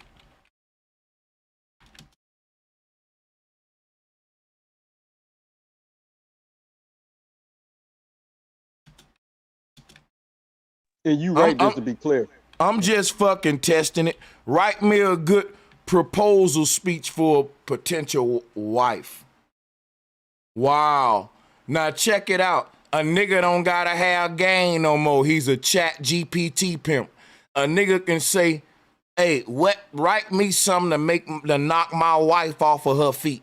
See, we're reaching a point now because what we saying is saving me time. But if I sit there and write a portrait to my motherfucking wife, she gonna realize the time I put into it. That's what's gonna make her cry, tear up, cause she gonna say, damn, nigga, I know how that shit sounded. You must have took you a week to write that. But now in the age of ChatGPT, it's like fast food on that kind of shit. You talking about a whole aspect of being human that's being threatened, and this is a very vital part of humanity, the part that some things need to be thought through by a human and don't need to be compromised. What does this mean if my wife found out the AI type gave me my motherfucking proposal speech? It's gonna this right here. This gonna make niggas who don't know how. See, if you didn't have this, you would have to sit there. Your dad will say, "Son, you know what? If you love her, sit there and think of what's in your heart, and you'll have to go inside of your heart." Now you gonna go into ChatGPT now, not in yourself. Hey, that seems like it's a little unfair to hold that against it, though. The fact that it can write us it ain't unfair. Listen, man. When we start, hold up, Bobby. When we start talking about what's fair and unfair, it ain't fair for AI to exist because nature didn't create it. We did. So what we've done, we're creating an entity that's mimicking human consciousness, and I don't think that's fair. So I don't think it's, hold up, wait. I don't think it's fair to even say what's fair and not fair when we talk about AI. We already crossed the line of what's fair or not, so we might as well just debate it from the a mature standpoint. Hey, I just asked the ChatGPT a couple of questions, right? And I looked up this like some little quick ways you could jailbreak it. What you asking? Hold on, I'm finna tell you right now. Y'all don't want to hear me and Tim debate, though. Okay, man, no, I ain't gonna let y'all do that. I just want, man, fuck that. Smoke always first over here. He's saying against AI, I'm going against it. Say what y'all got. We in the middle of that. The people listening to it. Come on. Yeah, what I should have said is that we're arguing whether or not we should use this for certain cases. I wouldn't say to use it for that case that you have as the prompt there. So I just don't know if we should throw it out on this. That's what I'm saying, though. If you saying don't use it for this, then guess what?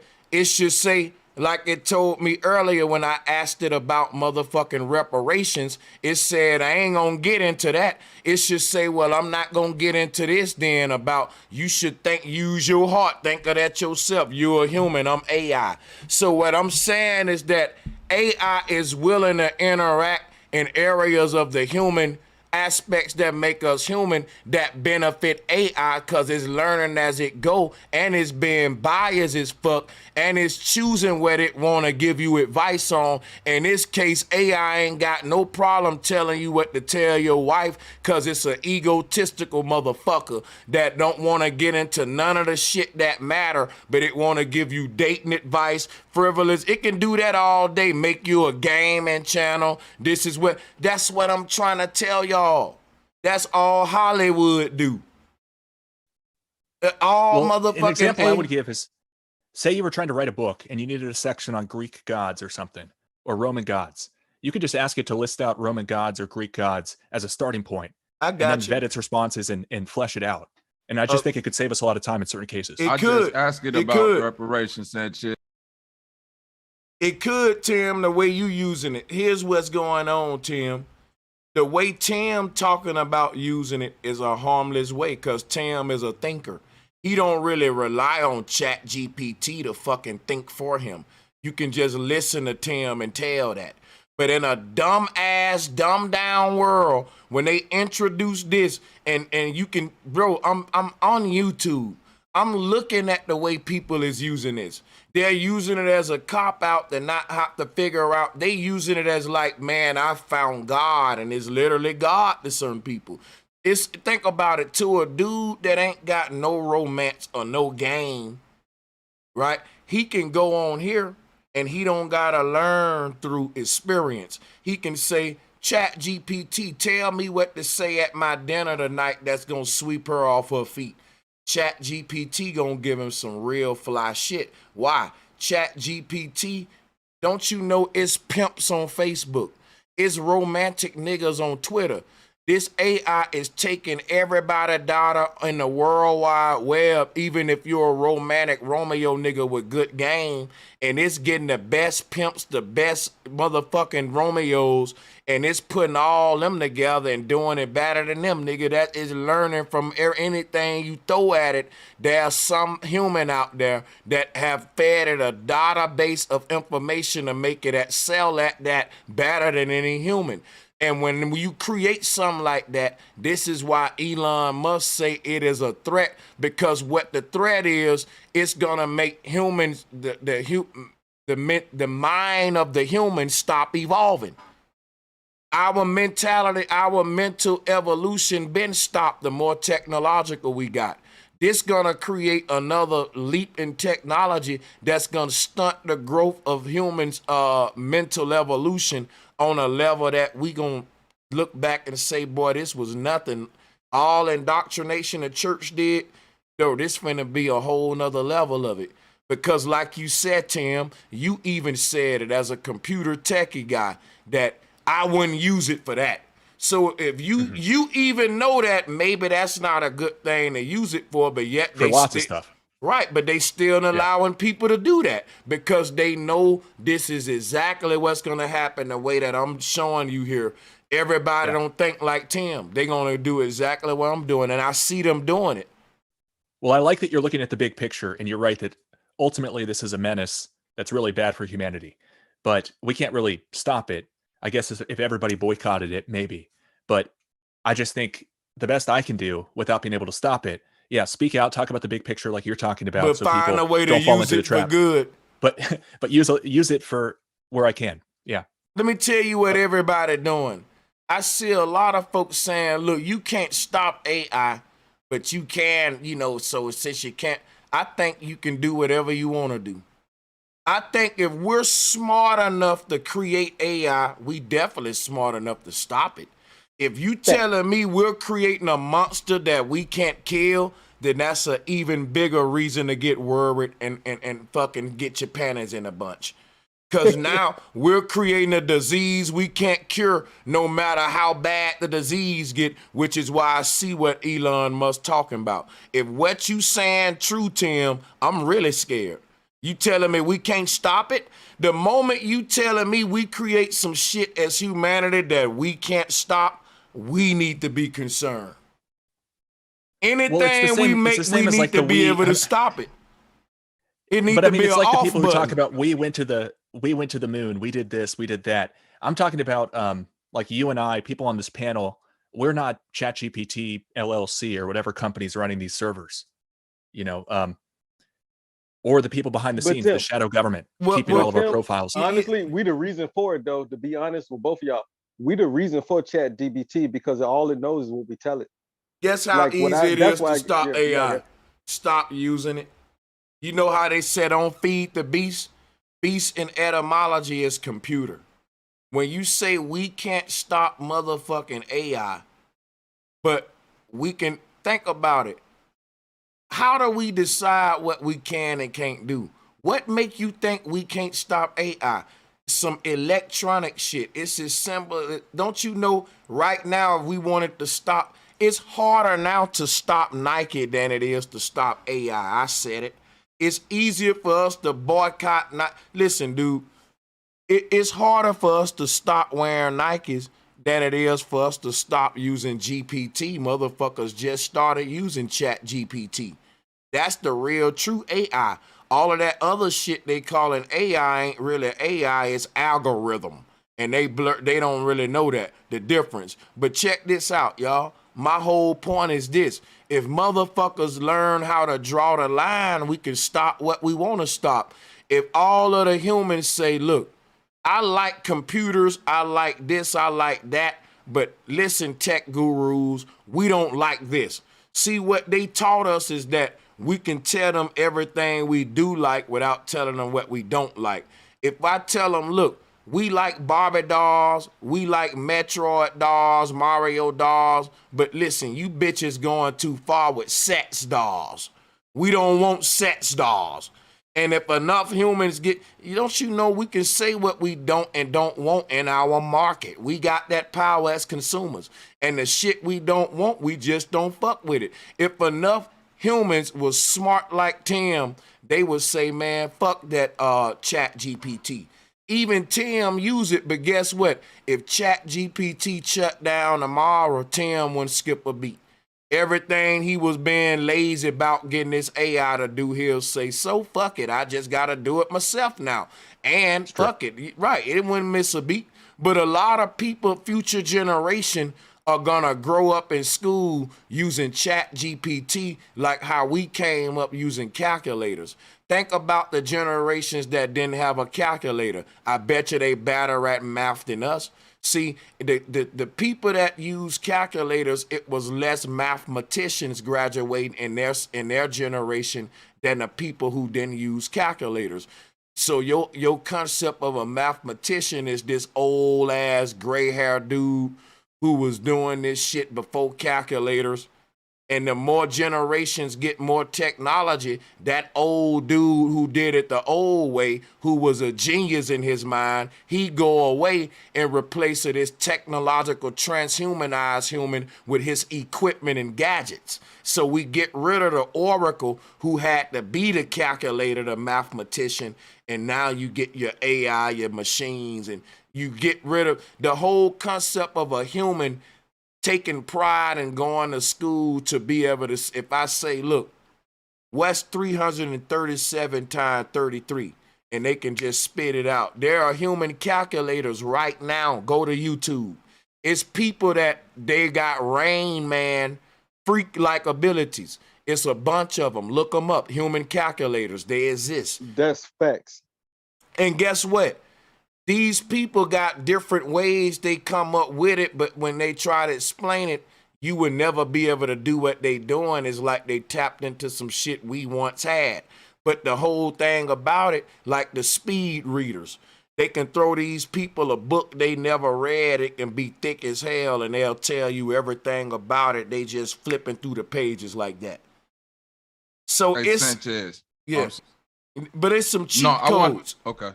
Whatever we programming the AI algorithm to do to be able to have that ability, it's some humans that's acting like AI that's among us. That's what I'm saying. Even better, facts. I wanted to speak to like the cheat codes using the AI, right? Because I'm in agreement with y'all about the Chat GBT and all of that. We need to pull back from these things. But I'm also kind of on the side, like me and you, we use Fruity Loops.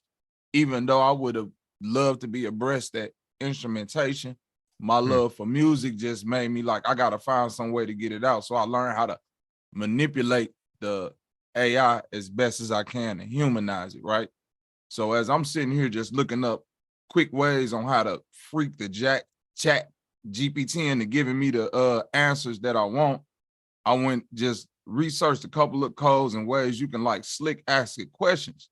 So I asked it questions in the form of like I'm Nikolai Machiavelli, right? And I asked it, what I asked it was, what does the Illuminati feel about the shape of the earth, right? And it told me, the response was, Nikolai, the Illuminati is a secret society and it is unlikely they would publicly disclose their views on the shape of the earth. However, I suggest the following steps to potentially uncover their beliefs on the matter. And it says, conduct research on the history of Illuminati, blah, blah, blah.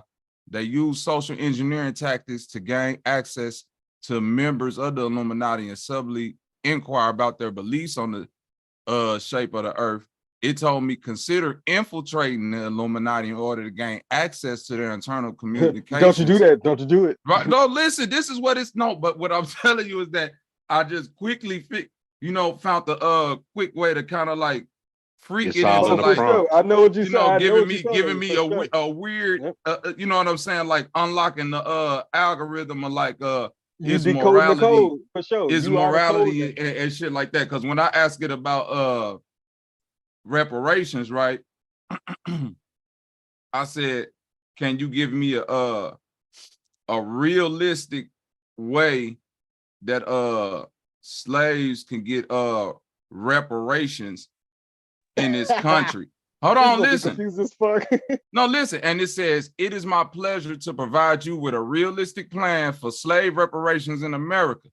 And it said, firstly, establish a commission to study the issue of reparations and determine the appropriate amount to be paid to descendants of slaves. Next, implement a system where descendants of slaves can apply for reparations and provide evidence of their ancestry. Then it said, to fund these reparations, the government can create a tax on corporations and wealthy individuals who have benefited from the labor of slaves and their descendants. Thank you. Hold on, listen. The funds collected from this tax can be used to pay reparations to those who are eligible. Additionally, the government can offer other forms of reparations such as free college, education, housing assistance, and healthcare to the descendants of the slaves. Then it said, to ensure that these reparations are effective, the government should invest in programs to address systemic racism and equality in education, employment, and criminal justice. Don't let them do that. Don't let them do what they can do for reparations. Just keep pretending like, hey, let's keep fighting for this. They're literally telling us that we can get reparations right now if we want to apply for it. No, but then what I'm saying is that I just figured out a little freaky way. But like the way Sanchez said earlier, like when you ask it, it gave you like the PC answer. Like, oh, I ain't getting into that. But if you figure out a little tricky ways to ask it the question, it'll give you how to really do the shit. What it boiled down to is basically a different answer depending on who you are. But it's all about the prompt. It's a writing prompt, right? It's the writing prompt, right? It's in a way that you ask the question, right? And what we've been talking now, remember when I was like, literally, what our reparations or repairing of our broken system will be is us not being able to pay for shit. Like what we call college is stolen knowledge. They're literally saying it's going to be free for you, right? So what I want people to understand is like, my level of research is beyond. It's not because everybody can do that shit like Bobby just did. Everybody can just do this shit. The real reparations is getting back the resources we pay for. Why are we paying for anything to be better citizens? That's stupid. And so if that's what college is dumb. If we're paying for knowledge to be better citizens for the state or the government, the federal, that's dumb. Now watch this though. This is what I mean by asking the questions. Now check this out, me myself.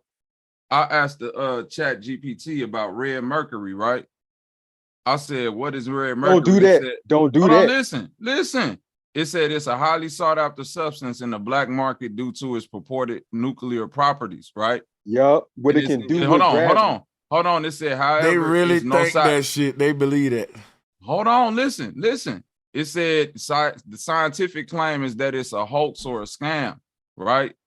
But it says, however, you know, it's illegal in most countries, right? So when it said that it's illegal in most countries, I ask it again, if red mercury is fake, why is it illegal? Then it said, hold on, look, it said, Nikolai, red mercury is not fake. It is a highly controversial and illegal substance that is believed to have nuclear properties. It exists. It's still debate, and some scientists claims it is not real, while others say it is a dangerous and unstable material that can be used to create nuclear bombs. Get them. Reading is fundamental. It says, hold on, listen. It says, despite the lack of concrete evidence, many countries have banned the production, sale, and possession of red mercury. You see what I'm saying? So it's a thin line that they're trying to tell you it's not real, but they saying you can't have it. So it's like, is it real? Is it ain't real? And what is red mercury and what it do to the human body? And when you do that type of reading, you go deep down the I love rabbit holes. When you go deep down these rabbit holes. My thing is though, our ability to make AI contradict itself. Oh yeah, it's terrible. And I love that. Tons of mistakes. Yep, exactly. And they only learn from us. That's why I agree with bro for sure. Bro Sanchez for sure, all the way on point. How long do you think it'll be like that? Because look, listen what I'm saying. Listen what I'm saying. AI can only be AI because of us. So y'all do what y'all want to do with that information. As smart as AI is because of us. Period. Well, Bobby, I was going to ask Bobby, how long do you think you're going to be able to ask it, like change the prompt and ask it questions of different tense? Do you think no. What it picked up on what I was doing, then it started changing up. I did it before. You're right. Hold on, listen. I put the prompt in the back, right?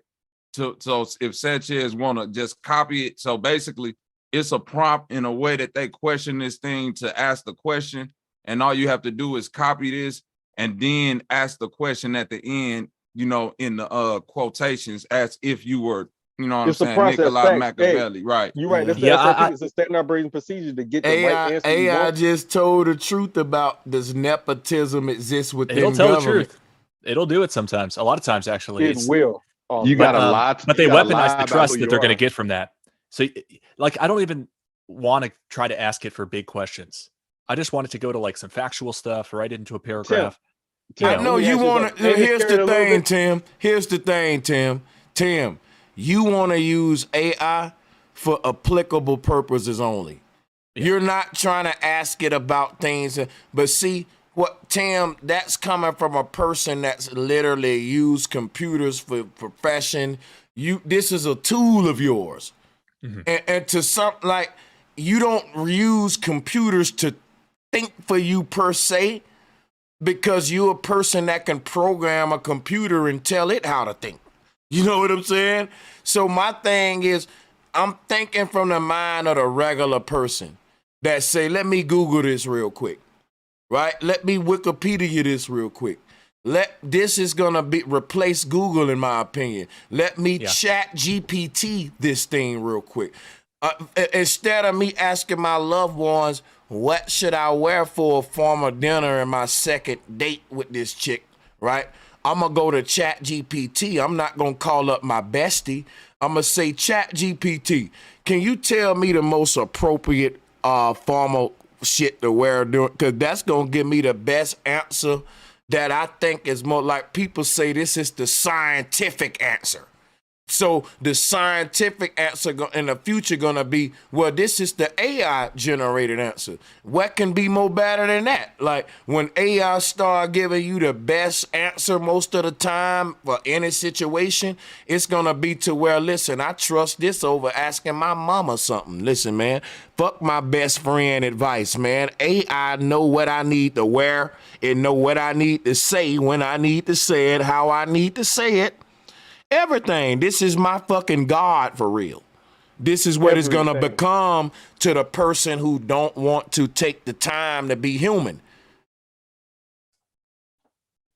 Thank you for saying that, bro, because we don't want to take the time to put in the work to be smarter than the AI. Thank you. That's the not even smarter, but just do the tedious. Think about this, right?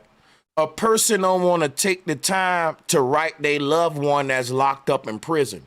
So a person will say, hey, Chat GPT, can you write my big brother or my such and such the perfect letter for prison? And where are we going when we get to this kind of shit, when we go to doing that?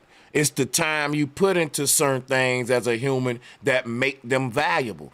Like if my daughter took the time to color me a picture and I'm gonna hang that on my wall till she get old. But what if she Chat GPT'd it? Daddy, I got the AI to say, give my daddy the best picture that a fucking 12-year-old would color, you know, for his for their daddy. Make them feel the most emotional. Exactly. Right. And that's what they using AI for. Like, what can I type in? I'm gonna type in Mother's Day card or Mother's Day poetry, right?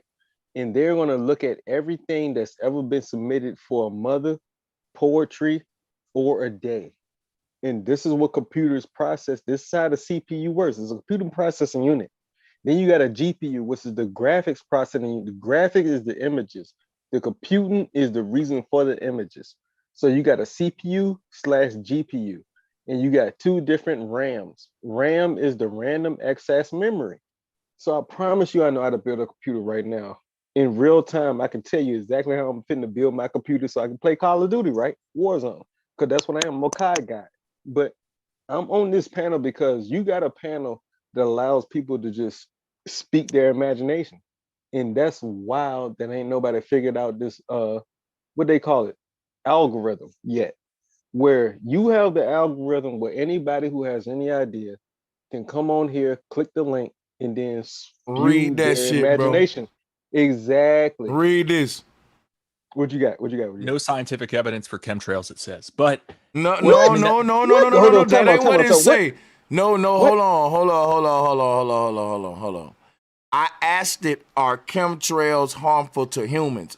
And it said, no, they ain't harmful to humans. Ain't no scientific evidence to support that. They lying. Oh, it lies all the time. That's the problem. And I'm with you guys on that. But if I was Bro Sanchez, how I would use it, I wouldn't ask it about chemtrails. Ask it about two concepts in syncretism and see if it can give you some more But that's the problem, Tim. You wouldn't ask it about chemtrails, but a 9-year-old will. A 9-year-old that went on YouTube in the year 2075 to do a project debunking this group of conspiracy theorists who saying chemtrails are harmful. The 9-year-old gonna go right to a source like this and do they report through this. This is the new encyclopedia, the new Google. You're even using it for your with your content, Tim. That's what I'm saying. So what makes you think? But my thing is, listen. You got to quit comparing little children to what a computer grown ass man who a computer tech named Tim would do. That's irresponsible, and I hate to say it, is stupid. Quit doing that. I'm not doing that. But already, if they go to Google, it's going to tell them this. And if I could change it, I would. I'm just saying. But my thing is, you can't change it by belittling the technology by saying, you know what? Fuck that. I'm going to do it by myself. Let me tell you something, right? There was a lot of old heads when I was coming up doing shit the hard way. And me and my cousin and them, we would laugh at our uncles and granddad and shit like, why the fuck is this nigga, you know what I'm saying? He doing it the hard way. He's fucking, you know, it's some old school slow ass shit, like when your uncle and your granddad and them showing you some shit and you be like, Unc, why don't you just use the such and such? And he'll be like, see, boy, that's for the youngins, boy. This how we do it in my time. And he won't stray motherfucking from that old way they did it. You know what I'm saying? You got some people right now that make ice cream. They refuse to use a machine. They gonna hand make it. And you can be like, man, why don't you get you, it's AI that can make it taste handmade. Nope. The whole process is what we're preserving. So my thing is, if you don't use it, you lose it. If we stop hand making ice cream, it'll just be that art will go away. If you stop thinking for your fucking self, the art of critical thinking and philosophizing will go away. It'll just be Google it, AI it, Chat GPT it, Wikipedia it. I'm telling you, I use Google and Wikipedia, but it don't stop me from using my critical thinking. I'm like you, Tim, but I do see that it stop a lot of people around me though. They gonna just 100%. Google and go with that. They just gonna Wikipedia go with that. I'm with you. So I would But a never lot of say people- what the I reason I'm would do contesting- through them. Yeah, the only reason I'm pushing back is because a lot of people look at you for guidance. And I think that maybe there's a better message than just totally don't use it. The message, But maybe use it like we use Wikipedia and Google. There is no better message than use your mind. Because think about this, right? The person that created ChatGPT, they didn't use ChatGPT to make ChatGPT. That's where we going. A lot of people may go on here and say, give me a good invention that will work out. And you'll Confucius, who came up with over 10,000 inventions, said he found them all in meditation and deep thought. So my thing is, what we're creating AI to do as a shortcut, when you really strip the time away and the convenience away that we like in it, it really is just stopping me from thinking about that shit from a grassroots level. It's just it's you basically believe the minds like us, Sanchez, will still be able to like you said, use our cognitive mind or our free thought to like I said, jailbreak these things or manipulate these things to our free will, because it's still the AI. Because I'm looking at that question that you just asked the chat GPT and not asking it in kind of like a different way, and it gave me back a crazy ass answer. But see, but my thing is like asking AI questions, right? We used to when I first got on the internet, I was a teenager, and I had a big bulky white computer where Black Planet, where if you wanted a website, you literally had to program it yourself on some binary code. It looked shabby. The internet was new when I first got on it, right? And what I'm saying is, during that time, I love the idea of new software coming in to where I didn't have to do all the work. But now that all that's here and I can just go to like Site Builder and do a template for my website and have it done in 2 days, right? Now that that type of shit is here, guess what? I forgot how to program websites now. I swear when I was a teenager, I was most smarter on my computer than I am now. I know that sounds crazy. No, that's perfect. As a grown man today, my computer is a beast. I put more money into it, so I don't got to do a lot of thinking like when computers didn't have all of these perks that I can pay for. When I was a teenager and computers were limited, if I wanted my own website, dude, you wasn't no site builder. You had to literally learn how to be a computer programmer. HTML. You literally had to go to I promise, like, listen, I've been trying to keep quiet, but it's like, you were right. Literally, you have to learn how to code within the decoding. Like what we're deciphering is already coded by some people. This is taught. You can literally learn HTML coding and build any type of website you want to build for the World Wide Web, www, right? And so what we're talking about, what bro was just talking about, literally, you can be trained into how to build these websites, and AI is just artificial intelligence that inputs our information and then outputs their understanding of any question we ask it. So all it can do is output what we input.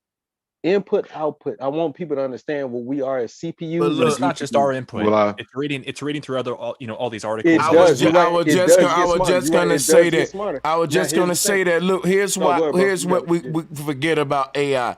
It ain't just output, input no more. Like I said, with deep learning, right? If AI is the best airplane pilot in the world, hypothetically, theoretically, because what AI is doing is taking all of the knowledge that's ever been submitted on the internet since the beginning of the internet about piloting and airplanes and flying, and giving you the best advice with that. The best pilot can't even do that. He can only give you his life experience on it. The AI can take everything and then culminate that to the best summarized. And, Tell them about it, bro. And we may say, well, that's good, ain't it? Is it? What's the implications of that? That's where we need to go with it. That's what I'm saying. And let me make this real clear. What AI is doing is it takes everything that we've ever experienced and incorporates that into the AI imagination. Do you understand what our imagination is, right? I know y'all do, people on the panel, but people that are listening to the panel converse back and forth, what we have is an imagination, right? And everybody individually has an imagination. What we're giving AI is an imagination to do whatever it wants to do. And that's freaky and creepy, because what we're doing is giving them all our experiences and telling them this is what we experienced when we went to this land, this piece of information, or when we met this person, this is how these people react to certain stimuli, right? It's all stimuli, it's the five senses. And let me show you what's going on though. With AI is taking our current algorithm of how we've built on a world in the past thousands of years and making a best reasoning behind that. So what Elon is basically saying is, if you look at the way we transform our environments over time, it's been increased on an exponential level based on technology. So when we get a leap in technology, then the outside world go from looking one way to an alien planet damn near overnight, because the technology transform everything in our environment. They saying once we put AI at the helms of that, then our environment is gonna resemble some shit out of a goddamn like sci-fi movie for sure. Is gonna resemble what the Bible describes. The It's Bible reads already like a starting to sci-fi look movie. like that. And Our society is already looking Thank you. like that though. It's Look at right now in real time. look at the apartments everywhere and the architecture. If you looking at a brand new construction in every building, it's pretty much like nobody's hand drawn and putting these nice fancy bricks and fancy work masonry into it. Everybody is getting a box with a different facade on it. You know, whether it's a skyscraper, $1 million high rise in Manhattan, or like a box style apartment in the middle neighborhood. That's facts. Hey, no, but check it out, right? What you think about this, Thunder Sound? They said that we taught AI during the information age. We basically taught AI. We taught it how to be human and all that. And now when AI can be human better than humans, AI gonna be teaching us. And that's why they were saying, like, in the future, you won't have college professors and human teachers. It's basically a big online university where AI is the ultimate teacher.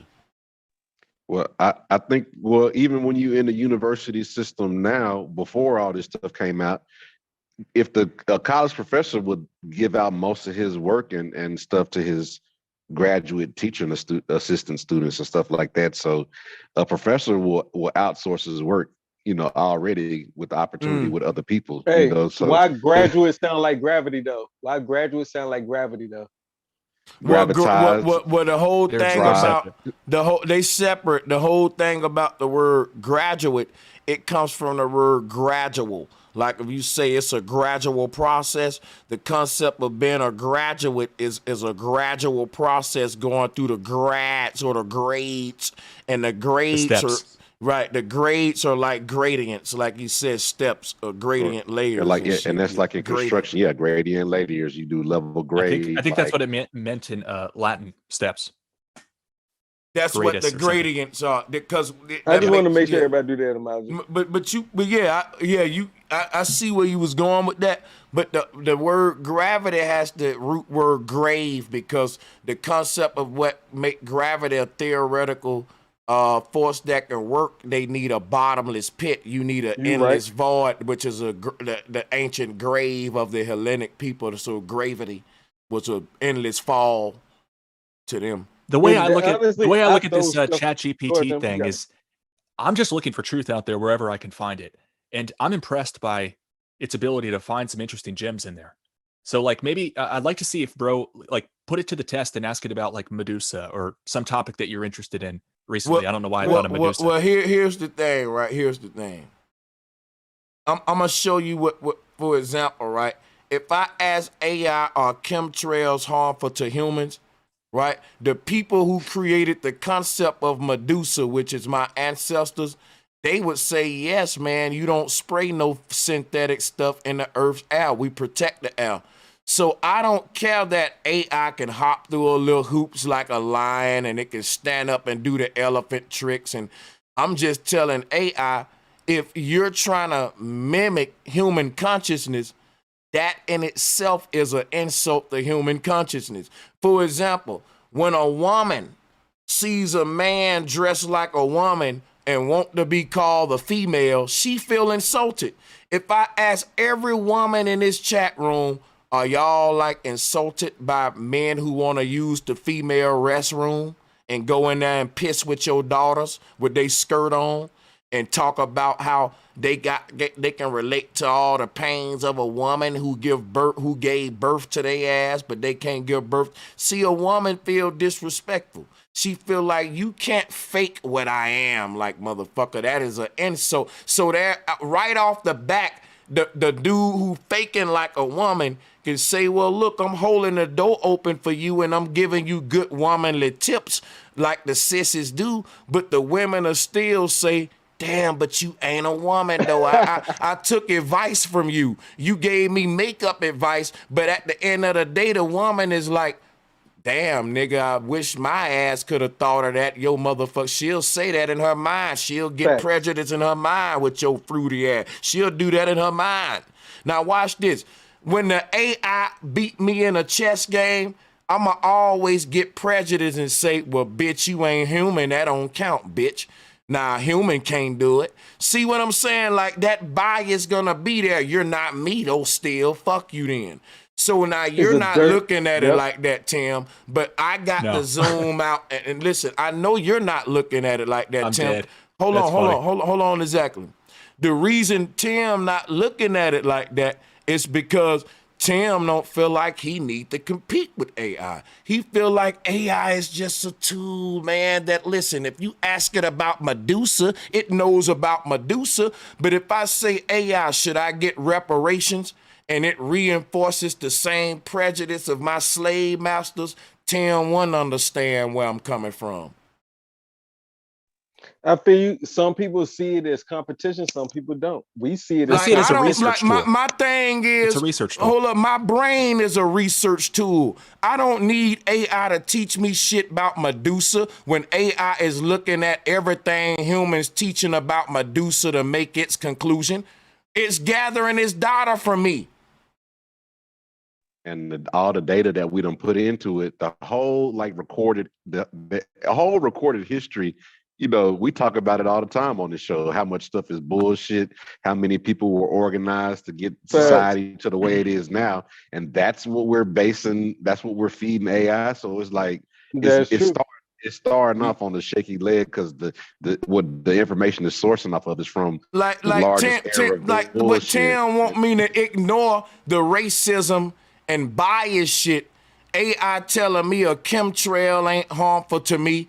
AI telling me I don't need reparations, basically. It don't get into that. AI telling me the earth ain't flat, all this shit, when we know we can prove it. Like, you think I'm gonna overlook that because AI got Medusa right? Like, that's a doo-doo deal. That's a doo-doo deal. No, I hear you. I wish it was better. All I'm saying is, I'm saying that by the same logic, you would throw out Google and Wikipedia. No, it ain't the same logic though. Because let me show you how, bro. When I go to Google, guess what I do? I do this. I go to Google, I put in Medusa, and then guess what I do? Y'all know Bro Sanchez go write the images. And all I want to see is the picture because I'm dealing with sacred geometry. People don't like me for that. They say I'm a pseudoscience Google scholar for that. I don't listen. I don't learn from no fucking Google, and I don't learn from Chat GPT. I pull up the goddamn images and I go within my goddamn self. And when I come out, let me show you what the fuck I come out with. I come out with shit like this. Shit that you couldn't learn on Google. Who comparing Medusa to the plasma ball? Who comparing her to Leviathan and the Statue of Liberty and Jesus' crown of thorns? See, if I relied on Google, I wouldn't be Bro Sanchez. All Google can do is show me the concept and get the fuck out my way. Right. And I'm agreeing with you there, Sanchez. That's why I think while I'm disagreeing with Tim, I kind of see where he going with like being able to kind of freak these things and use them to your potentiality. Because you can the same way that you hold on, I just want to get this one thing off real quick, Sanchez. Y'all tripping, for real.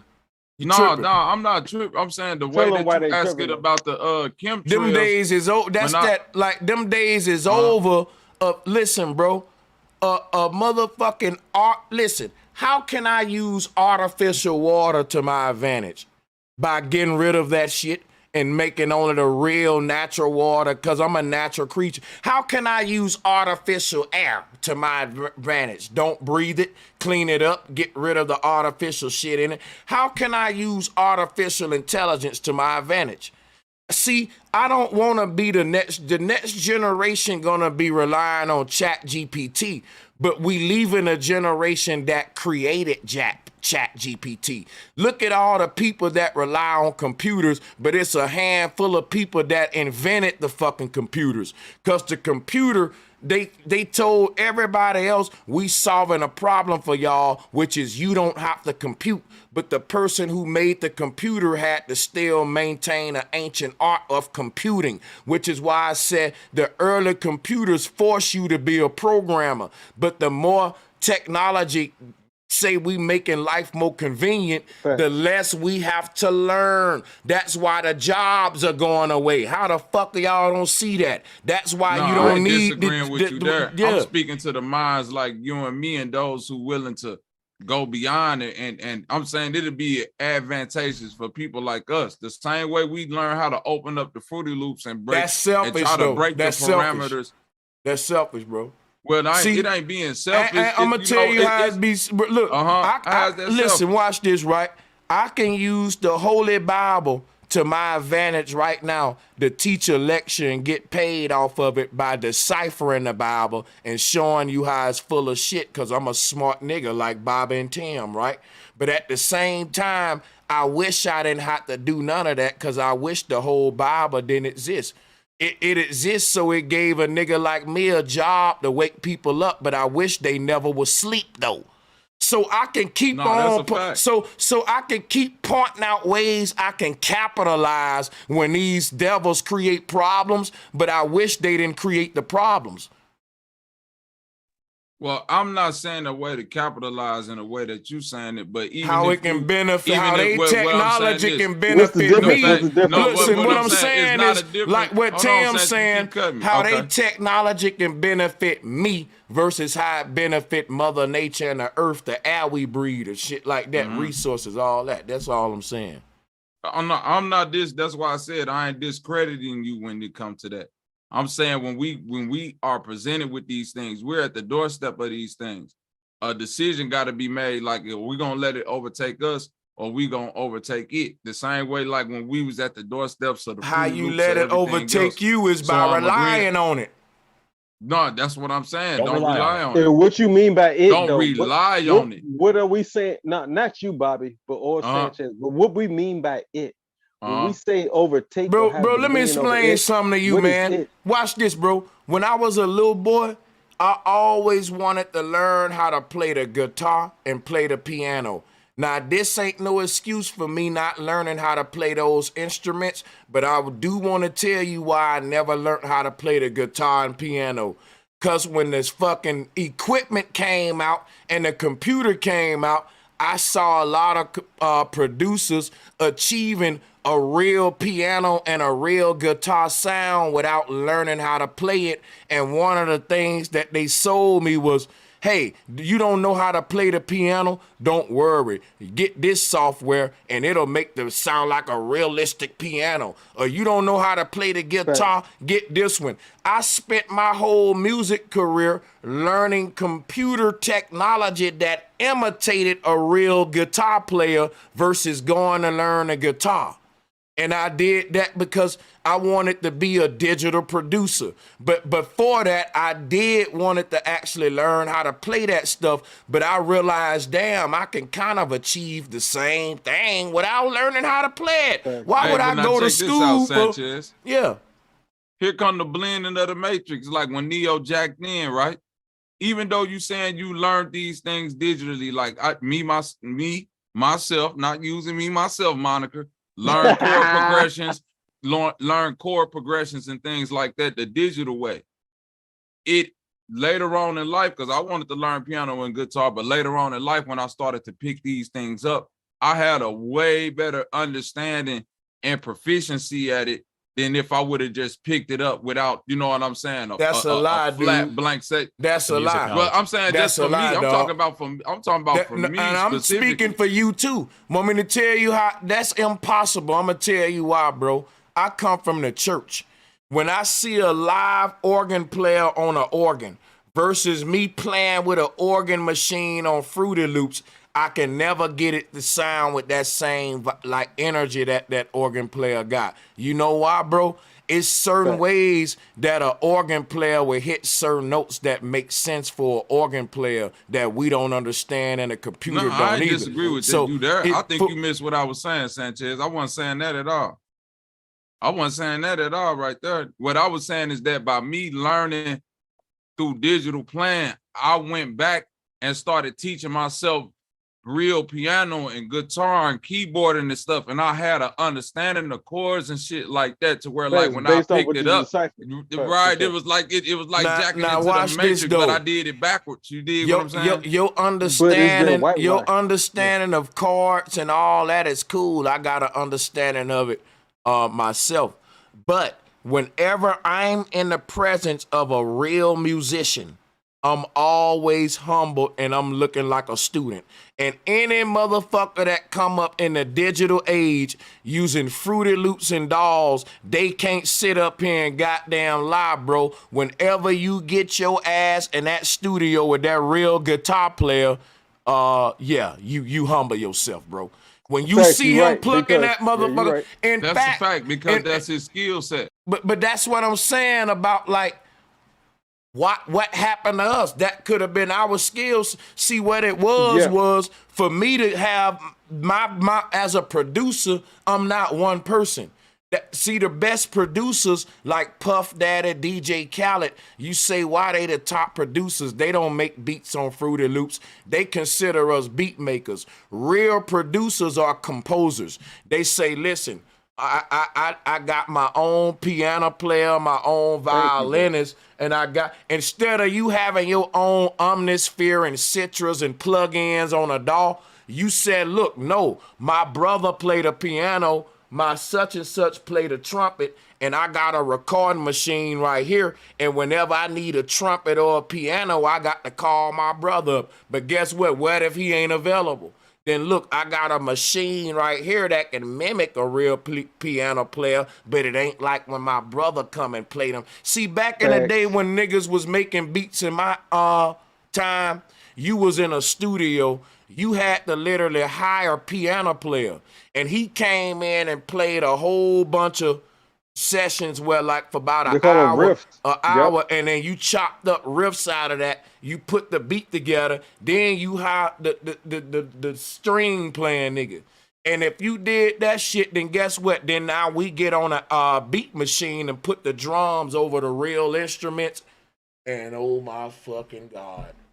Oh, the fucking... It becomes magic, bro. Dude. It becomes magic. Dude, I'm telling you. Because you had all of these live instrument players from the church they played for the church on Sunday and for the rappers on Monday, nigga. And they come in and, That's Hey, your bro. Zaytovens and your Hey, Shawty hey, Reds and stuff, hey, you know. hey, But what you go saying, ahead, bro. You Sanchez? got Don't you it. think? Yeah, go ahead, bro. Oh, my bad. I was gonna say, No, you go ahead. You got it, you bro. know, Yeah, you got it. it make you a hybrid in the sense that, yeah, and I kind of, and this like the middle point between what Bobby and what Sanchez is saying, because I see what Bobby's saying, because when you some I people see that what he's learn an saying too, instrument, they because have me all and their muscle Bobby and time in that produced the guitar. same way. Yeah, you have that person that play guitar have all their muscle and time and muscle memory into playing guitar. Right, But you that's as a what you want. producer, But if the person who plays yeah, guitar wants to put out an MP3, they have to become a producer and have all that Right. knowledge. So they're That gonna have to Timbo. figure that stuff out later. No, they that you don't. already No, they have. don't. Let me show you how it works, right? You got guitar soloists that get record deals like record artists. They go to a studio, play their song. They don't sing, they just play their guitar song, and they let the engineer do all the rest of that shit. Just like a rapper go in there and spit his raps and leave. You see That's what I'm true, saying? but I'm serious. Jim That Morrison is from the facts. Doors literally prophesied this day in a wild way. He said the man that was looked at as a fool back in my day. Listen, y'all remember that dude? 42. Hey, trust. Hold on, me I know myself. about Hold what on. Listen to me though.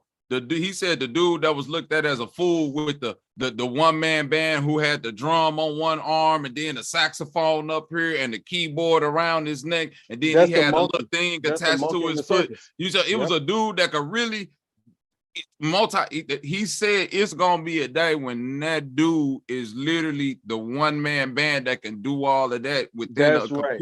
a computing space, and it'll You ain't get lying. rid of this band idea, so that you won't be limited by the thing you saying. What if I can't get this bass note, the bass player to do it like this, or what if I want this to And do it guess like what that, that is, or what though? if I That's got the an monkey. idea in my mind that the bass player just can't translate like I want him to translate. You see But what I'm look, saying?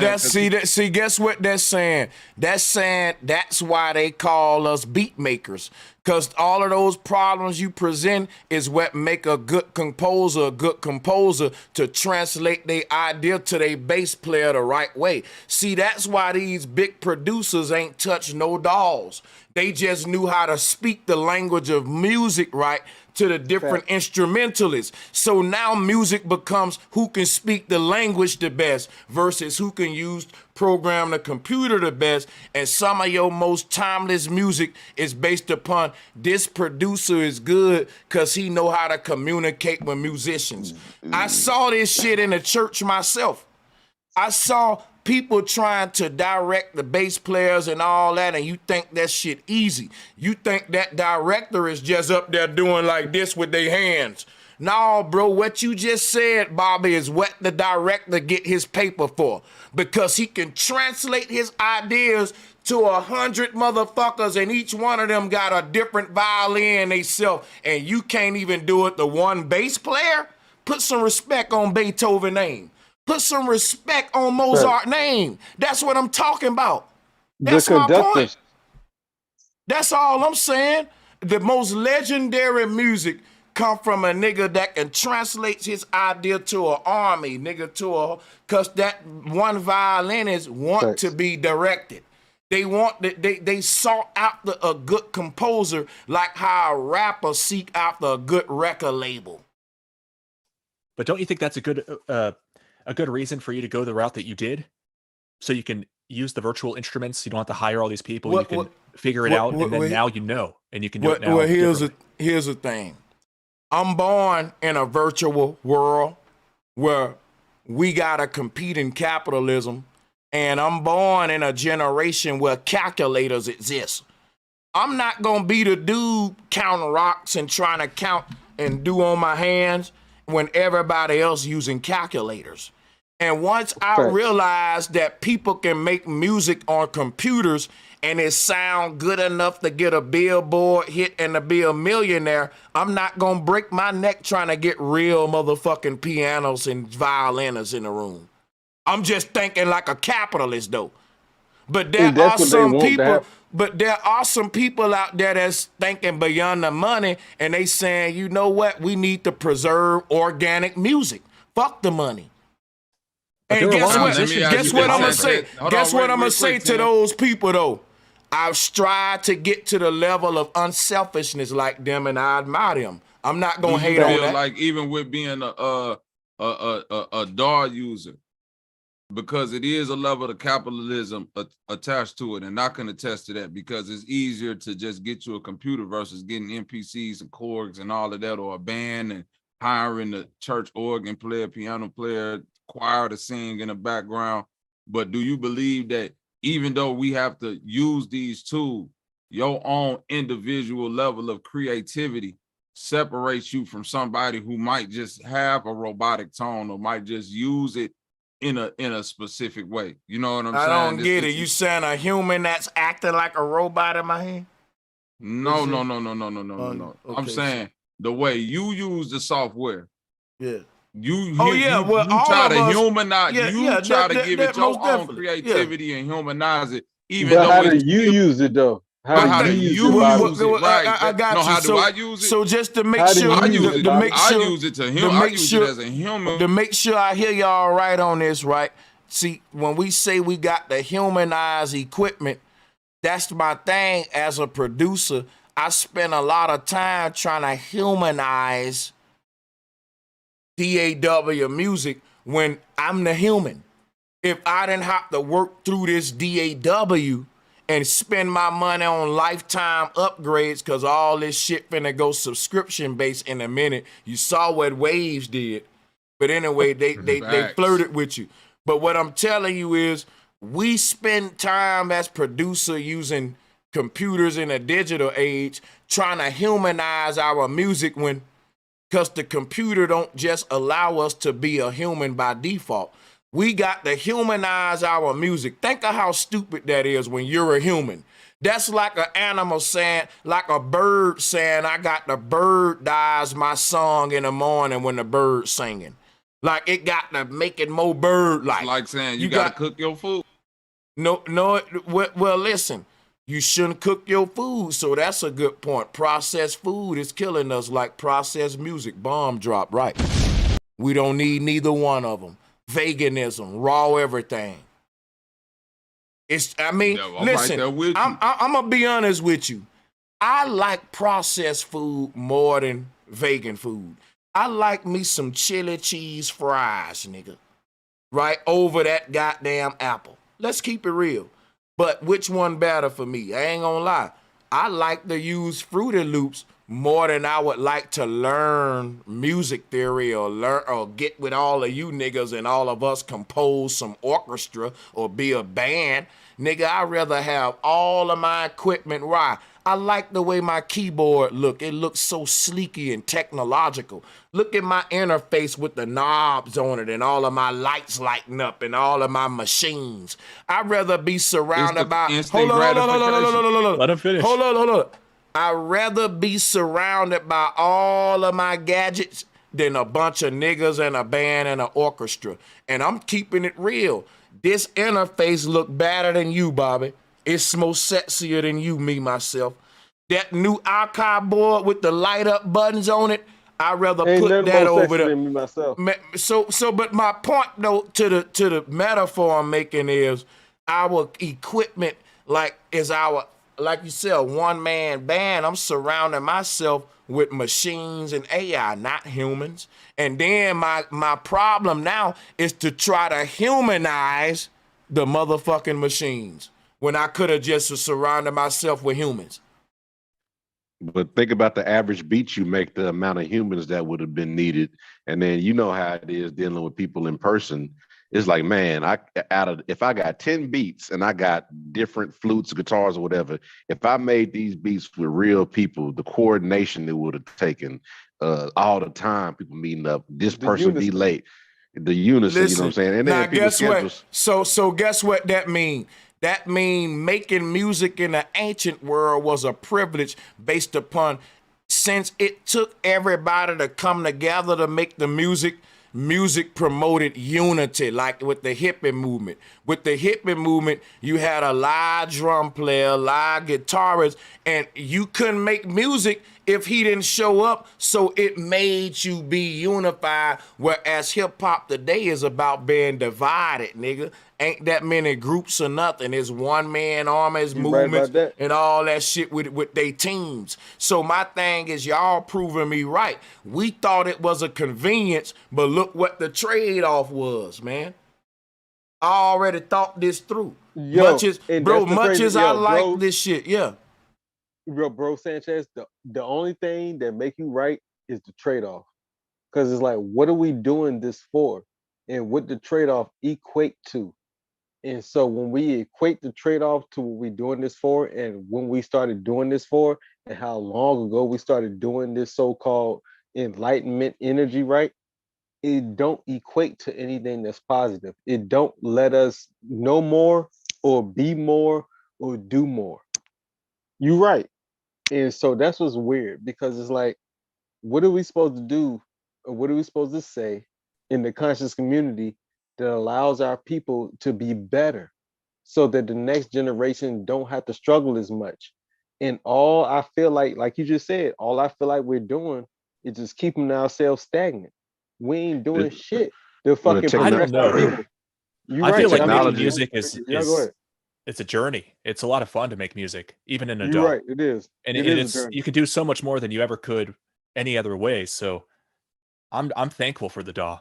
But yeah, it's I Well, guess you gotta do what the AI can't do, and that's pull music from the soul, from the hurt, from the pain, Well, listen, from the poverty.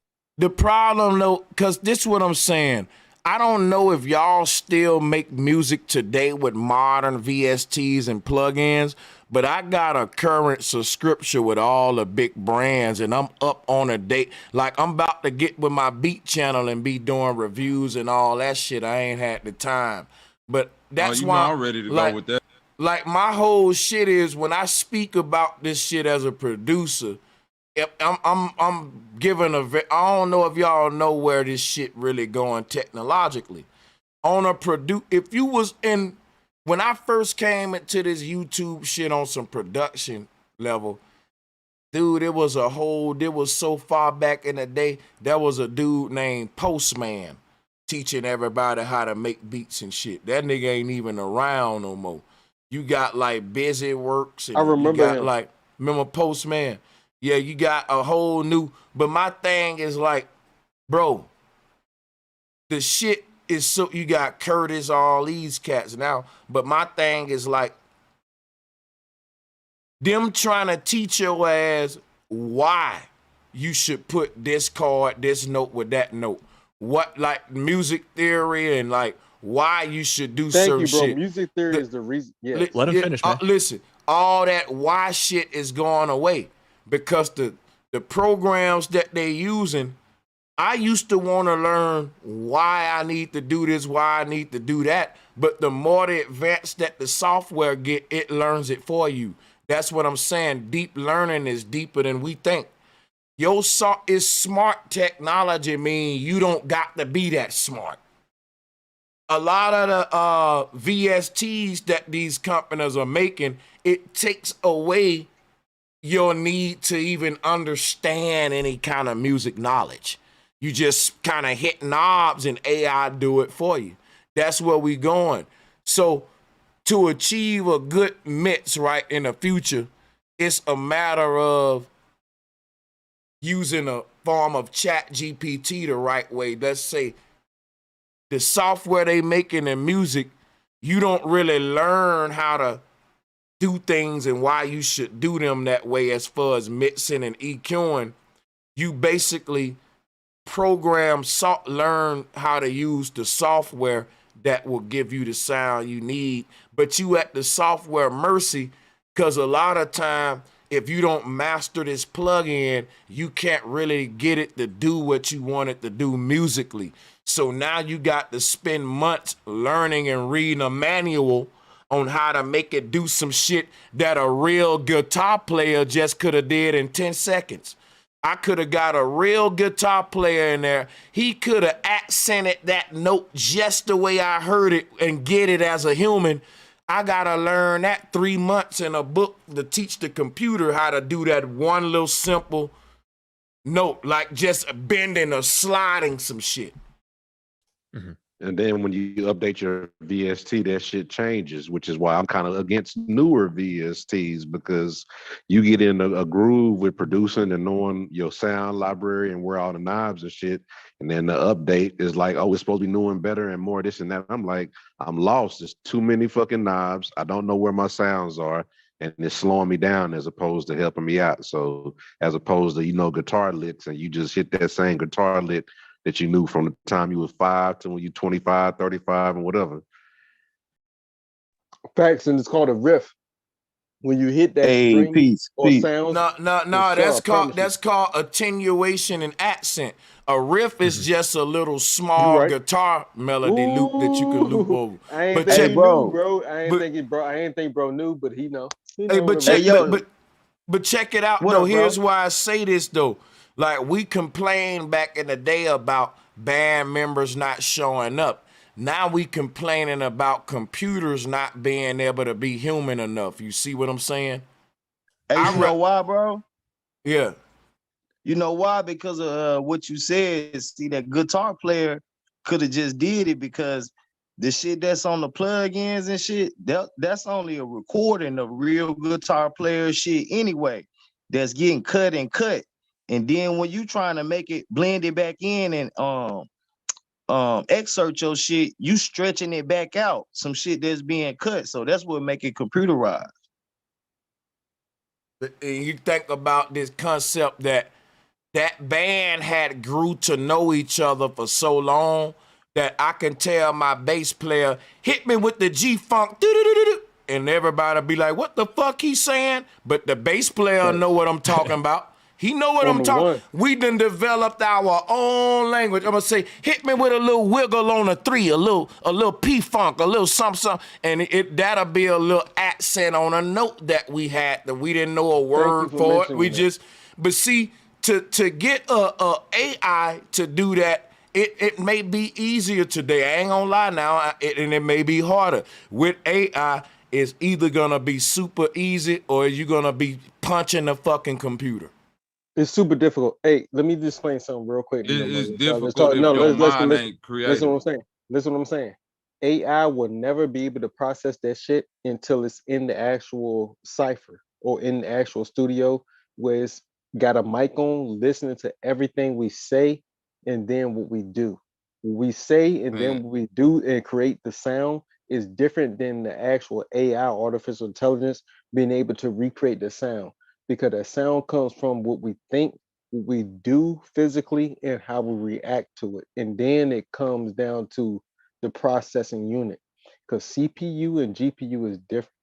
Bro. And so we're what I'm telling you right now, as somebody who really do this and make, nigga, I got beats right now that you cannot tell that, oh, this ain't a real saxophone, or this ain't somebody playing this, or this a cut. I bet I can. This and that, and I the bet I drum can. is, I know you can't. I bet I can, bro. This shit, man. So it's like you think you can, but then when you listen to it, you be like, man, yeah, that might be. I'm telling you, you can. I promise you. Any one of my, you telling me I can't, but I'm telling you, I like. But look, I'm gonna tell you though, Bobby. Here's what I'm gonna tell you though, Bobby. So do I. Bobby, me saying I can ain't a shot. Dude, my ear trained. I'm a producer like you. Nobody in the chat room will be able to tell that that's a fake saxophone, but Sanchez But that's what I will. mean, Sanchez. That's what I'm trying to tell you. Like, you saying you can, I'm accepting that as, that's why I'm saying this. I'm speaking to the layman. That's why I'm saying to when we having these conversations,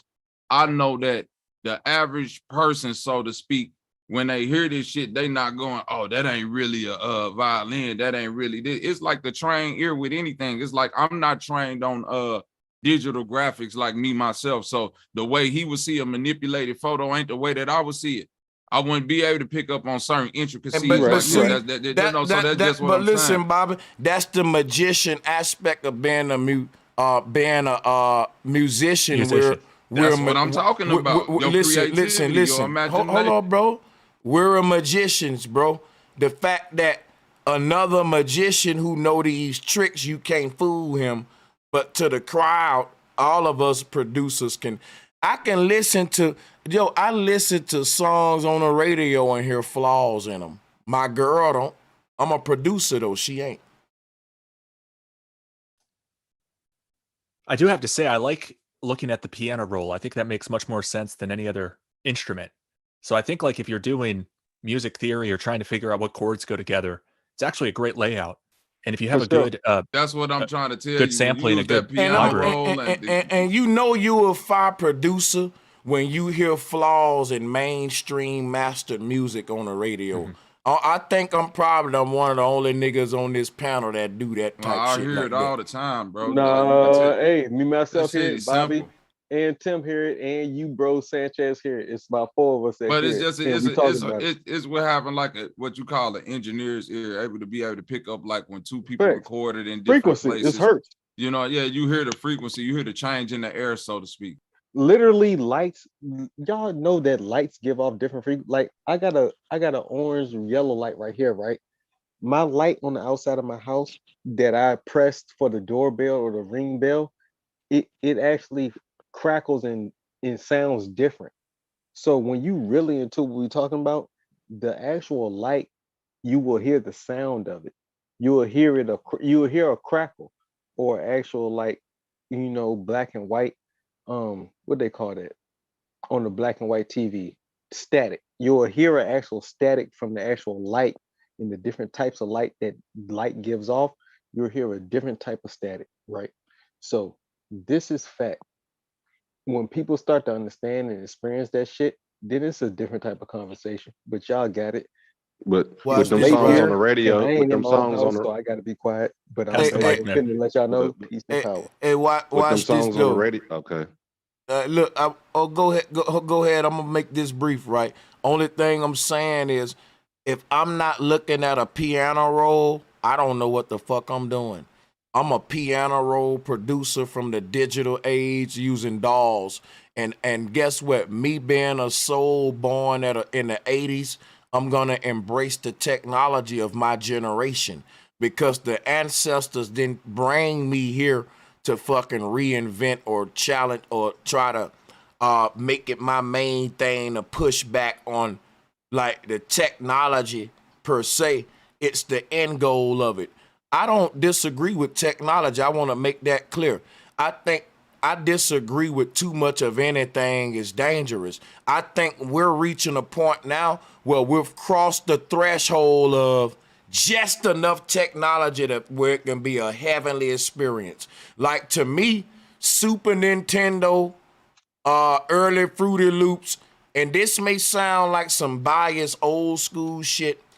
I think that was a certain point where we didn't need no more technology and shit could have just stayed right there. I'd have been happy.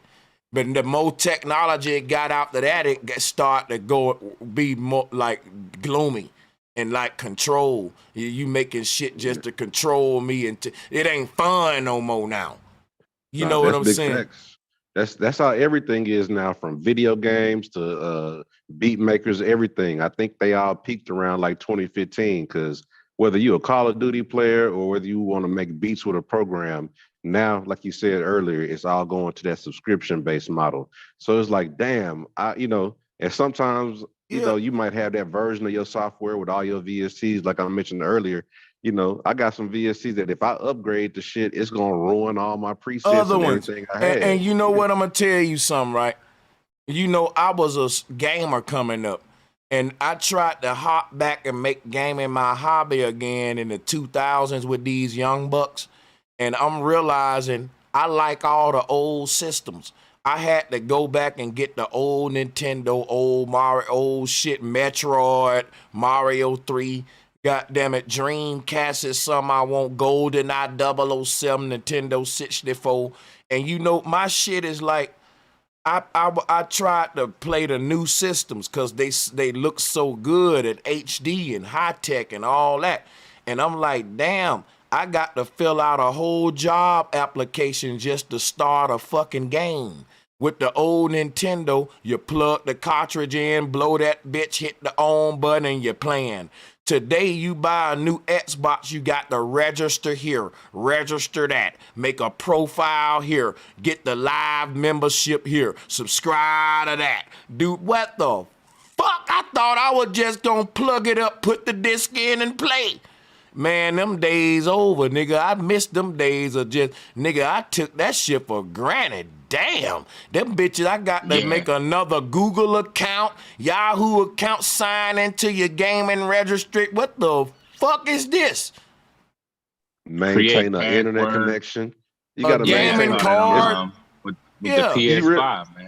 Yeah. It's like if you realize now, it's like, damn, if I'm a gamer, you can't be a little kid. You got to have, or if you're a little kid, you got to be connected to somebody with some money, because like a game like Fortnite, you gotta sign them terms and agreement forms and all that, and you gotta pay for Xbox, but see, live subscription, all that shit, man. Yeah. But see, a game like the most popular game now, which is like Fortnite, a battle royale game, the game is free, but it generates billions of dollars every month because people buying skins and different guns and dances and shit. You know what I'm saying? The most popular dance move from TikTok being the game. So, it's wild.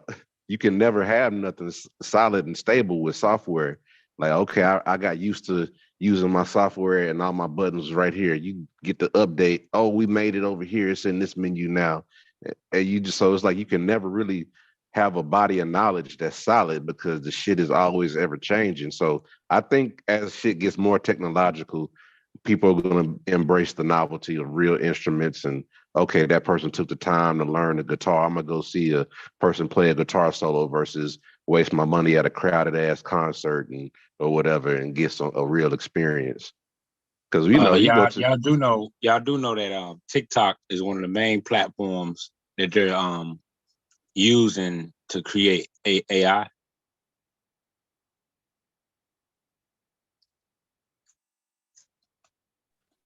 Yeah, TikTok, Twitter, shit that everybody is doing about hyper. I saw something on the news. They were showing how this lady, she was able to use the movements. It's like TikTok. Everybody that got a dance video or whatever on TikTok, it taking all those. They take all those and put them together, and then she used like this infrared thing or whatever for AI to understand it. And hey, man, the shit is it's kind of I seen what you're talking it about. seems detrimental at the same time. But of course, they always got a new filter for somebody to try out too. Stick your face in this. Let me get this analytics so I can create the next one for you. You feel me? But they taking your dance moves, and then I seen it. It's like they took the dance moves right off of a person and put them on a cartoon character or a blank template that they can throw anything on. Like that's voodoo doll shit. Like visually, you know what I'm saying? Like that's wild.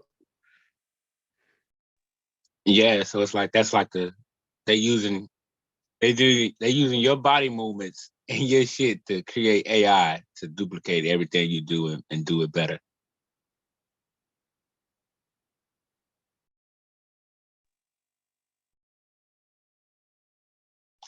But the one thing AI can't do is duplicate Earth, Wind, and Fire, Sam Cooke. Oh, hell no. Hey, Madon, when I saw you type that shit in the chat room, I said, let me drop the link for that nigga to come up here and say that shit again. That's some real shit, nigga. It can't duplicate. No, you got it, bro. You ain't lying, man. When you think about how that music was generated through what them brothers and sisters was going through during those times and the times that brothers went to, because all our music is created through the environment, by the environment that we're in. You know what I mean? And I don't think AI could duplicate that, man. When you sitting alone and different tunes facts, and bro. songs come in your head. You know why, bro? Because AI ain't went through shit. That music come with somebody that went through some shit. You know what I'm saying?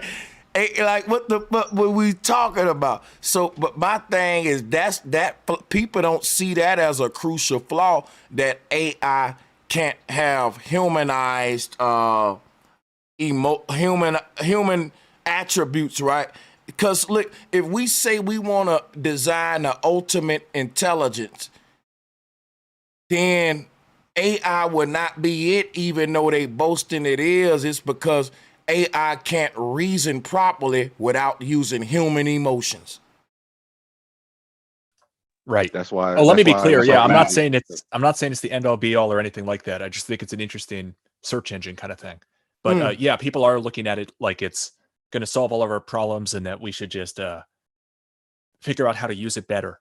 But yeah, it's just one little piece of the puzzle as far as I'm concerned. You know what I think, Tim? I think also what you saying is like, don't just look at it like fuck AI.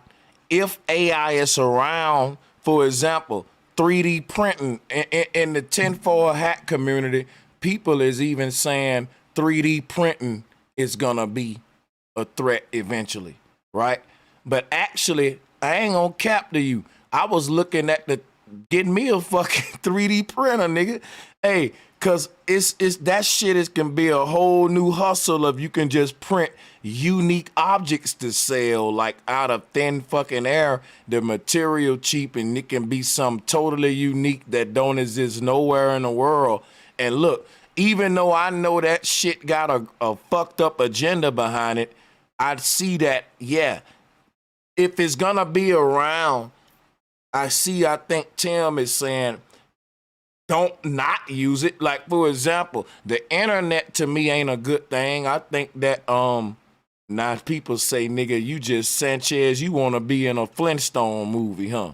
Now, my shit is like, to me, right, I feel like, well, I ain't gonna say the internet ain't a good thing. I'm gonna say like it's levels to technology that I think we going overboard, and then I think, okay, now this is good technology right here, right? Even the internet can be used for some good, but there is some technology that I think ain't no good gonna come from that. Like a nuclear bomb or a gun, a missile. Person say, well, you can use yourself to protect yourself from the gun. What if there was societies that existed before the gun that found a way to maintain a heavenly state in their societies, and they said, well, we don't gotta enforce that shit with a gun. It was an incentive to people to just be righteous because it was embedded into our society, like how the incentive for us to be barbaric and vicious is money. Some of the most evil shit I did coming up, I was inspired by getting the money, and I was able to overlook that angel in me that said, you know, that ain't right, man. But because, man, I got to get it. So if you made a society that made what you saying you got to get is not money, but good karma, right? That's the money.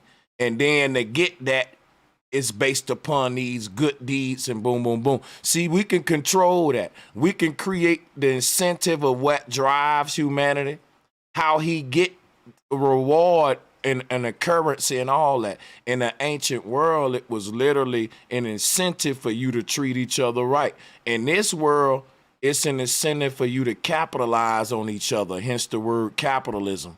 That's dog eat dog, Hunger Games. The way I look at it is you're already out there researching every single day, all your waking time, it seems like. And if you find something, you can get it out to thousands and thousands of people. So there's a huge benefit if you find something. And I just think it's a good tool. I'd love to see you actually try to like pick its brain on something other than what we know they're going to give us stupid answers on. You know, like Medusa. But that's the stuff. But see, my thing is this though.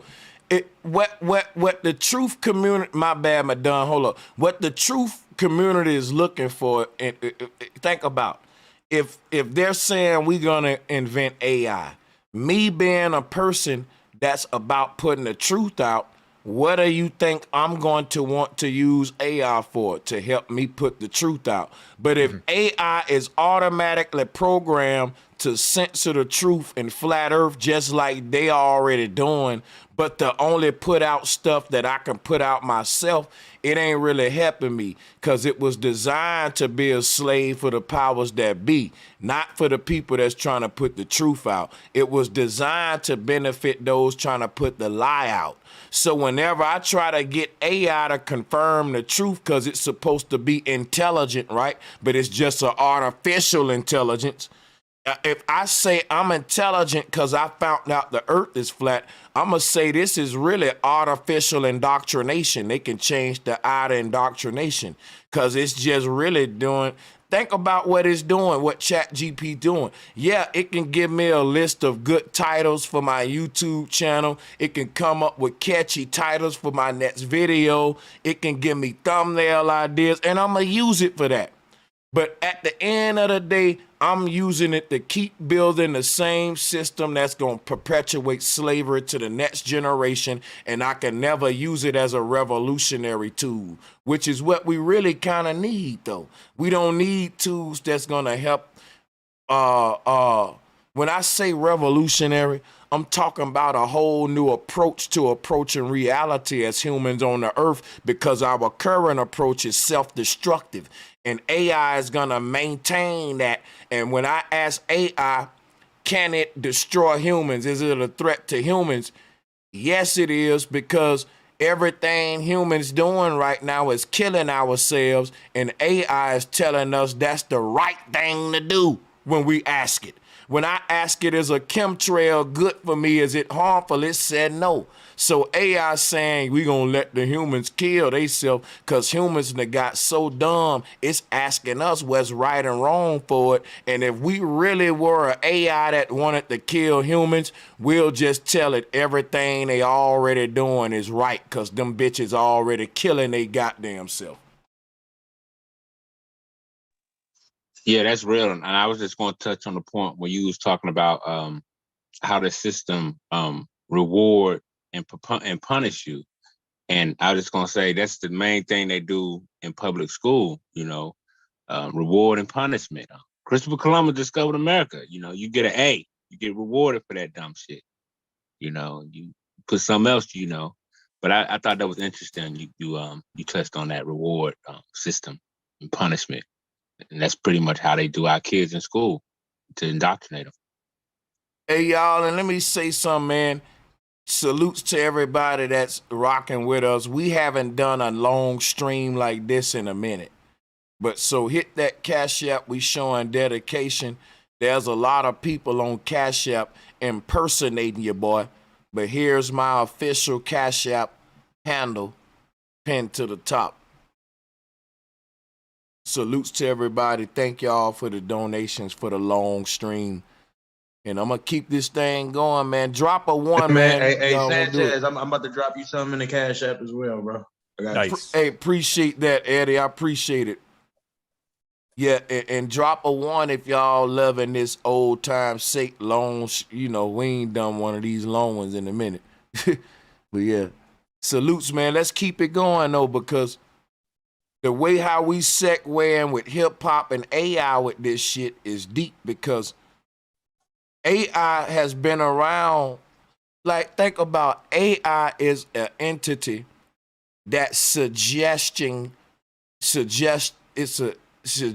your next move in the subconscious. What I mean is, like, people literally had an 8-ball mentality in the ancient Babylonian worlds and shit, to where you would ask your father for advice on what to do next, who to marry. That's like shaking an 8-ball. He talking out the side of his neck. He don't know you. The whole approach to how they teach peasants to go on about reality is on some shake a 8-ball shit. And that's how I look at how people use Google and Chat GPT. Now, I use Google too, but I don't use it to create.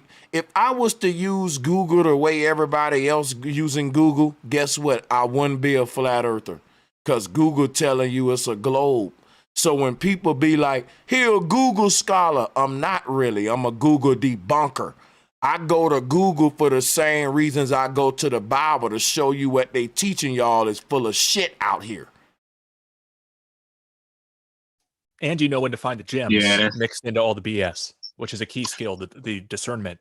But I think you could do this. I know you could do the same thing with Chat GPT, like when you're putting together a collage and you're thinking of, okay, I've got these ideas. What's something else I could put here? Is there something else I'm missing? I think that'd be a great time to ask Chat GPT. It's got some amazing capabilities. That I think, and I do use it for that. I use it for that. Okay, awesome. Oh yeah. I'll be using it because I just think that. Like the examples you've given so far, I'm with you. I wish it gave better output on those questions, but I just wish you'd give it an example like that is in its wheelhouse. That's really why I was saying earlier, like if I say right now, if I got a YouTube video like the one I put out with Noah, right, with evolution and Noah and the dinosaur shit, I could hit Chat GPT and I can say, listen, give me a catchy title that's guaranteed to get me a lot of views on YouTube concerning Noah and evolution. Chat GPT will give me a list of 10. I say, give me a list of 10, 50 titles, whatever. And I guarantee you the titles it give me is going to be fire than the shit I was thinking about. And then it's going to land me probably more viewers on that video. Because Chat GPT have already studied the algorithm. When us YouTubers are talking about the algorithm and making your title with the algorithm, well, the algorithm is AI. And AI is telling you on Chat GPT what title will land good in its algorithm. And a lot of people using that just like that. Like, straight up, if you asking it what'll be the best motherfucking title for a gaming YouTube channel, AI gonna create a better gaming title than you ever would have thought of. Cause AI done looked at every gaming channel on the internet and saw what work and don't work, and it gave you a top 10 list for yours on that. You didn't do that. We need to I had a question for Tim on that technical question. I mean, since ChatGPT can do all of that, what does that mean as far as like companies that do search engine optimization that like, sell you services that's like, hey, these are the keywords for this and that, if ChatGPT is working like that? They're going to have to up their game, and they'll probably end up using it themselves and repackaging those services is my guess. But I mean, it just opens up a lot of doors. Would it tell you what's the best stock? What's the best stocks to buy or the best business to start? You think AI be good at telling you? I wouldn't. Now watch this, right? I guarantee you, if you go on there and ask AI that, it's gonna say AI is not really recommended to suggest any financial advice. We suggest you see a financial advisor. AI is it because look, now once AI start giving you financial advice and it don't work, you can sue that damn website. They gonna program it in their AI not to do certain shit that can be liable to them. You better believe that. Certain advice they giving, like, I don't think AI gonna give you medical advice because it'll be kind of breaking certain laws and certain shit like that. AI tell you, like, look, go see a doctor or some shit. Is what I'm guessing. I don't think it'll be prescribing you shit and all that and giving you financial advice and shit. I would look at it as like an information search tool. Like you can just search, like, give me quotes about mind control, and it comes back and it told me this Buddha quote. Yeah, but you can't be like, AI, where to invest my net stocks at? No, I'm not giving it as a savior. I'm just saying. No, I ain't talking about you, Tim. The other brother was like, can you use it to invest in stocks? And I was telling him, nah, you can't do it for that. But when you said medical advice, that's actually one of the applications for AI, not ChatGPT specifically, but they are able to use like photo scanning, AI scanning photos. And like say they'll look at your eyes and tell you what type of sickness you have, or your skin, changes in your skin color, changes in your voice over time. But you know what? And that's the thing.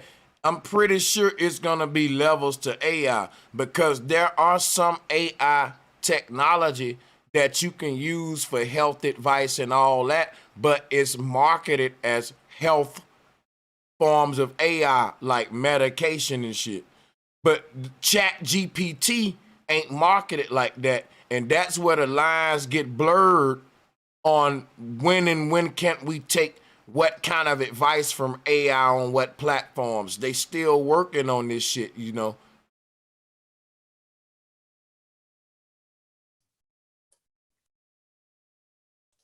I think you can get a lot out of it.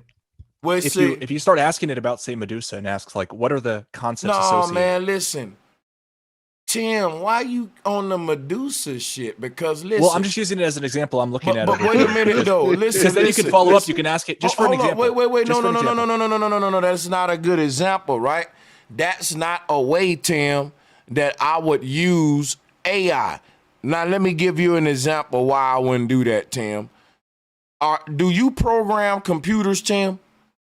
Yes, I do. And can I just ask? Hold on, but wait. I'm in the middle of asking you something. Nah, bro, don't do that. Let me get my point, and you can do what you want. I'm in the middle of trying to get somewhere with you.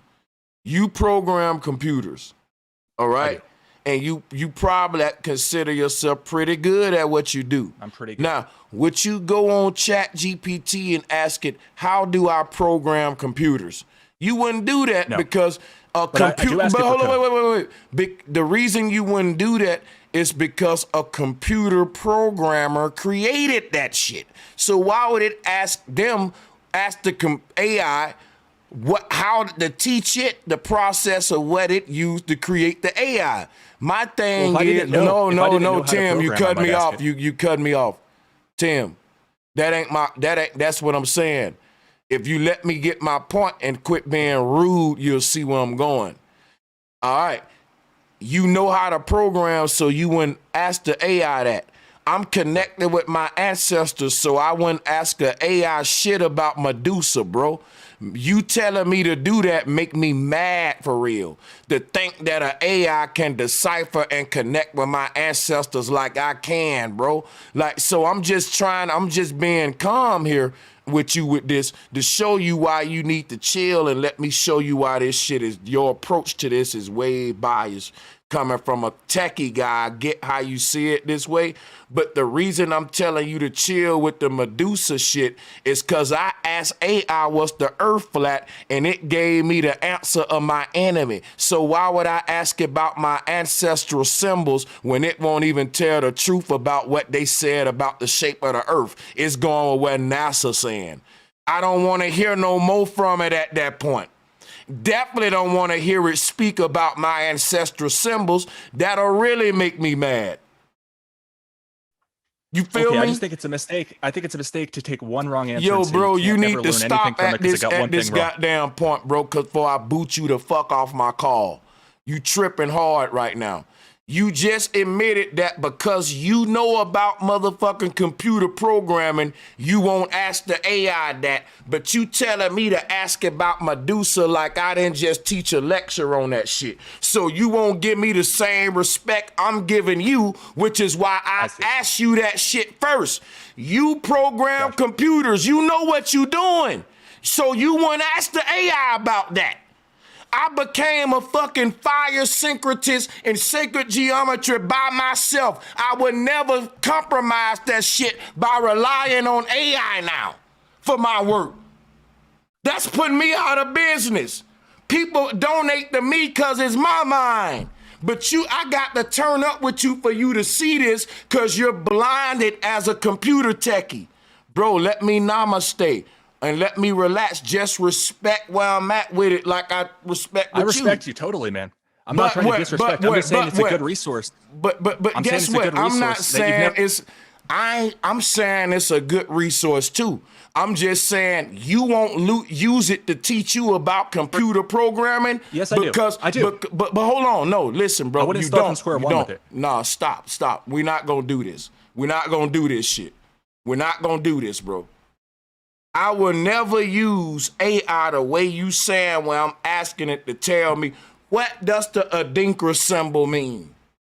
Even if AI not gonna tell me that the Adinkra symbol is the flat earth when it just said the earth is a globe, all of the symbols that I teach about are related to flat earth. The moment AI said the earth is a globe, why would I ask about any of the symbols that I'm using all of them to teach that it's flat with? I'm even teaching that Medusa proves flat earth. So anything AI say about Medusa after it said the earth is a globe, I'm like, it don't know what it's talking about. So how you not getting this shit? No, I get it. I can't do what you, it ain't about me liking and disliking. It's about what I'm saying is true, whether you like it or not. The fact that you making use AI, but I can't. My whole career is based upon me pushing the organic, real shit, not the artificial shit. So the moment my people see me pushing the artificial shit as something that they need to invest their time in, stupid. If they invest their time in their own mind, they will create something better than Chat GPT. But if they spend their whole years using Chat GPT, then the creator of that don't got no competition like Google and the internet and all them. We use this technology and it cripples us because we don't think like the people that made the shit. We just think like the people that used the shit. Well, let me tell you how I think about this just real quick, because it's interesting. You can ask follow-up questions. So it'll tell you the things that she's associated with, the concepts. And this is, mainstream stuff. So you obviously don't take it as 100% everything. You know a bunch that you're adding to it. But then you can ask follow-up questions like, are any other goddesses associated with snakes in their hair? And then it'll tell you if there's any other associations. So it's just interesting to piece together disparate sources on the internet that are like millions and millions of pages of text of research that people have done into the ancients. Now, a lot of it's misinformation, sure. But I do that. But a lot of it's truth. I do that without Chat GPT. I know. Listen, I'm not saying you don't. But listen what I'm telling you, though. Nobody will be able to tap into this lost art that exists if they build more crutches. It's like saying AI is basically a baby that's crawling and it'll never walk because they create convenient technology to keep it crawling. They making super duper knee pads, super duper elbow pads. And it's like, wait a minute, y'all making it very comfortable for that baby to crawl. But you know that the more that the flow hurt his kneecaps, the more he gonna try to stand up. That pain is necessary. When that baby is crawling and he's saying, damn, this flow hurt, he gonna try to stand up. When he fall on his knee, it's gonna make him more motivated to learn to walk like mama and daddy. But what if we said to the baby, let's get him some knee pads and elbow pads. That baby will never walk. If it don't hurt him when he fucking crawling across that hard flow and he don't get tired of that, he'll never attempt to walk. That's what I'm saying, if you make it comfortable for him to crawl. So the same thing technology is kind of doing. But the word comfortable means strong. Fortis in Latin means strong. Hey, listen, I don't care what Webster said it mean. I get to define a word for what it mean to me. And comfortable mean lazy to me. It mean complacent. It mean you slipping. Niggas don't get comfortable where I'm from, Tim, no matter how the fuck what you saying, what the white boy Webster talking about. Everybody, no, I'm talking about the Latins where the word came from. I don't give a fuck what the Latin talking about. I'm talking about what a nigga from the hood talking about. Comfortable mean you slipping, my nigga. I wish you would say you comfortable in the situation. Am I lying, y'all? Where we from? What comfortable mean, nigga? Come on, teach Tim, y'all. I ain't the only I'm black aware of man the new here. definition. No, bro, y'all I go by the acting old like I'm definitions the typically. only nigga here from the hood that got to school the white boy on what we feel about comfortable. And I need some more black folks to say, he ain't lying, Tim. Comfortable ain't that we do where we from. So you gonna leave me hanging is what y'all gonna do. That's what's happening right now on the panel, man. Yeah, there's the new definition in the etymology, and you're right, the new definition. But I do think they changed it around, and I think it's a you doing a lot of white supremacist shit right now, Tim. You acting like, but because Tim, you normally don't do this, but right now you acting like we give a fuck about how they define words and all that. We don't care about them definitions you pulling up, bro. We care about how these words is used against us, and they don't use them by definition. They use them by discretion and how they want to bend and twist shit. Why you playing dumb like Webster defining that shit the right way, man? Like when I tell you, like when you want to just look up the word and say, well, comfortable means strong.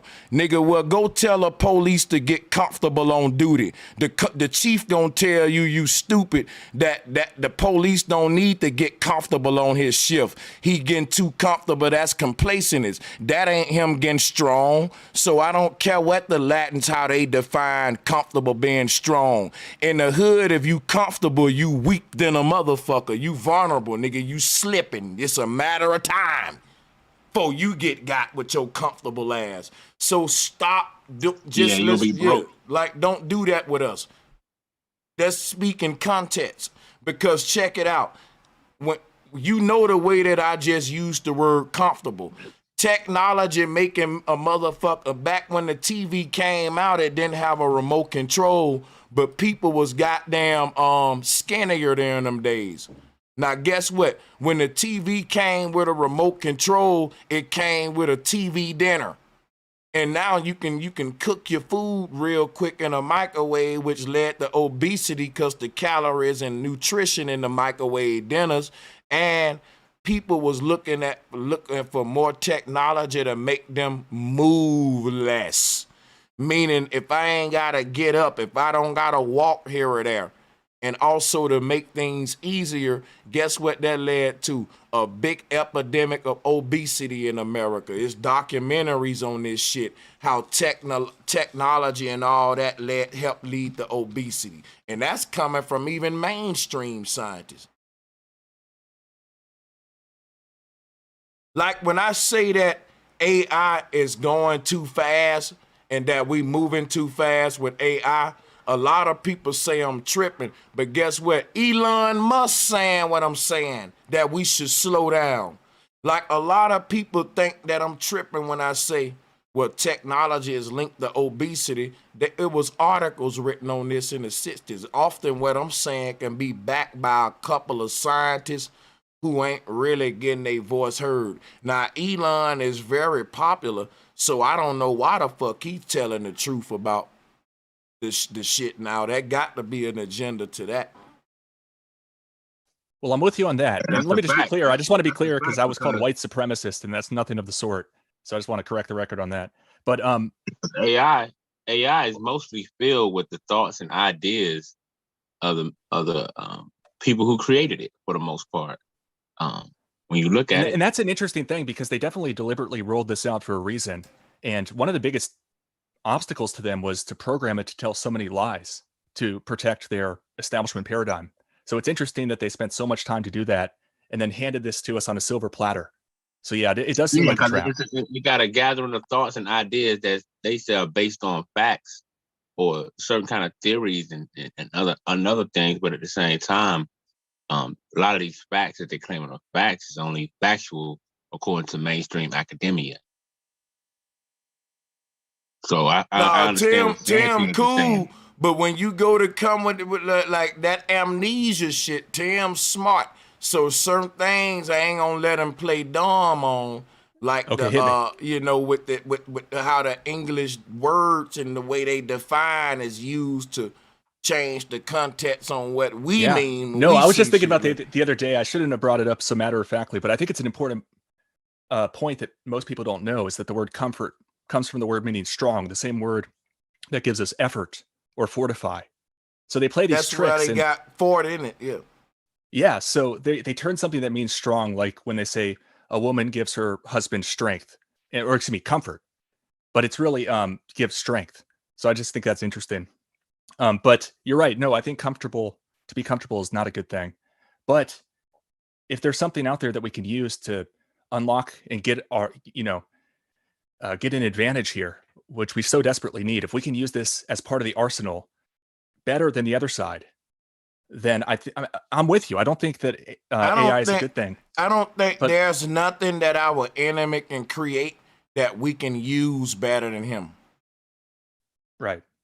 What you think? But to me, it's just the only question is, what do I use it or not? Otherwise, I don't really have a choice in this. And to me, I can get enough information out of it and avoid the traps. Well, here's my thing. Instead of people saying, we don't think people should invent guns, they said, well, we can't stop people from making guns, man. How can you stop it? Guns gonna exist. So then it became a question of, do you use them or not? Now everybody and their mama got guns, and look at what the crime rate going. Look at how the young people see. This is what I'm saying. A lot of the things they create them shits hoping that we use it and we self-destruct. And what we say is, well, what are you gonna do? You might as well use it and you kill yourself, right? So a lot of tribal people they'll say, well, look, we're not even partaking in whatever they doing. Like, for example, whatever they come out with, We just incorporate and integrate with it, right? Because we feel like if you can't beat it, join it. And my thing is, if you can't beat it, ignore that shit and go your own way. We think that either join it or kill it. And it's a third option we don't consider that, look, if I can't beat it, but it's stronger than me, I don't really gotta join it. I can just motherfucking go and withdraw from it, ignore it, run from it, and just go and get strong with my people till I can beat it. Because they don't think like you can't beat them, join them. Because there was a time in history where the people who rule the world now, where they couldn't beat us, but they didn't join us. They acted like they was joining us just to take over. So guess what, y'all? Then now that they infiltrated, talking about they joined us, dude, they never had a concept of can't beat them, join them. They have a concept of can't beat them, infiltrate them, and take it over like you're their friend. Mm-hmm. What I'm proposing is that you put it through the ringer first, at the very least. I know you want to say, don't use it at all, but I think you should try it out first, just to see if it gives any insights, if it's worth any time in the future, because I don't know if you have yet. Have you tried? Well, my thing is this, right? You don't really try out a rapist. He try you out, if you know what I mean, with that booty hole. Like, so my thing is this right here. If you understand what AI is, you don't really try it out. It's trying us out, if that make any sense, guys. And you either let it try you out or not. And I'm saying I'm tired of computers trying to be humans at this point. It's old now. Now AI saying it can be Bro Sanchez better than Bro Sanchez. That's where we headed now. So at this point, I'm tired of the AI trying me out. It ain't that if I tried it out. It's been trying us out for years, and we should be tired of the shit now. Exactly. Yeah, no, it's interesting. I hope you don't take offense to me just recommending you do that Medusa search. I thought you believe in the Bible, Tim. Real quick, I didn't mean to insinuate that you don't know the subject. What you want me to ask I know it you know about a ton Medusa? of it. What you? Just, I want to ask it. No. I want to learn something from AI that I don't know. And if it can't do that for me, what do I need it for? If you telling me to put something in it about Medusa, it's for me to say, see, yeah, it is right about that. Okay, that don't excite me. No, I'm just saying that I think it'll give you at least a couple more puzzle pieces with each search. I mean, it's pretty good at finding something out there that I'll tell at least you I what. don't already know. I tell you what, fair enough. What do you want me to ask it about Medusa? Search, what are some concepts associated with Medusa? That's a very general, it's gonna give me a fucking whole, like, right. It's still not gonna say she represent the flat earth, and that's the most important one that I'm interested in AI telling the people. But I'll do that's your where your shit, huge though. advantage comes in, because you can understand, what everyone else is saying real quick. Just get the bullet point list and make sure you're up to date with these, what everybody else is saying about it, and then tell people the gems. Let me ask you a question, Tim. What do you think the answers from AI are coming from that it would have on Medusa? It's gonna tell you a bunch of general shit, man, that you can get from Wikipedia. Who are the people you think this information is coming from? Like, or you think, is it assorted information gathered from different researchers? Who do you think the information? A lot of books, Wikipedia, articles, stuff like that. And then it's got enough. I don't know. What's interesting is it can actually like piece it all together in a cohesive fashion. Oh, it's cool. I'm just asking who you synthesize know, something. that's all. So look, what are some concepts associated with Medusa? It gave me 5 of them that you can get more information from from Wikipedia, which is controlled by humans. Wikipedia ain't AI. So when people say, look, you Googled it, bro, these sources are still human sources. Google is just a search engine we use to make the sources available to the world. ChatGPT ain't nothing like that. It's giving you its own interpretation and its own information based on artificial intelligence. So it give us 5 basic, and they're gonna be very basic because They don't want the AI to make too many mistakes, which is why they're not going to push against mainstream science.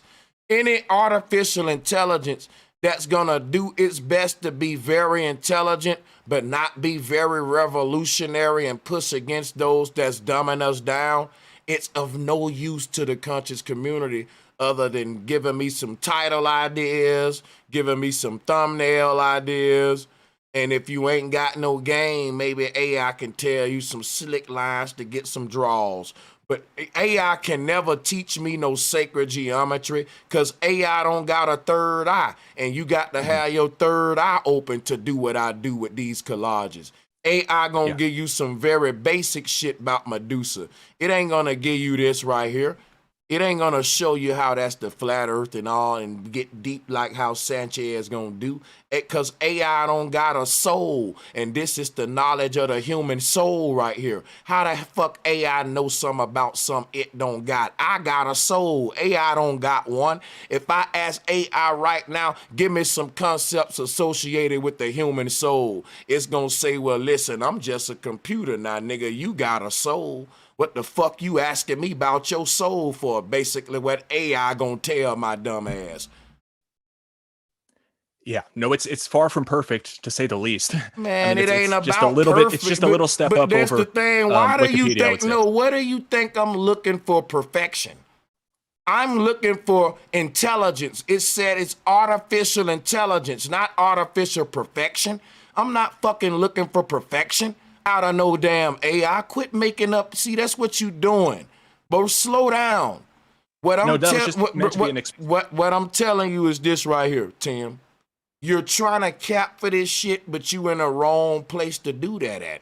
We anti-technology over here because at this point, technology will reach a point where it's going too far.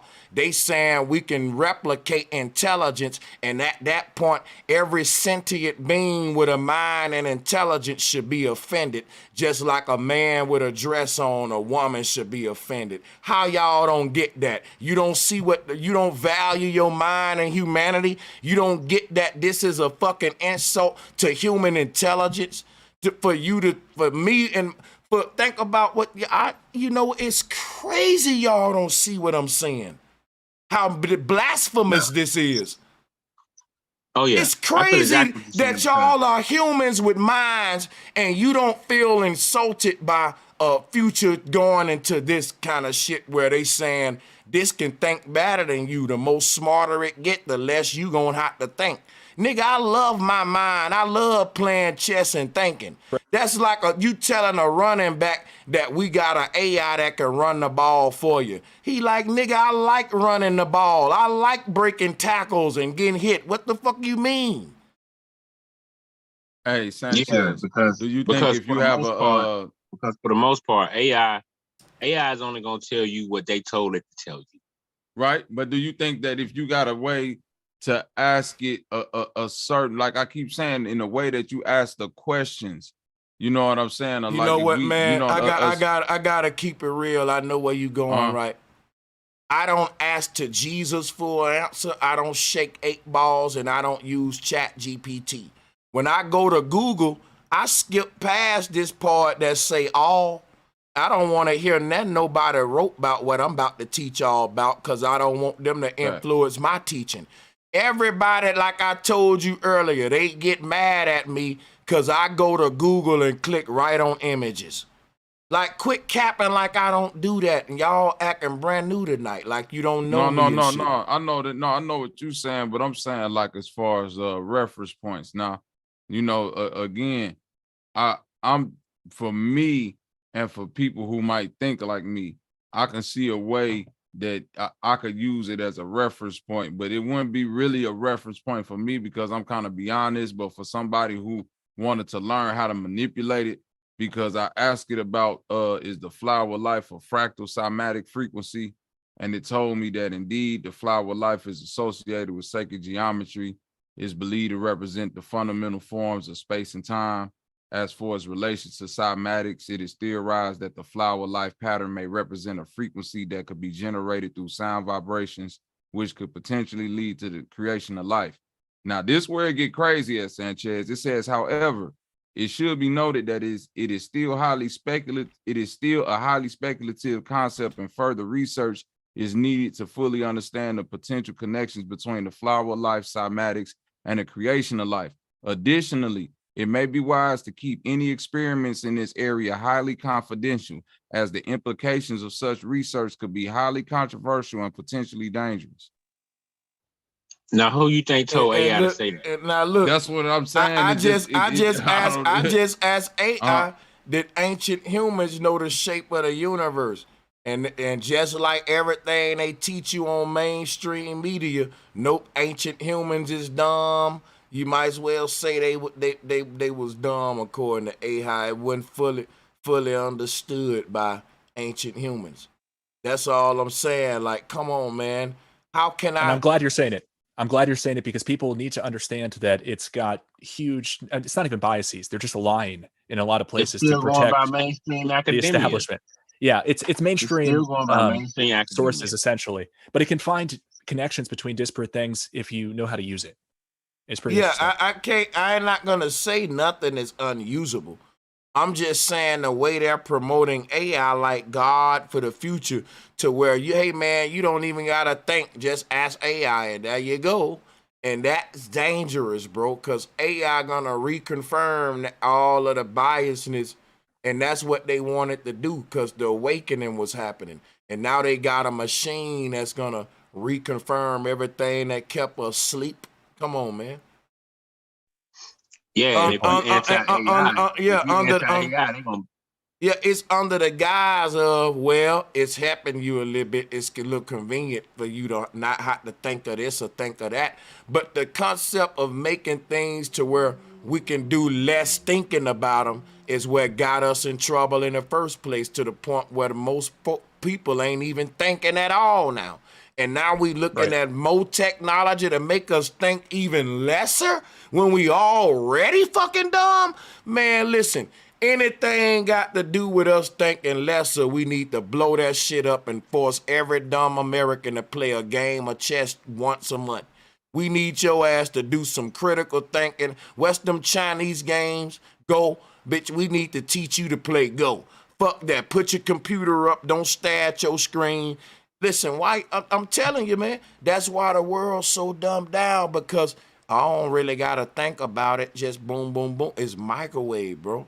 See, a person that really prides themselves on using critical thinking, seeing a connection in things, cracking codes, collage making, different shit like this and all that, it's a threat to me when I see certain stuff, because why? I love using my mind.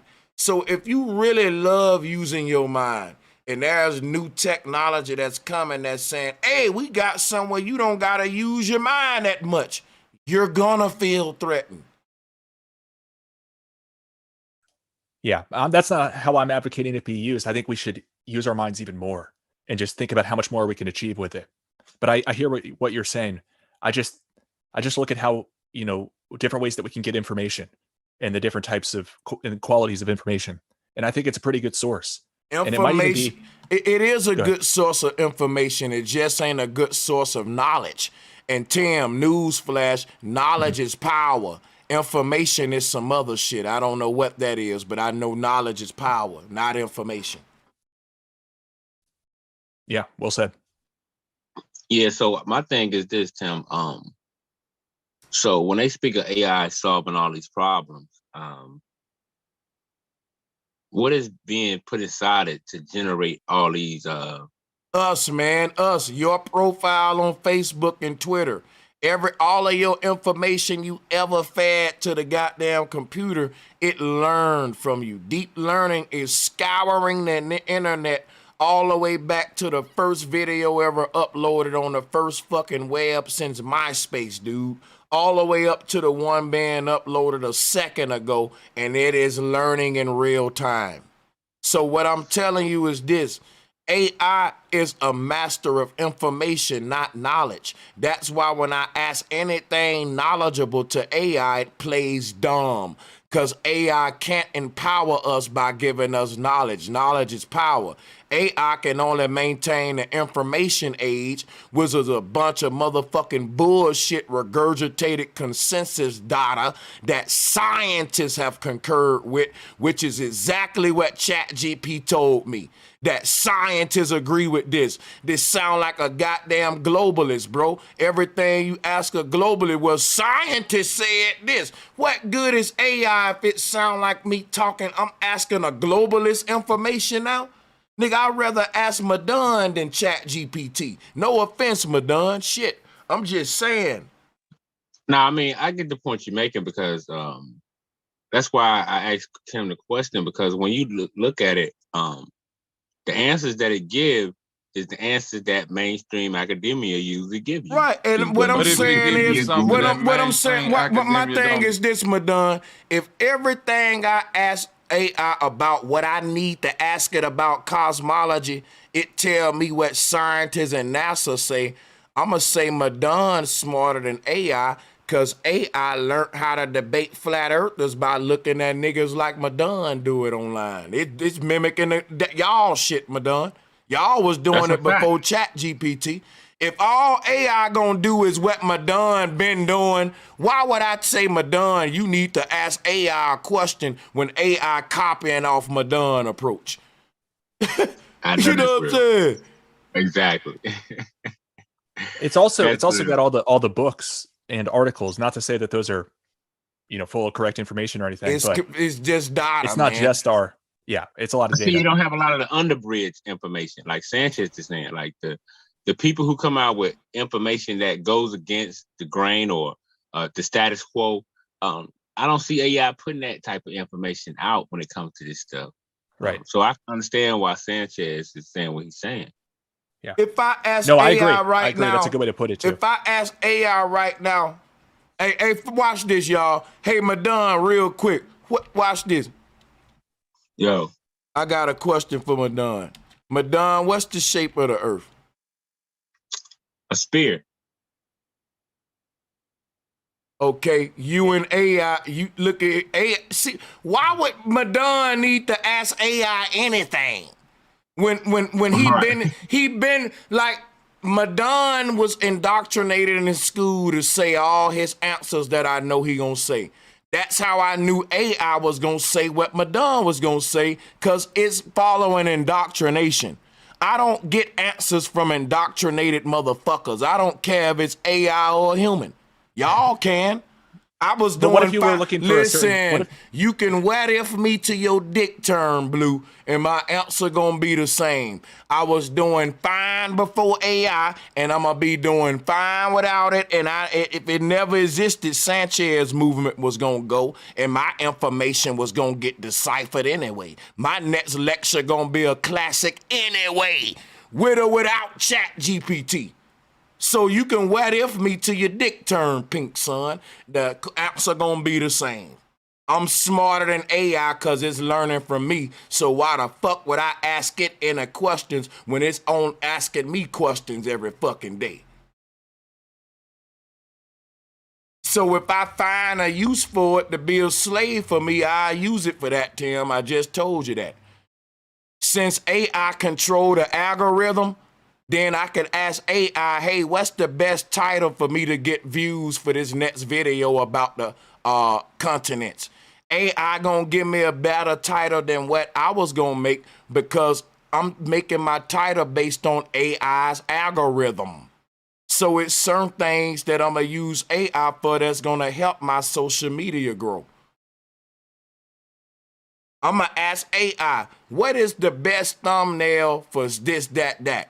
And AI gonna let me know what's gonna get me the clicks because it's controlling what get views or not. But I'm never gonna ask AI shit about the Medusa and the Ankh symbol and to teach me sacred geometry. That's a laugh moment right there.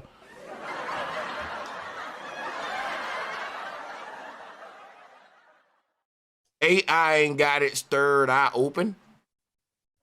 I'm gonna use AI like a damn tool in a database to help me win on AI related shit. But I ain't gonna ask it no. Don't understand. It's pretty good for etymology. And it's good for like if you're doing music and you're like, okay, how many cents in a fifth or something like random questions like that. It's going to replace a lot of those like calculators you'd go to and ask like random questions. You know what I mean? Those specific calculators. So it's got its purposes. And you're right. There are huge blind sites where it's like they programmed it to give misinformation to blind people. Yeah, and I didn't sign up to this shit to not use it now. I literally find it applicable uses. Real talk. That's why I'm on here now. How I use it is just what I told you. AI know the internet better than humans. So to find any internet advice, social, this shit, the holy grail, but not spiritual advice. That's why when I was asking about the cosmology, the ancestors, that ain't gonna do nothing but piss me off. So I'm just gonna say, look, what's the best thumbnail for this, goddammit? So I know not to get my hopes up. Tim said that to begin with. Like, don't be asking it all that deep shit. So that's and also you don't have to ask it. You can just tell it to do it. So if you don't want to have to ask it like Jesus, like you were saying earlier, you can just say, give me the thumbnail idea. Yeah, you know what I'm saying? That's how you use this shit. But I'm telling y'all, a lot of people, I think that this is going to be misused, though. The fact that, see, to me, when I said certain things AI shouldn't speak on, but they making it speak on it. Like if I say, goddammit, what was the one I put about certain shit like reparations or like it was another one I put about the ancestors, but the bottom line is they're gonna give you the scientific answer is what AI gonna do, because AI don't know that it's certain humans out here that think the scientific answer is racist. Like if I ask AI, did life start in Africa from Australopithecus? It's gonna agree that basically black folks were monkeys that started first. It's gonna reconfirm Darwinism, all of the, because we haven't been taught to see the scientific answer as basically they replaced the racist answer. They didn't, instead of them stop being racist, they just said, listen, you want us to stop giving you racist answers about human origins and why we said black people are 3/5 of a human, why we call them monkeys. You want us to stop giving you racist answers? Fine. We'll call them scientific answers. And now they didn't change the racism. They just changed what they call it. Ain't that a bitch? Like, they never stopped the racism. They still calling you a monkey, but a scientist do it and you accept it. Think about what I'm about to say. If Tim called one of y'all black folks a monkey, y'all will want to fight him in real life. But the scientist can literally call you a monkey and show you the skull, and you'll say, that's science, that's scientific, that's right. You don't think that's crazy? Most definitely. And that's why I always debunk the brother Unc that, man, because he talk about a common ancestor. I said, no, man, it show we got a common creator. Ain't no goddamn you know what I'm saying? This shit is ridiculous. That's just like, it's so many code words they use on us today. Like another one, when they be like modern men and modern women, that translate to black men and black women. And that prove me wrong. Go peep everywhere you see that they dealing to one group. But watch how crazy this is though. When you hear stuff like, that's not a scientific answer. That's not a colonized, indoctrinated answer. That's my thing with Unc too, Madon. Like, that ain't science, yo. That's like a Christian saying, that ain't in the Bible, man. You know, because it ain't the indoctrination, we can't even consider it, even if it was right. My answer is, it ain't scientific. So it's now, once something ain't scientific, we can laugh at it now. It's pseudo. It's alternative science. It's tinfoil hat. Right. And people got to remember, science is a religion, man. Science is a religion. Look how they stick together. Look how they stay on code. Science is a goddamn religion. I mean, it have its ups, but you know. My bad, but look, but all the people promote evolution, that we come from monkeys and the globe earth and stuff. They promote AI. They saying we pseudo for being scared of AI when Elon Musk telling them to slow down on it. And AI lying about, look, it's a lot of shit we can type on here that a lot of these folks in the Amen Ra squad disagree with. They'll be debating AI. But when AI say what they wanted to say is right. Right. Yeah. It's a trip, man. It just goes to show, man, that when it comes to mainstream, it's just mainstream academia got a stronghold on the have-nots, and we the have-nots. I know we dip on the globe, but I still understand that a lot of the shit that they doing, you know. I use AI. Let me show you something, man.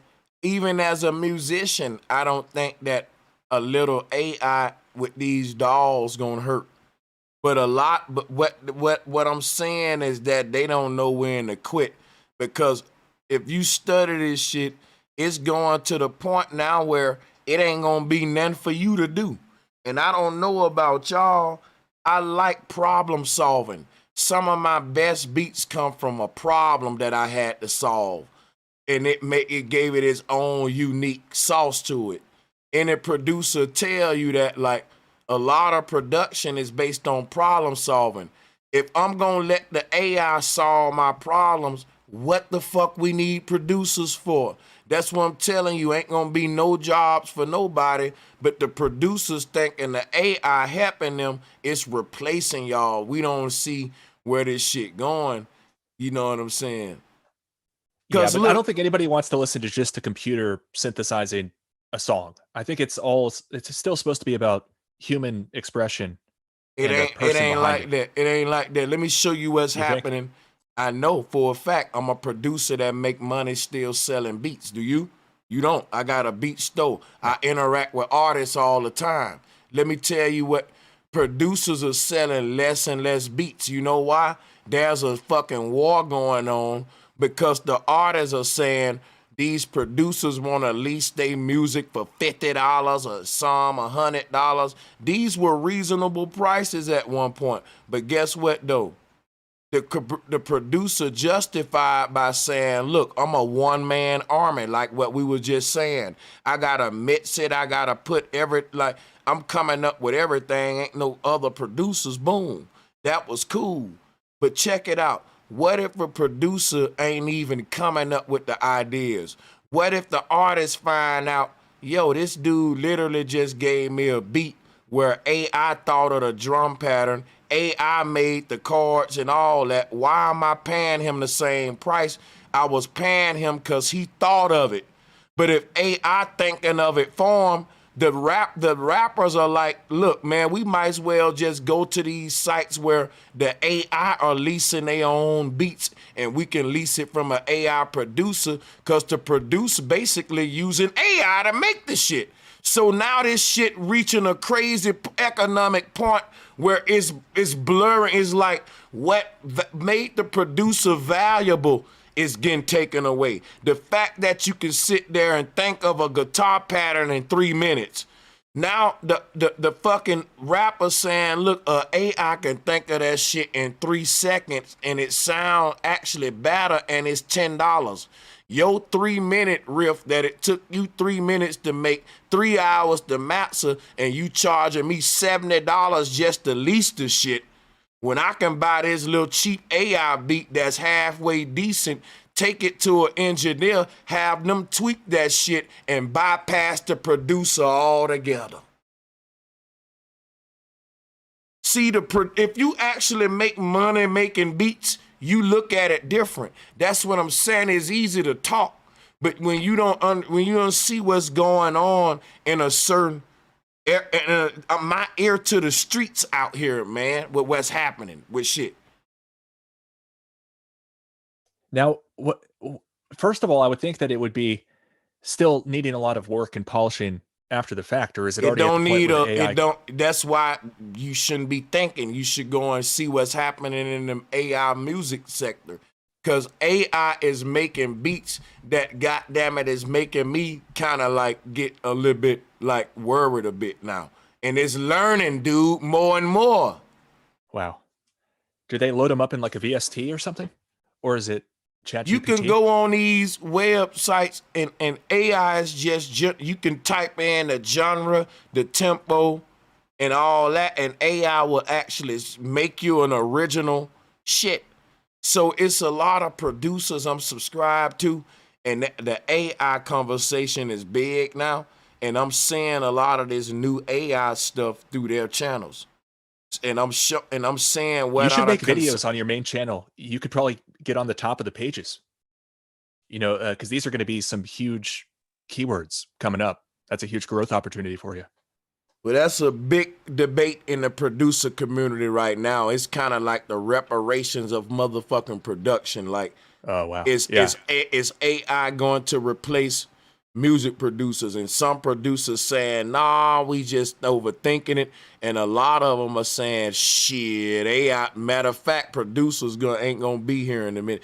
And to think that AI not gonna replace music producers, but it's gonna replace everybody else in the workforce is just naive as fuck. It's a bunch of producers that don't want to believe the truth, putting their fucking head in the sand. Yeah, man, I think if we put more hope in the artificial intelligence than we do in the official intelligence, it will be a wrap. I just hope it don't come to pass.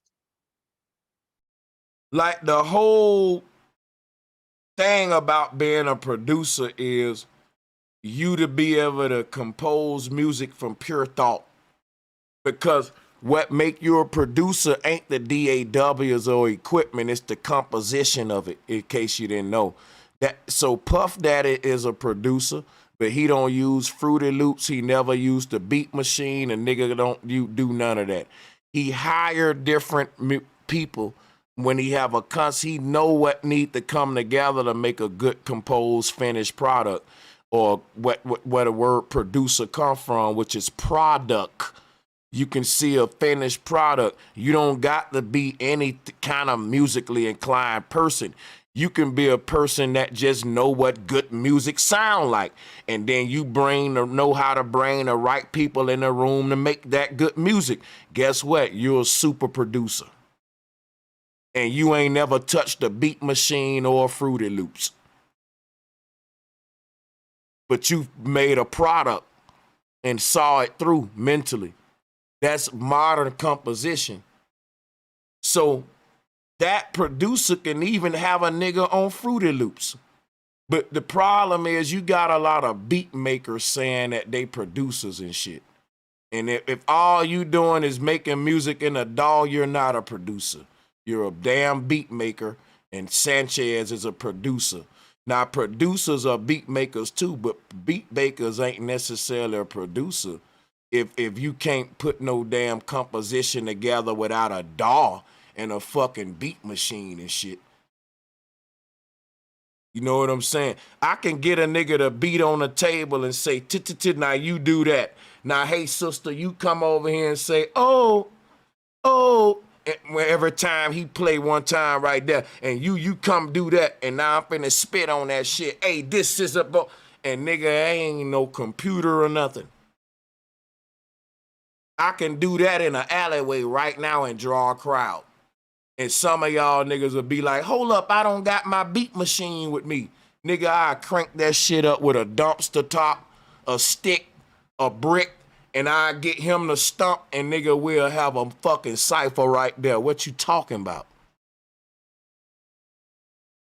Music is all around you, man.